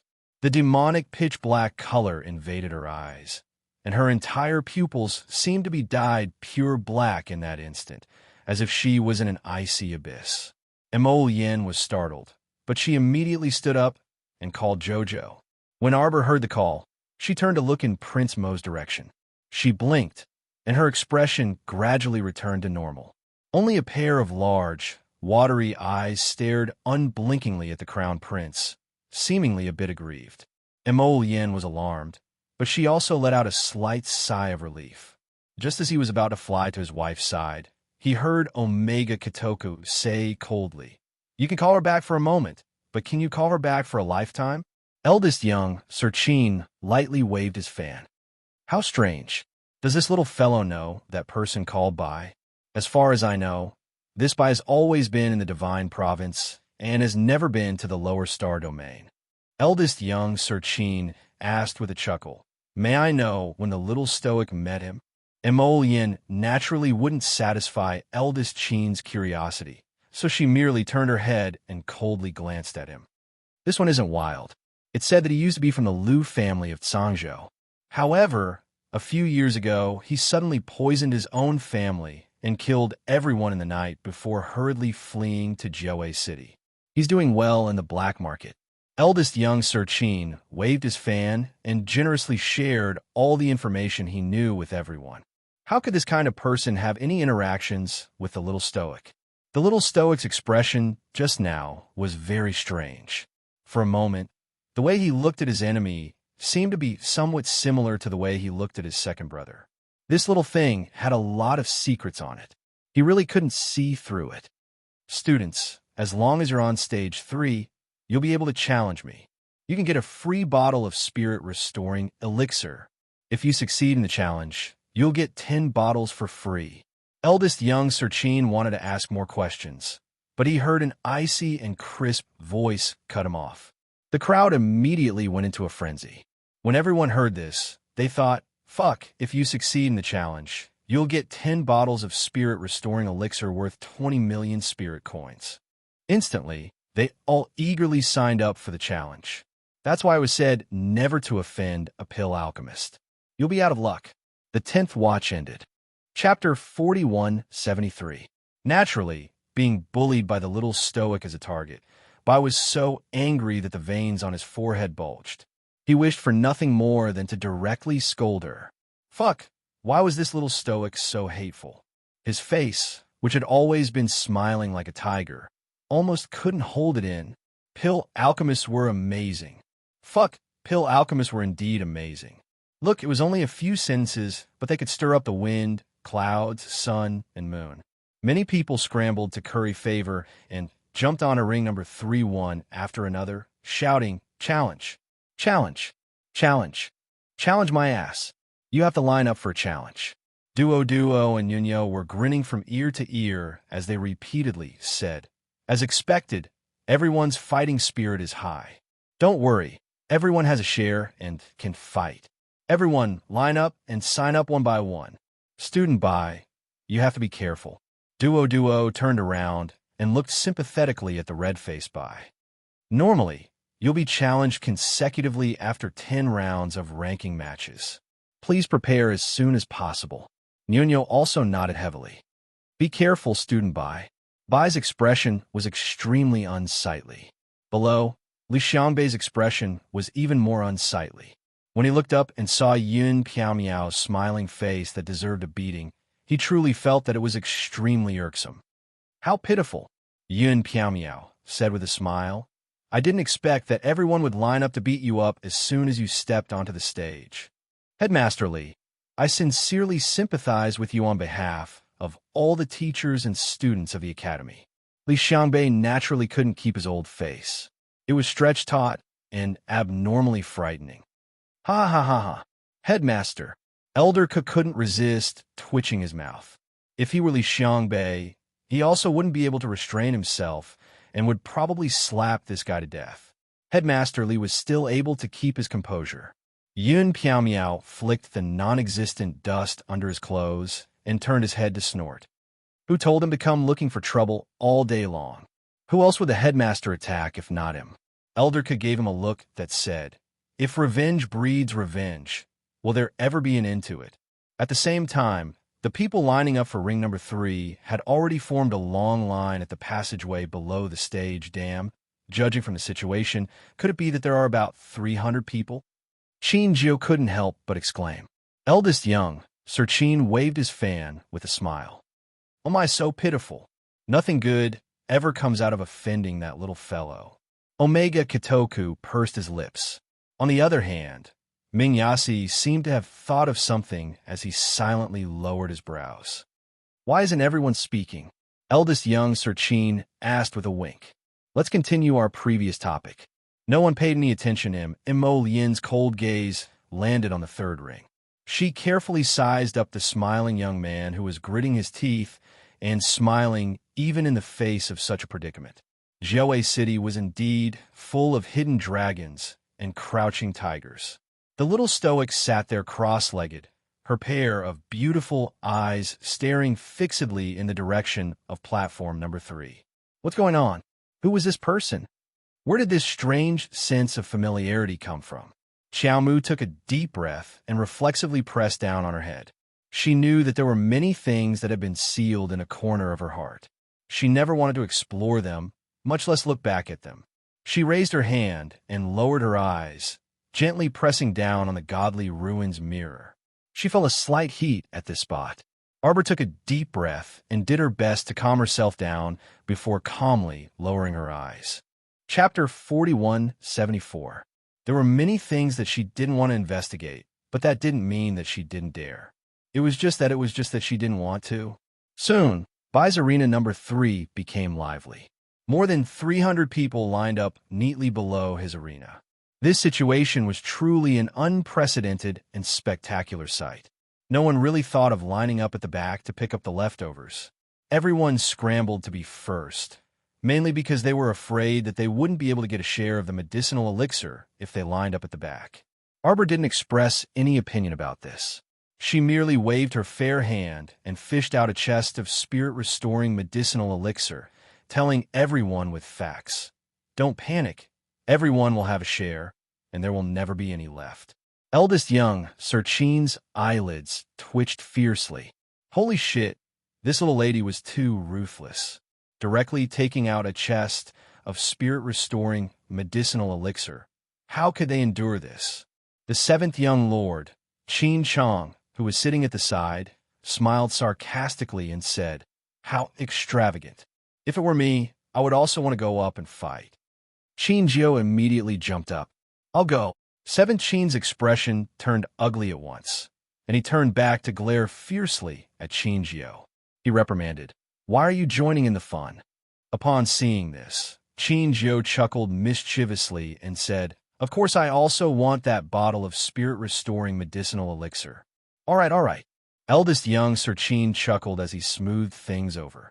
"Since little Jill wants to go, then let him go up and try. Don't tell me you aren't curious about that bottle of spirit-restoring medicinal elixir."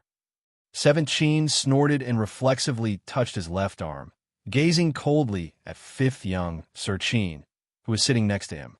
Ever since that incident with Feng Yulin, his left arm had been broken by the little lady's ferule, and after returning to the clan, he had been whipped 30 times.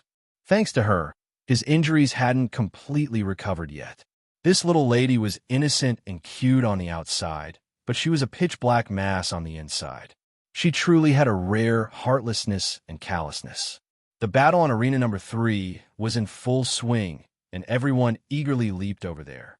Because everyone quickly discovered that as long as they could persist for more than a minute on Arena number 3, they would receive a bottle of spirit-restoring medicinal elixir. And everyone who took the special spirit-restoring medicinal elixir would discover that their essence, energy, and spirit would recover without restraint. Even though he had used all his strength after the battle with Bui ended and he left the arena, he still found that his spiritual power naturally recovered very quickly within 2 hours. They finally understood why Qi Nan from the Qi family was getting more and more aggressive. So it was because this spiritual returning elixir had a sustainability. After he told the others about the special effects of the potion, more and more people came to challenge him.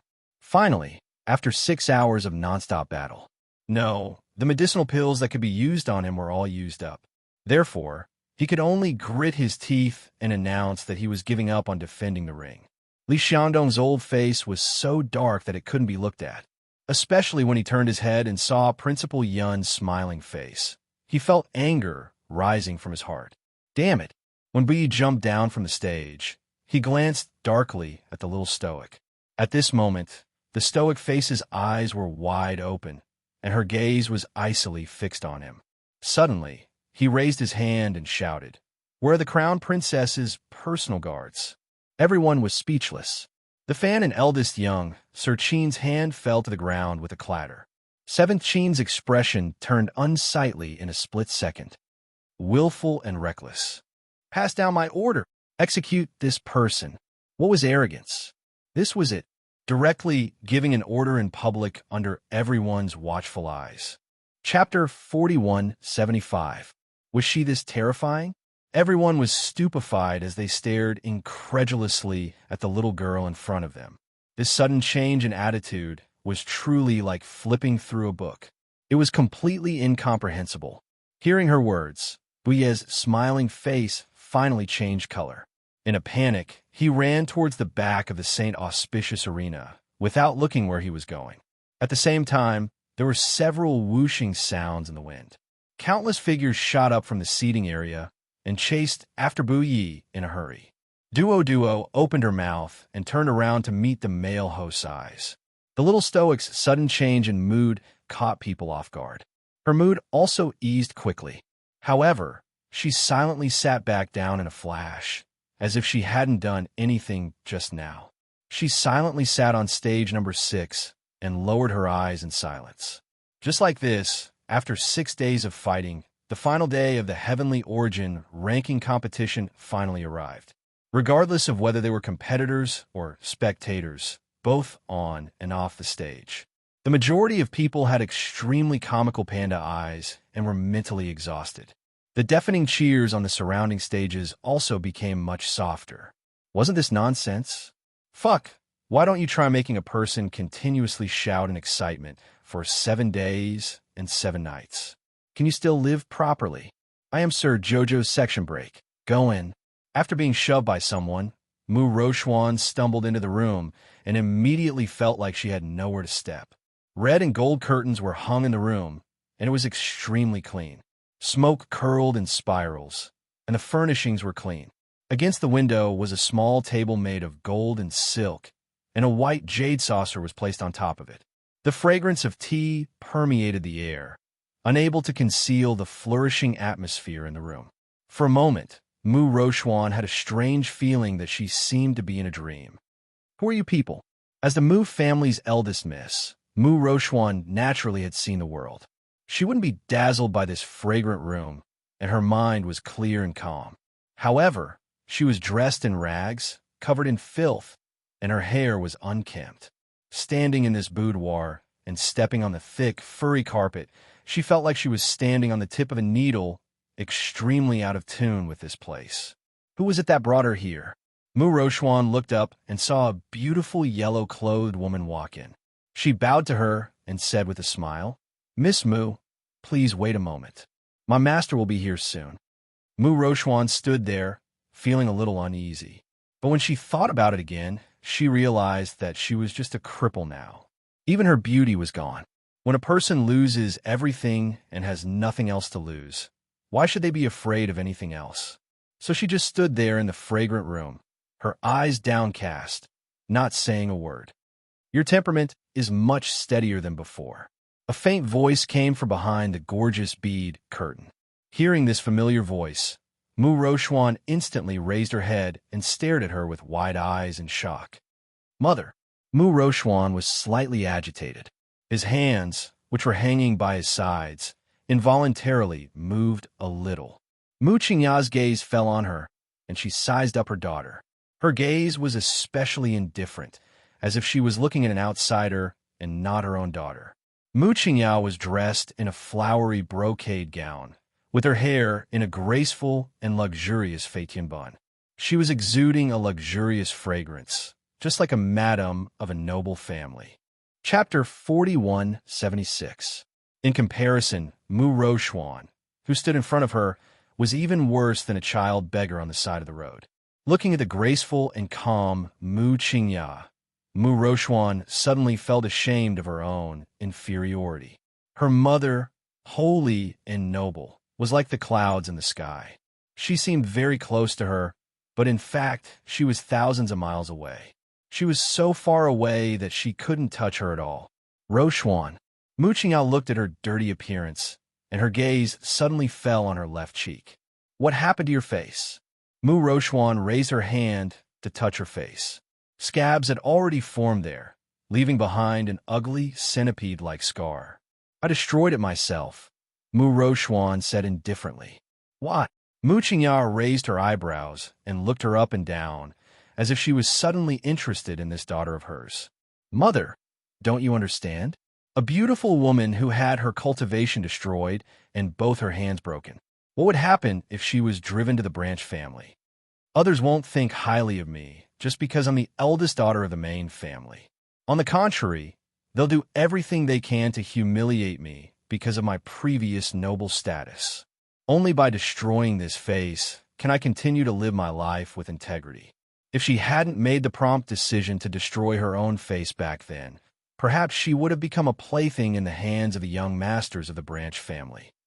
"Mother, I didn't expect you to be such a chaste woman," Mu Qingya said indifferently, but her eyes revealed that she couldn't agree with her. "Actually, as far as one's life is concerned, those worldly possessions are nothing.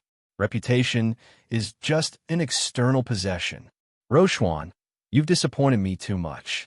To a woman, the body can be an extremely lethal weapon. You can use your beauty and body to do a lot of things," Mu Qingya said calmly. "If you were willing to give yourself to a powerful young master when you went to the branch family, you wouldn't be in such a sorry state now. You're useless with a disfigured face and a broken hand." Mu Qingya frowned and criticized mercilessly. "Although your father broke your hand and threw you out, your hands were still damaged.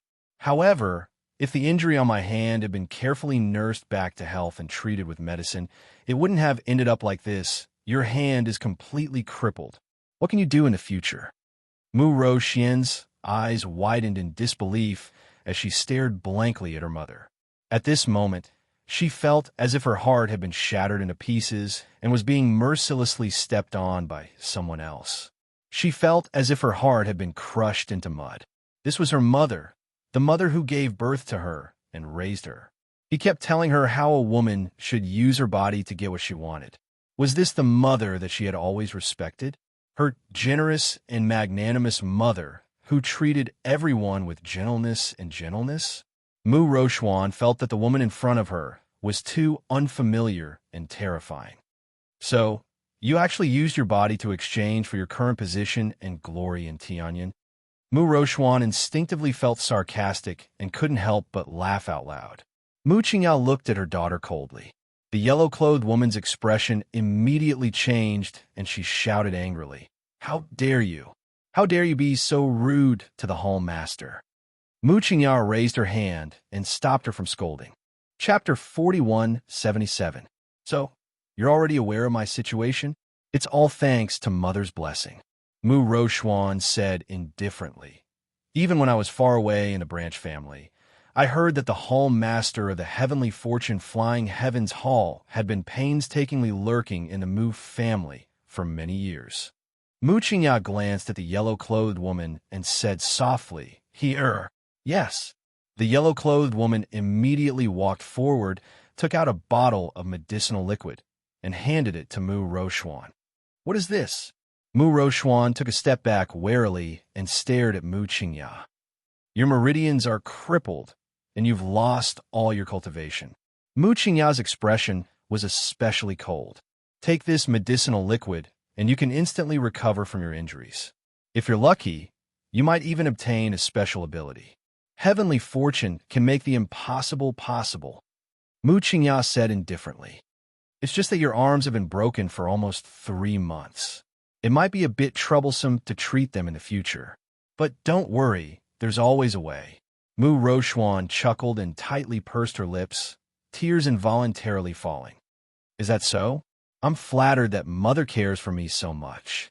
I just don't know where Mother was and what you were doing in the past 3 months. What were you doing when your daughter was suffering in the Branch family and could only disfigure her face to protect her chastity? Mu Qingyao brushed her clothes indifferently and sighed. Rochuan, the one who wants to punish you is your father, Mu Jingfeng. Your father insisted on punishing you for the sake of the crown princess, and Mother couldn't stop him. All right, now that everything is over, you can stay here with peace of mind. Mu Qingyao stood up and said, Drink the medicinal liquid as soon as possible. It'll be good for you. Since I'm your mother, of course I'm thinking of you in every way. I won't force you, so think carefully whether you want to drink it or not. If you don't drink it, you can still stay here. Who told me to be your mother? Mu Qingyao seemed to emit a gentle motherly light as she looked deeply at her. Mu Rochuan felt cold all over and shivered slightly. Since Mother wants me to drink, then I'll drink. Mu Rochuan sneered. In any case, there was nothing left for her to lose in this ruined body of hers. Even if he had to pay back his mother's life, it didn't matter.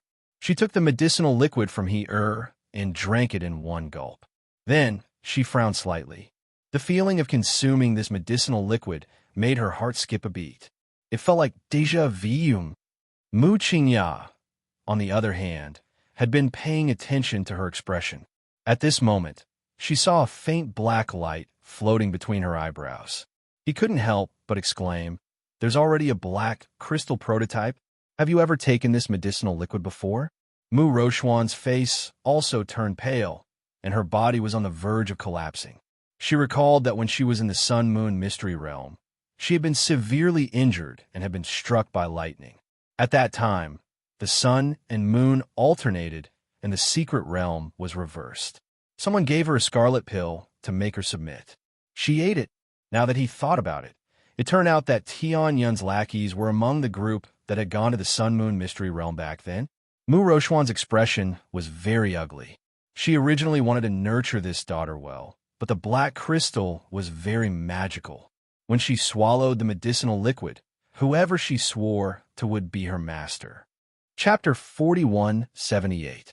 She didn't expect that someone had already taken a fancy to Mu Rochuan's talent. That's right, Mu Qingyao thought that even if Mu Rochuan's cultivation was lost, it didn't matter. As long as she was transformed by Tianyun's basic, mutated medicinal liquid, her body would recover one day. It would be even better if she could comprehend a special ability at that time. Moreover, with Mu Rochuan, her daughter who was proficient in talismans and spells, she could train more talisman and spell masters for her. Without mystic energy, she naturally couldn't draw high-level talismans, but at least she had a brain. But now it seemed that Mu Rochuan didn't have a brain at all. She had already recognized someone in the organization as her master.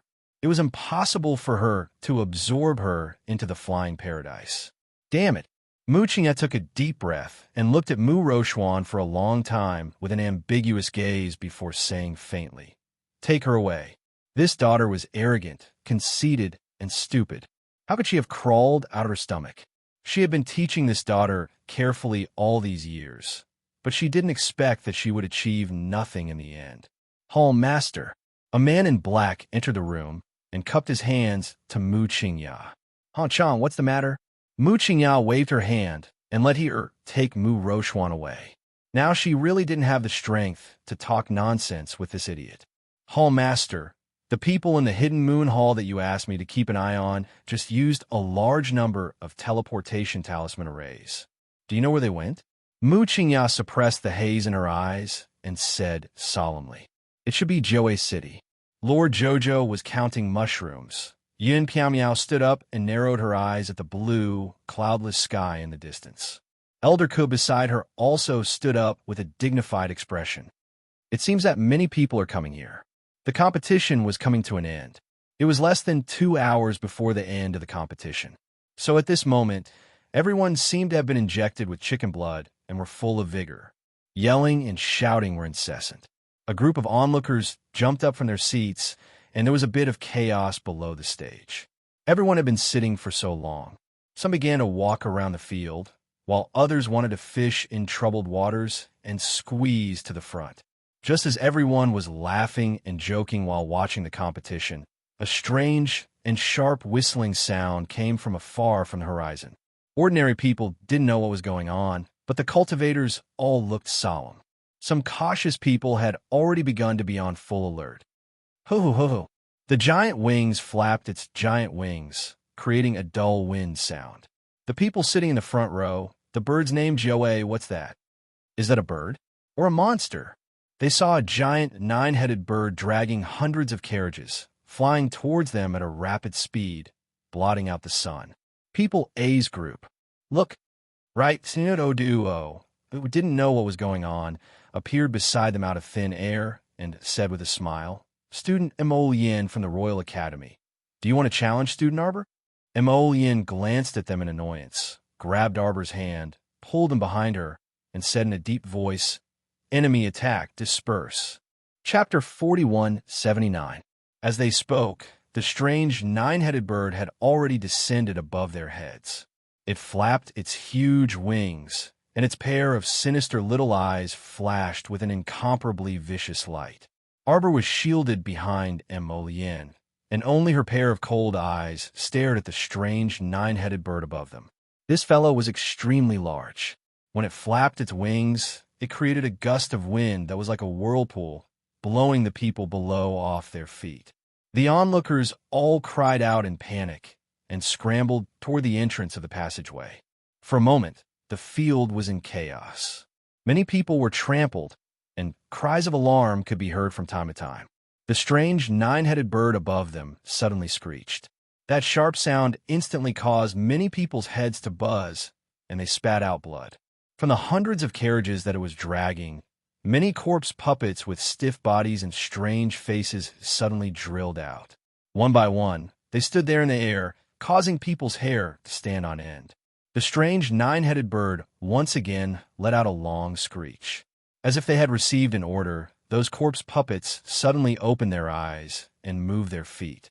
It was as if they were following an invisible long staircase, descending from the sky. There was not a trace of white in the depths of their jet-black eyes. High-level corpse puppets. Arbor lowered her hand slightly, and a pitch-black crow, repeating crossbow, poked out from under her sleeve. Strange roars filled the entire battlefield.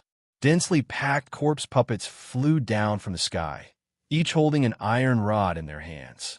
They swung it at anyone they saw, and their eyes were filled with viciousness.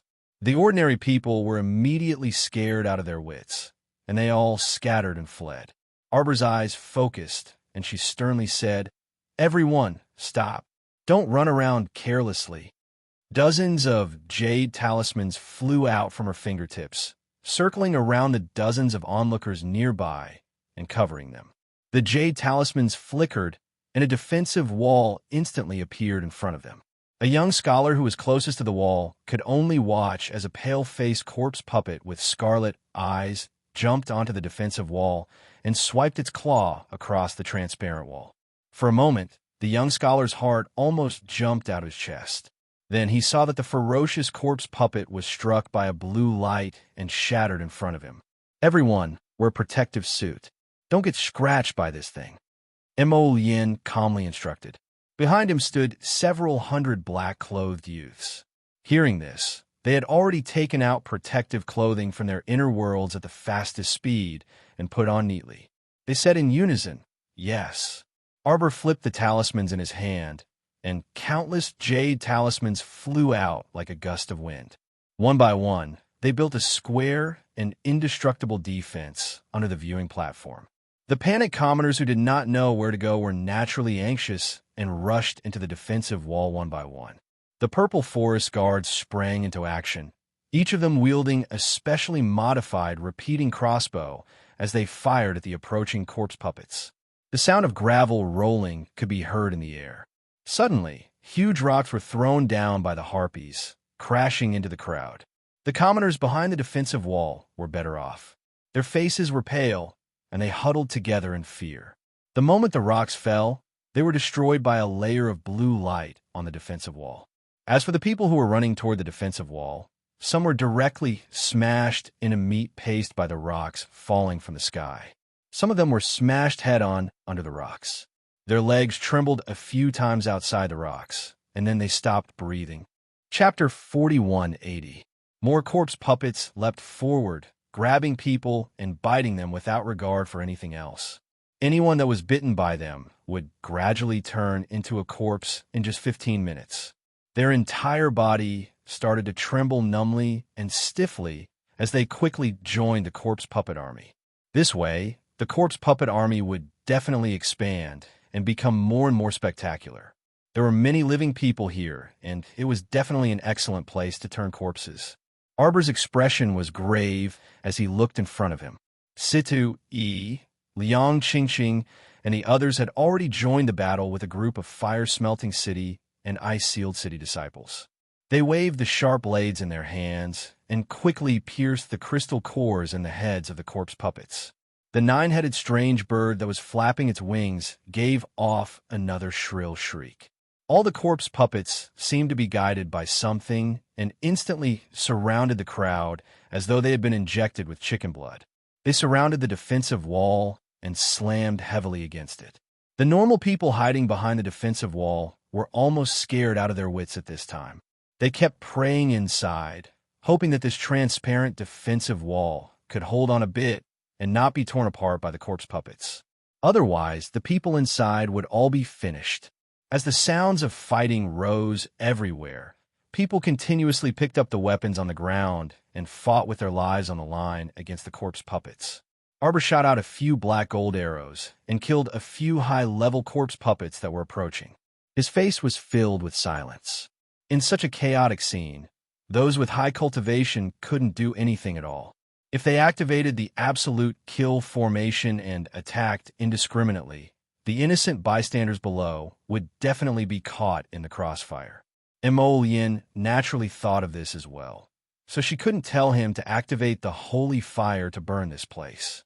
They could only move towards the densest part of the corpse crowd and do their best to keep the power of the five spirits within a certain range so as not to implicate anyone else. At this time, the nine-headed strange bird gave off a strange shriek. Arbor raised his head and saw Duan Muqing and Mu Xingchen fly into the air with many xiuzhe and fight fiercely with the nine-headed strange bird. That strange bird had 9 heads and 18 pairs of small eyes. Its head could turn 360 degrees and had no blind spots. It could clearly see every xiuzhe fighting against it. With a shake of its body, it raised its head and howled. The ear-piercing sound instantly killed several practitioners with low cultivation. Mu Xingchen's expression darkened, and the flying sword in his hand flew out with a whoosh, aiming for the strange bird's neck. Only a dang sound was heard. Everyone's heart skipped a beat. This strange bird had a copper head and iron arms, and it didn't have a single weakness. Roar! Hundreds of harpies flew back and forth in the air, charging to the side of the strange nine-headed bird and guarding it like guards. Is this bird a night-caw bird? Yes. Mo Yin held his wife's hand tightly and nodded with a solemn expression. However, it should have been greatly modified. This body is probably comparable to a holy beast. You stay here. I'll go meet him. Mu Xingqian and the others were no match for it. Mo Yin felt uneasy and held Arbor's hand. Arbor blinked slightly and raised his hand to hold his right hand. Be careful. Mo Yin nodded. A moon-white figure flew up and landed in front of the strange nine-headed bird. When he turned his head, he saw young Master Omega Kitoku had also flown up. At this time, he was silently standing beside him and coldly glancing at him. His eyes were extremely deep, as if they were filled with ice that would not melt for thousands of years. Chapter 4181. Mo Yin only glanced at him, frowned, and retracted her gaze. She carefully sized up the nine-headed bird in front of her. Among its 9 heads, only the one in the middle looked the most normal. Looking at the 8 heads, the closer they were to the side, the narrower they became. The 2 heads on the left and right were only slightly larger than an adult's fist. Their facial features were strangely squeezed together, like a sarcoma that had been cut several times. Black moon flashed in her hand, and a black flame climbed up. Without saying anything, it chopped towards a 9-headed bird's head. The strange bird let out an extremely unpleasant shriek, and its 2 sharp claws slapped. Although its body was excessively large, its speed wasn't weak. In an instant, it dodged the strange light shot by Black Moon, and at the same time tore an ordinary cultivator with wide eyes and open mouth to pieces. Looking at the bloody scene in front of them, those hot-headed people who followed Mu Xingqian and Duan Muqing to fight the strange bird in the sky suddenly felt like a bucket of cold water had been poured over their heads. They were so frightened that they couldn't help but tremble. The strange bird flapped its wings and suddenly let out another shriek. Mo Yin's eyes darkened. Block your 5 senses. This shriek was definitely poisonous. It was clearly a different kind of sound wave attack that could destroy a cultivator's divine sense. Second young master leaped forward, stabbing the strange bird's claws with his sword. Suddenly, he turned around and retreated, withdrawing his sword. The place where he originally stood was suddenly attacked by countless flames. Second young master. The Qin family members cried out, "Saintus!" Several calls from afar reached Arbor's ears. Arbor, who was rapidly arranging defensive array glyphs, turned her head and saw Feng Zhongqing rushing over with several hundred disciples. Feng Zhongfei's handsome face was sullen as he followed behind his big brother. He glanced at her, wanting to say something but hesitated. Arbor didn't talk nonsense with them and didn't bother to correct them for calling her Saintess. She only said in a low voice, "Save people." Yes. Feng Zhongqing nodded and was about to leave with his clansmen. Arbor suddenly took out several dozen sets of protective clothing from her inner world and threw them over along with a handful of talismans. Be careful. Feng Zhongqing's eyes flashed with a smile. He raised his hand and pulled his younger brother, who snorted from his nose and hurriedly ran toward the crowd. Although Feng Zhongfei was grumbling, Elder is really meddlesome, forcing us to secretly protect him. What can happen to this stoic face? His hands, however, did not stop following his big brother's movements, clearing out all the nearby zombies as if he was chopping vegetables and melons. He protected some of the pale-faced commoners and retreated. When Mu Xingqian and the others saw that Mo Yin had come over and was able to deal with the strange 9-headed bird, they immediately heaved a sigh of relief. They hurriedly turned around and called out to little Fatty and the others, running over to fight the harpies. These harpies hung above everyone's heads like shit. Although they did not have the power of the 5 spirits, they would still throw some stones from the surroundings of the venue. It was not harmful to the Xiozha, but it would harm the ordinary spectators below.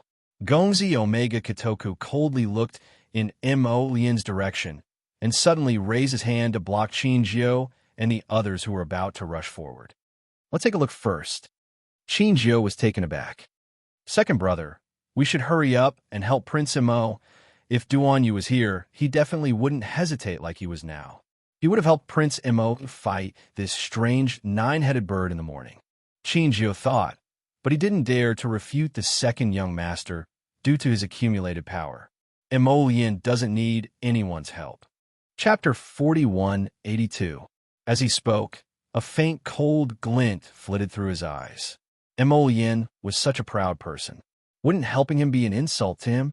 Qin Xian's eyes were cold and indifferent. He lowered his eyes and took a step back while floating in the air. Behind him, Qin Jiao and the other Qin family disciples naturally followed suit and took a step back. It wasn't that Mo Lian didn't hear Qin Xian's words. He just didn't want to respond. He flew straight up with his sword and faced the strange nine-headed bird.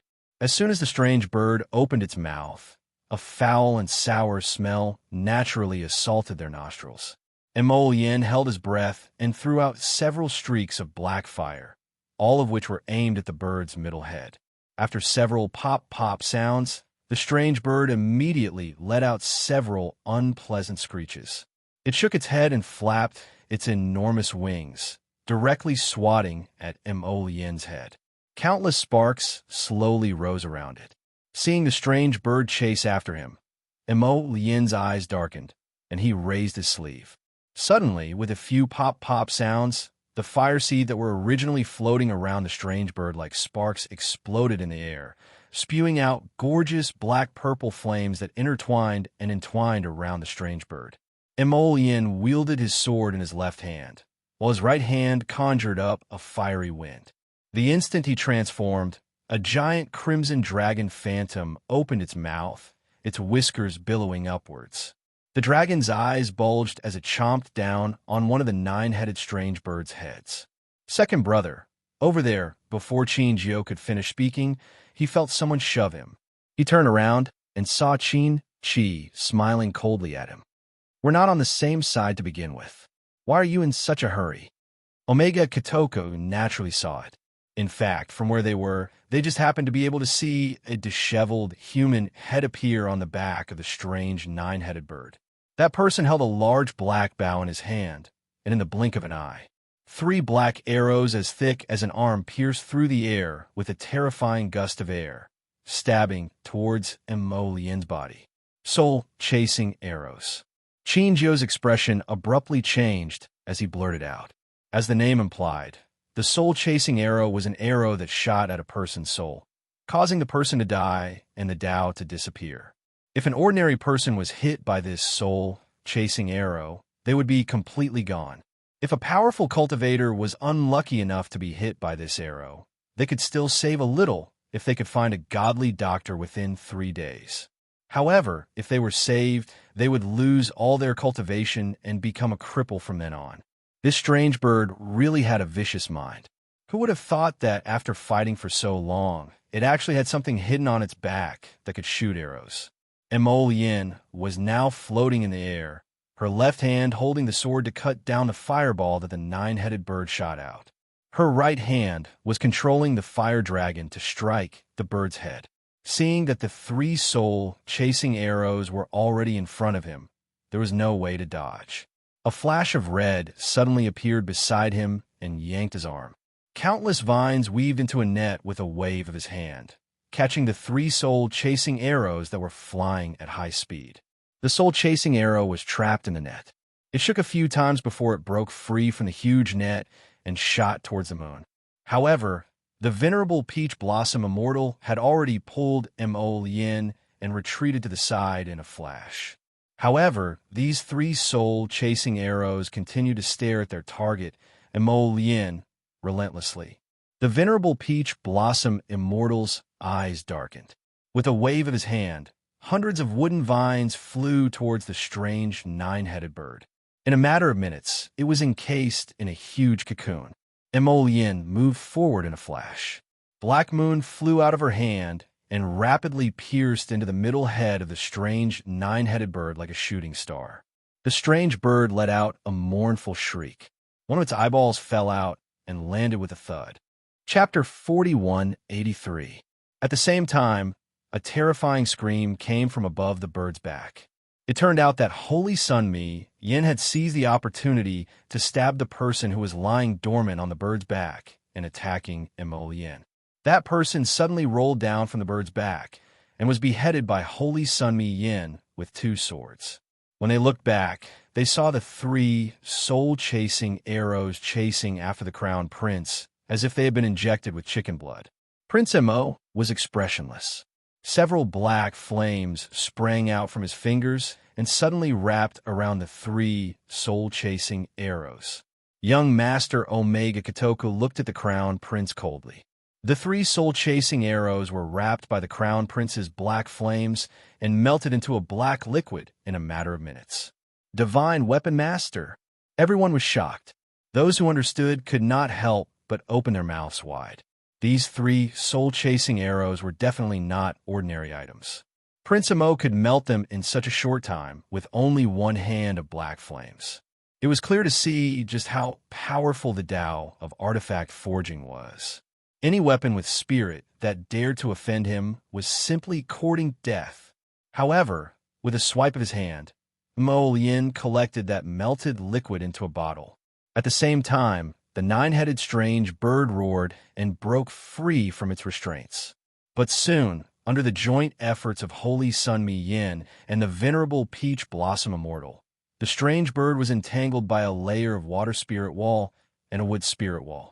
Mo Yin flew straight up and raised Raven Moon in her hand. At the speed of light, she cut off half of one of the 9-headed strange bird's heads. The strange bird was in pain and let out a mournful and ghostly scream. Its sharp and strange voice instantly made the practitioners who were fighting with the corpse puppets dizzy. The strange bird immediately dragged its huge wings and turned around. It left everyone behind and hurriedly escaped from this place. The broken carriage frame immediately fell from the sky. From time to time, there were solid pieces of wood that fell into the crowd. Everyone dodged and looked up to see the strange bird escape.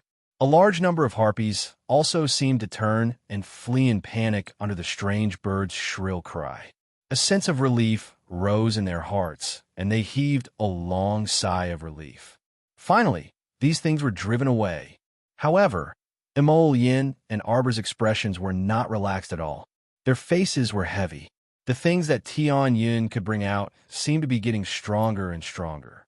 In the future, what kind of good days would the people have? Although the remaining corpse puppets had all been taken care of, the corpse puppets were still alive. However, the people from Arbor were not relaxed at all. After all, it was hard to say whether the injured people would be infected on a large scale. A good Heavenly Yuan competition had ended in such a way. Everyone couldn't help but sigh.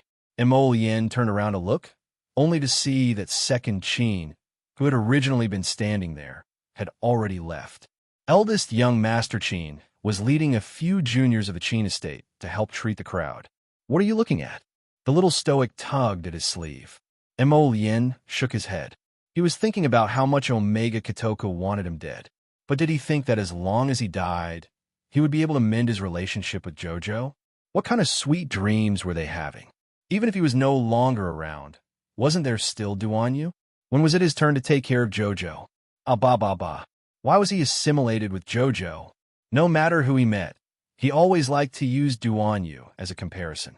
When the two of them exited the holy, auspicious arena, they saw a scene of devastation. The streets were filled with rampaging corpse puppets and the figures of the city guard hunting and killing. The two of them looked at each other. Chapter 4184. Their moods were naturally heavy. They didn't expect that Jiaowei City would be the first place to be attacked by the corpse puppet army and cause serious damage. Previously, they had only attacked small villages on the outskirts of Li City and Song State's Eagle City's Little Li Town. The crowd definitely wouldn't be as dense as Jiaowei City. So Tian Yun's actions have begun to escalate. "Quick, catch him. Don't let him escape." After an angry shout, Several people wearing the city lord's guard uniform quickly rush in their direction.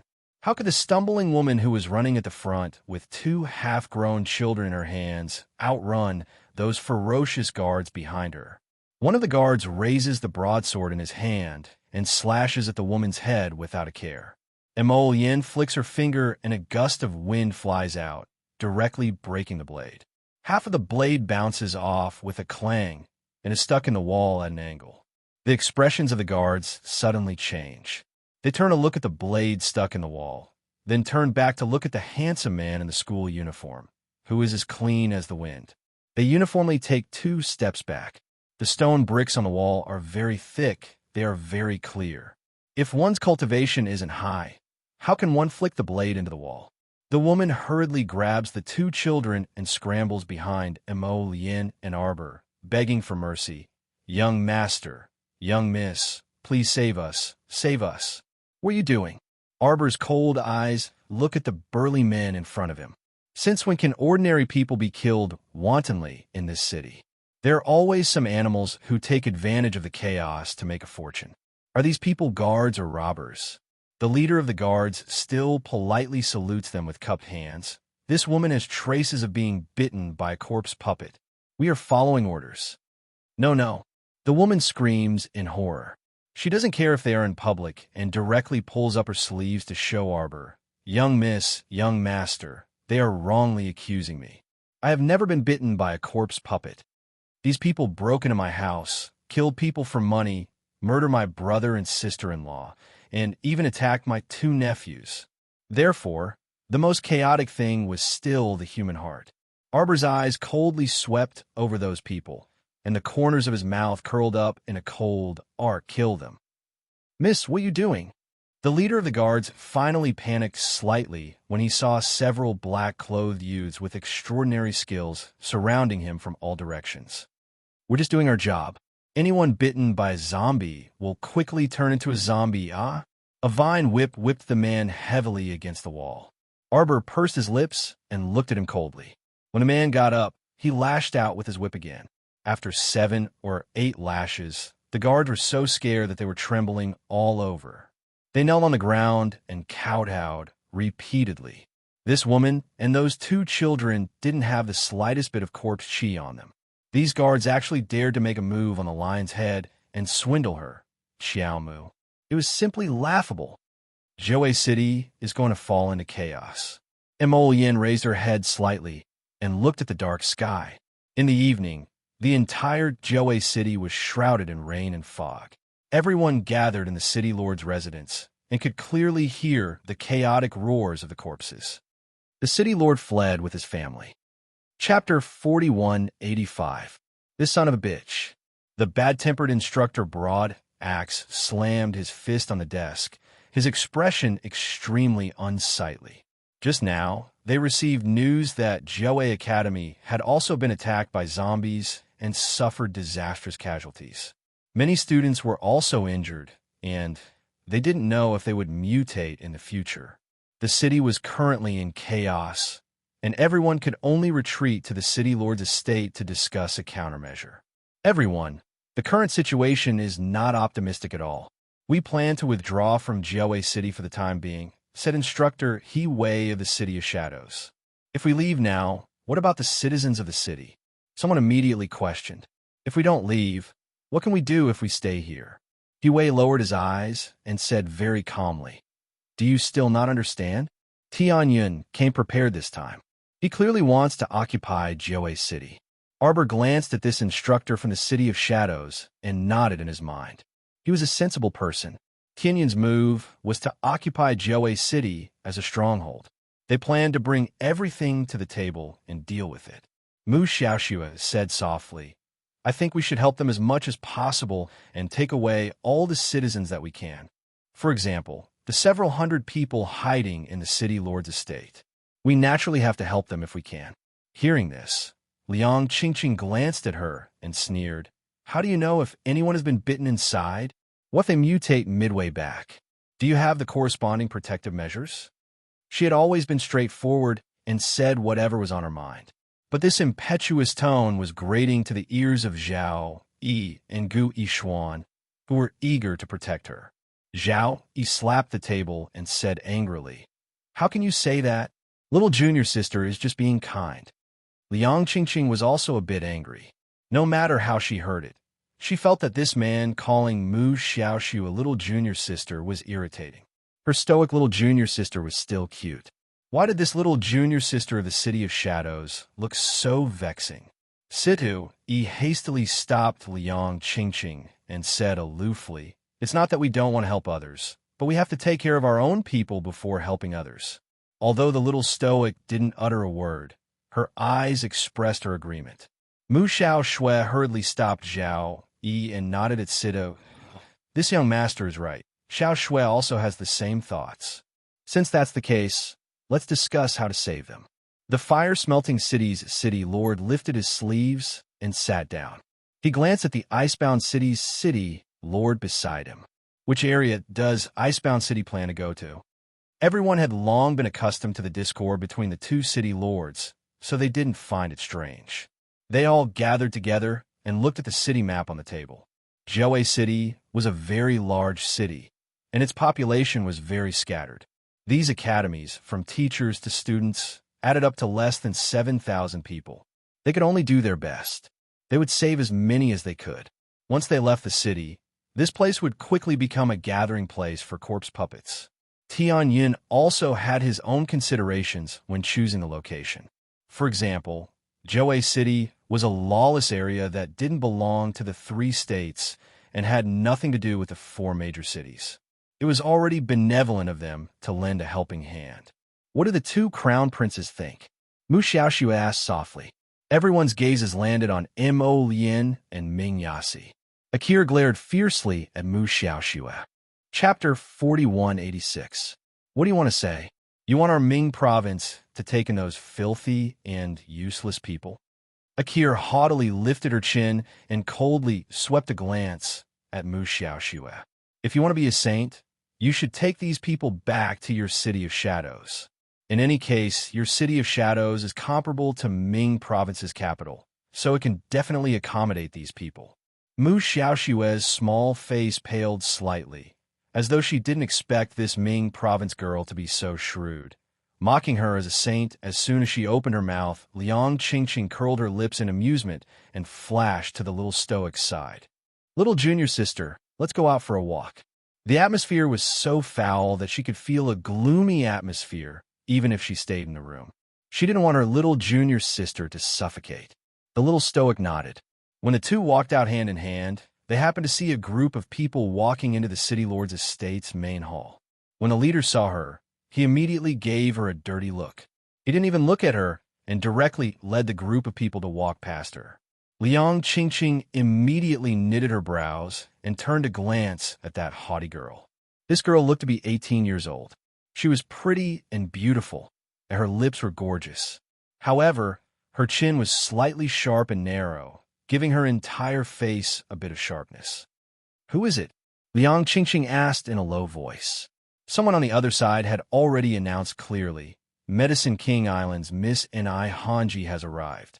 Liang Qingqing couldn't resist rolling her eyes as she watched the 2 rows of Medicine King Island's guards clear the way and escort the girl to the table. "You know her?" Liang Qingqing pulled the little stoic out the door. Arbor nodded. "I've seen her a few times. Medicine King Island's Island Master's daughter. She's a high consecrator's disciple." "Fuck, I thought she was the future Island Master. Wasn't she just a consecrator's disciple?" What a grand show of extravagance. It really scared Qingqing to death. After the 2 of them left, they naturally didn't pay attention to Ni Hanji's movements. Ni Hanji walked in front of everyone and said aloofly, "Medicine King Island learned that something happened in Zhou City and sent us to help." Ni Hanji had originally followed the Lin family to join in the fun. Previously, she had been arrested along with Lin Mioer and Gu Yisin to the capital's prison. Fortunately, the Lin family and the Medicine King Island had worked together to mediate, and she had finally been released from prison. In order to make amends, the Lin family naturally granted her every request. He thought that Ni Hanji was in a bad mood, so he accompanied her to Zhou City to watch the competition and relax. Who would have thought that they would encounter such a thing? Originally, Inai Hanji didn't want to get involved in the muddy waters of Joe City. It was just that he had received a message from the island master not long ago, so he reluctantly accepted it. The Medicine King's Island is a place of benevolence and care for the poor commoners. Inai Hanji said, with an indifferent expression. This time, Joe City has met with a great disaster, and the commoners are suffering. If they need any elixirs, medicinal liquids, and the like, Medicine King Island can give everyone a 30% discount and sell them cheaply. Everyone could not help but look at each other. Isn't this Miss and I of Medicine King Island a bit too strange? Those medicinal pills and medicinal liquids were easily worth thousands of gold. Ordinary commoners, even if you gave them a 50% discount, they wouldn't be able to afford them, right? Isn't he supposed to be benevolent and caring for the world? Why do they still need money? Everyone was a bit confused, and Hanji swept a disdainful glance at them. What's with your expressions? Are there any pharmacists among you with special abilities? Step forward, and Hanji said impatiently. Chapter 4187. According to our Medicine King Island's research over the past few days, Hanji sat down at the table and said indifferently, high-level apothecaries can suppress corpse poison. Her gaze swept over everyone's faces. The higher the level of the apothecary, the richer the medicinal effects. If the apothecary gives himself medicinal effects in advance, he can prevent corpse poison for a certain period of time. Our Medicine King Island has 2 golden-level apothecaries, but unfortunately, they are not here at the moment. Hanji's expression was haughty as her gaze swept over Emolien's group, who had turned to leave without a word. Her gaze instantly turned furious. Stop right there. The 2 rows of Medicine King Island guards immediately drew their sabers and blocked the path of Emolien's group. Emolien looked back and sneered, spitting out 2 words from between her teeth. You want to? Die. The Medicine King Island guards blocking her path were clearly intimidated by her aura. Their hands trembled, and they almost lost their grip on their sabers. They hastily retreated a few steps uneasily, and Hanji slammed the table and stood up, reprimanding angrily. Look at you motley crew. What can you do for the citizens of a city? Our Medicine King Island has stepped forward without hesitation to lead this battle against heavenly providence. But you are not cooperating at all. And Hanji said angrily. Don't think that just because of your noble status. Ming Yasi left with his group without another word and waved his hand in passing. We will head to the eastern region from the Underworld Province. We from the Divine Prefecture will head to the western region. Eldest young Master Qin chuckled as he fanned himself and led the Qin Estates group outside. And Hanji suddenly felt that her face was getting more and more embarrassed. She almost couldn't breathe because of the anger in her chest. Akir couldn't help but snicker. Look, you think you're infallible, using Medicine King Island's chicken feather as a token of authority. Do you really think you can ride over the 3 provinces? To put it bluntly, Medicine King Island was a desolate island reclusive from the world. It had nothing to do with the 3 provinces. And you want to use Medicine King Island's name to command them? Sanzhou's Huiyu Academy, Underworld Continent's Tianhua Academy, and the people from the 4 major cities all stood up and followed out.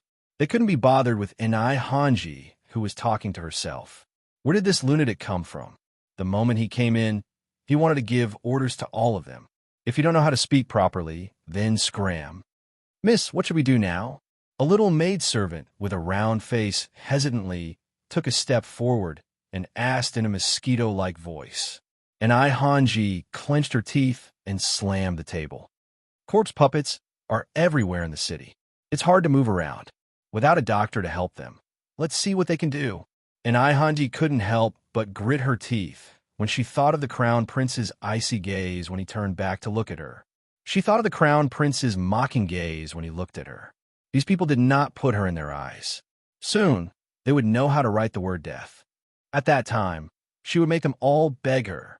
Arbor tugged at Emolien's sleeve, and the latter naturally looked down at him, amused by the little fellow's curious baby face. What is it? What did that woman say just now? When she and senior sister Liang were chatting outside the door, they couldn't help but be curious when they saw Ming Yasi and the others storming out. Just a woman who thinks she's infallible, Mo Lien said indifferently. Lu Yu and the others followed behind Prince Mo and couldn't help but laugh when they heard this. Miss and I was giving orders just now, but unfortunately, no one was willing to pay attention to her. Chapter 4188. Arbor uttered an "oh" and didn't say anything else. Why was it that every time they chatted, they would kill the conversation? Everyone couldn't help but twitch their mouths. They couldn't resist sizing her up and shaking their heads as they snickered inwardly. The little stoic didn't seem to be interested in what was happening in the room at all. She was actually just casually asking the group, headed to the western part of the city. While they were cleaning up the zombies, they also rescued some commoners who had been surrounded by zombies. Arbor and the people from Achin Estate helped to check if they had been poisoned by zombie poison. While they were busy, they heard a commotion ahead. Oh no, a zombie has scratched several people. It's charging toward us. Following the frantic shouts, the crowd that had already stabilized started to flee in a panic again. Don't run around recklessly, Qin Jiu yelled anxiously. Hey, you guys. However, who could clearly hear what the others were saying at this critical moment? Everyone was fleeing for their lives out of instinct. Duan Muqing drew his sword to meet the zombie baring its fangs and brandishing its claws, chopping off one of its tentacles. This thing was neither human nor beast. Its arm was like an octopus with countless soft tentacles extending from it. It was truly frightening to look at. This is an advanced level rank 3 zombie. On the side, Lu Yu said gravely, "Be careful that its tentacles will separate." Before she could finish speaking, that zombie's 2 tentacles flew out with a whoosh and whipped directly at the long sword in Duan Muqing's hand. Duan Muqing was alarmed, and he spun around to retreat 2 steps. A spirit fire burned over and enveloped that tentacle. However, that thing was very tenacious and only burned to ashes after jumping a few times in the fire. The zombie was extremely vexed after suffering 2 losses in a row. Advanced level rank 3 zombies like this had developed intelligence and were very vengeful. Immediately, as if it had locked onto Duan Muqing, it whipped out several tentacles and swiftly crawled toward him. "Be careful," Xiao Mu shouted from afar, whipping out a vine with a flick of her hand. However, a hole suddenly split open on that tentacle zombie's chest, and a scarlet-eyed zombie chick burrowed out. Without any explanation, he bit on a Duan Muqing's left wrist. Qi Xianxian cried out in surprise. Before she could rush forward, she saw Duan Muqing lift up the corpse puppet bird with his sword and slash it into meat paste with a few slashes. Little Fatty quickly ran to his side and pulled his hand to take a look. His eyes turned red with anxiety. "Broken wood. I'm fine." Mo Lien and He Chun rushed over when they heard the news. They immediately stopped the high-level zombie with 17 to 18 tentacles. One of them used a wooden cage to imprison it. The other person's black flames spread and burned. The high-level zombie puppet roared twice at first, but gradually it was roasted into a puddle of corpse water by the black fire. Before it died, its small eyes emitted a very human-like look of fear. Looking at Mo Lien and Ma Shichen's expressions, it was as if they had seen a ghost. It was truly hilarious. He was the one who looked like a ghost, but he saw others as ghosts. The exhausted commoners collapsed to the ground one after another. Some covered their faces and cried. Some hugged their heads and cried bitterly. All of them were at a loss of what to do. They only felt that their future was boundless, and they didn't know where they would end up. Duan Muqing. Arbor dashed over and grabbed his wrist. He lowered his head and saw that the little zombie chick had bitten 2 black bloody holes in his hand.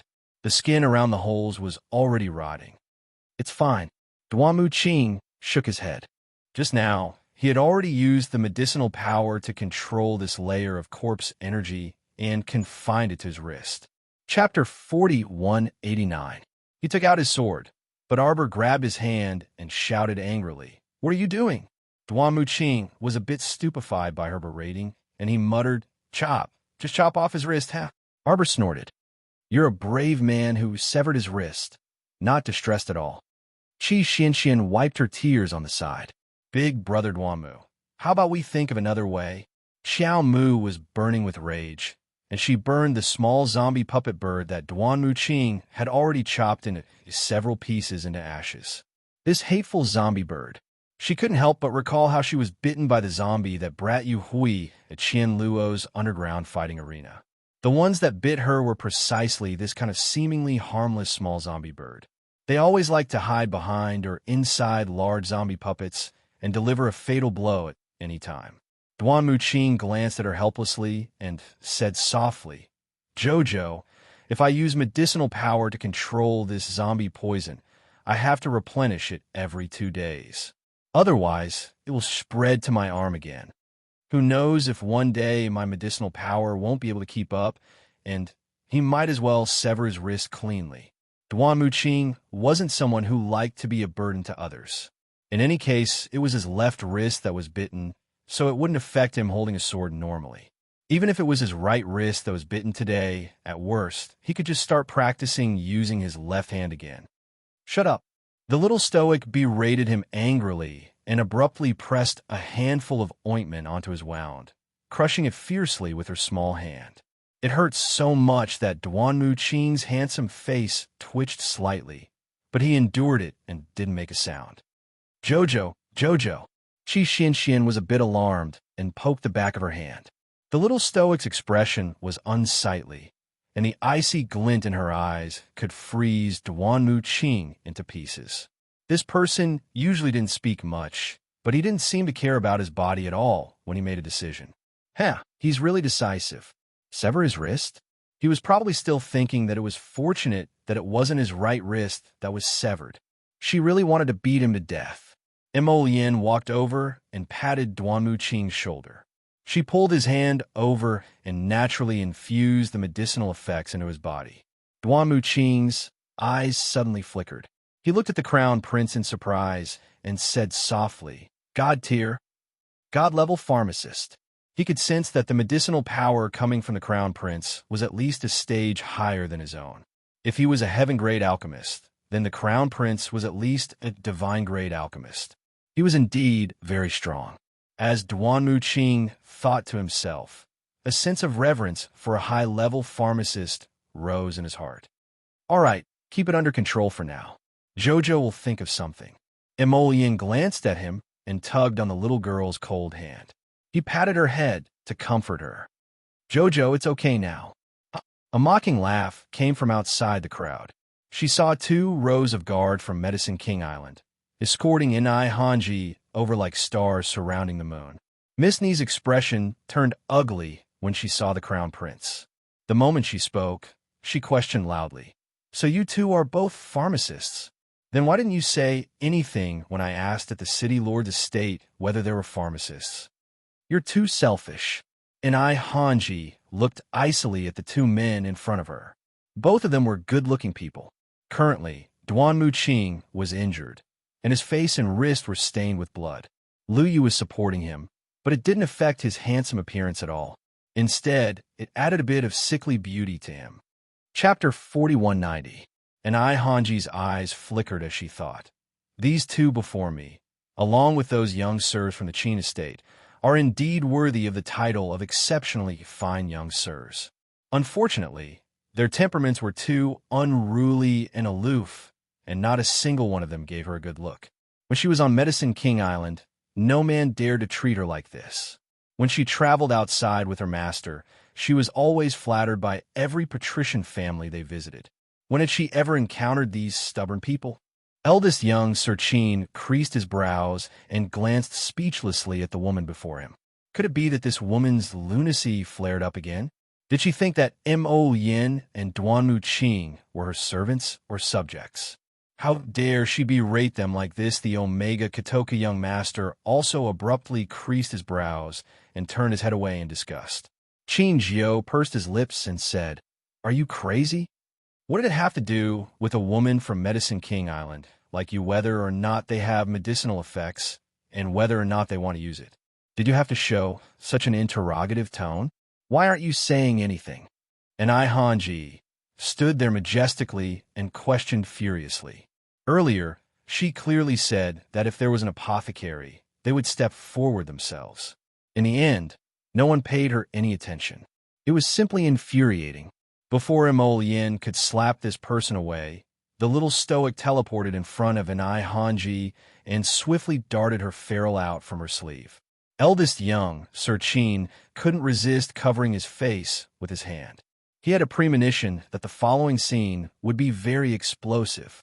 As expected, the little stoic's frosty face that wouldn't melt for 1,000 years slapped Anai Hanji's face with her ferrule without a second word. After a crisp slap, Anai Hanji was still a little taken aback. She probably never expected that someone would actually dare to lay a hand on her. Someone from the dignified Medicine King Island? Hence, when the other ferrule slapped her right cheek, she finally snapped out of her daze with grief and indignation. Her small face contorted as she shouted harshly, "You dare lay a hand on me?"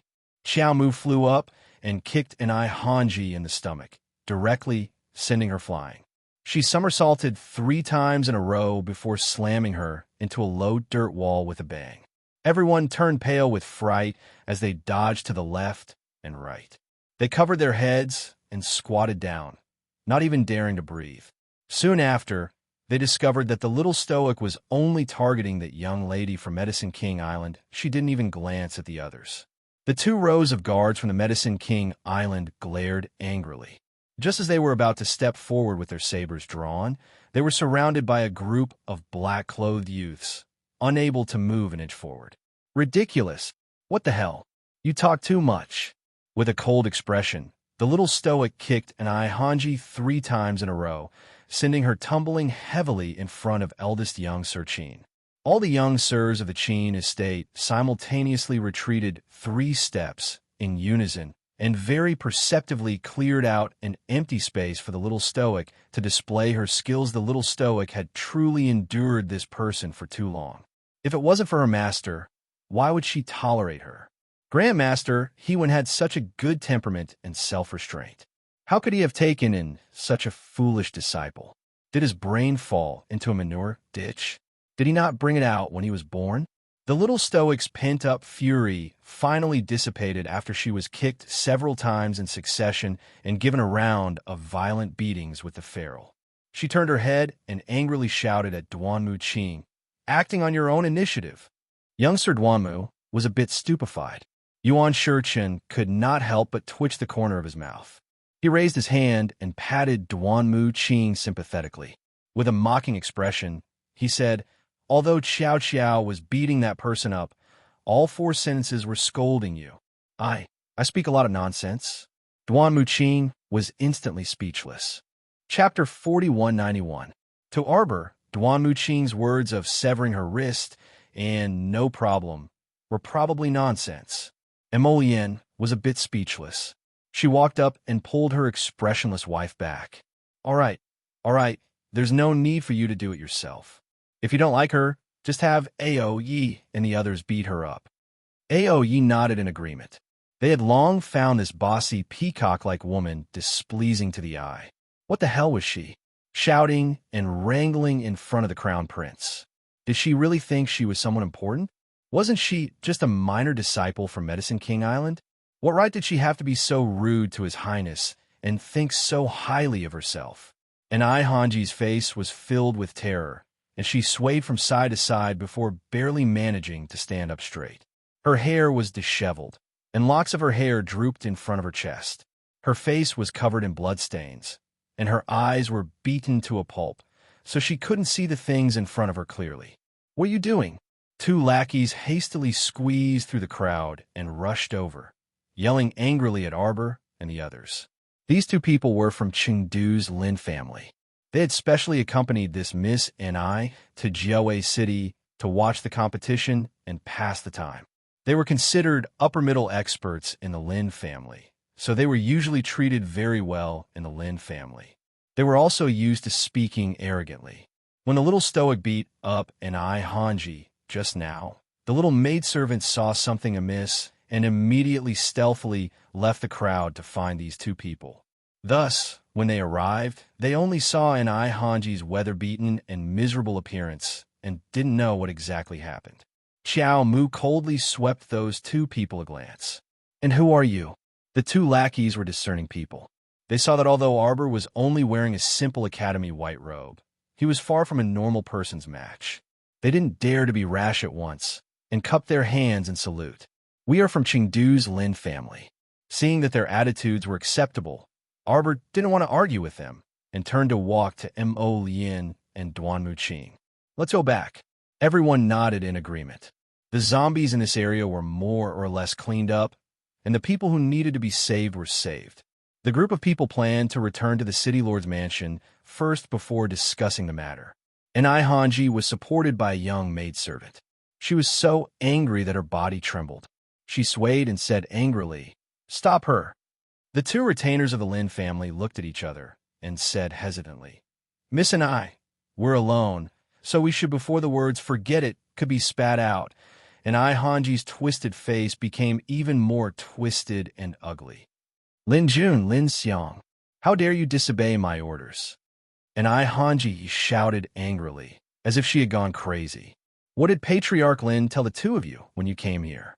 You have to listen to me. I'm asking the two of you to kill this woman at all costs."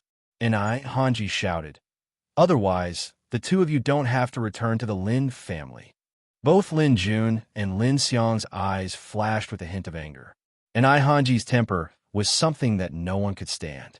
Although the two of them were ordered to protect her, they weren't selling themselves as slaves, okay? Ai Hanji's matter-of-fact attitude was truly unbearable, and they also felt a bit mentally exhausted. Lin Jun restrained his anger and cupped his hands at her. "Miss and I, it's better to have some self-awareness as a person." What a joke. The row of people standing next to the little stoic all had unfathomable cultivations. Chapter 4192. Although a few of the sirs merely stood there and looked at them indifferently, Lin Jun felt that the two brothers couldn't discern their cultivation realms at all. Rashly attacking was tantamount to asking for humiliation. They weren't that stupid. Would they go up and ask for a beating? Wasn't it simply hilarious? The round-faced maidservant supported her miss, wiping her tears in heartache. "Miss, how are you, miss?" Ai Hanji tightly gripped the maidservant's hand, her body trembling in anger. She pointed at the Lin brothers across from her. You. Lin Jun stepped forward with a helpless expression and said, "Miss Ai is injured, and this place is extremely unsafe. How about this? Us brothers will escort Miss Ai back to the capital first." Ai Hanji shrieked, You're simply audacious." The maidservant also said angrily, "You actually angered Miss to this extent." Lin Jun and Lin Xiang exchanged glances and walked closer to Ai Hanji. They cupped their hands and said, "Miss Ai, please." Ai Hanji forcefully pushed Lin Jun's arm away, her face so contorted that it was about to split open. If she could kill with her gaze right now, Lin Jun and Lin Xiang probably would have been killed countless times by Ai Hanji. The resentment in her heart nearly accumulated into a vast ocean, and she coldly turned to look in Arbor's direction. The latter only glanced back at her indifferently. It was obvious that he didn't care about her at all. Ai Hanji clenched her fists and had just charged forward 2 steps when a maidservant firmly grabbed her hand. Mississippi, the maidservant wasn't stupid. She originally sought out the Lin brothers to help Miss, but now she saw that she couldn't move them. If Miss rushed forward herself, it was no different from walking right into a trap. She was bound to be humiliated by that icy, stoic face again. Ai Hanji secretly gritted her teeth. Although she was unwilling, it was clear that she simply couldn't beat that stoic face. In the end, she could only give up and say with a contorted expression, "Return first." She would think of a countermeasure after returning. This matter couldn't be resolved so easily. She, Ai Hanji, had suffered such a huge loss, so how could she let the stoic face have it easy by himself? Her venomous gaze stared at Arbor's back, and she shifted her gaze back with difficulty. Just as she was about to leave, She saw the little stoic take 2 steps before abruptly turning her head around, her cold and severe eyes locking onto her figure. "It looks like you still want to continue making trouble for me." The little stoic's voice was endlessly eerie. Hearing this, everyone present shuddered in unison. Lin Jun knew he was in trouble. He raised his hand and was about to grab an Hanji when he suddenly heard the sound of a whip. Slap! His left hand was slapped back. "Originally, I would have spared you this time out of consideration for your esteemed master, Sir Hewan." The little stoic coldly stared at her and said, "But an idiot is an idiot. Since you don't care about your life, then die." Everyone was speechless. Arbor thought to himself, who knows what kind of trouble he'll cause in the future if we leave this disaster behind? Recently, things have been very chaotic. She had wholeheartedly wanted to deal with Tian Yun and uncover the rats that Tian Yun had hidden in the various aristocratic families. How could she have the time to deal with a small character like an Hanji? Rather than letting this person endlessly prance around in front of her, it would be better to deal with her once and for all. Seeing that she was about to kill, the 2 brothers, Lin Jun and Lin Xiang, had no choice but to brace themselves and step forward. They cupped their hands and said, "Please forgive us." And Hanji simply didn't dare to believe that Arbor wasn't done beating her up and wanted to kill her now. Chapter 4193. Her expression twisted as she shrieked, "Do you want to make an enemy out of Medicine King Island? So what if I do?" Arbor looked at her coldly, the vine whip in his hand glowing with a green light. Dark thorns grew and sprouted one by one. And Hanji shouted angrily, "How dare you, ah!" Before she could finish her sentence, she fell to the ground in fright from a flash of cold light. And Hanji looked back and saw a small blue nail nailed to the ground on the left. The weeds on the ground withered and turned into fine powder in less than a second. It was obvious how terrifying the poison on the nail was. Her small fingers curled up as if they were twitching, and her body stiffly shifted backward. Her eyes were filled with terror as she looked at Xiao Mu, who was coldly gazing down at her from a high vantage point. At this moment, she suddenly felt like death was closing in. Why was she in such a sorry state? Lin Jun was just about to rush forward when Arbor's vine whipped him back. "The 2 of you better mind your own business," Mo Yin said coldly. Following the clanging of swords leaving their sheaths, Lin Jun and Lin Xiang silently looked at each other. Looking at the dozens of black-clothed youths surrounding them, they could only take 2 steps back.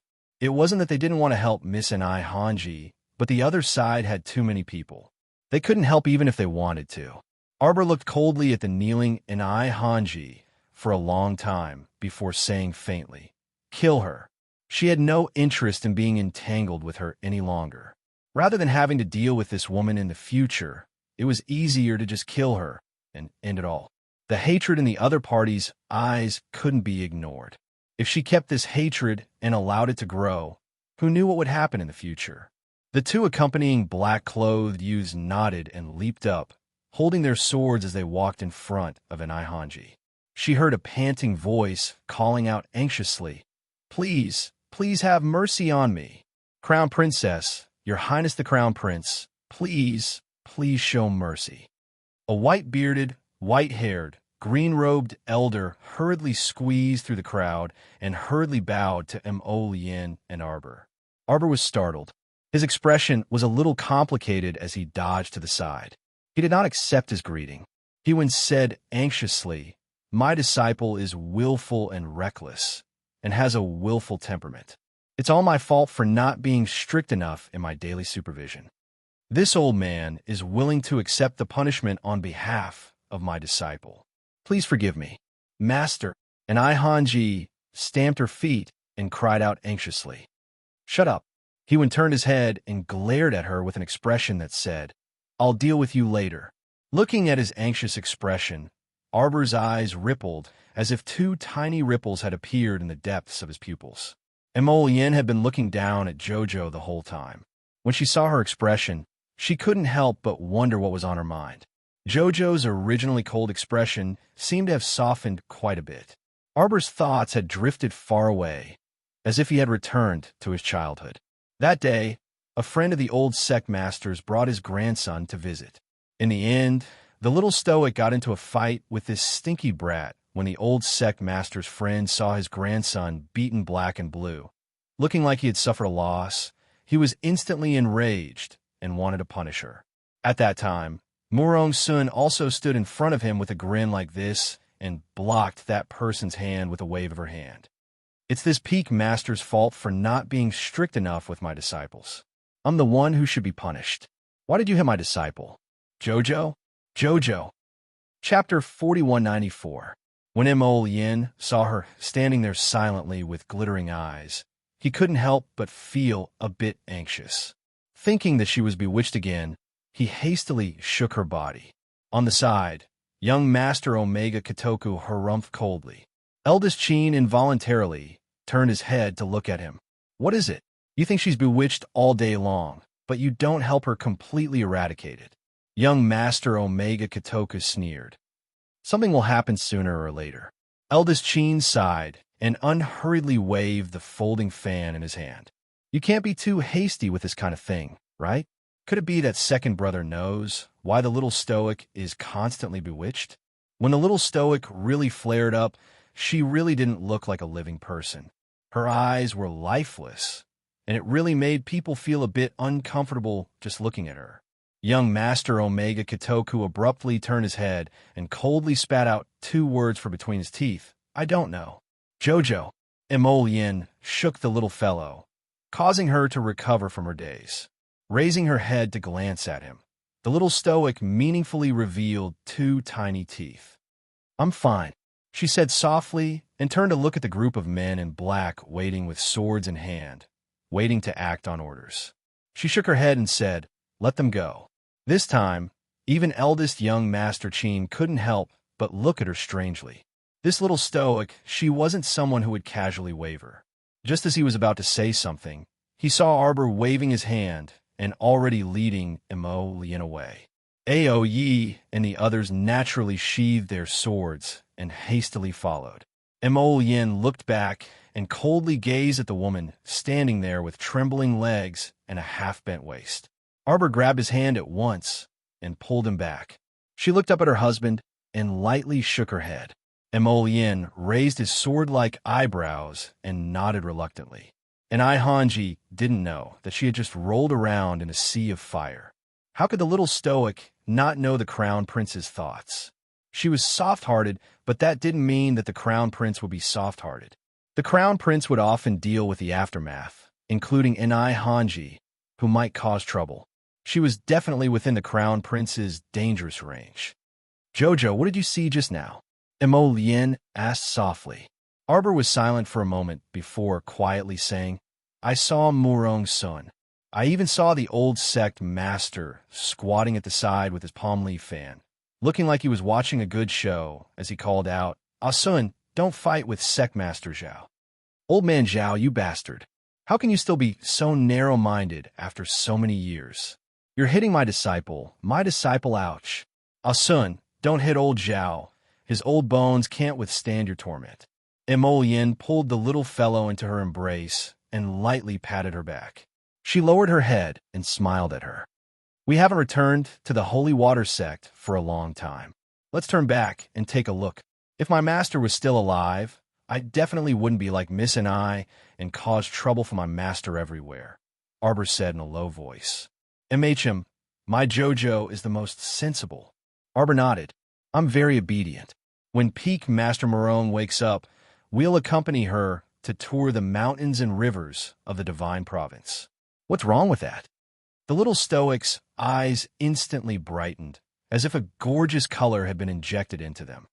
Ming Province's Crown Prince and the others are coming over, someone shouted. Everyone looked up and saw Ming Yasi and his group quickly walking over while escorting over 1,000 old, weak, and sick people.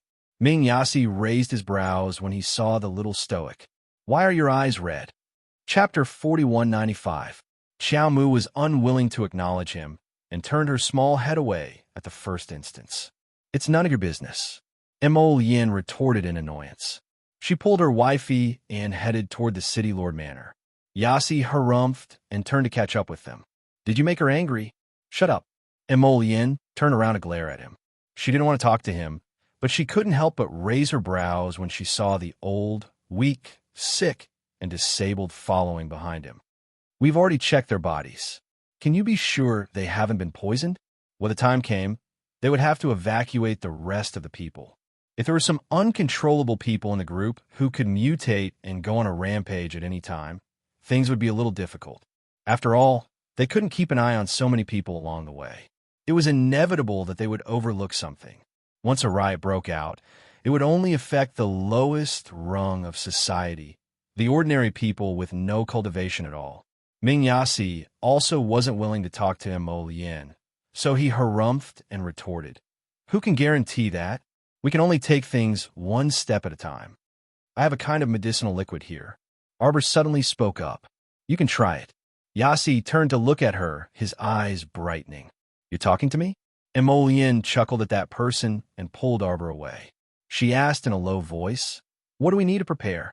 15 minutes later, everyone who had been brought back stood in front of the City Lord Manor. There were more than 10,000 commoners, and all of them looked exhausted. Yasi ordered them to line up in a square formation. More than 10 wash basins were arranged neatly in front of them. The wash basins were filled with a green medicinal liquid that looked very clear and bright, with a gentle color.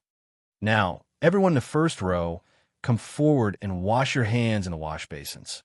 The row of people walked forward nervously and squatted down to put their hands in the wash basins. They felt a gentle stream of water pass through their palms, and they couldn't help but feel energized.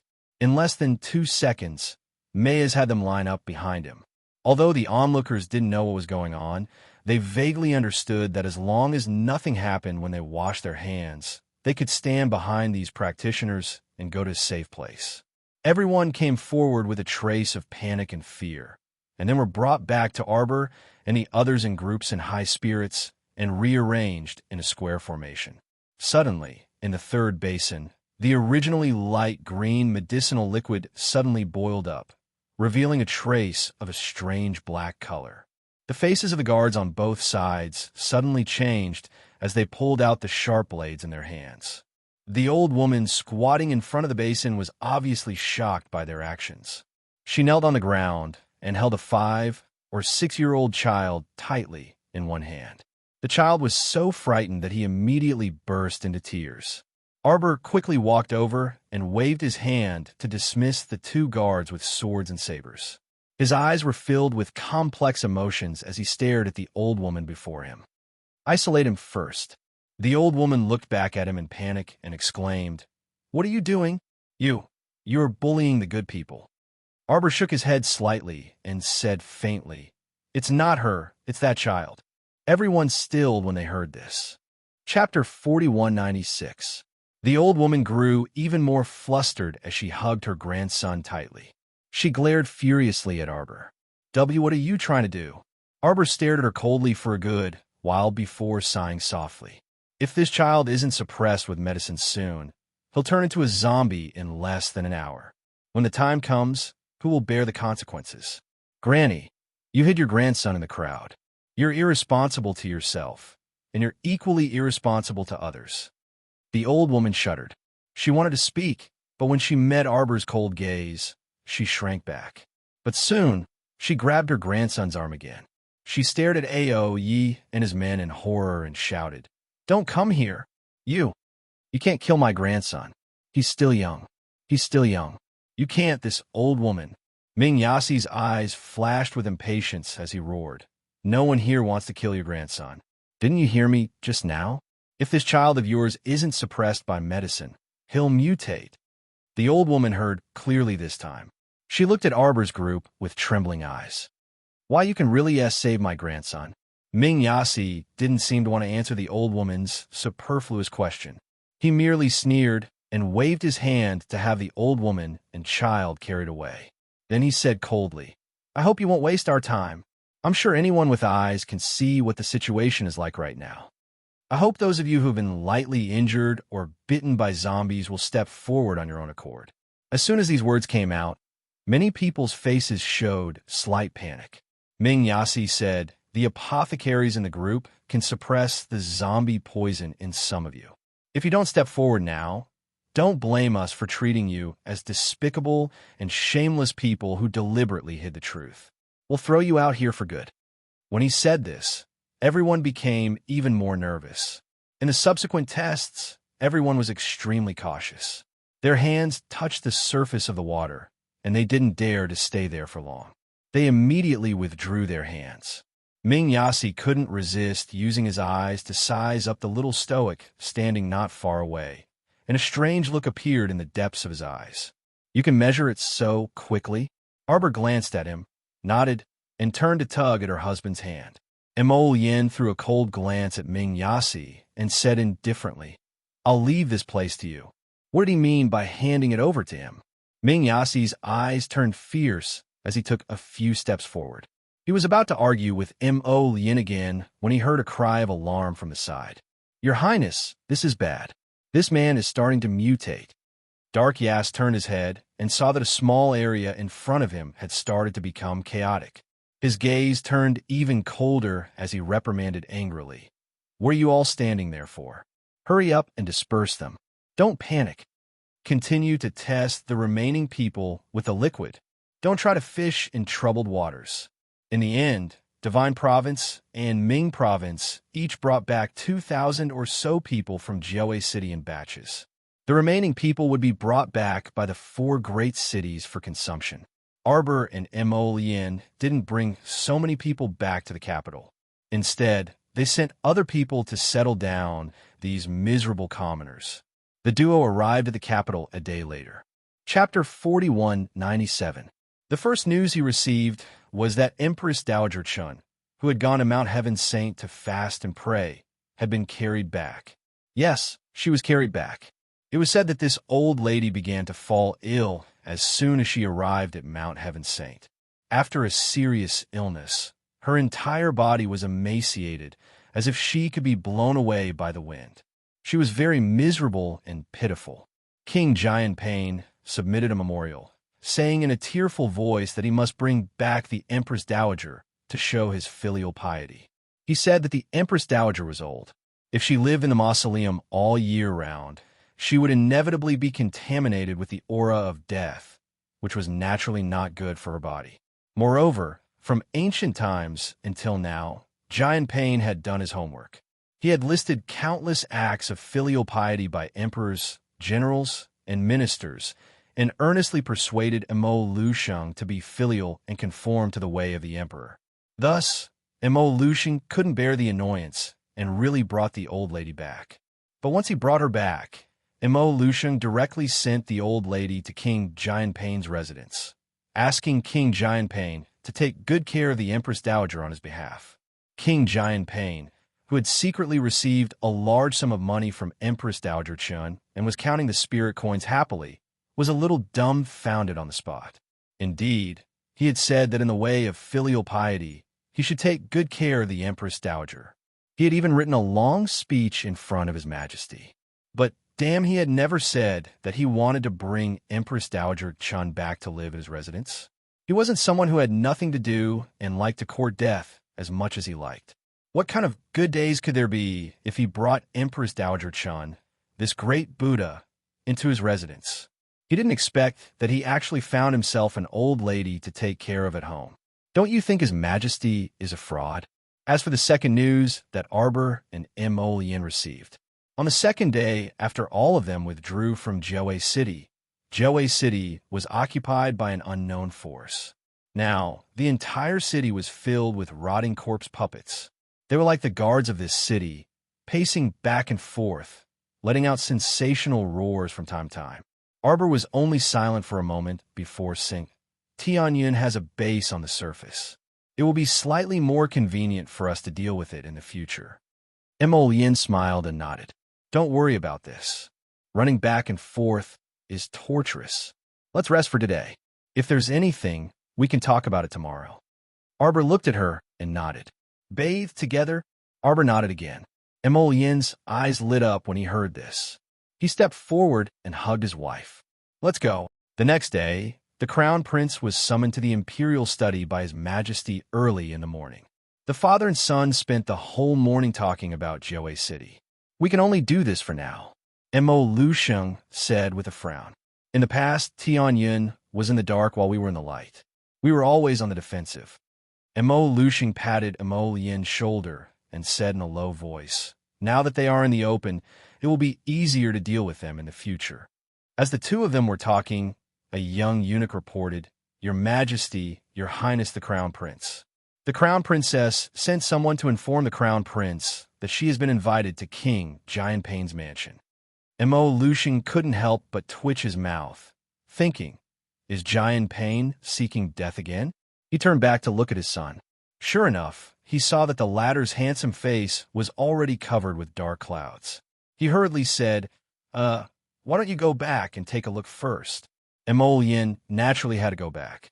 She walked out with a sullen face, turning a deaf ear to the great emperor's muttering, Don't scare your little uncle. Chapter 4198. She scared the old king of Jianping? Of course he was scared.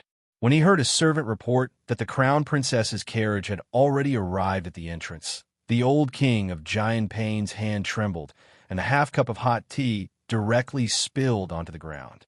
Fuck, why would this great Buddha suddenly grace his king of Jianping's estate with her presence? It wasn't that he was a coward, but he had suffered at the hands of this little ancestor time and time again. After being tricked by her, he wouldn't seek abuse for no reason. The old king of Jianping practically roared. Who invited her here? The servant replied with trepidation. Her Majesty the Empress Dowager said that she wants to see Her Majesty the Crown Princess.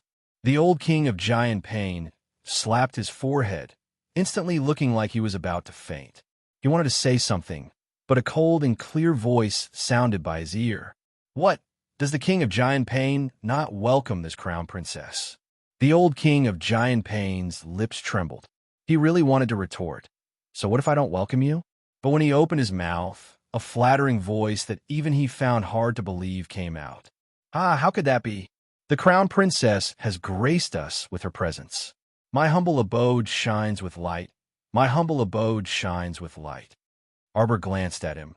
Then his gaze landed on Mo Kun, who was sitting upright and kneeling beside a small table with a teacup in his hands. How have you been, king of Jianping's heir? Mo Kun, king of Jianping's heir, revealed a smile that he believed to be handsome and incomparably confident and at ease. He nodded and said, Thank you for your concern, Crown Princess. Mo Kun has been doing well recently. The little Crown Princess snorted coldly. She turned around and saw a servant girl dressed in a green servant's uniform hastily crossing the hall to greet them. Greetings, Crown Princess. Greetings, Your Highness and the heir. Your Highness, this servant is here on Her Majesty the Empress Dowager's order to invite the Crown Princess to the small garden. The old king of Jianping forcefully restrained his expression that was about to change and nodded calmly. May I know why the Empress Dowager summoned the Crown Princess? The little girl lowered her head and said very appropriately, The Empress Dowager didn't say, so we didn't dare to ask. At this moment, the old king of Jianping wished he could whip the old woman and throw her into a frying pan. If you want to cause trouble for the Crown Princess, why do you have to cause trouble in my mansion? Just how bored must you be to do something like this? The little Crown Princess stared deeply at the little girl who was bowing in front of her. After a while, the girl felt cold sweat dripping down her forehead. The Crown Princess suddenly said softly, Lead the way. The moment she opened her mouth, the little girl felt the pressure on her suddenly disappear. She couldn't help but let out a long sigh. She didn't dare to act rashly and bowed respectfully in front of Arbor. Crown Princess, please. When he turned around and led the little Crown Princess out the door, the little girl couldn't help but clench her fists under her sleeves and quicken her pace nervously. After a while, the entire hall was filled with a deathly stillness. The maids and servants stood on both sides with lowered eyes. They naturally didn't dare to make a sound at this time to anger their master. The old king of Jianping finally clapped his hands angrily. What are you still standing there for? Go to the Eastern Palace and inform His Highness the Crown Prince. That brat better not think that I invited his wife. He didn't want to experience the virtues of those two black-bellied bastards again. Turning to look at Imo-kun, who was still kneeling in front of the table and unmoving like a mountain, the king of Giant Pain couldn't help but feel angry. What are you still sitting there for? Hurry up and scram into the palace to find your elder brother. Ooh, Royal Father, my legs are weak. Royal Father couldn't tell that he wasn't kneeling, but directly kneeling. I've been busy these 2 days, and I'm not in good spirits. Chapter 4199. Imo-kun was at a loss for words, feeling extremely aggrieved. Did she think he wanted to do this? He truly felt fearful for no reason after seeing the little crown princess. It was as if someone had struck the depths of his soul, and he inexplicably ordered his body to know its place. Boo-hoo. He didn't want to be so cowardly either, but what could he do? From what he could see, his old father didn't seem to be able to be tough with that person either. The old king of Giant Pain was like a bird startled by the twang of a bow. He anxiously stomped his feet and pointed at the 2 page boys. Why aren't you helping the heir up? Akun, hurry into the palace and explain this matter to your elder brother. Explain it clearly. Of course, this matter had to be explained clearly. If the crown prince misunderstood and thought that their king of Giant Pain's mansion didn't like the crown princess and invited her over to cause trouble, wouldn't that be an undeserved calamity? Imo-kun's face was bitter, and his expression was somewhat conflicted. Royal Father, can I not go? His old father himself was afraid of the crown prince, so he sent his son. However, his son, Imo-kun, also felt fearful when he saw the crown prince for no reason. It would be best if they didn't meet if they could. Imo-kun looked at the old king of Giant Pain, his expression saying, "Don't screw your son over." The old king of Giant Pain was furious, and he kicked his son down the steps from the small table. Imo-kun's face was bitter as he scrambled toward the door. Seeing that his old father was about to kick him again, he hurriedly shouted, I'll go, can I go? The old king of Giant Pain shouted in exasperation, "Hurry up and prepare the carriage for the heir. Hurry up." He kicked his sons, but again, kicking Imo-kun out of the central room. Imo-kun crawled up from the ground and fled outside like a fleeing rabbit. He ran out in tears, feeling aggrieved and pitiful. While the king of Giant Pain's mansion was in a state of chaos, the little crown princess followed the steps in the back garden of the king of Giant Pain's mansion under the guidance of a maid. As the late emperor's youngest son, the king of Giant Pain was used to complaining about being poor and extorting benefits in front of his older brothers. Along the way to King Giant Pain's mansion, there were clusters of flowers and brocade, richly ornamented beams and painted rafters, and golden-colored glazed roofs that shone brightly under the sunlight. How could he be as poor as the old prince of Giant Pain, who cried outside? The little girl who was leading the way had her neck shrunk and her back arched, looking very cautious. Although she looked thin and small, her speed was not slow. Along the way, Arbor's lips were filled with mockery. She wanted to see what kind of tricks this Empress Dowager Chun had up her sleeves after finally coming back from Mount Heaven Saint. She was not Lien's father. A cold light flashed in Arbor's eyes, revealing a bit of killing intent. She had already tolerated the Empress Dowager, who disliked her in every way and always wanted to find trouble with her. Her patience had run out. The little girl in front of him suddenly stopped in her tracks and looked around. She revealed a bewildered expression at the right moment. There were a few drops of sweat on her forehead, which glowed faintly under the faint sunlight. "My apologies," the little girl said with trepidation.